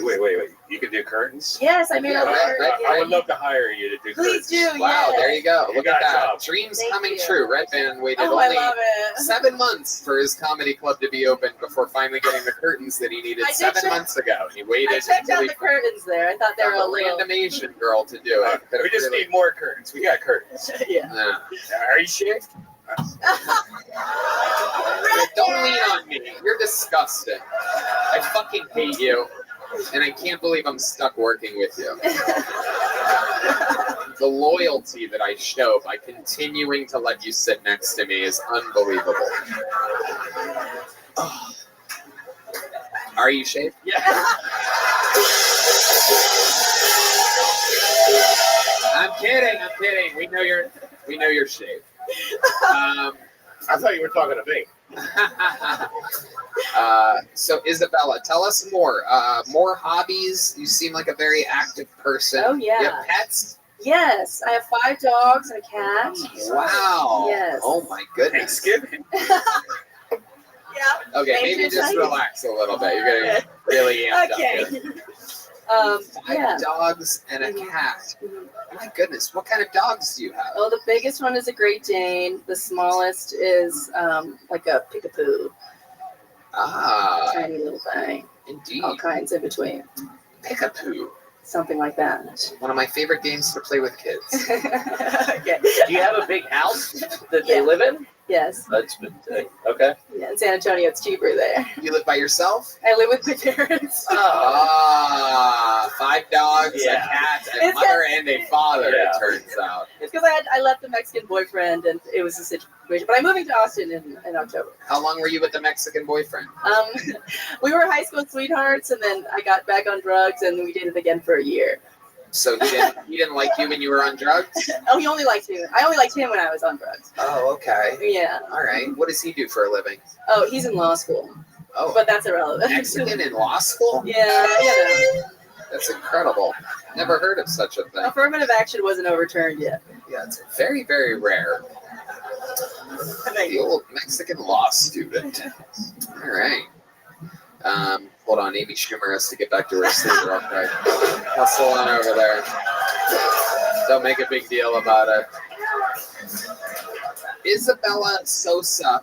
Okay, before we let you go, give us one more crazy fun fact about your life or something that we would find interesting about you. I'm learning ventriloquism. I'm trying to work on that. Okay, can you show us a little bit of ventriloquism? Here it is, everybody. Ventriloquism by Isabella Sosa here on Kill Tony. It's challenging. I try to do it consistently, and it takes knowing the articulation and understanding how to use your throat and your tongue, you know, and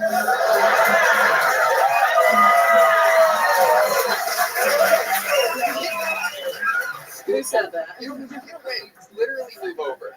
You're fucking on my lap tonight. Jesus Christ. Fucking disgusting. What a coincidence. Red Band has his hand up his own ass right now. Yeah. Keep her out here just a little bit longer.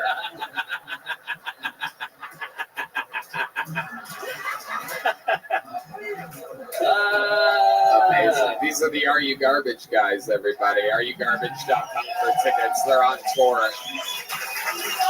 Literally the best. Okay, what's the longest set you've ever done on stage? 20 minutes. 20 minutes? I'd love to have you on The Secret Show. We like you, Isabella. Here's the joke book. Here's a big joke book. Very good. Good catch. Here she goes. Isabella Sosa, everybody. Her Kill Tony debut, leaving with a gel blaster. Pulled another name out of the bucket. You guys having fun out there tonight, huh? Here we go. We're going to meet them all together. Your next comedian out of the bucket goes by the name of Sean Clark, everyone. Here we go. Sean Clark.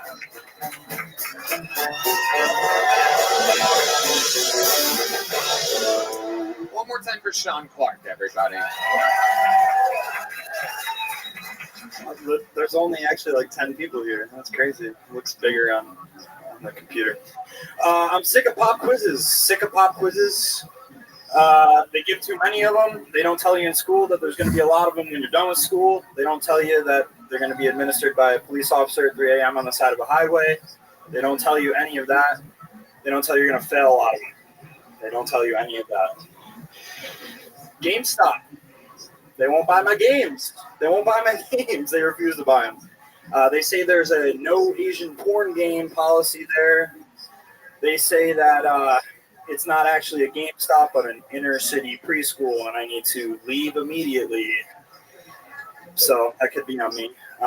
But to be fair, they called it GangStop, which I think is a little misleading and a little confusing.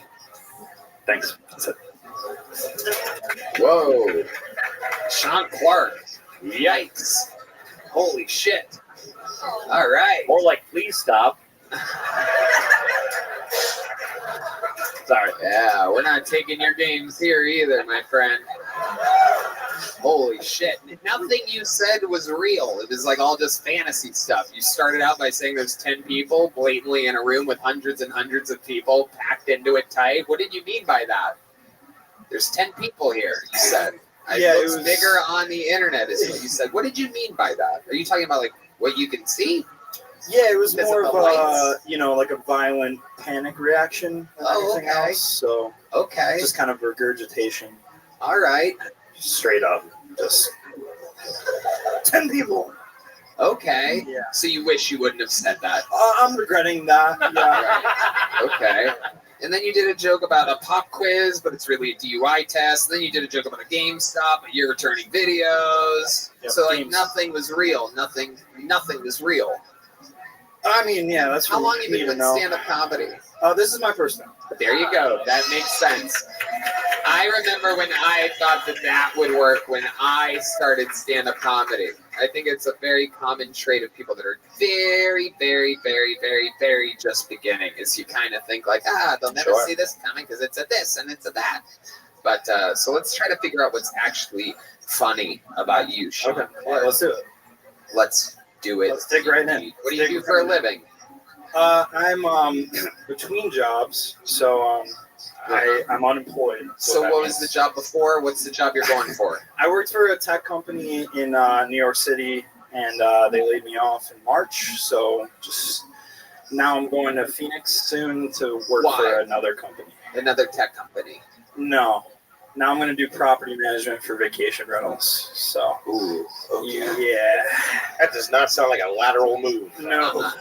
No, it does not. And why Phoenix, Arizona? What made you pick there? You were in New York City. Yeah, they one, they gave me a job, so that helped. The other option was to not have another job, so I went with Phoenix. Did you try to get a job in a city other than the middle Yeah, of the no, desert? I did. I tried New York, and there was a lot of people getting laid off at the same time. So it was... Why did you get laid off? Why do you think they decided to trim you out of the budget? Oh boy. He ran his minute.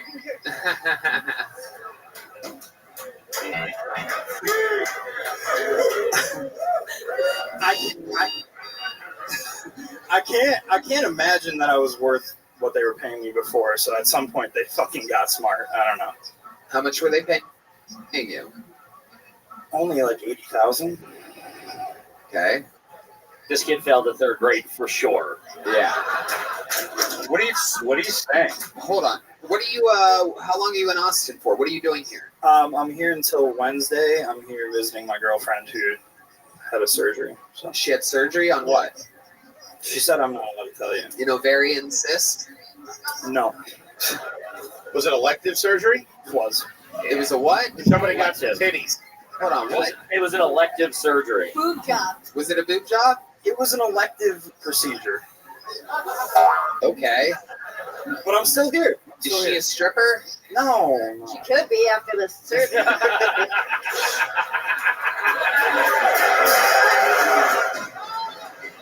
Rev them up. She could be. Incredible. Okay. So tell us more about you, Sean. What else are you into? What do you really like? What's going on? My buddy said that I'm allergic to latex. Apparently, that's an interesting thing. No, it's not. Your buddy's an idiot. What are your parents like? Do your parents like you? I think for the most part, yeah, they've distanced themselves a little bit, but Are they other in than New that- York? Upstate New York, so Rochester? Hell yeah, baby. Wow, I Yeah. could fucking tell. I You know know. how I know? K. Dane The Willard? worst people are from Rochester, New York. It is incredible. Just a bunch of people that literally their parents, they all just stayed where they landed. They arrived to America. They found some area in Rochester. They settled down, and it's generations of people that never moved, never chased a dream, never took a chance, and that's what you have in upstate New York. It's just filled with fucking people that are like the flavor of water. They just have no character whatsoever, and when they do come into a real city to chase their dreams, they end up like this guy right there. So Sean, your parents are in Rochester. Unfortunately. Yeah. And you're from Rochester. That's what runs through your veins. Yeah. Garbage plates just through my blood. That's true. You are garbage. No need for you to be on their podcast. We already That know. was never going to happen. I love it. So Sean, this girlfriend of yours getting elective surgeries. She lives here in Austin? Yeah. Why does she live in Austin? Because her friend from college moved here. I don't know. She doesn't have a good reason. What does she do for work? She's a consultant for a consulting company. Consulting. Is the consulting company the red or the yellow rose? Yeah, I feel like you're just paying for a stripper's implants, to be honest with you. It's funny because she lives right near the Red Rose, and like listening all these years, I was like, I didn't even know what the Red Road was, and then she lives near. I was like, that's what the Red Rose is. That makes a lot of sense. Does she sometimes miss your calls between 10 p.m. and 3 a.m.? Yeah, it's tough getting a text back even. So the calls are definitely a no-go. I bet. Tough out there for a Phoenix property manager. It is. Yeah. Wow. So Sean, what made you want to start stand-up comedy? What made you come here tonight and try this for the first time here? I got laid off and my life got significantly shittier, so I was like, well, give comedy a try.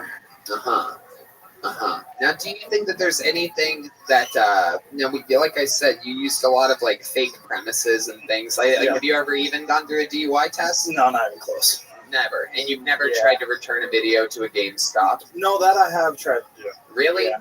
No, not Asian porn, but I have tried to return videos, or not return, but sell videos to GameStop. Didn't you allude to being a sex offender? That's true, right? That's it. Is that true?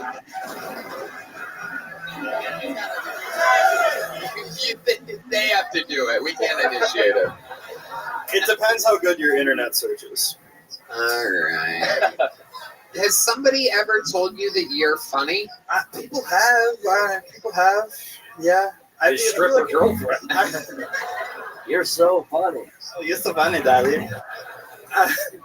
I feel like I'm better in like improvisational things, but I've been trying to run away from like people thinking that I'm gay since I did middle school theater. So you did middle school theater? I did. That's yeah, interesting. Yeah. Can you give us a little scene? Can you show us some of your acting chops here?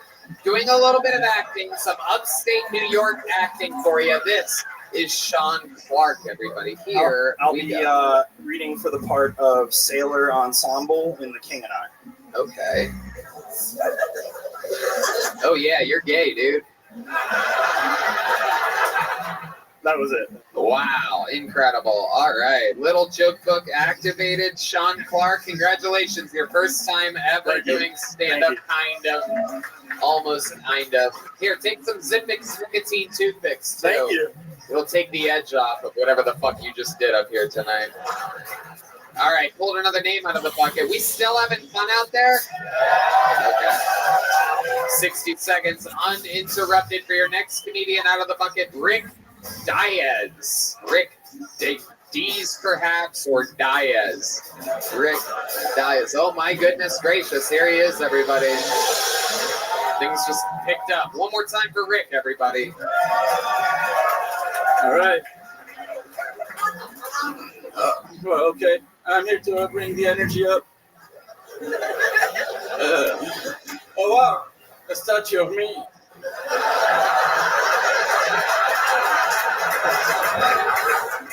I look like Spider-Man got bit by a normal spider.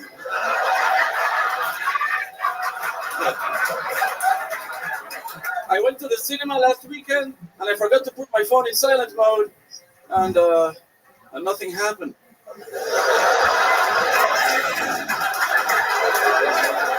Did you guys know that when cats know they're gonna die, they look for a very quiet and isolated place to die, away from the other cats? Yeah, they come to my place.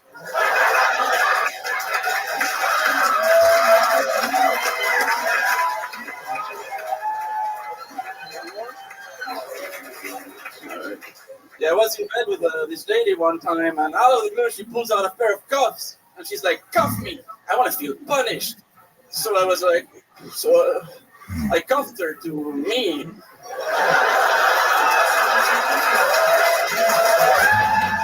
Thank you very much.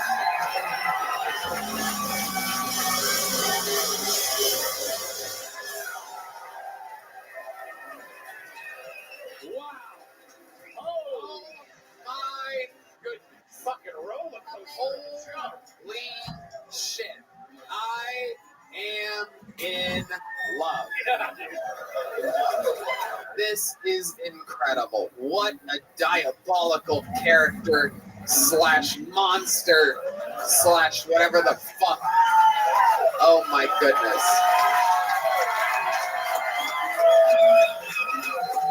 Wow. I feel like this is what I would have been like if I had parents growing up. This is amazing. I didn't have parents. You didn't have parents? I had one, and then a lot of stepdads.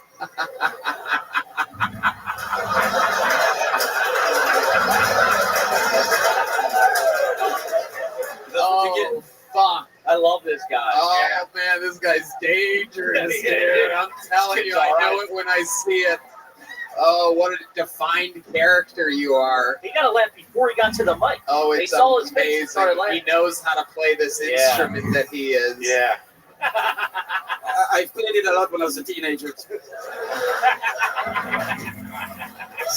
Oh, my God. It is so funny how sometimes we can have a rough night of bucket pulls. This is almost like the night that we found Aaron Belial. We just kept going through names, and holy shit, roller coaster. Yeah, it really is. Here we are. Rick, Diaz or Diaz? Diaz. Diaz. Okay.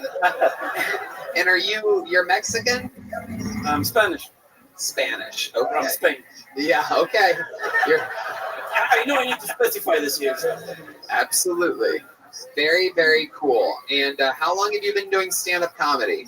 4 years. 4 years. Damn. Absolutely hysterical. That's fucking amazing.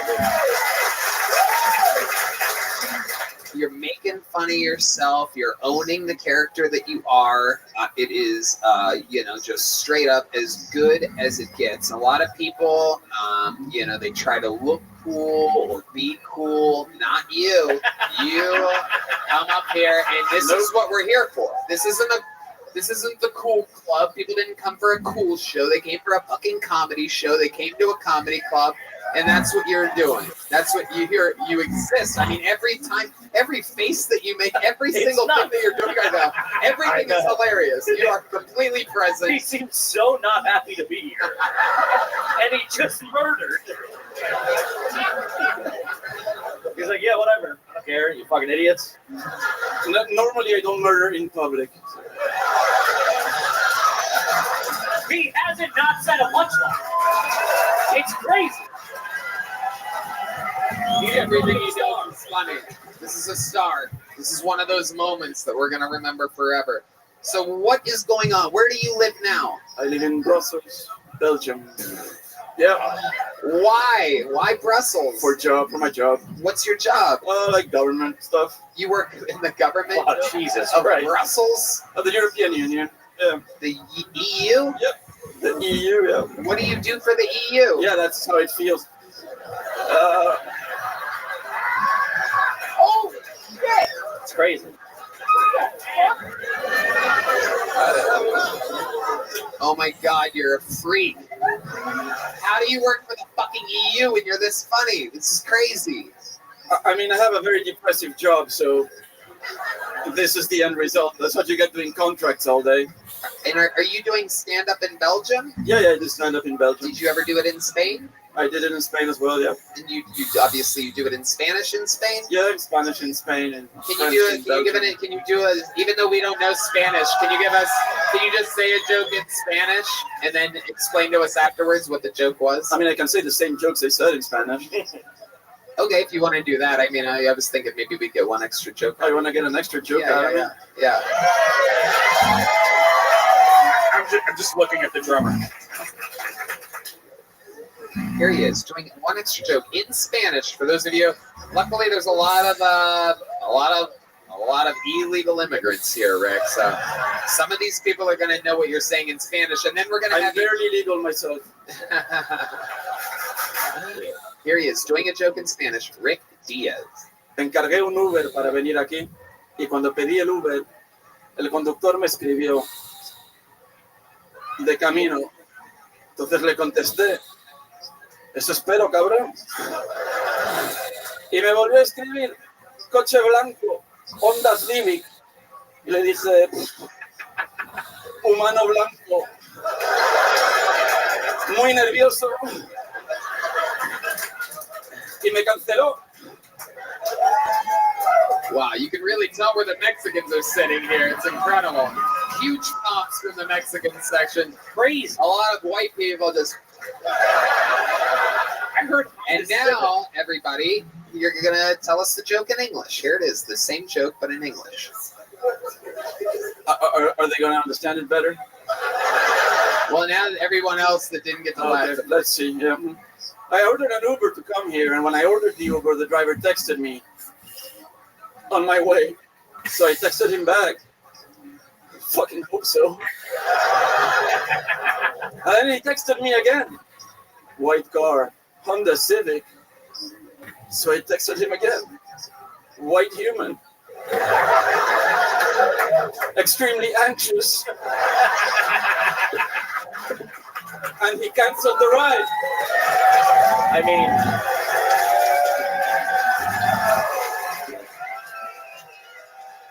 this is what this show is all about. that's why you play It's the about game. Flying through a bucket, hoping and trying, and it's obviously you saw all the other bucket pulls. You know that a show like this cannot possibly be, produced. We don't know any of these people before. Anything can happen, and every once in a while we get lucky. You don't win the lottery unless you play the lottery, and you are one of these people that we are looking for. When my hand goes in this stupid pieces of paper, I'm hoping to find someone. So how long are you in Austin, Texas for? How hard is it for you to get here? It's incredibly hard. I took all of my yearly holidays and staying a month. I'm staying until September 30th. September 30th. Yep. September 30th. That is an entire month. You're here until September 30th? Yep. How would you like to perform on Kill Tony every week that you're here until then?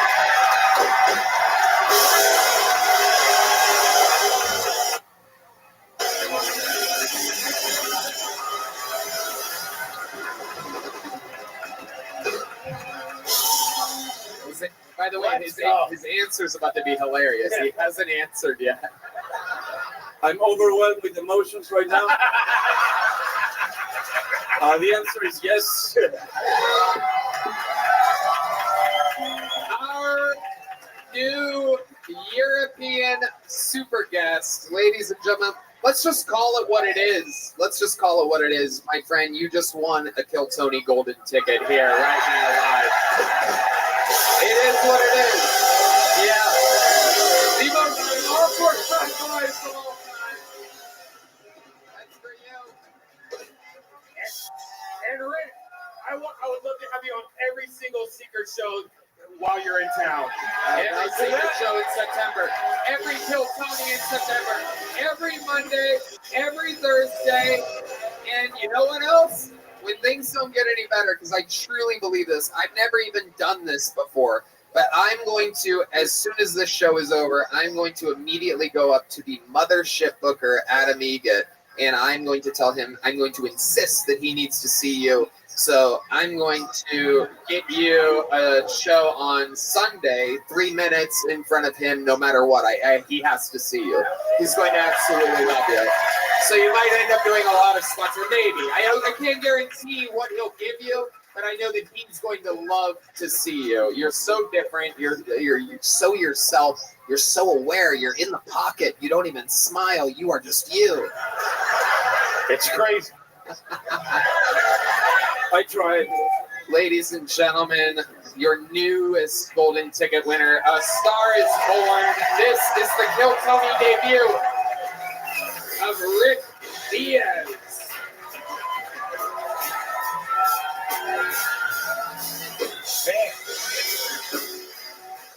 Right. Rick Diaz. Rick Diaz. I also am headlining a show Friday night, 10 p.m. at Vulcan Gas Company. Can you do that? I can do anything. I just need somebody to remind me of all of this shit. Monday, Thursday, Friday, Sunday. You just got 4 spots plus the other Monday, so 8 spots from 60 seconds here live on Kill Tony. One more time for Rick Diaz, everybody.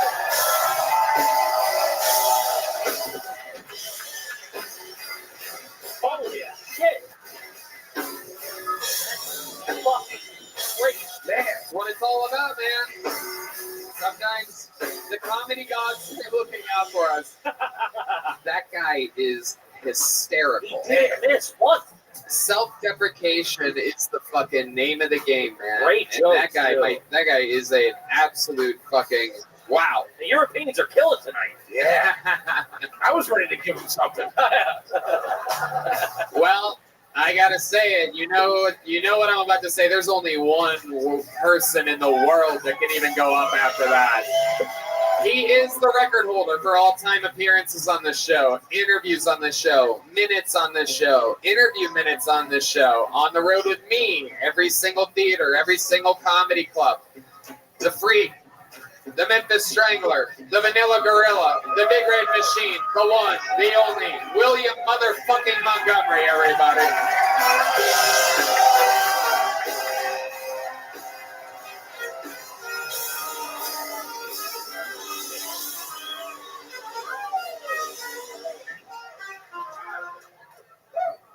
It is now official. Yevgeny Prigozhin was in the plane that crashed in Russia a few days ago. As a reminder, always turn off your cell phone before you take off.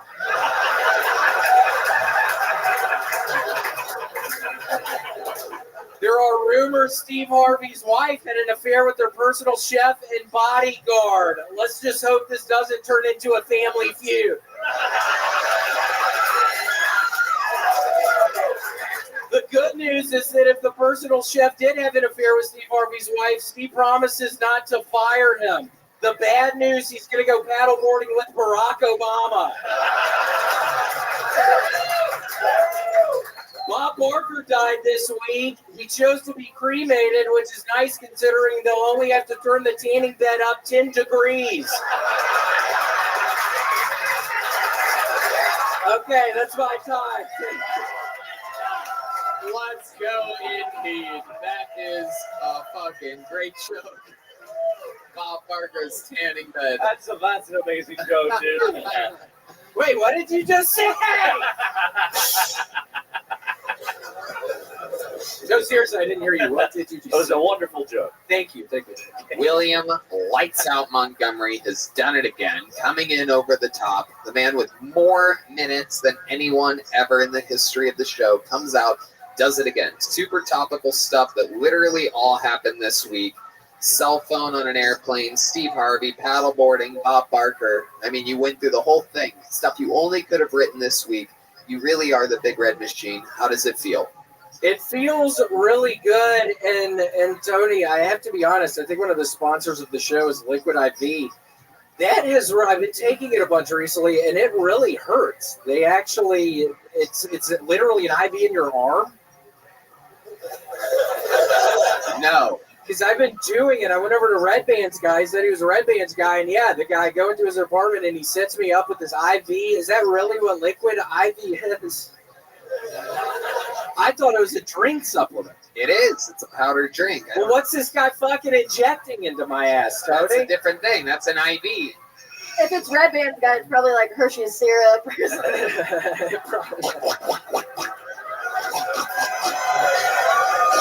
Red yeah, Band you're is, looking as fat as ever, Red Band. Red Band is snorting like a pig right now. Christmas story. Wow, look at you. You do that? That's the first time I've ever tried to do that. Do it again. Aww. Aw, your first snorts. Who said that's cute? You? No, that was Michael. Did you? Get the fuck out of here, dumbass! Oh. I just had to set up my life up here. Don't fuck me up right now, bitch. Kicking people out. William Montgomery, one of his trademark maneuvers. Get him out of here, he famously says. In every comedy club, every theater that we've been doing, he attempts to kick somebody out. I am always Literally, trying. we've been doing venues with 4,000 people. He will target someone in the first 2 minutes and say, get him out of here.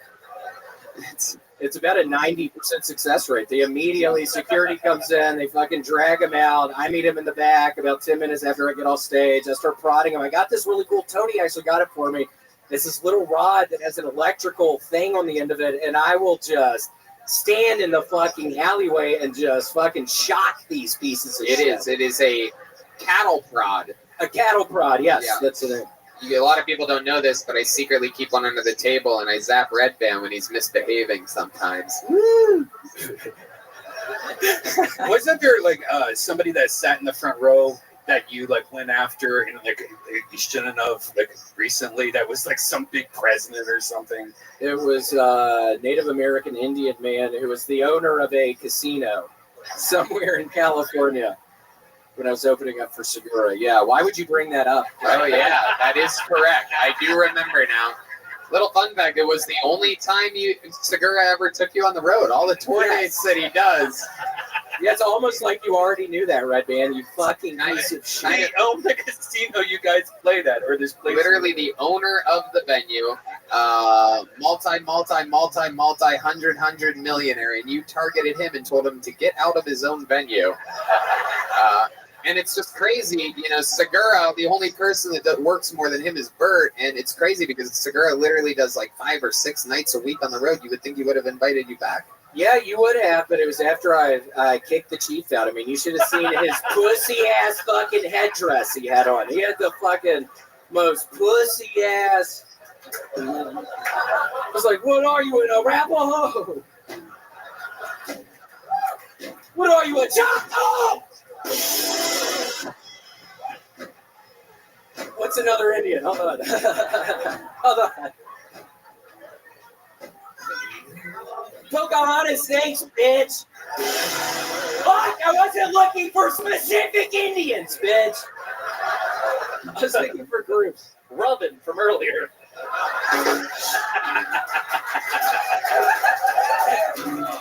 Man, I had forgot all about Robin. My brain scrubbed that memory until I just had a horrible flashback. Oh, God. Remember the guy that just wouldn't stop talking? Oh, dude. Talking about William? What? Nothing, sir. Okay, thank you. Incredible. So, William, what else is going on? You've been doing these theaters with me, biggest venues you've ever performed in your life. How does it feel? It feels wonderful. It's a big rush. I've had to kind of be able to blow off steam recently, and I've discovered a game that I used to play, but I forgot how exciting it was. I've been playing a bunch of Battleship recently. The board game, it really kind of helps blow off steam after, you say like A6, and they say hit, and then you basically go in kind of a grid pattern around A6, and then when you start hitting them, you can keep on going in the order. It's a rush. Once you start hitting battleships, stop it.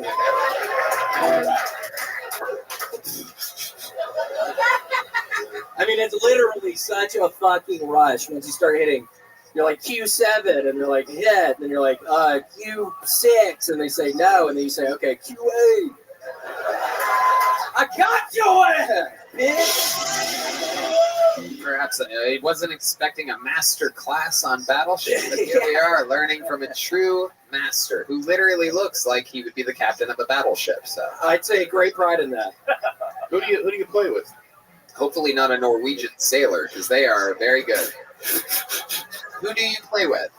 I posted a thing on Craigslist. They don't have the misconnections anymore. I used to post on that a lot, but no, it's just under the gardening section. I'm like, hey, I got a shed in the backyard. It's filled with stuff. If you want to come by and grab some of this dirt and shit. Then they come by and I'm like, actually, I have a bigger surprise for you in the house. And then I take them into the place in one of the upper bedrooms and just get out the fucking Battleship game. Sometimes they don't want to play and I have to handcuff them to the fucking chair. And then sometimes Red Band comes out with just a mask on and his penis shaking. And wow, you guys play Battleship? Yes. All right. William, you're a monster. Anything else we should talk about before we get out of here? How's the puppy? That's a great question. Yeah, we got it. We got it. It's doing good. Oh, okay. Thank you, sir. That's enough of the questions. We did a follow-up question. Is it getting big? She's getting bigger. She's now 4 pounds. She was less than 2 pounds. Yeah, she's doing so good. Wow. If you had to pay tribute to the sweet little dog that you have, how would you do it? I love you, Gator. You know I love you, Gator. Red Band's coming over later tonight, and he's wearing his pants that come off easily. We're gonna see his penis tonight. Hey. William Montgomery, the GOAT of the regulars, all time, the biggest red machine we've ever seen. Big much for Jetski Jesse Johnson rejoining the show tonight, a legend of the game. JetskiJohnson.com for tickets. She's going to Yuma, Spokane, Washington, Phoenix, San Diego, a bunch of other places. The drawing from Ryan J. Ebelt is in, and it's popping up on your screen right now. How loud can this place get for two of my favorite guests, two of my favorite comedians, H. Foley and Kevin Ryan, the Are You Garbage podcast, here, live on Kill Tony. Gel Blaster, Red Rose, Yellow Rose, AustinPools.com, The Hall Firm, Austin Security Guard Service, ConnectMobileHealth.com, CM Smokehouse, and Screwball Peanut Butter Whiskey. One more time from Michael Gonzalez on the drums. Matt Mueling on the electric guitar. Paul Deemer on the horns. Jetski Johnson on the horns. And the great D Madness on the bass guitar, everybody. Thank you to Synthix, Toothpicks, and all of our other great sponsors. Red Band. Check out the secret show at the Sunset Strip. We're going to have new curtains soon. Sunset Strip, ATX.com. New curtains coming soon, and huge announcement right around the corner for the Kill Tony universe. The arena on New Year's Eve has officially sold out. We have sold out an arena in our hometown for a podcast.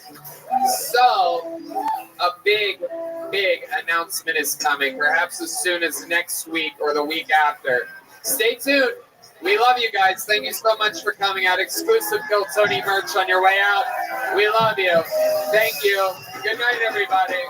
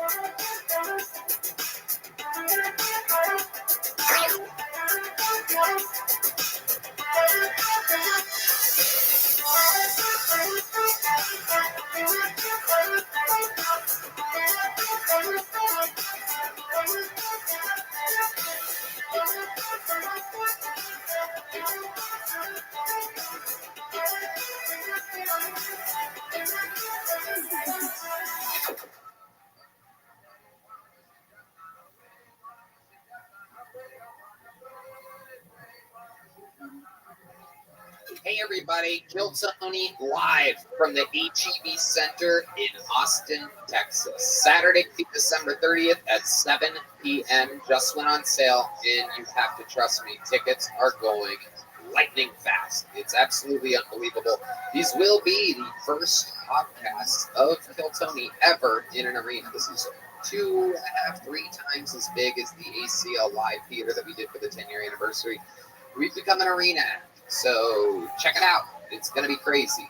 A lot of surprises, a lot of fun, unbelievable guests. It's a big production. This is our version of WrestleMania. Go to Ticketmaster.com. Look up Kill Tony. It's the one with tickets available. We're going back-to-back nights, the 30th and the 31st. HEB Center. Live.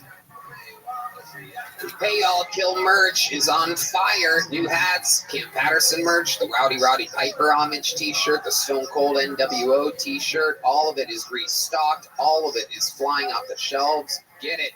Got it. Killmerch.com right now. Hi, it's time to make me an American. Please vote for my crippled ass in the America's Got Talent Finals, Tuesday the 26th, 8/7 Central, NBC.com/AGT vote. I want to hear you play that beat one more time.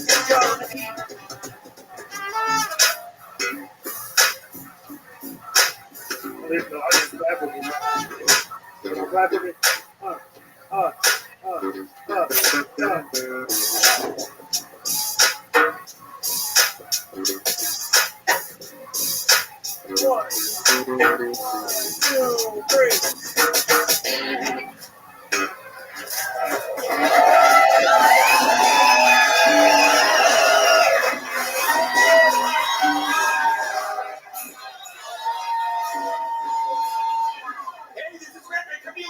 Comedy Mothership here in Austin, Texas, for a brand new episode of Kill Tony. Give it up for Tony Richmond!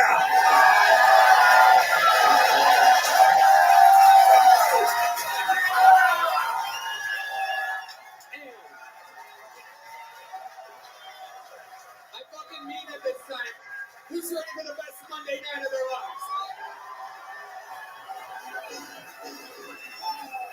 Oh yeah, this is the fucking one. Make some noise for Red Band, everybody. Oh shit, we're here. Kill Tony, live from the mothership. What a fucking life this is. Unbelievable. #1 live podcast in the world, brought to you by Gel Blaster, the Red Rose, Yellow Rose, Hall Law Firm, Connect Mobile Health, CM Smokehouse, Austin Security Guard Service. Connect Mobile Health, by the way, that's an IV drip company. Get 10% off using KILL10 as the code. Hall Law Firm is the best law firm in Austin, Texas. CM Smokehouse, the best barbecue. And Screwball Peanut Butter Whiskey presents the Kill Tony Band, everybody. Make some noise. That's the great Paul Deemer on the horns. John Dees on the keys. Matt Mueling on the electric guitar. Michael Gonzalez on the drums. And that's D Madness on the bass guitar right down the barrel. You can't miss it. You see him, but he cannot see you. Before we start tonight's unbelievable episode, here's a little bit more from the amazing sponsors that made it available for you here right now. Good evening, Philadelphia, Pennsylvania. Just a heads up, I am coming to you this weekend, and also Tysons, Virginia on Saturday. Then Milwaukee, Minneapolis, Youngstown, Cincinnati, San Francisco, Sacramento, San Diego, Florida, Arizona, so much more. New York as well. TonyHitchcliffe.com for tickets. See you soon.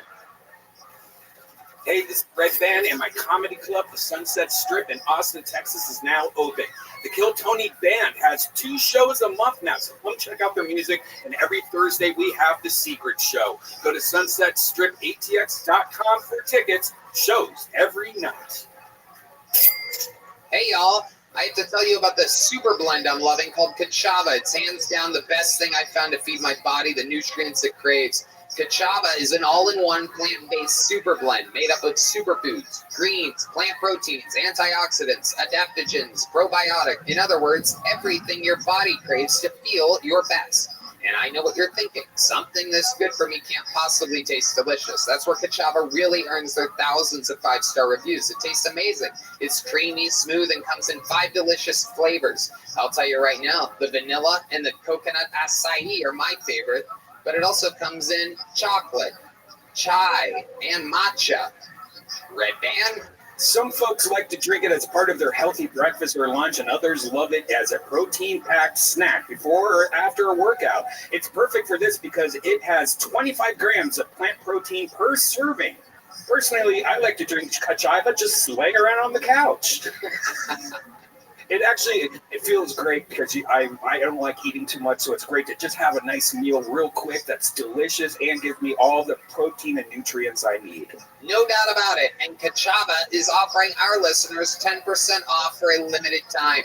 Just go to kachava.com/Tony, spelled Kachava, and get 10% off your first order.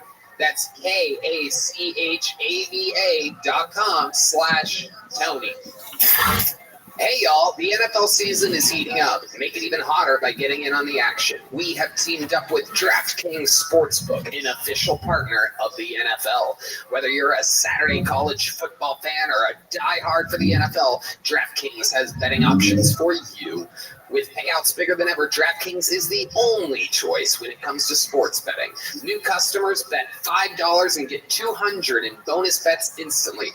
Download the DraftKings Sportsbook app today, and all customers get a no-sweat bet every game day in September. NFL bets only. Max wagering limits apply. Just use our promo code KILLTONY when signing up. That's promo code KILLTONY when you download the DraftKings Sportsbook app today. Red Band? New customers bet $5, get $200 in bonus bets instantly. Download the DraftKings Sportsbook app today. And all customers get a no-sweat bet every game day in September. NFL bets only. Max wagering limits apply. That's right. DraftKings is the only choice when it comes to sports betting. It is what I use. I love it. We have so much fun using it. It is the absolute best. So use our promo code KILLTONY when signing up. That's promo code KILLTONY when you download the DraftKings Sportsbook app today.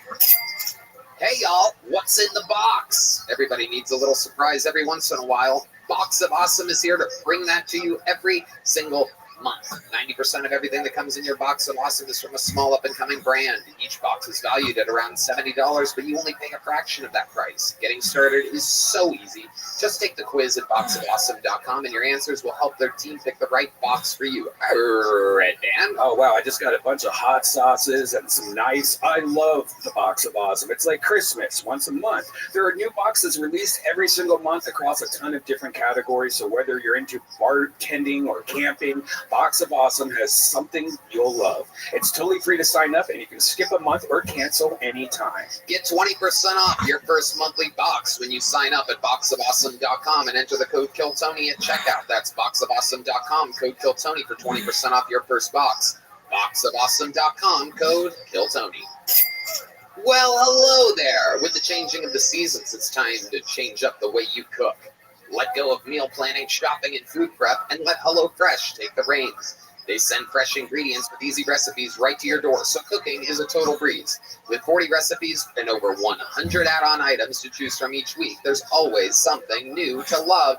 Red Band? Oh, I love HelloFresh with awesome dinners like the honey butter barbecue pork chops and shroom and Swiss beef burgers. Delicious. There's truly something everyone in your family will love. I bet you love those honey butter pork chops. Go to HelloFresh.com/50KT-show and use code 50KT-show for 50% off. Plus 15% off in the next 2 months. That's HelloFresh.com/50KT-show and use code 50KT-show for 50% off plus 15% off for the next 2 months. Go to HelloFresh.com/50KT-show. Listen up, everybody. We're talking about your balls here, people. Stop using that soap-encrusted shower razor to clean up. It's time to grow up and shave with Manscaped. Their Performance Package 4.0 is everything you need to get grooming. It comes with a Lawnmower 4.0 trimmer, Weed Whacker 2.0 for ear and nose hair grooming, Crop Reviver ball toner, and a travel bag. So you'll look good even when your balls are on the move. Speaking of balls, Red Band. I mean, I used to just pull out my pubes, and now I can shave them off with amazing technology. The Lawnmower Trimmer is a total game changer. It has a 7,000 RPM motor and spotlight so you can see what you're up to. And it's totally fully waterproof. Stop pulling out your pubes and bring in the fall right and get 20% off and free shipping with the code KILLTONY at manscaped.com. That's 20% off with free shipping at manscaped.com and use code KILLTONY as the leaves fall. Make sure you have it all with Manscaped. Are you guys ready to start tonight's show?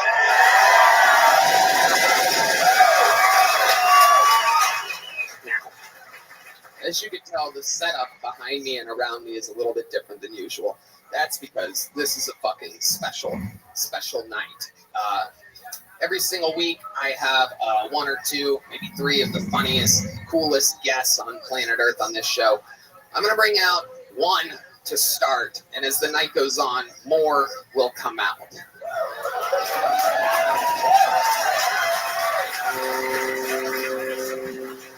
And the first human being that I'm bringing up is not just any normal human being at all. In fact, he is your favorite artist. He is your hero's hero. Literally, a childhood dream of mine and probably every man in this room. And if it's not one of yours, then you're probably not a real fucking man in the first place. I present to you the 16-time champion of the world. Ladies and gentlemen, this is the Nature Boy, Ric Flair.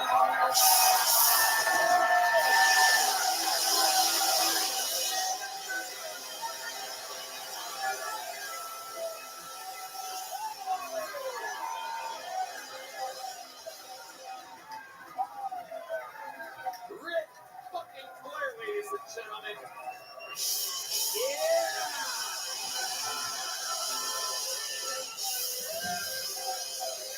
This is the life. Come on in here, Ric. The man, the myth, the legend, the Nature Boy.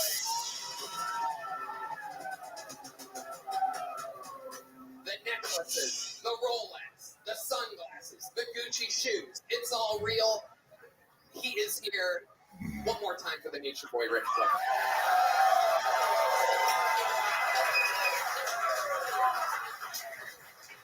Actually, alligator shoes. I love it. And Rolex wearing and diamond ring wearing. That really is. There are diamonds inside of the Rolex. Absolutely. Tomorrow morning, private jet flying. That's right. Rick said, take me out in Austin. Let's have some fun. He did. And I don't think I've had a vodka cranberry in about 20 years. But I said I'll have what he's having, and I do believe we had about 17 vodka cranberries last night. Yeah, we did. And I've already had 12 today. We started at 2:30 p.m.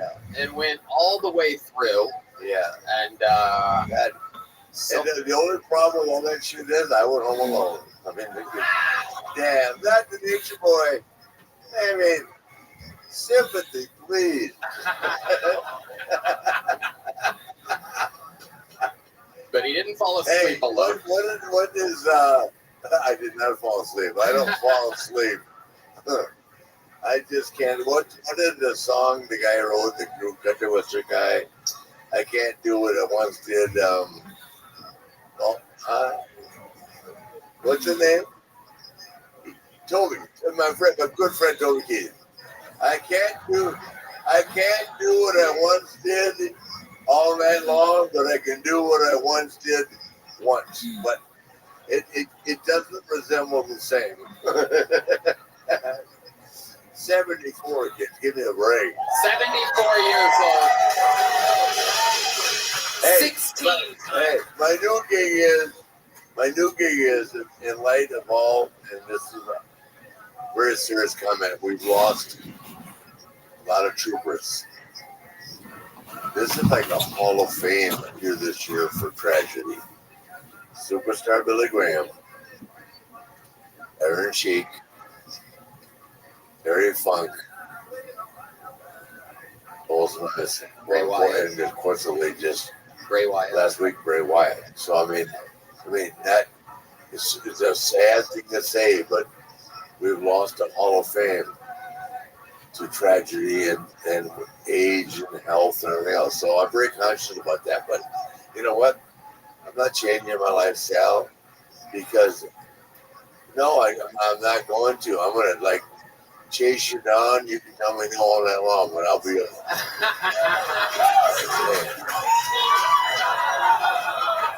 Hey, if you want evidence, I got a picture. No, seriously. Why would I slow down when we're dying to the left and to the right? Not tonight. Laughter's the best medicine. We're going to add a few more years. I brought some backup with me. There are comedians that are going to be trickling in, joining this panel throughout the night. Let's start with a couple of my favorites from New York. Make some noise for Louis J. Gomez and Zach Amico, everybody. Hey! Louis J. Gomez. Zach Amico. Fuck yeah. Welcome. Get on in here. Make yourselves at home. I love it. You guys know how it works. Everybody does. A bunch of comedians signed up for the chance to get 60 seconds on this stage. We're going to get through some of these names here tonight. They get 60 seconds uninterrupted to do. Next question. Yeah. Since you're the man, is there any possibility I could have a cold beer? Oh, yeah, absolutely. Can we get Ric Flair a Lone Star up here? I don't get you right now in a Starbucks. Yeah. That wasn't you last night. No. Yeah. No. So how about a cold beer? Yeah, now? Let's do a bucket of beers up here for the great Ric Flair. I'm surprised we had to have a mask for that. That's incredible. Yoni's been having fun lately, so he's a little bit. You know the 60 seconds is up when you hear the sound of a kitten. That means they have to wrap it up then, or else they bring out the angry West Hollywood bear. And then we interview them. We talk to them. We're going to find some talent here tonight. We're going to find a lot of non-talent here tonight. We're going to find some talent for sure. Ric Flair is here. We're going to watch stand-up comedy. We're going to get it started. We have a regular on the show, Rick. He writes and performs a new 60 seconds. Yeah, you are. We're going to get more from Ric Flair coming up right around the corner. You know what? Let's get some more panelists up here. I'm going to bring up some guests.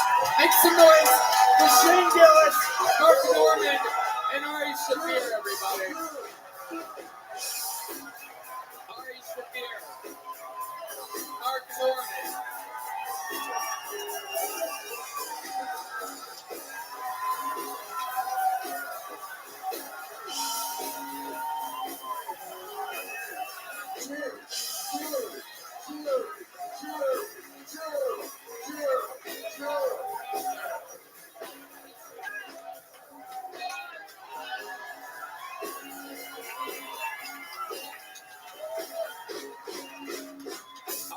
Shafir is here, ladies and gentlemen.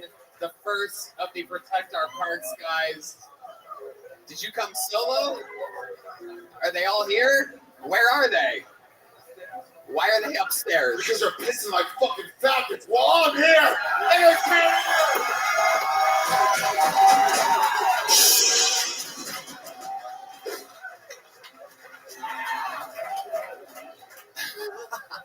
Ari Shafir has arrived. I don't know if we're going to get to one bucket pool tonight, folks.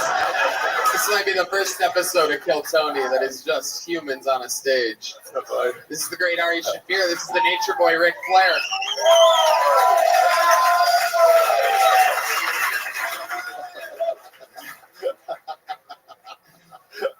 So they went to pee. All right.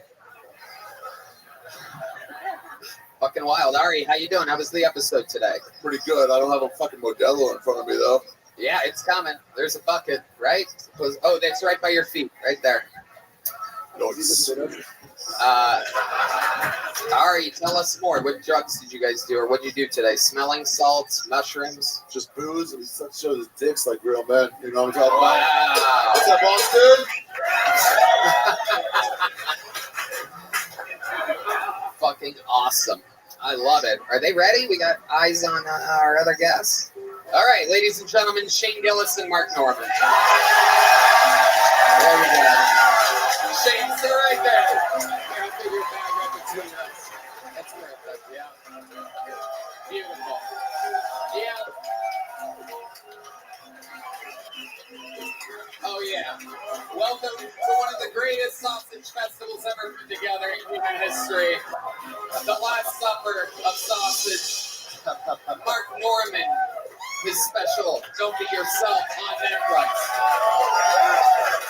Shane Gillis, special Netflix. Beautiful Dogs out tonight at midnight. His first Netflix special, Hour, and he's with you. This is the fucking crew. This is the dream team. Ari Shafir Jew killing it on YouTube. Up to millions and millions and millions. What is it, 8, 9 million? Something crazy. Huge amount of people. So this is it. Dream team. Everything is ready. You guys ready to watch 60 seconds of stand-up comedy? And then our entire esteemed panel talks to us. Talks to them and us all at the same time. It's crazy. Let's get it started with a regular. He writes and performs a break.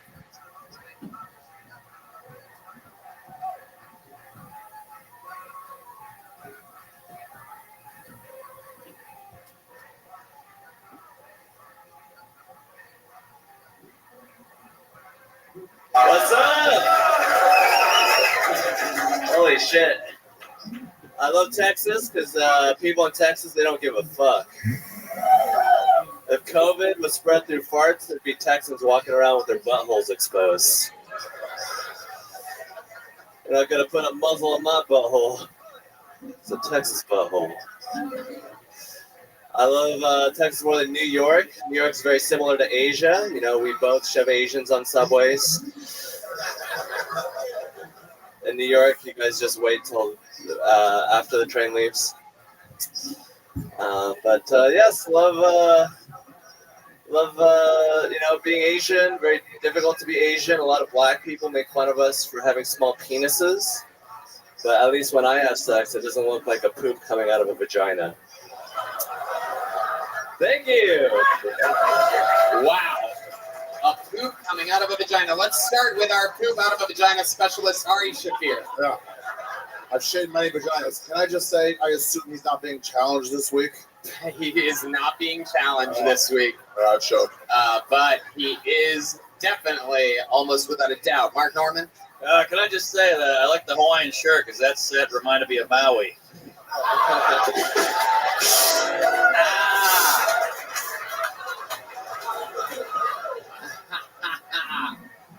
Because it sucked.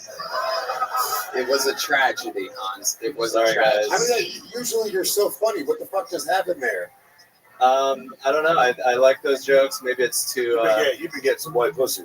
Yeah. Yeah. You're getting soft, dude. I getting comfortable, content with that white pussy. We have seen this before. He gets challenged. He fights for his life. 15 punchlines in 60 seconds almost every time. He crushes people that want to take his job from him. He gets challenged for his regular ship on the regular now. And then he has a really, really, really good set, so I don't challenge him the next week. And then he has a good set the next week. And then this happens. So now you're going to be challenged next week for your spot. Hans Kim, how does that make you feel? Good.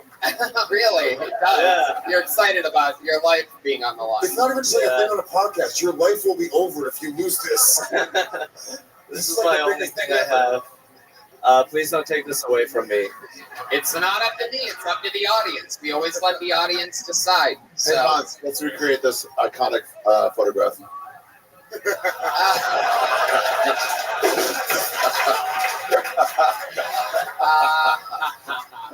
Ric Flair, you just watched one of our future stars, one of the regular people that have built a career on the show, have a really, really, really, really, really rough set. Do you have any words of advice? You're the GOAT. You've had a rough night of work before, right?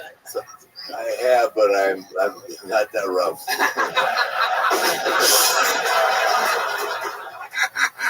Hans, you're in the position. Who do you think you're going to get challenged by next week? I apologize, sir. No, you don't have to apologize on this show. You're not a POW. That's the person. Hans Skin, you will be challenged next week. Prepare another great 60 seconds. Your life is on the line. You could no longer be a regular in 7 days. I will, Tony. I owe you everything, and this is a big opportunity No, for this me. is big standard. Jesus Christ, dude. Stop groveling, dude. Stand up for yourself. Spit in this fucking face. Flavor respects that shit. Woo! I consider myself the luckiest man. Hot Skin, next week your challenge.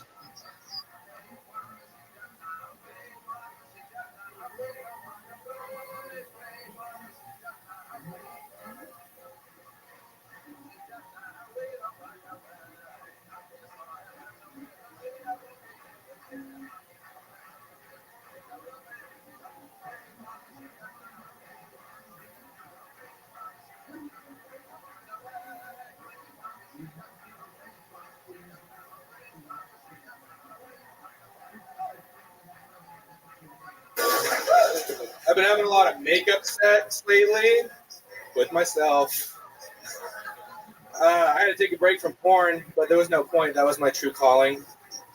Nothing would work for me anymore, though. I had to try NoFap. I was at the point I was looking at a lot of like shit-covered feet and whatnot. It's the only thing to get the ticker going, you know, guys. Yeah, you know what's better than porn is the bra section at Walmart. The new iPhones these days, you can just crop the fat girl out really easily. Save it for later.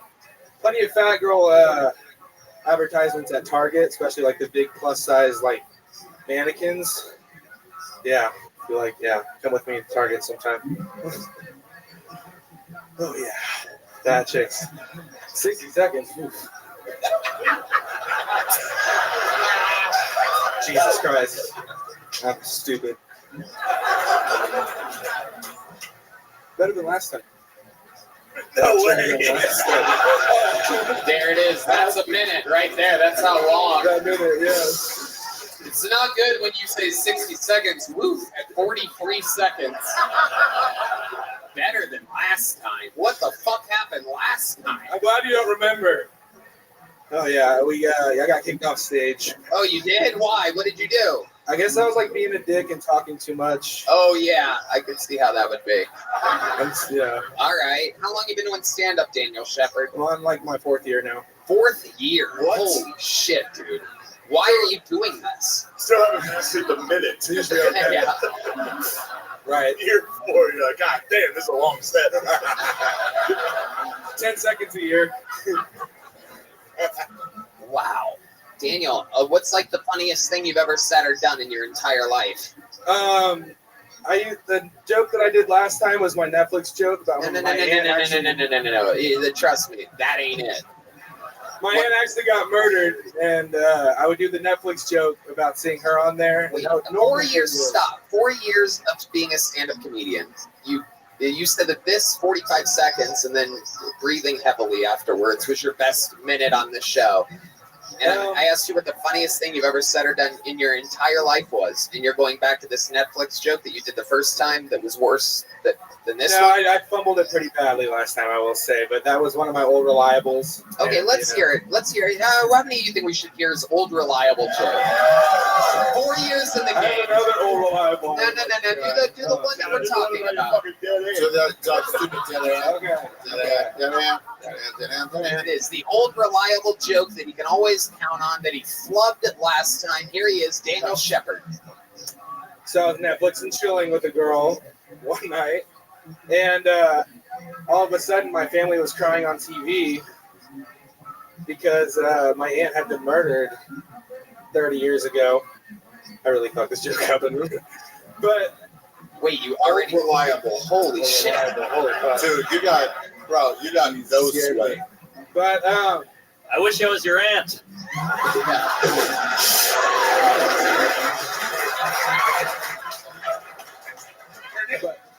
She's got more Netflix credits than I do, but she had to be on The Confession Killer. Do you normally get laughter? No. Like at shows? Yeah. No, he does not. No. You're lying. You're lying. Bro, your lying. forehead, you got an innie forehead. That is. Who you fucking David Lucas? Awesome. Who killed your aunt?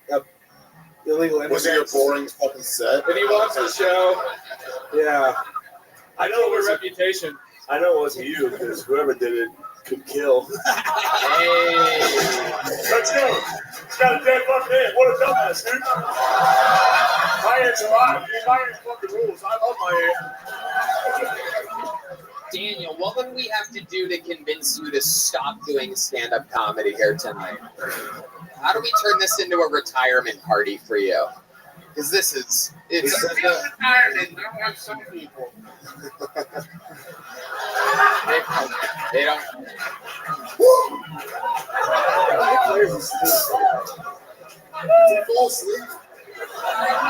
Oh, sorry. I don't know. No, he's on his phone. He's like fun Joe Biden. He's scrolling. It's literally. He's scrolling the Breitbart app. Users these days on their phone, am I right, guys? Shut up, Daniel. You're not part of this thing. We just saw one of the worst performances ever in the history of the show. Ric Flair, any advice for Daniel Scheinberg? Oh, fuck, that's Ric Flair. God damn it. Well, like you would have done good if you knew. No. That would have done worse. God damn it. What did it say? What do you think that was your dead hair? There's something kinky about all your heroes You what? mention you, though. You know, I mean, Kind of hot. getting off on this. Yeah, I get it. Thank you. No, you're incredible. Thank you. Hey, no. Hey, guys. Woo! I didn't even say woo that first time. I'm just inspired. Whoa. I want people to understand something. I'm here having fun, but as long as it's fun, it's fun. When it becomes something that I'm not comfortable with and saying something bad, I don't do that. And the minute it goes that way, I'm out of here. Like sideways Asian No. pussy. What's that? That was fun. That was fun. That's fun. That's fun. Yeah. That was my sense of humorous. But I will never, ever embarrass anybody or humiliate anybody. If that happens on this show, I'm out of here. You're not going to do that. We're going to do that for you. You're the good cop. No. Daniel just embarrassed himself. I'm not the good cop. I respect these people. You guys get it? You shouldn't. You have paid me who I am today. I'm not here to fuck anybody up. I laugh. The minute someone says something disrespectful to me or to you, I'm out of here. We're not going to be disrespectful to you. We will make fun of these people. I'm serious. No, we make fun of them. No, you guys are so nice. Look at me.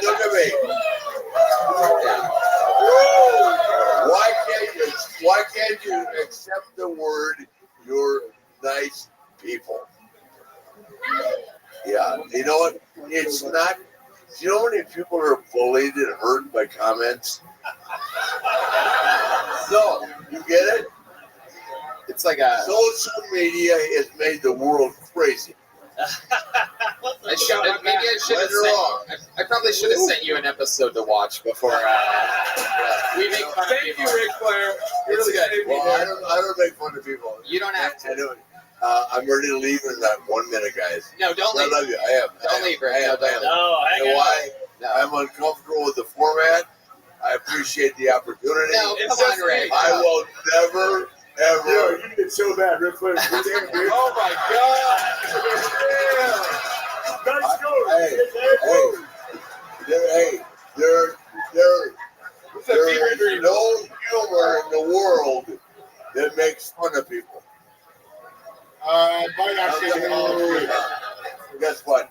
I apologize. I'm not one of them. No, you're good. You don't have to. No, I'm not apologizing. I'm an unusually horrible. I will have fun, but I won't make fun. Beautiful. We got you covered. We've had this happen before. Good cop, bad cop. You're the good cop. Daniel Daniel Shepard is the bad comedian, and we are the bad cops. Daniel, unbelievable performance tonight. Best of luck to you in the future. There he goes, Daniel Shepard. Everybody. 4 years in the game. I mean, you can't even make it up. 45 seconds of material.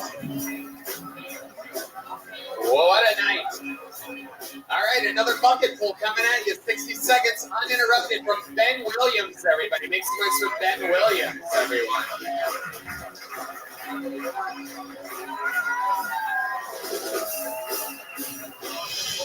Come on, one more time for Ben Williams, everybody. Here we go.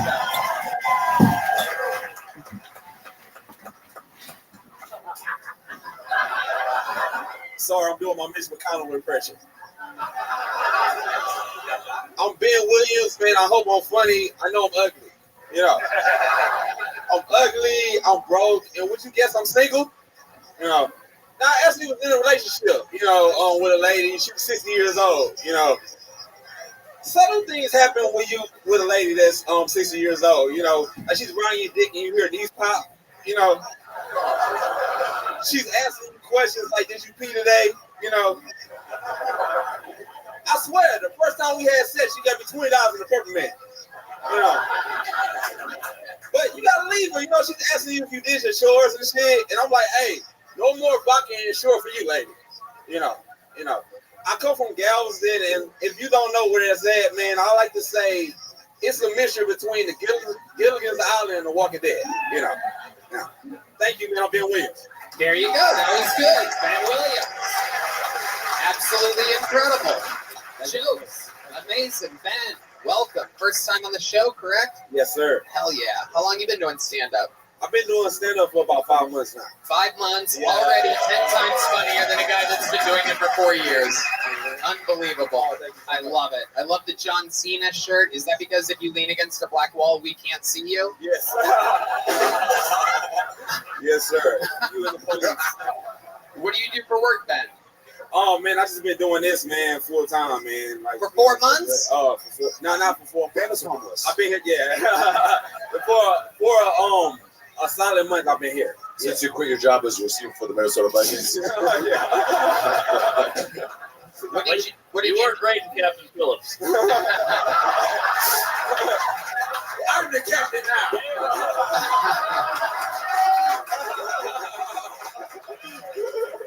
Ben, you're so likable. Tell us more about you. What do you do for fun? What else are you into? Oh, I'm into music. I was actually a rapper before this. Oh, shit, really? Let's hear a bar. Well, drop a bar, dog. Here we go. Giving us a little bit of a sample of his rap. This is the Kill Tony.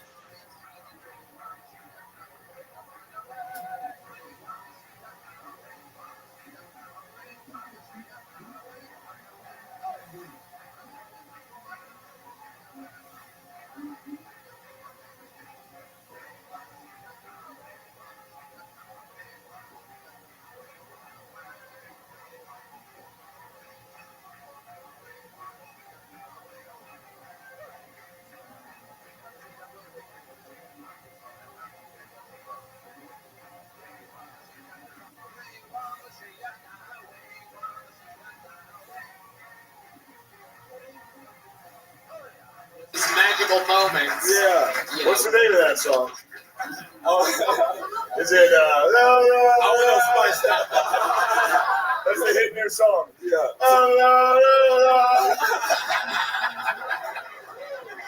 The remix. You got Lakers colors on. You're a good man. Oh, thank you, man. You're a legend, Rick. No, thank you. I appreciate that. But my favorite wrestler. You're wearing the Lakers colors, brother. Yeah, man. Not an LSU thing, because they got their ass kicked last night. But yeah, you're a Laker, brother. Yeah, man. That's my favorite team.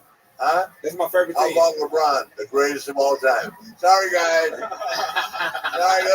gonna argue. I know Michael, I love him to death, but goddamn, LeBron is some action guy. 21 years in the league. And he refuses to get old. I love that because I do too. Ben, give me an answer here. Wildest night of your life sexually. You're here with the legend, Ric Flair. This Man, is I my don't second know. time asking The you. wildest time of my life, man, had to be with an older chick. She was 30, man. I was, at the time, I was probably 19. And she taught me things that I'll probably learn, still know to this day. It was fucking crazy. Like yeah. what? What you're saying is that Oh, that was my first time. That was my first time doing it. Oh, yeah, it was on here, Rick. premature ejaculation. Yeah. What did she let's just teach say, you, Ben? That was my first time doing anal. Yeah. And and my first time experiencing squirting. Yeah. Yeah. If she was squirting out of her ass, That's not a good thing. Hey, has she ever been the same? No, I haven't been the same. I don't know. Oh my God! What kind of a rectal exam is that? Ben, you're getting a big joke book. Congratulations. You did it. Here you go. It's coming at you, Ben. Here it comes. There it is. Ben Williams making his Still Tony debut. On to the next one we go. We have is our golden ticket winner ready? Right? Yes? Are you checking on that? Oh, you're milking it. You're really milking it. Yes, absolutely. There you go. For a while. Going that way, Ben. You That keep way, milking right there. it now. Yep. There you go. Okay. Is that a yes? Okay, perfect. Ladies and gentlemen, this person you're about to see, you haven't seen before unless you were here last week. This is the newest golden ticket winner of the Kill Tony universe. His second time ever on the show. The first time to Protect Our Parks boys get to see him. Make some noise for Rick Diaz, everybody. Rick Diaz.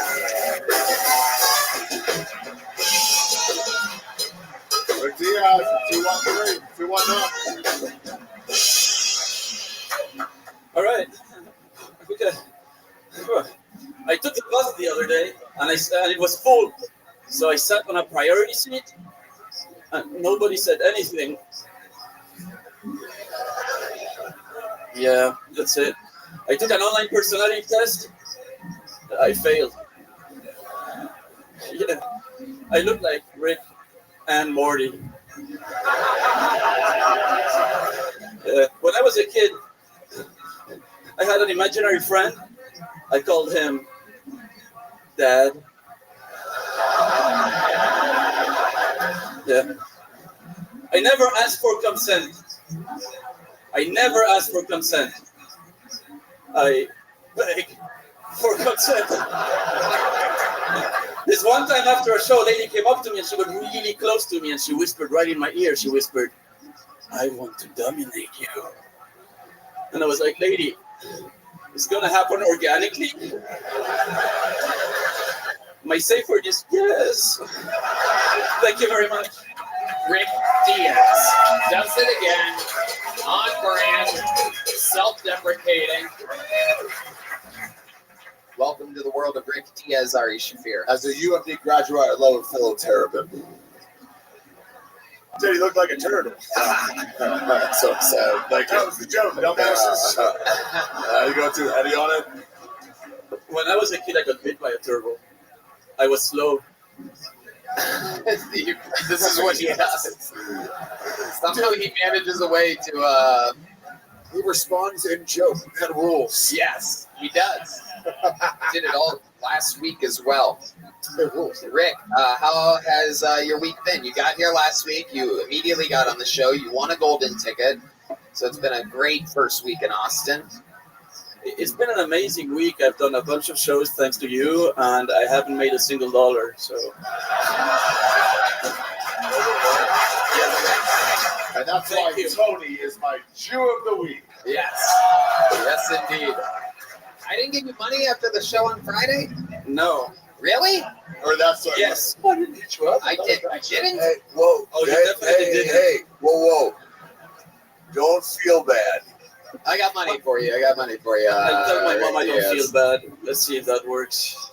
I don't know what happened. And the wire instructions tomorrow. Rick, what else this week before I let you go? Yeah, some friends took hunting. Oh, yeah, as the bait.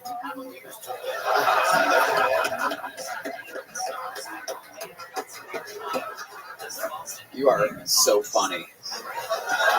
It is unbelievable. You have such an incredible, distinct voice of weakness. That's what my mother says. This guy's a machine. He's a fucking machine. There he goes, Rick Diaz, everybody. Another great performance by Rick Diaz. Hell yeah. On to the next one we go. I pulled another name out of the bucket. You guys having fun out there? Make some noise for your next bucket pool. Guy Hurt, everybody. P-E-A-R-T. Guy P-R. There he is. Here's Guy, everybody. 60 seconds uninterrupted for Guy. Before I get my set started, I like to rile everybody up. So if I can get all the white people in the crowd to repeat after me and say, ah. Everybody else repeat after me and say, ooh. That's segregation. I fucking love that shit. My name really is Guy. My mom decided to name me Guy, so that's what everybody calls me now. They call me Guy. My friends, family, coworkers, everybody. Except my mom sometimes when she takes her pain pills and malt liquor, she really loves to call me gay. But no, I think it's pretty hard dating. I struggle with dating. I've tried everything you're supposed to try my age. I've tried the dating apps. I've tried going out to the bars on the weekends. I've even, tried getting an OnlyFans, but none of it seems to work. And I'm getting to that point where I actually don't believe that there's anybody out there dumb enough to name their fucking daughter girl. Because I would have married that bitch. All right, that's my time. All right. Definitely a lot of oohs and ahs during that set. Fuck, huh? Fuck. Yeah. Fuck. Son of a bitch. You had one shot, dude. This was it. I know. Guy, this is your first time on the show. How long you been doing stand-up comedy? I've been doing it about 3 years. Where at? I started it. Fuck. I started in New Orleans, and then when COVID hit, I moved up to Dallas. So, okay. New Orleans, the home of Mark Norman. Worse than Katrina. Yeah. What made you pick Dallas as your next destination? I know. No, I went through Katrina when I was 6, actually. You what? I went through Hurricane Katrina when I was 6. Okay, that's not the question I asked you at all. Oh. What made you move to Dallas? I moved to Dallas with a big D minus.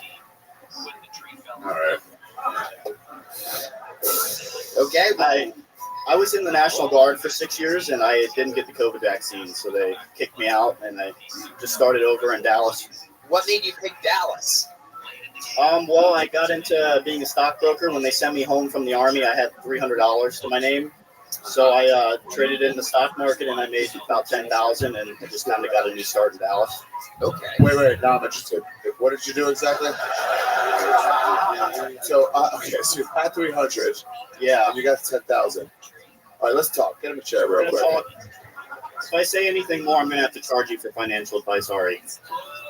Whoa. That's fighting words for a Jew.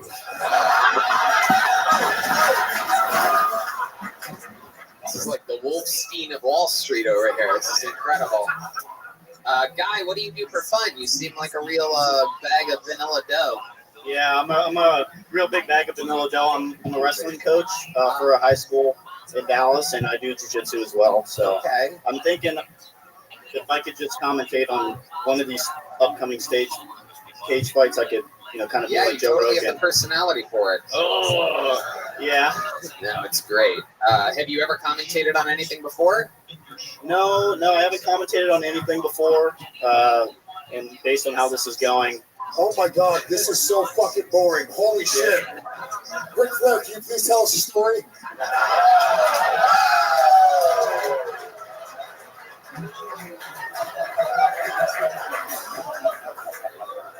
You are here with Ric Flair. You are a wrestling coach. How does it feel to have a performance like that in front of Ric Flair? Hey, actually, to be honest with you, I respect that very much. My son was a great amateur wrestler, and this is why I'm going to make this. This is why. Come here, guys. This is why I'm leaving after I say this.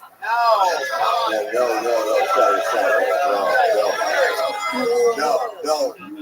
I have no respect for people that take their time to support any youthful athletic event. My son was a great amateur wrestler. He died of a heroin overdose in 2013. I don't need to hear that. I'm over that. But anybody that take time away from their life to support kids and make them better, because I can tell you right now, from personal experience, because I believe in my heart.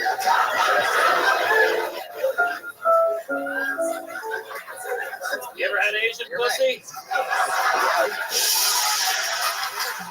I guess that's funny. What are the ages of the people that you're coaching, guy? It's high school age, so 9th grade. Rick, don't leave. Are you really leaving, Rick? Don't do it. No. For all respect. We lost Ric Flair, everybody. I love you, Rick. Thanks for doing this. I'll see you afterwards. No, you're good. You're good. We love you. Make some noise for Ric Flair, everybody. Come on.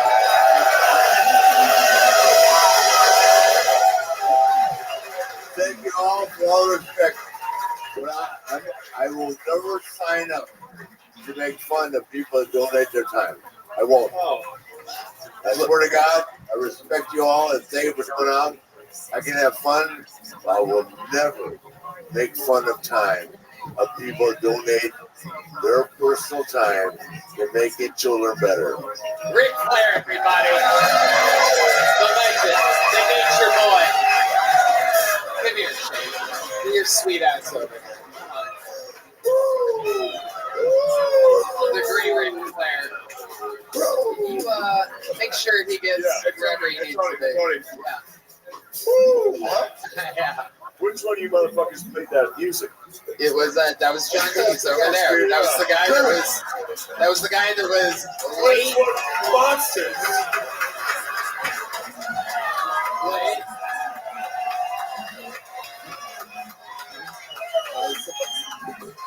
All right, okay, thank you. Sit down. Sit the fuck down. Jesus Christ. Tony, Ric Flair has a point. This show is demeaning. It really is. It really is. It's fucking mean, dude. I tried to warn him. I warned him, but I warned him 7 beers ago, which was the problem. I should have warned him right before. The nature boy. There's no nature in you. You need to go next, motherfucker. I got 1 minute. I'm working on it hard. This show is chaos. Guy, what do you do for fun? Tell us anything about you that's not boring. Give us something interesting or that we would be surprised to know about you, Guy. Yeah, I do jiu-jitsu. We already know that guy. Yeah. Jesus fucking Christ. For fun. There goes the black guy now, too. There we go. Everybody's slowly leaving. It's like a reverse Royal Rumble. There goes Ric Flair in the number 1 spot. A black athlete in the number 2. Every 60 seconds, another person leaves. We have a young Roman Reigns here ready to go at any point. Okay. Tony's mad at me. Come on up. No, I'm not. Let's not make that the theme. We have a format on this show. Oh my God. I wasn't making fun of Ric Flair that much. I think we were mild. You're the one who ruined it. That's a fucking thing. I didn't ruin it. The piano guy ruined it. Piano guy definitely ruined it. Piano guy ruined it. Let's move forward. We move forward here. I'm the boss. We're moving forward. That's a legend. To mock him to his face like that awesomely. Not out of line. Yeah, he was just talking about his dead son. Oh my God. We are torching bridges here today. I think the podcast is never going to be rescheduled at this pace. His son died in 2013. It's being awesome. Okie dokie. All right. Guy, you will always be known as the guy that was on this stage when Ric Flair left. There was a lot of moments where it almost happened. Tough guy. Don't make a big deal about coaching kids in wrestling next time. That really fucked everything up. Yeah. Here's a little joke book. There you go. Guy hurt everybody. Oh my God. All right. We're moving forward. Onward and upward. We have another regular on the show, ladies and gentlemen. This guy is an absolute fucking shooting star. Took over for David Lucas 2 months ago and somehow is making one of the biggest impacts in the history of the show. This is a new 60 seconds from Cam Patterson, everybody.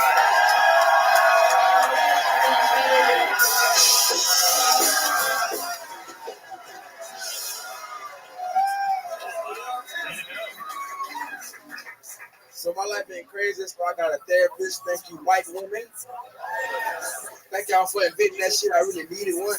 Cause I just yell in the mirror like, you a fuck nigga, you gonna die. That don't help. I don't help at all. I don't help at all. So I got a therapist, but we don't get shit done cause she pretty. So I just be lying to this bitch.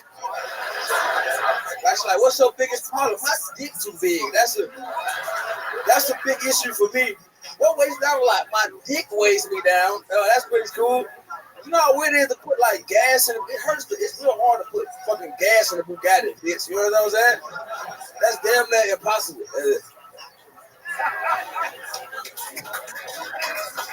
There you go. Cam Patterson. Oh, gas in a Bugatti. Shane. What, you keeping rocks in your fucking brain too?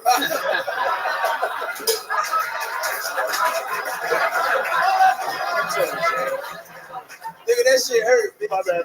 You, man. You can play. Hey, wait a minute. Rick said that. My feelings hurt, nigga. Hey, Rick that nigga in my fucking feelings. Piece of shit. That's a joke. Hey, shut up. Compared to fucking Rick Flair, he sounds like Neil deGrasse Tyson up here. This nigga fat. What's going on?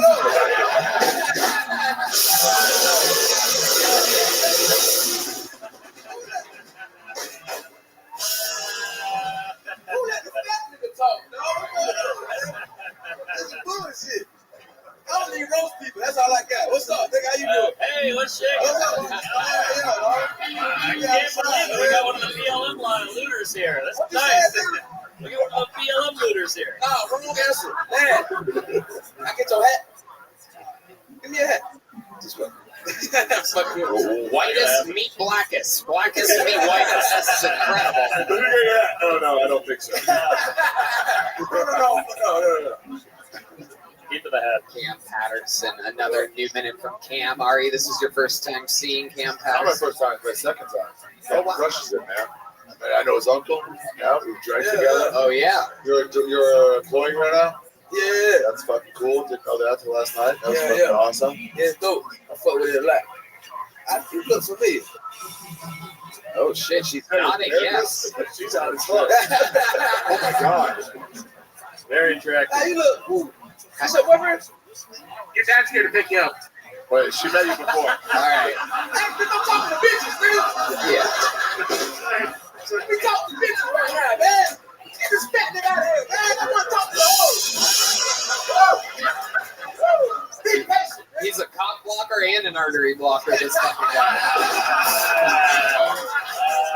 Hold on a second, because I'm Did interested you learn in that this. from Ric Flair? We're nice to each other up here, cocksucker. Yeah. Okay. She did agree that you guys have met. What were you about to say there? Put the mic in front of her mouth so it gets on the podcast. Met in Chicago. Whoa!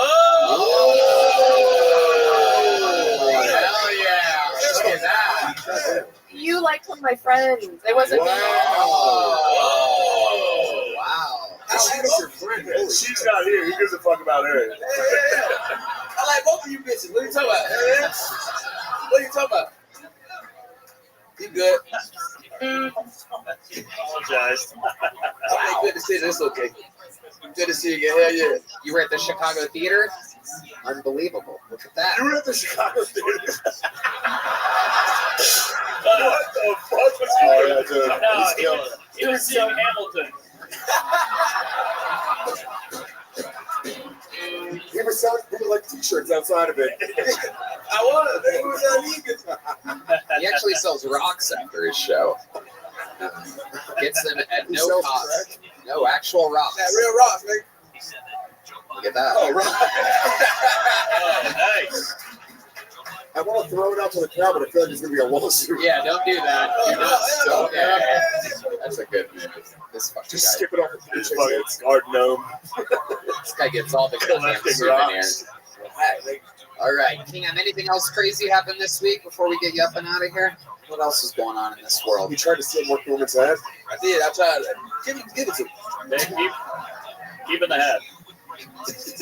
Nah, I ain't been doing shit to stand up and trying to work on these new minutes shit like that. I love it. Yeah. Okay. White bitches, is that still a thing? Oh, yeah, I love white bitches. Yep. Okay. In that case, everything is happening right on schedule. Okay, thank you, Beetlejuice. I love that. Jesus fucking Christ. Yeah, we got a thing here. Go. 73 down. Look out. Jesus fucking Christ. All right. Cam, another fun minute. Congratulations. There you go. Cam Patterson, everybody. On to the next one we go. Back to the bucket pulls. Back to the chaos. The machine is running, and it's fully operational. Make some noise for your next comedian out of the bucket. 60 seconds uninterrupted. Going to Egan Robinson, everybody. Egan Robinson. Egan Robinson. Here he is. Egan, everybody. Put your hands together for Egan Robinson. Thank you, thanks. So I get spine surgery last year. It's just kind of a bummer, but I think the worst part about having had a spine surgery in my 20s is that now girls blow my back out during sex. You know, like my leg started shaking, and she's like, "Did you just finish?" No, that's my sciatica acting up. But I am done. We're now continuing. I'm spasming. That's my safe phrase. Yeah, I've been dating. We got drinks with this girl recently, and afterwards we went back to my place. What up? Eventually we started making out, but in the middle of it, she cut me off to tell me, "I just want you to know, I don't fuck in the first date." And so then I said, "Well, what about the last date? We're never going to see each other again." There you go. 60 seconds of stand-up comedy from beginning to end from Egan Robinson. An actual performance. Unbelievable. How are you, Egan? I'm doing well. How are you? Fantastic. How long you been doing stand-up? 4.5 years. Where at? I was in LA for 4 years, and then I moved here in April. What made you move here? I didn't like the scene in LA that much. And, tell us why you didn't like it. A lot of the people that watch the show are diehard stand-up comedy fans. So not enough 90s grunge. Not enough 90s grunge, and then I don't know, just being where I'm at in my career, there weren't a lot of like shows to get. It felt very transactional. Like you would only get booked on something if you had like a TV credit. Did it feel like the world was a vampire? Yeah. Yeah, it felt like a Smashing Pumpkins song. Did you spend a lot of time standing outside of a convenience store with your silent friend? I mean, two people talked at once during that. So. Did Jeremy speak in class today? I don't get that. I don't get that reference. All right. Sorry. Okay. I'm sorry. What do you do for fun, Egan? Nothing interesting. I mean, I watch anime. I work out. I read books. I watch anime and work out. You're just describing a school shooter. Hey, you look like you're gonna shoot up a frat. I was in one, but they got out without shooting anyone, so that's good. Hell yeah, bro. You watch anime and you work out. That is the weirdest fucking combination I've ever heard. It's weirdly like that's a lot of the guys you'll see in the gym now, like anime dorks that are also jacked. What? You go to a gay gym. I do go to goals. You work out at a back. 24 hours shitness.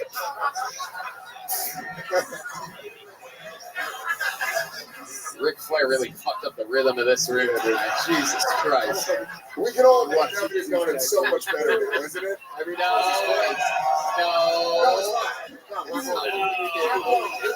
was so much better than Rick Flair was here telling weird stories. Dude, Ric Flair sucks. Yes. Yes, it was. Ric Flair sucks. Ric Flair sucks. Okay.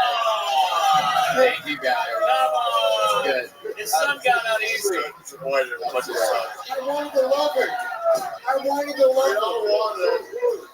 Everyone knew it was like, fuck, you're done with heroes, you know? All right, Lewis is on this podcast. Yippee! Egan, tell us something crazy about your life. It's about these people out of the bucket. Yeah, it's about these something people. crazy on right now. I haven't come in 56 days. Whoa! Someone's about to fucking whatever a buffalo express.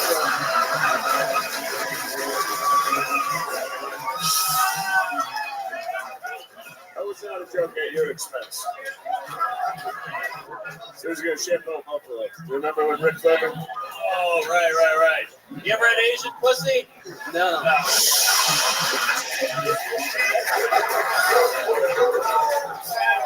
What is the purpose of this lack of cum?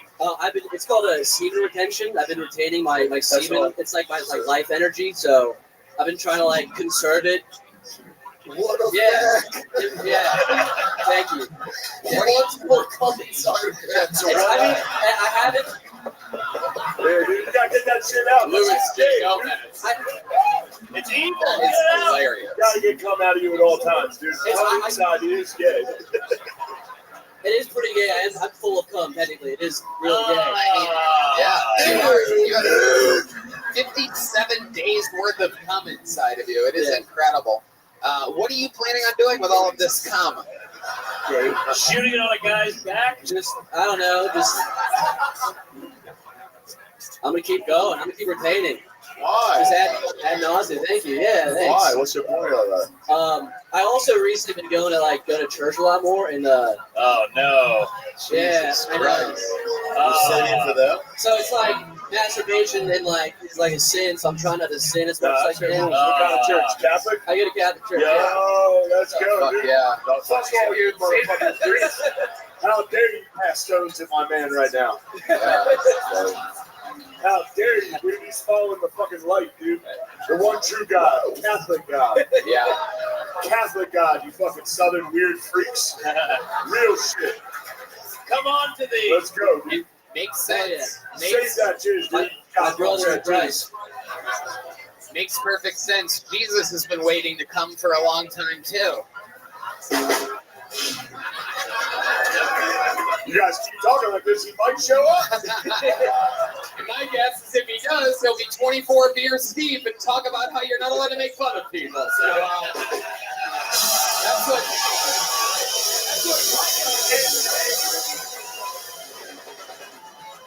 What did your guy do today? God damn it. Son of a bitch. Son of a bitch. He's a testifying, crucifying.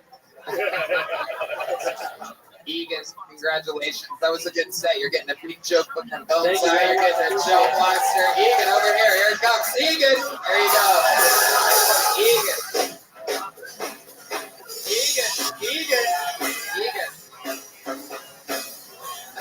Wow. What did we learn today? It said if you don't come for over 50 days, you can't catch anything.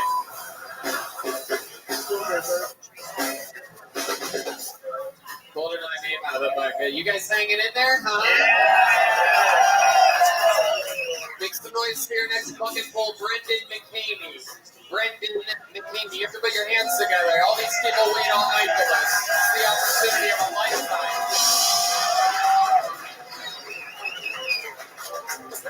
I just got into e-commerce.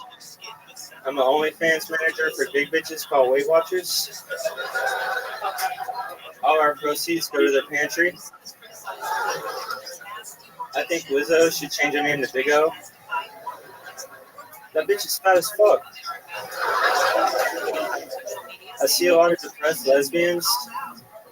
I have a solution. They just need some dick.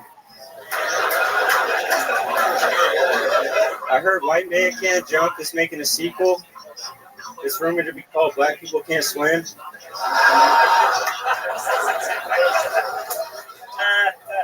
I noticed the one community that isn't going trans is the autistic community. Like, even the retards are smart enough not to cut their own fucking dicks off.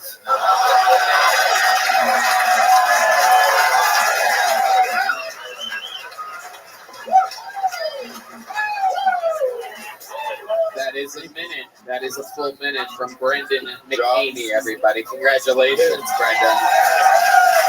Rock solid set.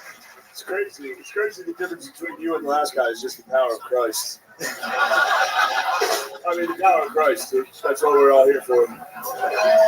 You fell into the way of the darkness, talk about retards, cut their dicks off, dude. Sinful shit, dude. This is Jesus' misbehaving son out here just trying to disappoint his father. Brendan, how old are you? 22. How long have you been doing stand-up? 4 months. 4 months, 22. Look at that. One of the best sets of the night, the youngest of the night, and tied for the newest of the night. That's incredible, Brendan. You start here in Austin? I actually work at the Addison Improv. I started there. Oh, nice. Yeah, great comedy club. Dude, he's really good. 4 months, 22 years old. Like, those were really legitimately good jokes. You were fucking comfortable, dude. All these other guys were trembling up there. It was great. I'm really impressed, dude. That was, like, legitimately dope. Definitely nervous. Very good. Yeah, you Very good. You said better than fucking Hans Kid? Yeah. Dude, we should challenge Hans Kim, dude. Way better than Hans Kid. Dude, fucking awesome. This is the next guy.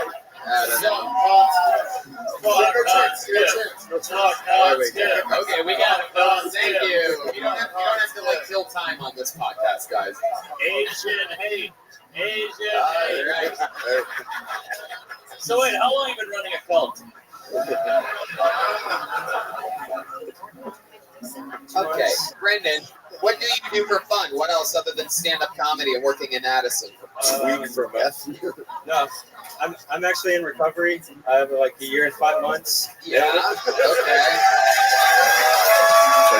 Sure, he's about to move to Austin and relapse. A year and 5 months? 5 months. What's your big drug? A year and 5 months. What's your big drug? Percocets. Oh, okay. Percocets, you fucking fruit. That's the same thing about the retains as cum. That's nuts. Okay, let's do this one beat at a time here. How many Percocets did you get up to? How bad did it get?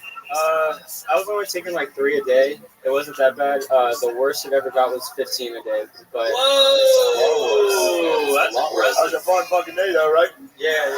Fuck yeah. That was a good day, dude. 15 perks. So the only part that I actually enjoyed was like getting them and then like doing them, driving home and listening to music. But like other than that, it was shit. Like, Yeah, that shit rules, dude. That's like the best thing in the world. So all of it. What's your perk playlist? These guys can do it.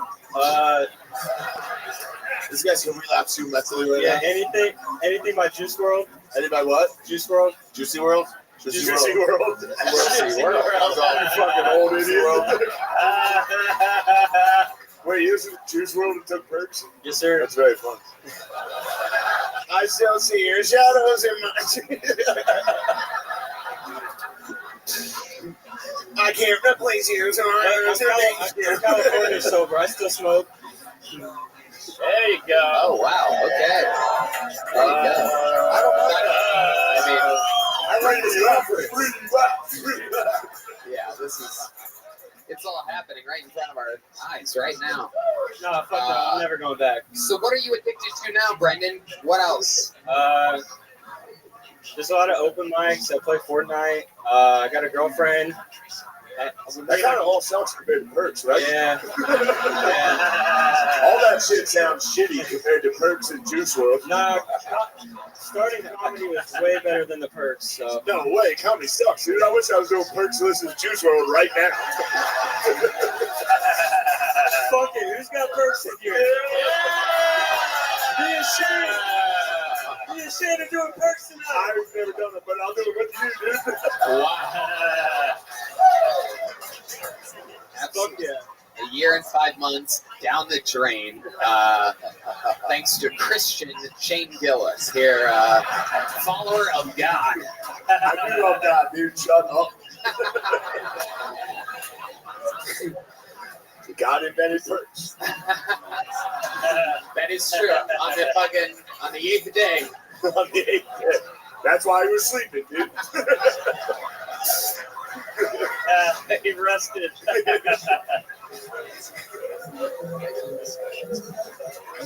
Brendan, tell us about this girlfriend. Where'd you find her at?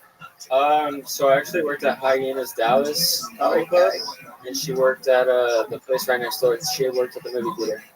Oh yes, The Angelica. You worked at the Mockingbird Lane Hyenas. Yeah. How long did you work there for? Like a year. Okay. What made you move to Addison Improv? I got fired. Oh. What did you get fired for? By the great Randy, the very famous club owner Randy, very famous in Dallas. I relapsed, but I checked myself into a rehab or not mental institution, but like a place to get clean, a detox center. Yeah. And then I told my manager, and he was like, "Okay, do your thing." And when I got out, I didn't have a job. Wow, that's fucked up. Yeah. Can't relapse on Percocet anymore. Yeah. Wants to keep his job. Fuck him, Democrats, dude. Yeah, it is. That's literally the most viable thing. That's his version of the story. You know there was like so much more to it. Right before he checked himself in, he stole 3 things of Dollar He kept stealing everybody's Percocets. That does bring up a great point. How did you acquire all these Percocets? So, and what was the worst thing you ever did to get some?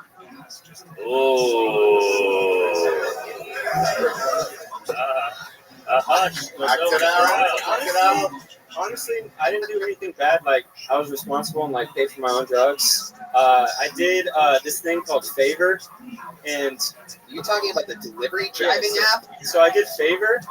That's not what I was expecting. I thought you were gonna like set some dicks or something. Yeah, man. You went to rehab, dude? This is some soft shit. You had to work in the job was the worst thing you've done. Yeah. So, Jesus Christ, dude, Ric Flair's son would be really disappointed in you right now. You son of a bitch. Take a Zippix toothpick and put it in your mouth and shut the fuck up. Zippix toothpicks. Zip more, smoke less. His son died of heroin. That might be a good point, actually.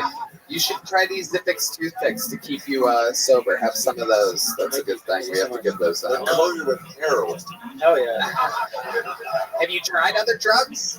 I did coke, but I didn't like it. You think coke? No, I said I did coke, but I didn't like it. Coke. Okay. I had a little Xan phase. Okay. So I'm sorry, Grandma, but I did take Xans from you. I'm sorry. Is she here? No. All right. She's dead. Damn, bro. Yeah, she walked off the podcast a half an hour ago.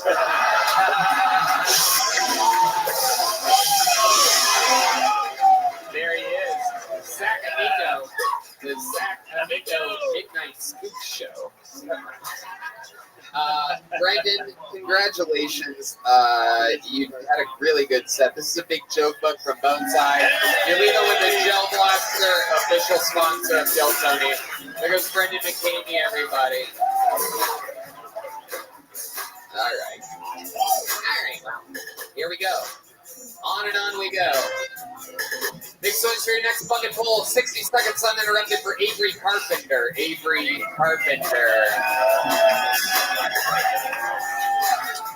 There he is, Avery Carpenter. All right, what's up?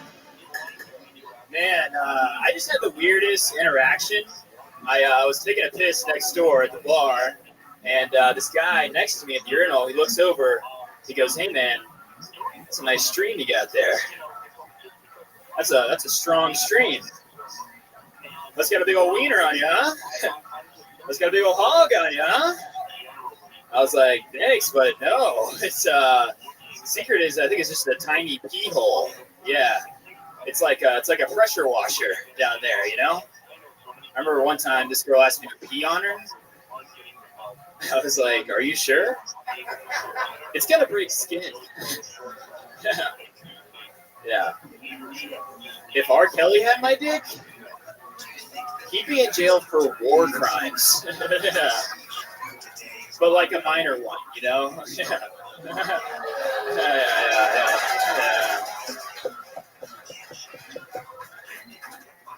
man, I've been trying to dating stuff. This girl just told me I fuck like a youth pastor. I said, no way, my youth pastor used to tell me the same thing. All right.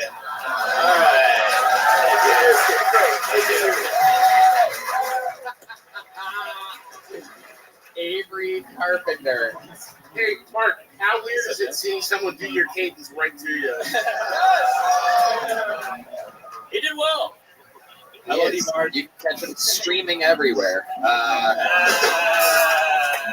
Avery Carpenter, your Kill Tony debut, right? Yep. First Welcome. time. Thank you for how long having you been me. doing stand-up? 2 years. 2 years. Yeah. Where at? All here. I'm from Atlanta, but I moved out here and started here pretty much. Oh my God! Now I can't unhear the Mark Norman. Holy shit! Oh, yeah, I noticed it. I don't hear it. That's how I talk. I don't know. What do you? That's Hey, comedy. That's how I talk. That's how I talk. What do you want? That's how I Is that what I sound like? I'm gonna kill myself. God damn it. For real. I'm just kidding. It was a good set. Thank you, Mark. Appreciate it. I'm a fan. Hell yeah. Hey. So what do you do for work out here? Well, I'm in sales, but I just got fired on. Don't change your voice now, motherfucker. Did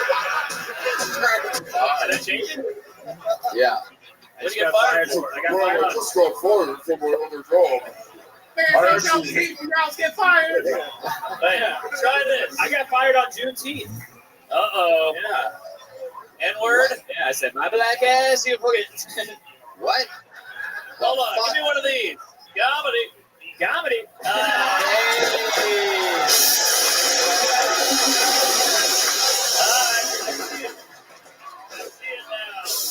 love it. The Kill Tony debut of Shark Norman. Avery, what do you do for fun? You seem like a real fucking bore.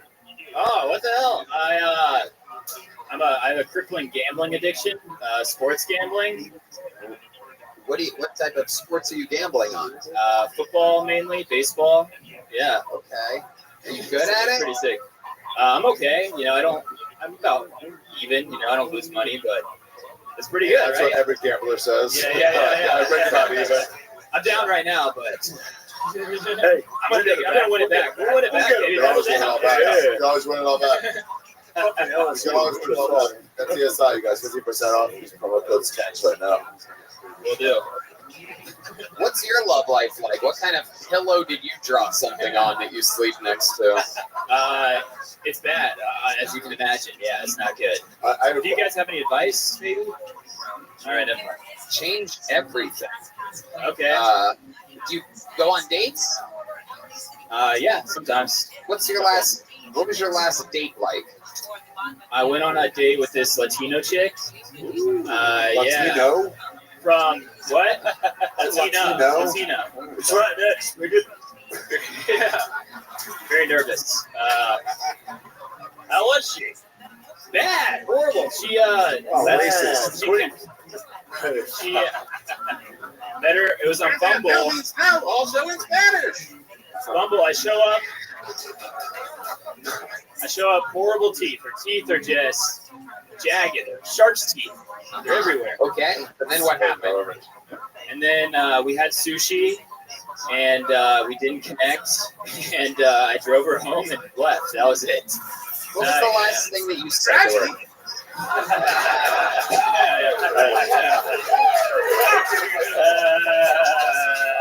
This is getting weird.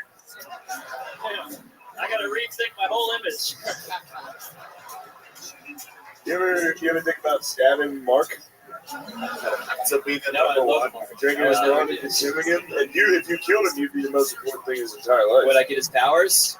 Yeah, but you ever think about that? Like with somebody you like, you're like, if I kill you, I'm the most important thing that ever happened to you. So I should kill you. You'd be the last part of his Wikipedia. Mark, if you put your hat and glasses on him real quick. No, I didn't do it. Well, Mike, you guys are close. Am I that bad? That's great. You're killing it. I love you. got a great You're, delivery. you're a big fan of Mark Norman. Yeah, sure. I'm a big fan of all you guys, honestly. So that's Yeah, even cool. Lewis. That's very good. But let's face it, Mark. Yeah, hold on. What's Lewis's middle initial? Jay. Okay, you got Jay. Wow. Damn. Just get Jay for fucking Juice Slayer, bitch. Wow. I thought you were gonna say Juice World for a second. It's 2 words, so that makes What's sense. the creepiest thing you've ever done, Avery? The creepiest thing? Yeah, come on, just be honest with us for a second here. Just really. Two ago and change into another shirt. Okay, there you go. How about the question I asked you, Avery? Creepiest thing about you or that you've ever done? One time, I was in New Orleans, and I look out my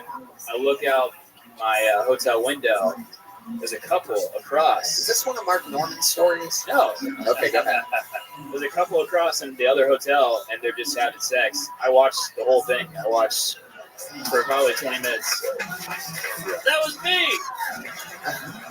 I watched the whole thing. But they wanted you to watch. That's why the window was right. Yeah, exactly. I think That's they not that watched. creepy. That's what you were supposed to do. That's the shirt of a guy who watches people fuck in a hotel. That is true. It does. It looks like you just grabbed the curtains and wrapped them around you and walked out. Yeah. New Balance is the official sneaker of a guy who watches people do a hotel. You guys both wearing These are, details? no, these are car hoods. So they're what? They're car hood. Car hood. Yeah, it's some European shit. Okie dokie. Avery, congratulations. You got pulled out of the bucket. Fun times. Here you go. That's a medium joke, but oh, there you go. That was your one chance. It goes to whoever in the audience gets it now, folks. There you go. Here, here's another one. There you go. Shane Gillis. Going pee. Big man, small bladder. You guys having fun out there still? It's been a long night. Should we keep going? Alright. We're going to get our first female comedian up here. It took me a long time to pull for this, everybody.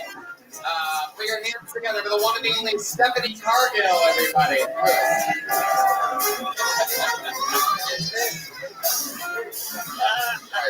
She's from the inside, actually. I forgot to mention. Oh, this could be her right here. There's a little I next to their name. So it's one of your own people.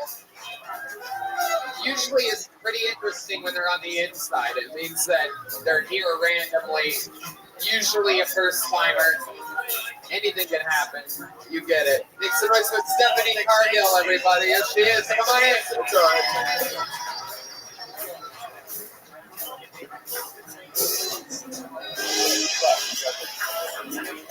Hey. All right. Well, I have 6 kids. 2 of them are biological. The other 4 think that I'm Satan, or just a bitch that's been fucking her dad for the last 7 years. Yeah, I know. I mean, it is what it is, right? So I am divorced. I married a redheaded man and had redheaded babies. Nobody was more disappointed than me at the birth of my children. I had 2 normal, pretty babies. So disappointed that I divorced him 6 months after the birth of my youngest. Yeah, I mean, you know. So I work for an online boutique. I do a little bit of everything, shipping, receiving. So I got a new position. I was very excited to go home and tell him about my new position. I got home and I told him I get to be the new fit model. And he looked at me with the stupidest fucking look and said, "Why? You're not fit." So I had to explain to this 320-pound fat fuck of a man that I love very much that a fit model is basically somebody who tries on clothes. Okie dokie. Stephanie Cargill. Am I saying that right, or is it Gargill? Gargill or Cargill? Cargill. Cargill. Talk right into the tip of that mic, Stephanie. First time doing. Yeah. What? I said it's pronounced gargoyle. Okay, very good. There you go. This is the Thank lady you. Chris Ware was going to fuck tonight. All right. Maybe. He said I'd be rich if he died on top of me, so. Yeah, I think he would die if you were on top of him, Stephanie. So let's talk about it. This is your first time trying stand-up comedy? It is. Absolutely. If you would have said fucking 4 years, I was going to blow my brains out. It was absolutely horrendous, even for a first-time appearance, but somehow you are still one of the funniest females in all of comedy right now. All right. It's incredible. It's amazing. She's the marvelous Mrs. Meh. So let's get into it. What made you want to start here tonight? Well, we just got into your show a little while back. I'm all about full experience all the way. So let's fucking do it. Okay. All right. Who's we? My boyfriend. Oh! Did he prepare a minute too? Yes, he did. Really? What's his name? Justin. Justin Hedrick. Justin Hedrick. I was starting to He do signed up on that name? Yes. Okay. You guys think we should get our boyfriend up here? Make some noise. 60 seconds uninterrupted for Justin Hedrick, everybody. Let's see who's better tonight. Oh, shit. Look at this guy.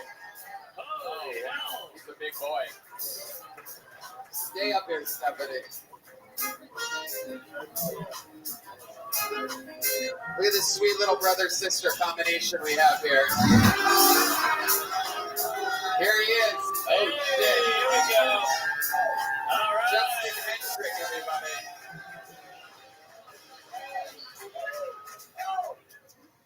All right, probably not going to be much better than her. You can do it. I didn't realize how old 40 is until I got super excited the other day about a new flavor of Tums.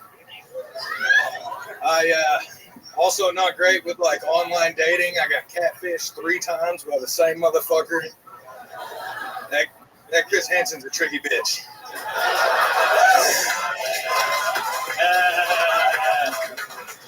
My old age has also made me stubborn.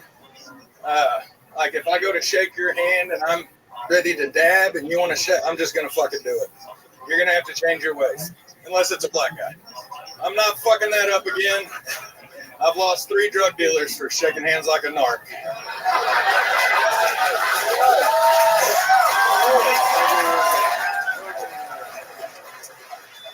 Victoria's Secret has a Down syndrome model now. Won't be long before they spread off into the porn world. Titles like Face Down. Ass up, faces down. God damn it, I fucked it up. I'm nervous. I'm super nervous. That's great. Justin, you did it. You killed for a minute. It's unbelievable. Unbelievable. What a twist. You did everything right. You lowered the bar as soon as you got up here saying you're probably not going to do much better than her, which was absolutely fucking terrible. Yeah, terrible. And you tricked us all because you had stuff prepared. You just got let it out of your system. You seem like a natural entertainer. This is your first time? First time to even speak into a microphone. Wow. Oh man, David, that's your girlfriend or your wife? This is my lady, yeah. Your lady. Do you think she was more proud of you or ashamed of herself? She's proud of me, I guarantee it. She only did this, honestly, she only did it because we've seen the show so much and we know how it happens. Yeah. Sometimes. Wow. So she got me up here. Right. No doubt about it. It did work out. I'm proud of her for I'll that. say, you were great. You fucking killed it. You should never do this again. That was crazy. I mean, on a whole other level, that was fucking nuts. And I had more tags. I had more tags for the retarded. Your last joke, you were nervous, though. It was a funny joke. Even though you fucked up, it was still a funny idea and it was all good. I thought you were fucking great, dude. Great stuff. Thank you. Love hearing it. Really funny. And also, you did better than her. I'm gonna be honest with you. Oh, come on! What are you kidding? She's one of the top fortune tellers in Austin. What are you talking about? Dude, you're so fucking funny, and I just want to thank you both for wearing the outfits you're going to wear for your courtroom wedding. Same for you. You're looking good. I'm glad I'm not the fattest guy on stage, I gotta tell you.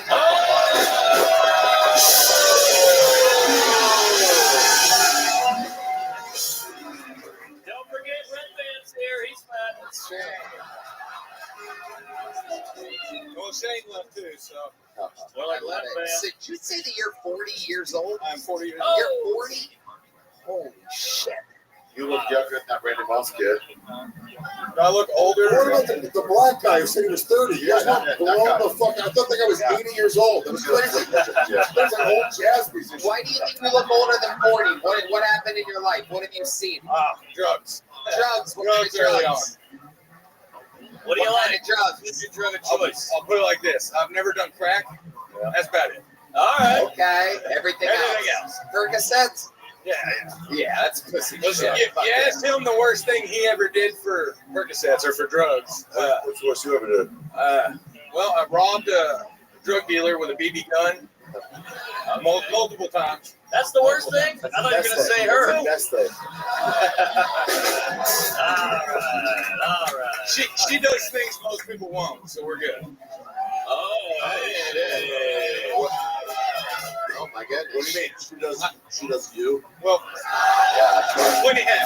I have 4 kids, and she came in and accepted me and my kids. Yeah, but when you say she does things other women do, what are you talking about? I mean, we saw her eat ass for 60 seconds straight up here.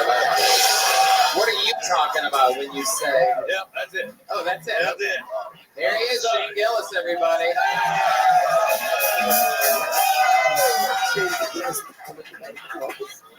Shane, how do you think this guy did? I actually I ate a cheeseburger in the green room. I was really strongly considering not coming back. We got enough guys out here. Yeah. But I saw it. You were killing everybody. All the comments in the green room were laughing at you. I thought you were very funny. Cold Stone Steve Austin, everybody.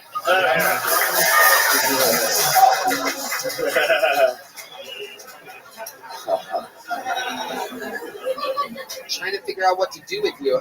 Did you only prepare a minute? Is that all that you have to your name?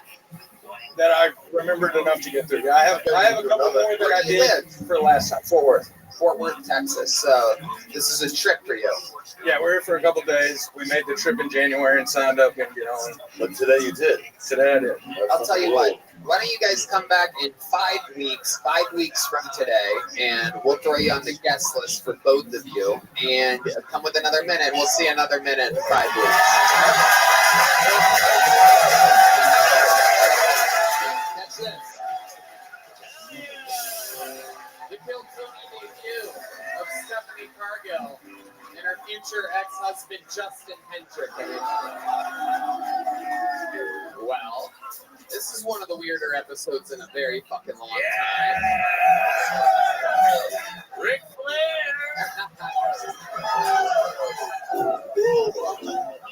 I think there's only one way to put a ribbon on an episode like this, ladies and gentlemen, and that is with the man who's done more new minutes than anybody ever in the history of the show. More interviews than anybody ever in the history of the show. You know him, the Vanilla Gorilla, the Cerebral Assassin, the Memphis Strangler, the Big Red Machine. This is indeed William Montgomery. Shit.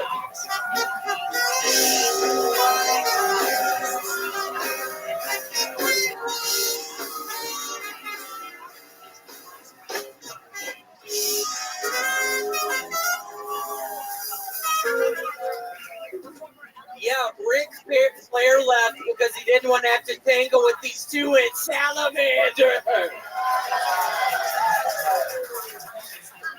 And also, no shit, you were divorced, bitch. Oh my God, what was going on with that woman?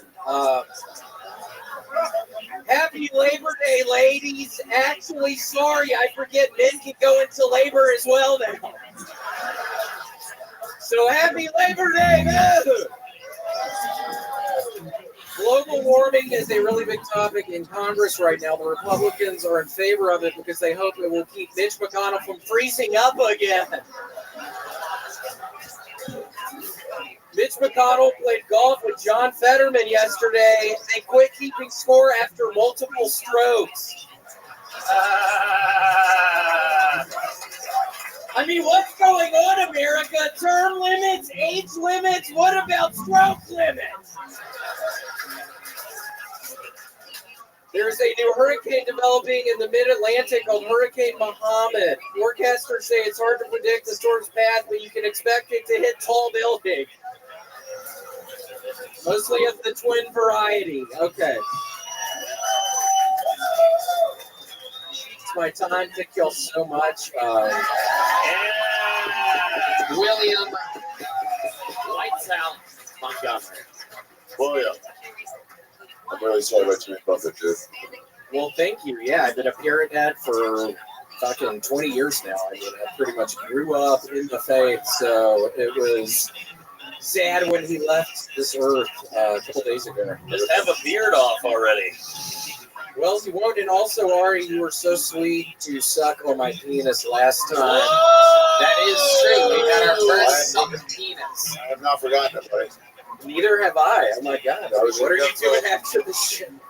I think we found out it's still everybody Percocets.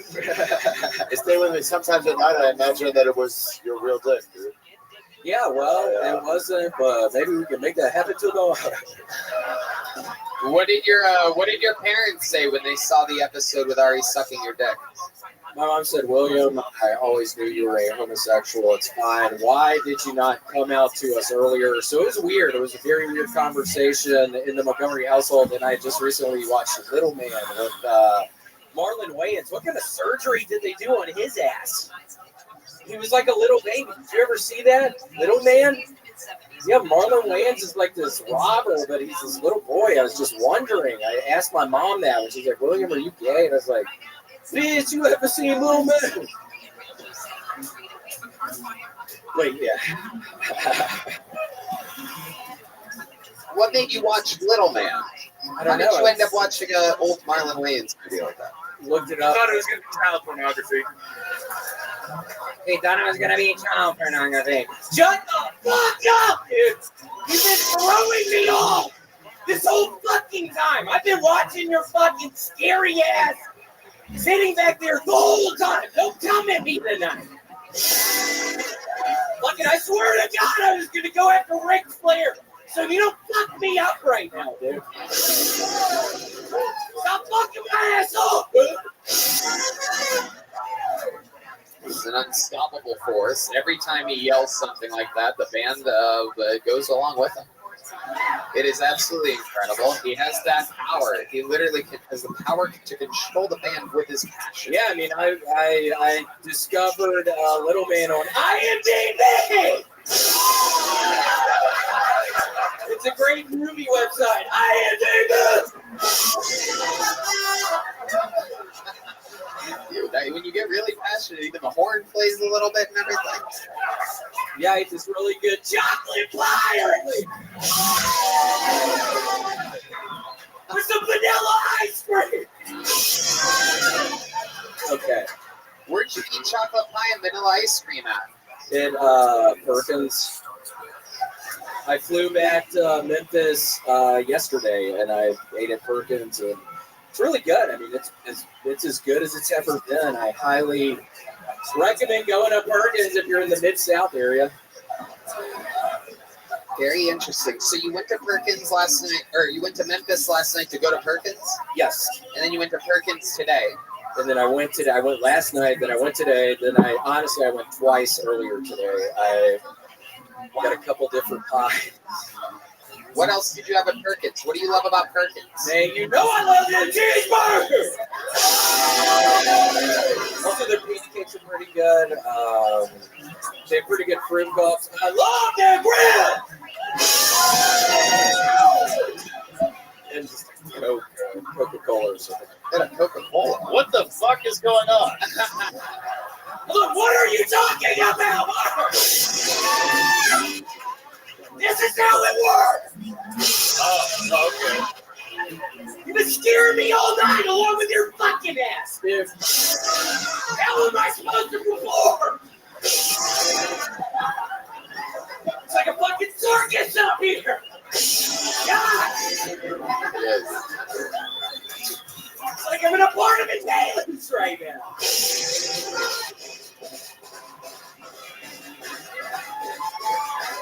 Uh-oh. What is happening? What have you set off? Something's happening. William?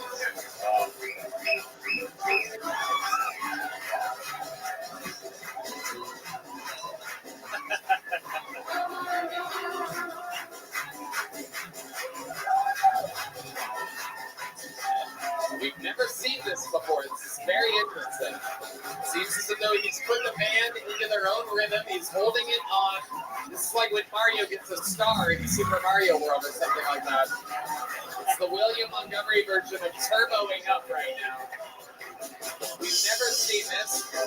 For those of you just listening to the podcast, he's staring the audience in the eyes while slowly a slight bounce.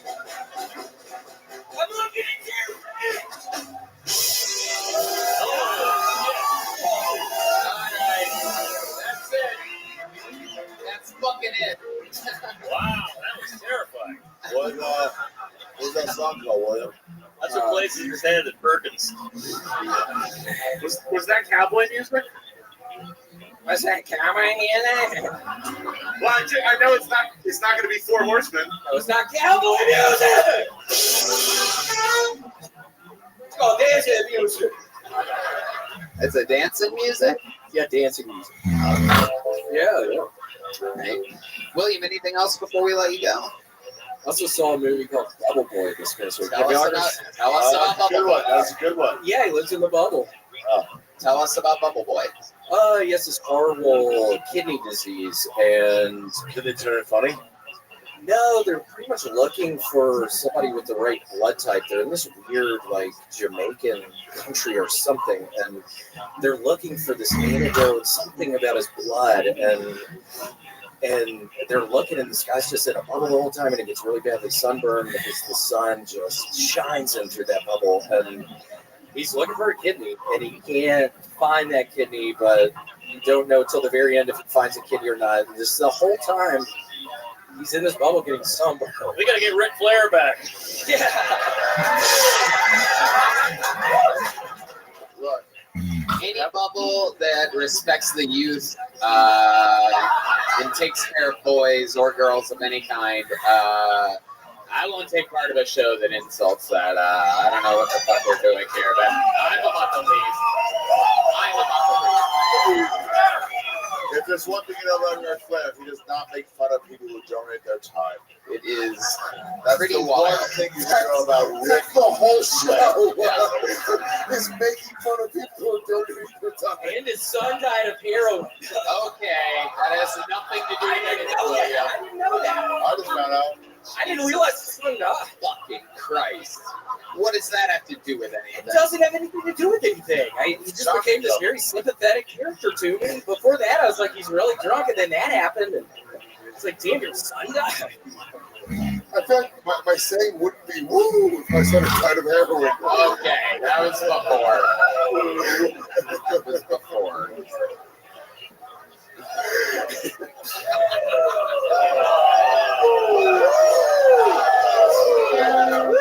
Hopefully he's not still here. Is he hearing all this? 1,000% he's upstairs watching Oh, God. William, any last words? Been so nice to be here tonight. Go to Perkins if y'all find yourself near a Perkins. What should they order at Perkins? Tell these people. Burgers and fries! What else? Chocolate milk! What else? Syrup! Spaghetti! Oh, shit. Some pasta. Shut up, man! Someone's yelling out their favorite dish at Perkins. What was it? Go ahead. What? Be louder. Oh, Jesus. Wow. We found a retard match. I love spaghetti. I love spaghetti. Jesus Christ. Oh, God. Have those ribs over there. Huh? Have the ribs over there at Perkins. They don't have it. Oh, okay. They don't. Oh, come on, Ari. Austin, Texas, dude, the greatest comedy scene in the world. It is true. It is true. Shane, why don't you tell them? Montgomery. Shane, why don't you tell them? Shane, why don't you tell them? Fuck your dad's supposed to. I think it's really good. I like your shit. You know I like your shit. I know I'm kidding. Okay. Don't make me fucking turn on you, dude. No, Don't make me turn on your fucking ass. Oh! I don't live anywhere near a Perkins, dude. I'm on that. Shane actually is moving here to Yeah, I'll be Austin, down. Texas.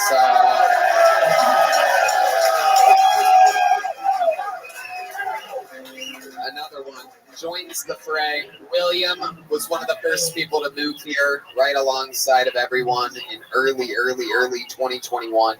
And now you make $40,000 a week on Cameo. A little fun fact. Whoa. Cameo. I've married a couple of people this week. There were a couple of breakups. I had to put a dog down. I had to teach the person how to put a dog down. I said, put that motherfucker in a bag.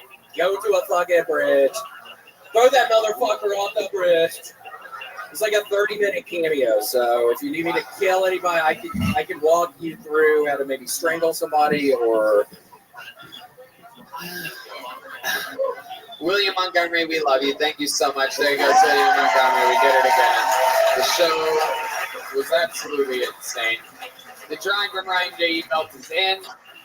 Zach Amico, the Zach Amico Midnight Spook Show. Louis J. Gomez, 30 minutes with Louis J. Gomez. Ari Shafir, Chew, is out there on YouTube. On Netflix, on Norman, Don't Be Yourself. Killing it. Shane Gillis at midnight, Beautiful Dogs, everybody, on Netflix. You guys have homework to do. Every single one of you that's ever seen an episode of the show has to go click on it. Fucking let it roll. Get him his views. It's going to be good for comedy on Netflix. I'm excited that they fucking have, hilarious people back on there again. And how about one more time for Ric Flair, who is probably never coming back, never working with me, not answering my text messages ever again. We had one good day. Yesterday we got drunk. Maybe I should have told him a little bit more about the show. And I guess that one's on me. Guys, check out the Sunset Strip Comedy Club. We got the Kill Tony band twice a month now. The band plays. It's just the band. Yeah, the band. Yeah. And every Thursday is the secret show. There you go. How about one more time for the best damn band in the land? D Madness on the bass. Michael Gonzalez on the drums. Matt Mueller on the electric. John Pease on the keys. Paul Deaver on the horns. Here's the drawing from Chris Rogers, local artist. What is it this week? Oh, it's him. Look at that. Huge announcement coming next week. The biggest announcement in the history of Kill Tony. The arena on New Year's Eve has sold out here in Austin, Texas. Another announcement coming next week. You can never possibly imagine what that announcement would be. But the arena on New Year's Eve is sold out. Announcement next week. We love you guys. Thank you so much. Good night, everybody. Thank you.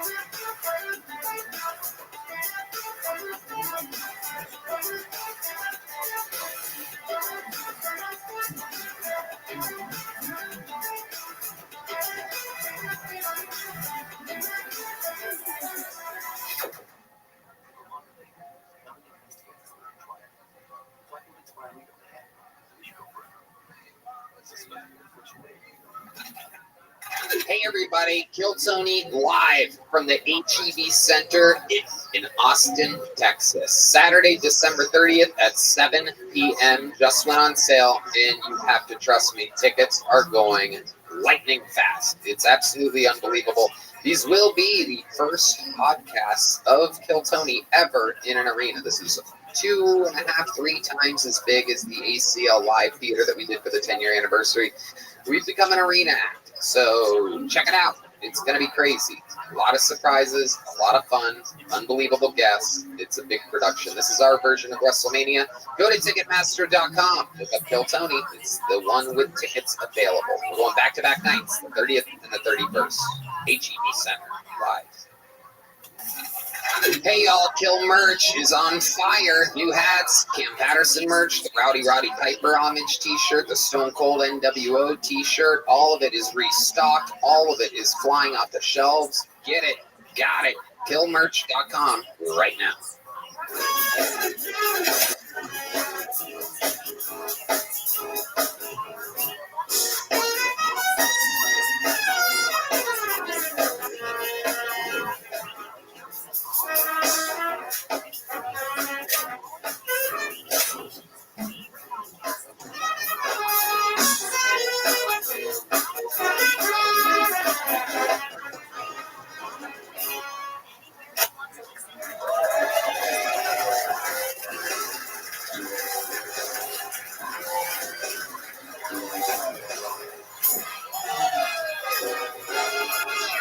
Hey, this is Rabbi coming to you live from the Comedy Mothership here in Austin, Texas for a brand new episode of Kill Tony. Give it up for Tony Hinchcliffe!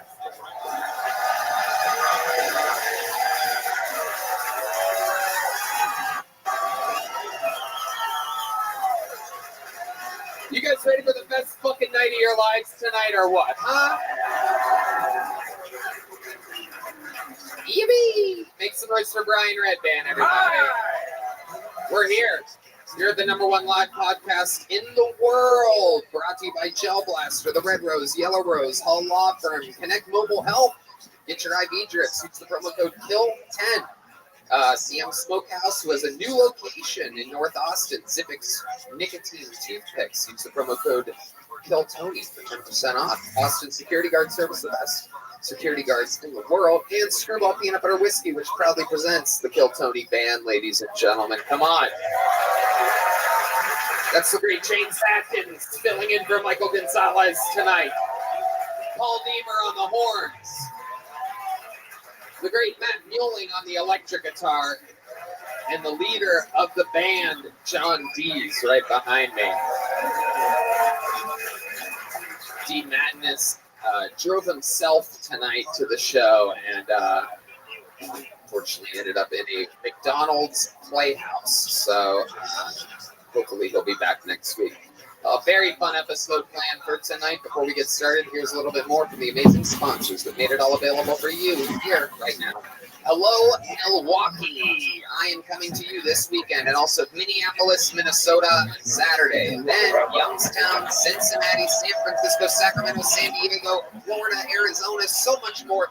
New York as well. TonyHinchcliffe.com for tickets. See you soon. Hey, this is Red Band, and my comedy club, the Sunset Strip in Austin, Texas, is now open. The Kill Tony Band has 2 shows a month now, so come check out the music. And every Thursday, we have the Secret Show. Go to sunsetstripatx.com for tickets. Shows every night. Hey, y'all. We know you're keeping busy this fall. Let go of meal planning, shopping, and food prep, and let HelloFresh take the reins. They send fresh ingredients with easy recipes right to your door, so cooking is a total breeze. With 40 recipes and over 100 add-on items to choose from each week, there's always something new to love.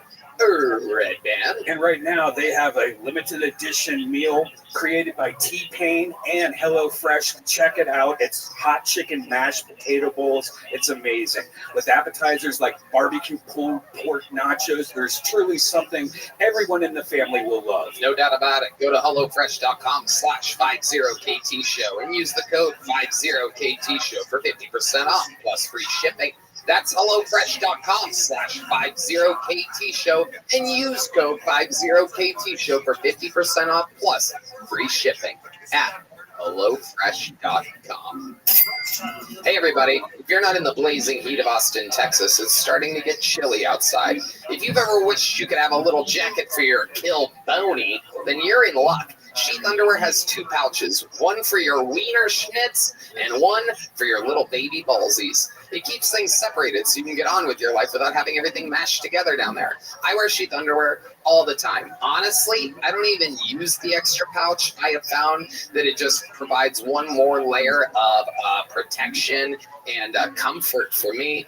I've thrown every other brand of underwear out. All the big fancy brands, all the name brands or whatever you want to call them. Sheath is so comfortable and breathable. You as well are never going to want to wear anything else. I love it. I think everyone on the show wears Sheath Underwear. I use it for my balls. Ooh. That's it.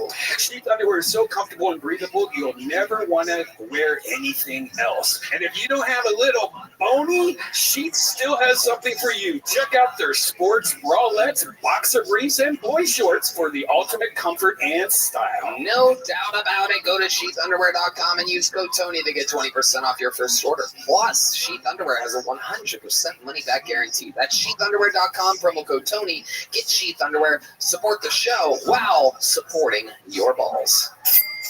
Hey, y'all. I have to tell you about the super blend I'm loving called Kachava. It's hands down the best thing I've found to feed my body the nutrients it craves. Kachava is an all-in-one plant-based super blend made up of superfoods, greens, plant proteins, antioxidants, adaptogens, probiotic. In other words, everything your body craves to feel your best. And I know what you're thinking. Something this good for me can't possibly taste delicious. That's where Kachava really earns their thousands of 5-star reviews. It tastes amazing.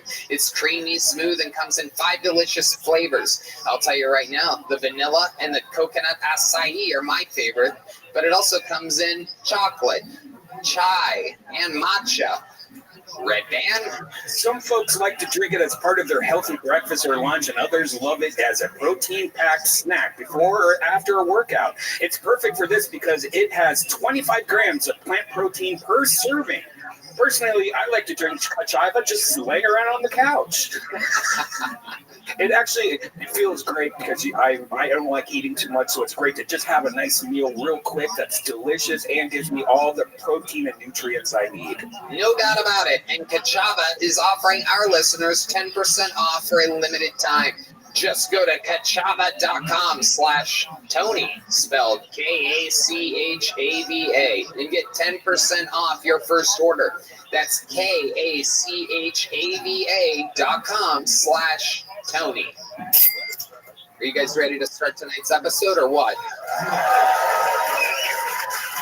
Every single week, I always have 2 of the funniest human beings on the show. This is very, very exciting. How many of you have been fans of the show for a long time? How many of you have just started listening in the past couple years? All right, well, there you go. Bunch of liars. Very, very exciting. Ladies and gentlemen, this is a special night. Both of these guys are up for guest of the year, guest of all time. 2 of my favorites. Ladies and gentlemen, make some noise for Dr. Phil and Sam Talent.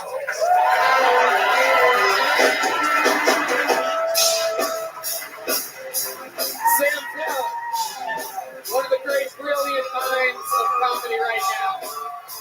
Dr. Phil.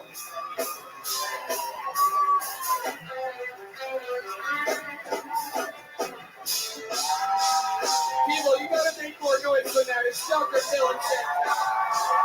There you go.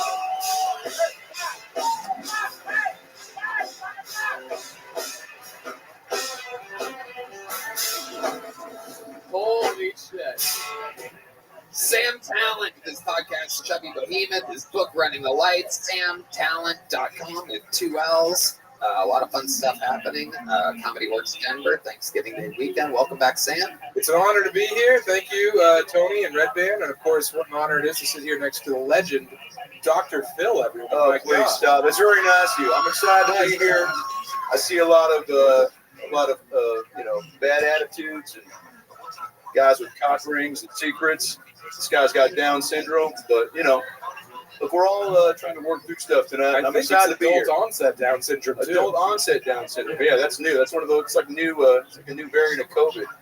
Well, it's because of the vaccine. Because of the vaccine, probably did it to him. Yeah, we'll be right back. You have a funny face. We're going to have fun tonight. I can't wait. It's my favorite show in the entire fucking world, so I'm very honored to be here. Yeah, you should clap. Dr. Phil, filling in for one of our favorite guests, Adam Ray, couldn't make it here tonight. Fuck that Jew. Yeah. Well, I was relieved, honestly. Yeah. Let me sing another song and buy a hotel for a homeless guy. Fuck off. Who fucking cares? Be funny, you fucking poser. What a fucking loser. Suck my dick and my pussy and my crack. We'll be right back.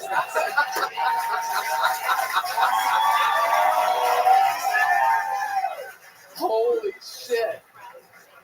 I don't know. I'm on 6 different types of Phils right now.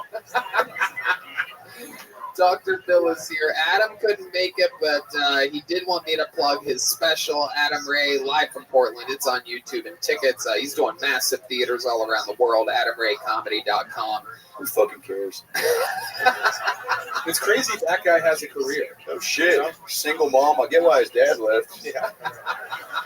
I heard it's because his mom was very loose. Oh yeah, big. They called her loose pussy girl. I'm bad with improv, but they called her loose pussy girl or something in middle school, and it stuck. It stuck. So did the cum to her tits. We'll be right back.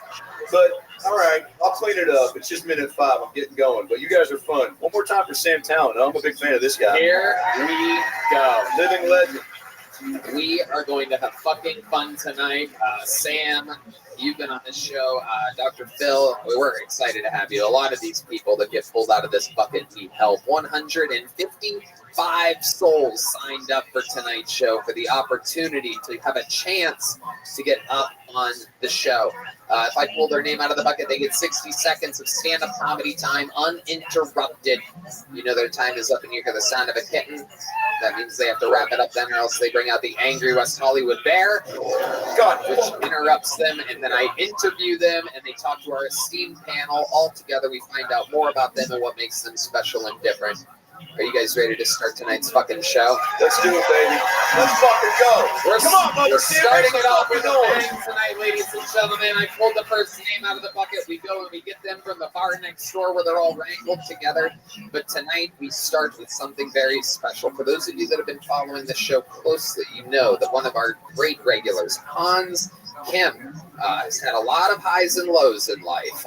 He started on the show 2.5 years ago from living in his van to making. I mean, the guy works every fucking weekend, selling out clubs all around the country. The catch is that sometimes here on the show, sometimes he's a little bit lazy with his minute. So what we started doing months ago is if he has a bad minute one week, the next week he's challenged by a random challenger, someone from the history of the show, for his regular shift. So literally, he performs every single week. But sometimes he's going up against somebody minute against minute, and the audience decides. And if he loses, that other person is the new regular. You are here on a magical night because this is one of his challenge nights. Wow. Yeah. Wow. Yep. Yep. And I thought the prostitute I was going to buy later was going to be the best part of my night. I was sorely mistaken. Well, Red Band was going to buy it. I was going to get sloppy seconds. You know how he does it. No, please tell us how he does it. All right, so every Tuesday, stop. I get a text. I'll email you, Tony. Woo! So, this is one of those weeks. Now, Hans Kim is 5-0 all time while being challenged. I mean, he literally is 20 times funnier usually when he's challenged. Let's see how he does this week. You guys know the words to the song? How does it go? Ladies and gentlemen, Hans Kim!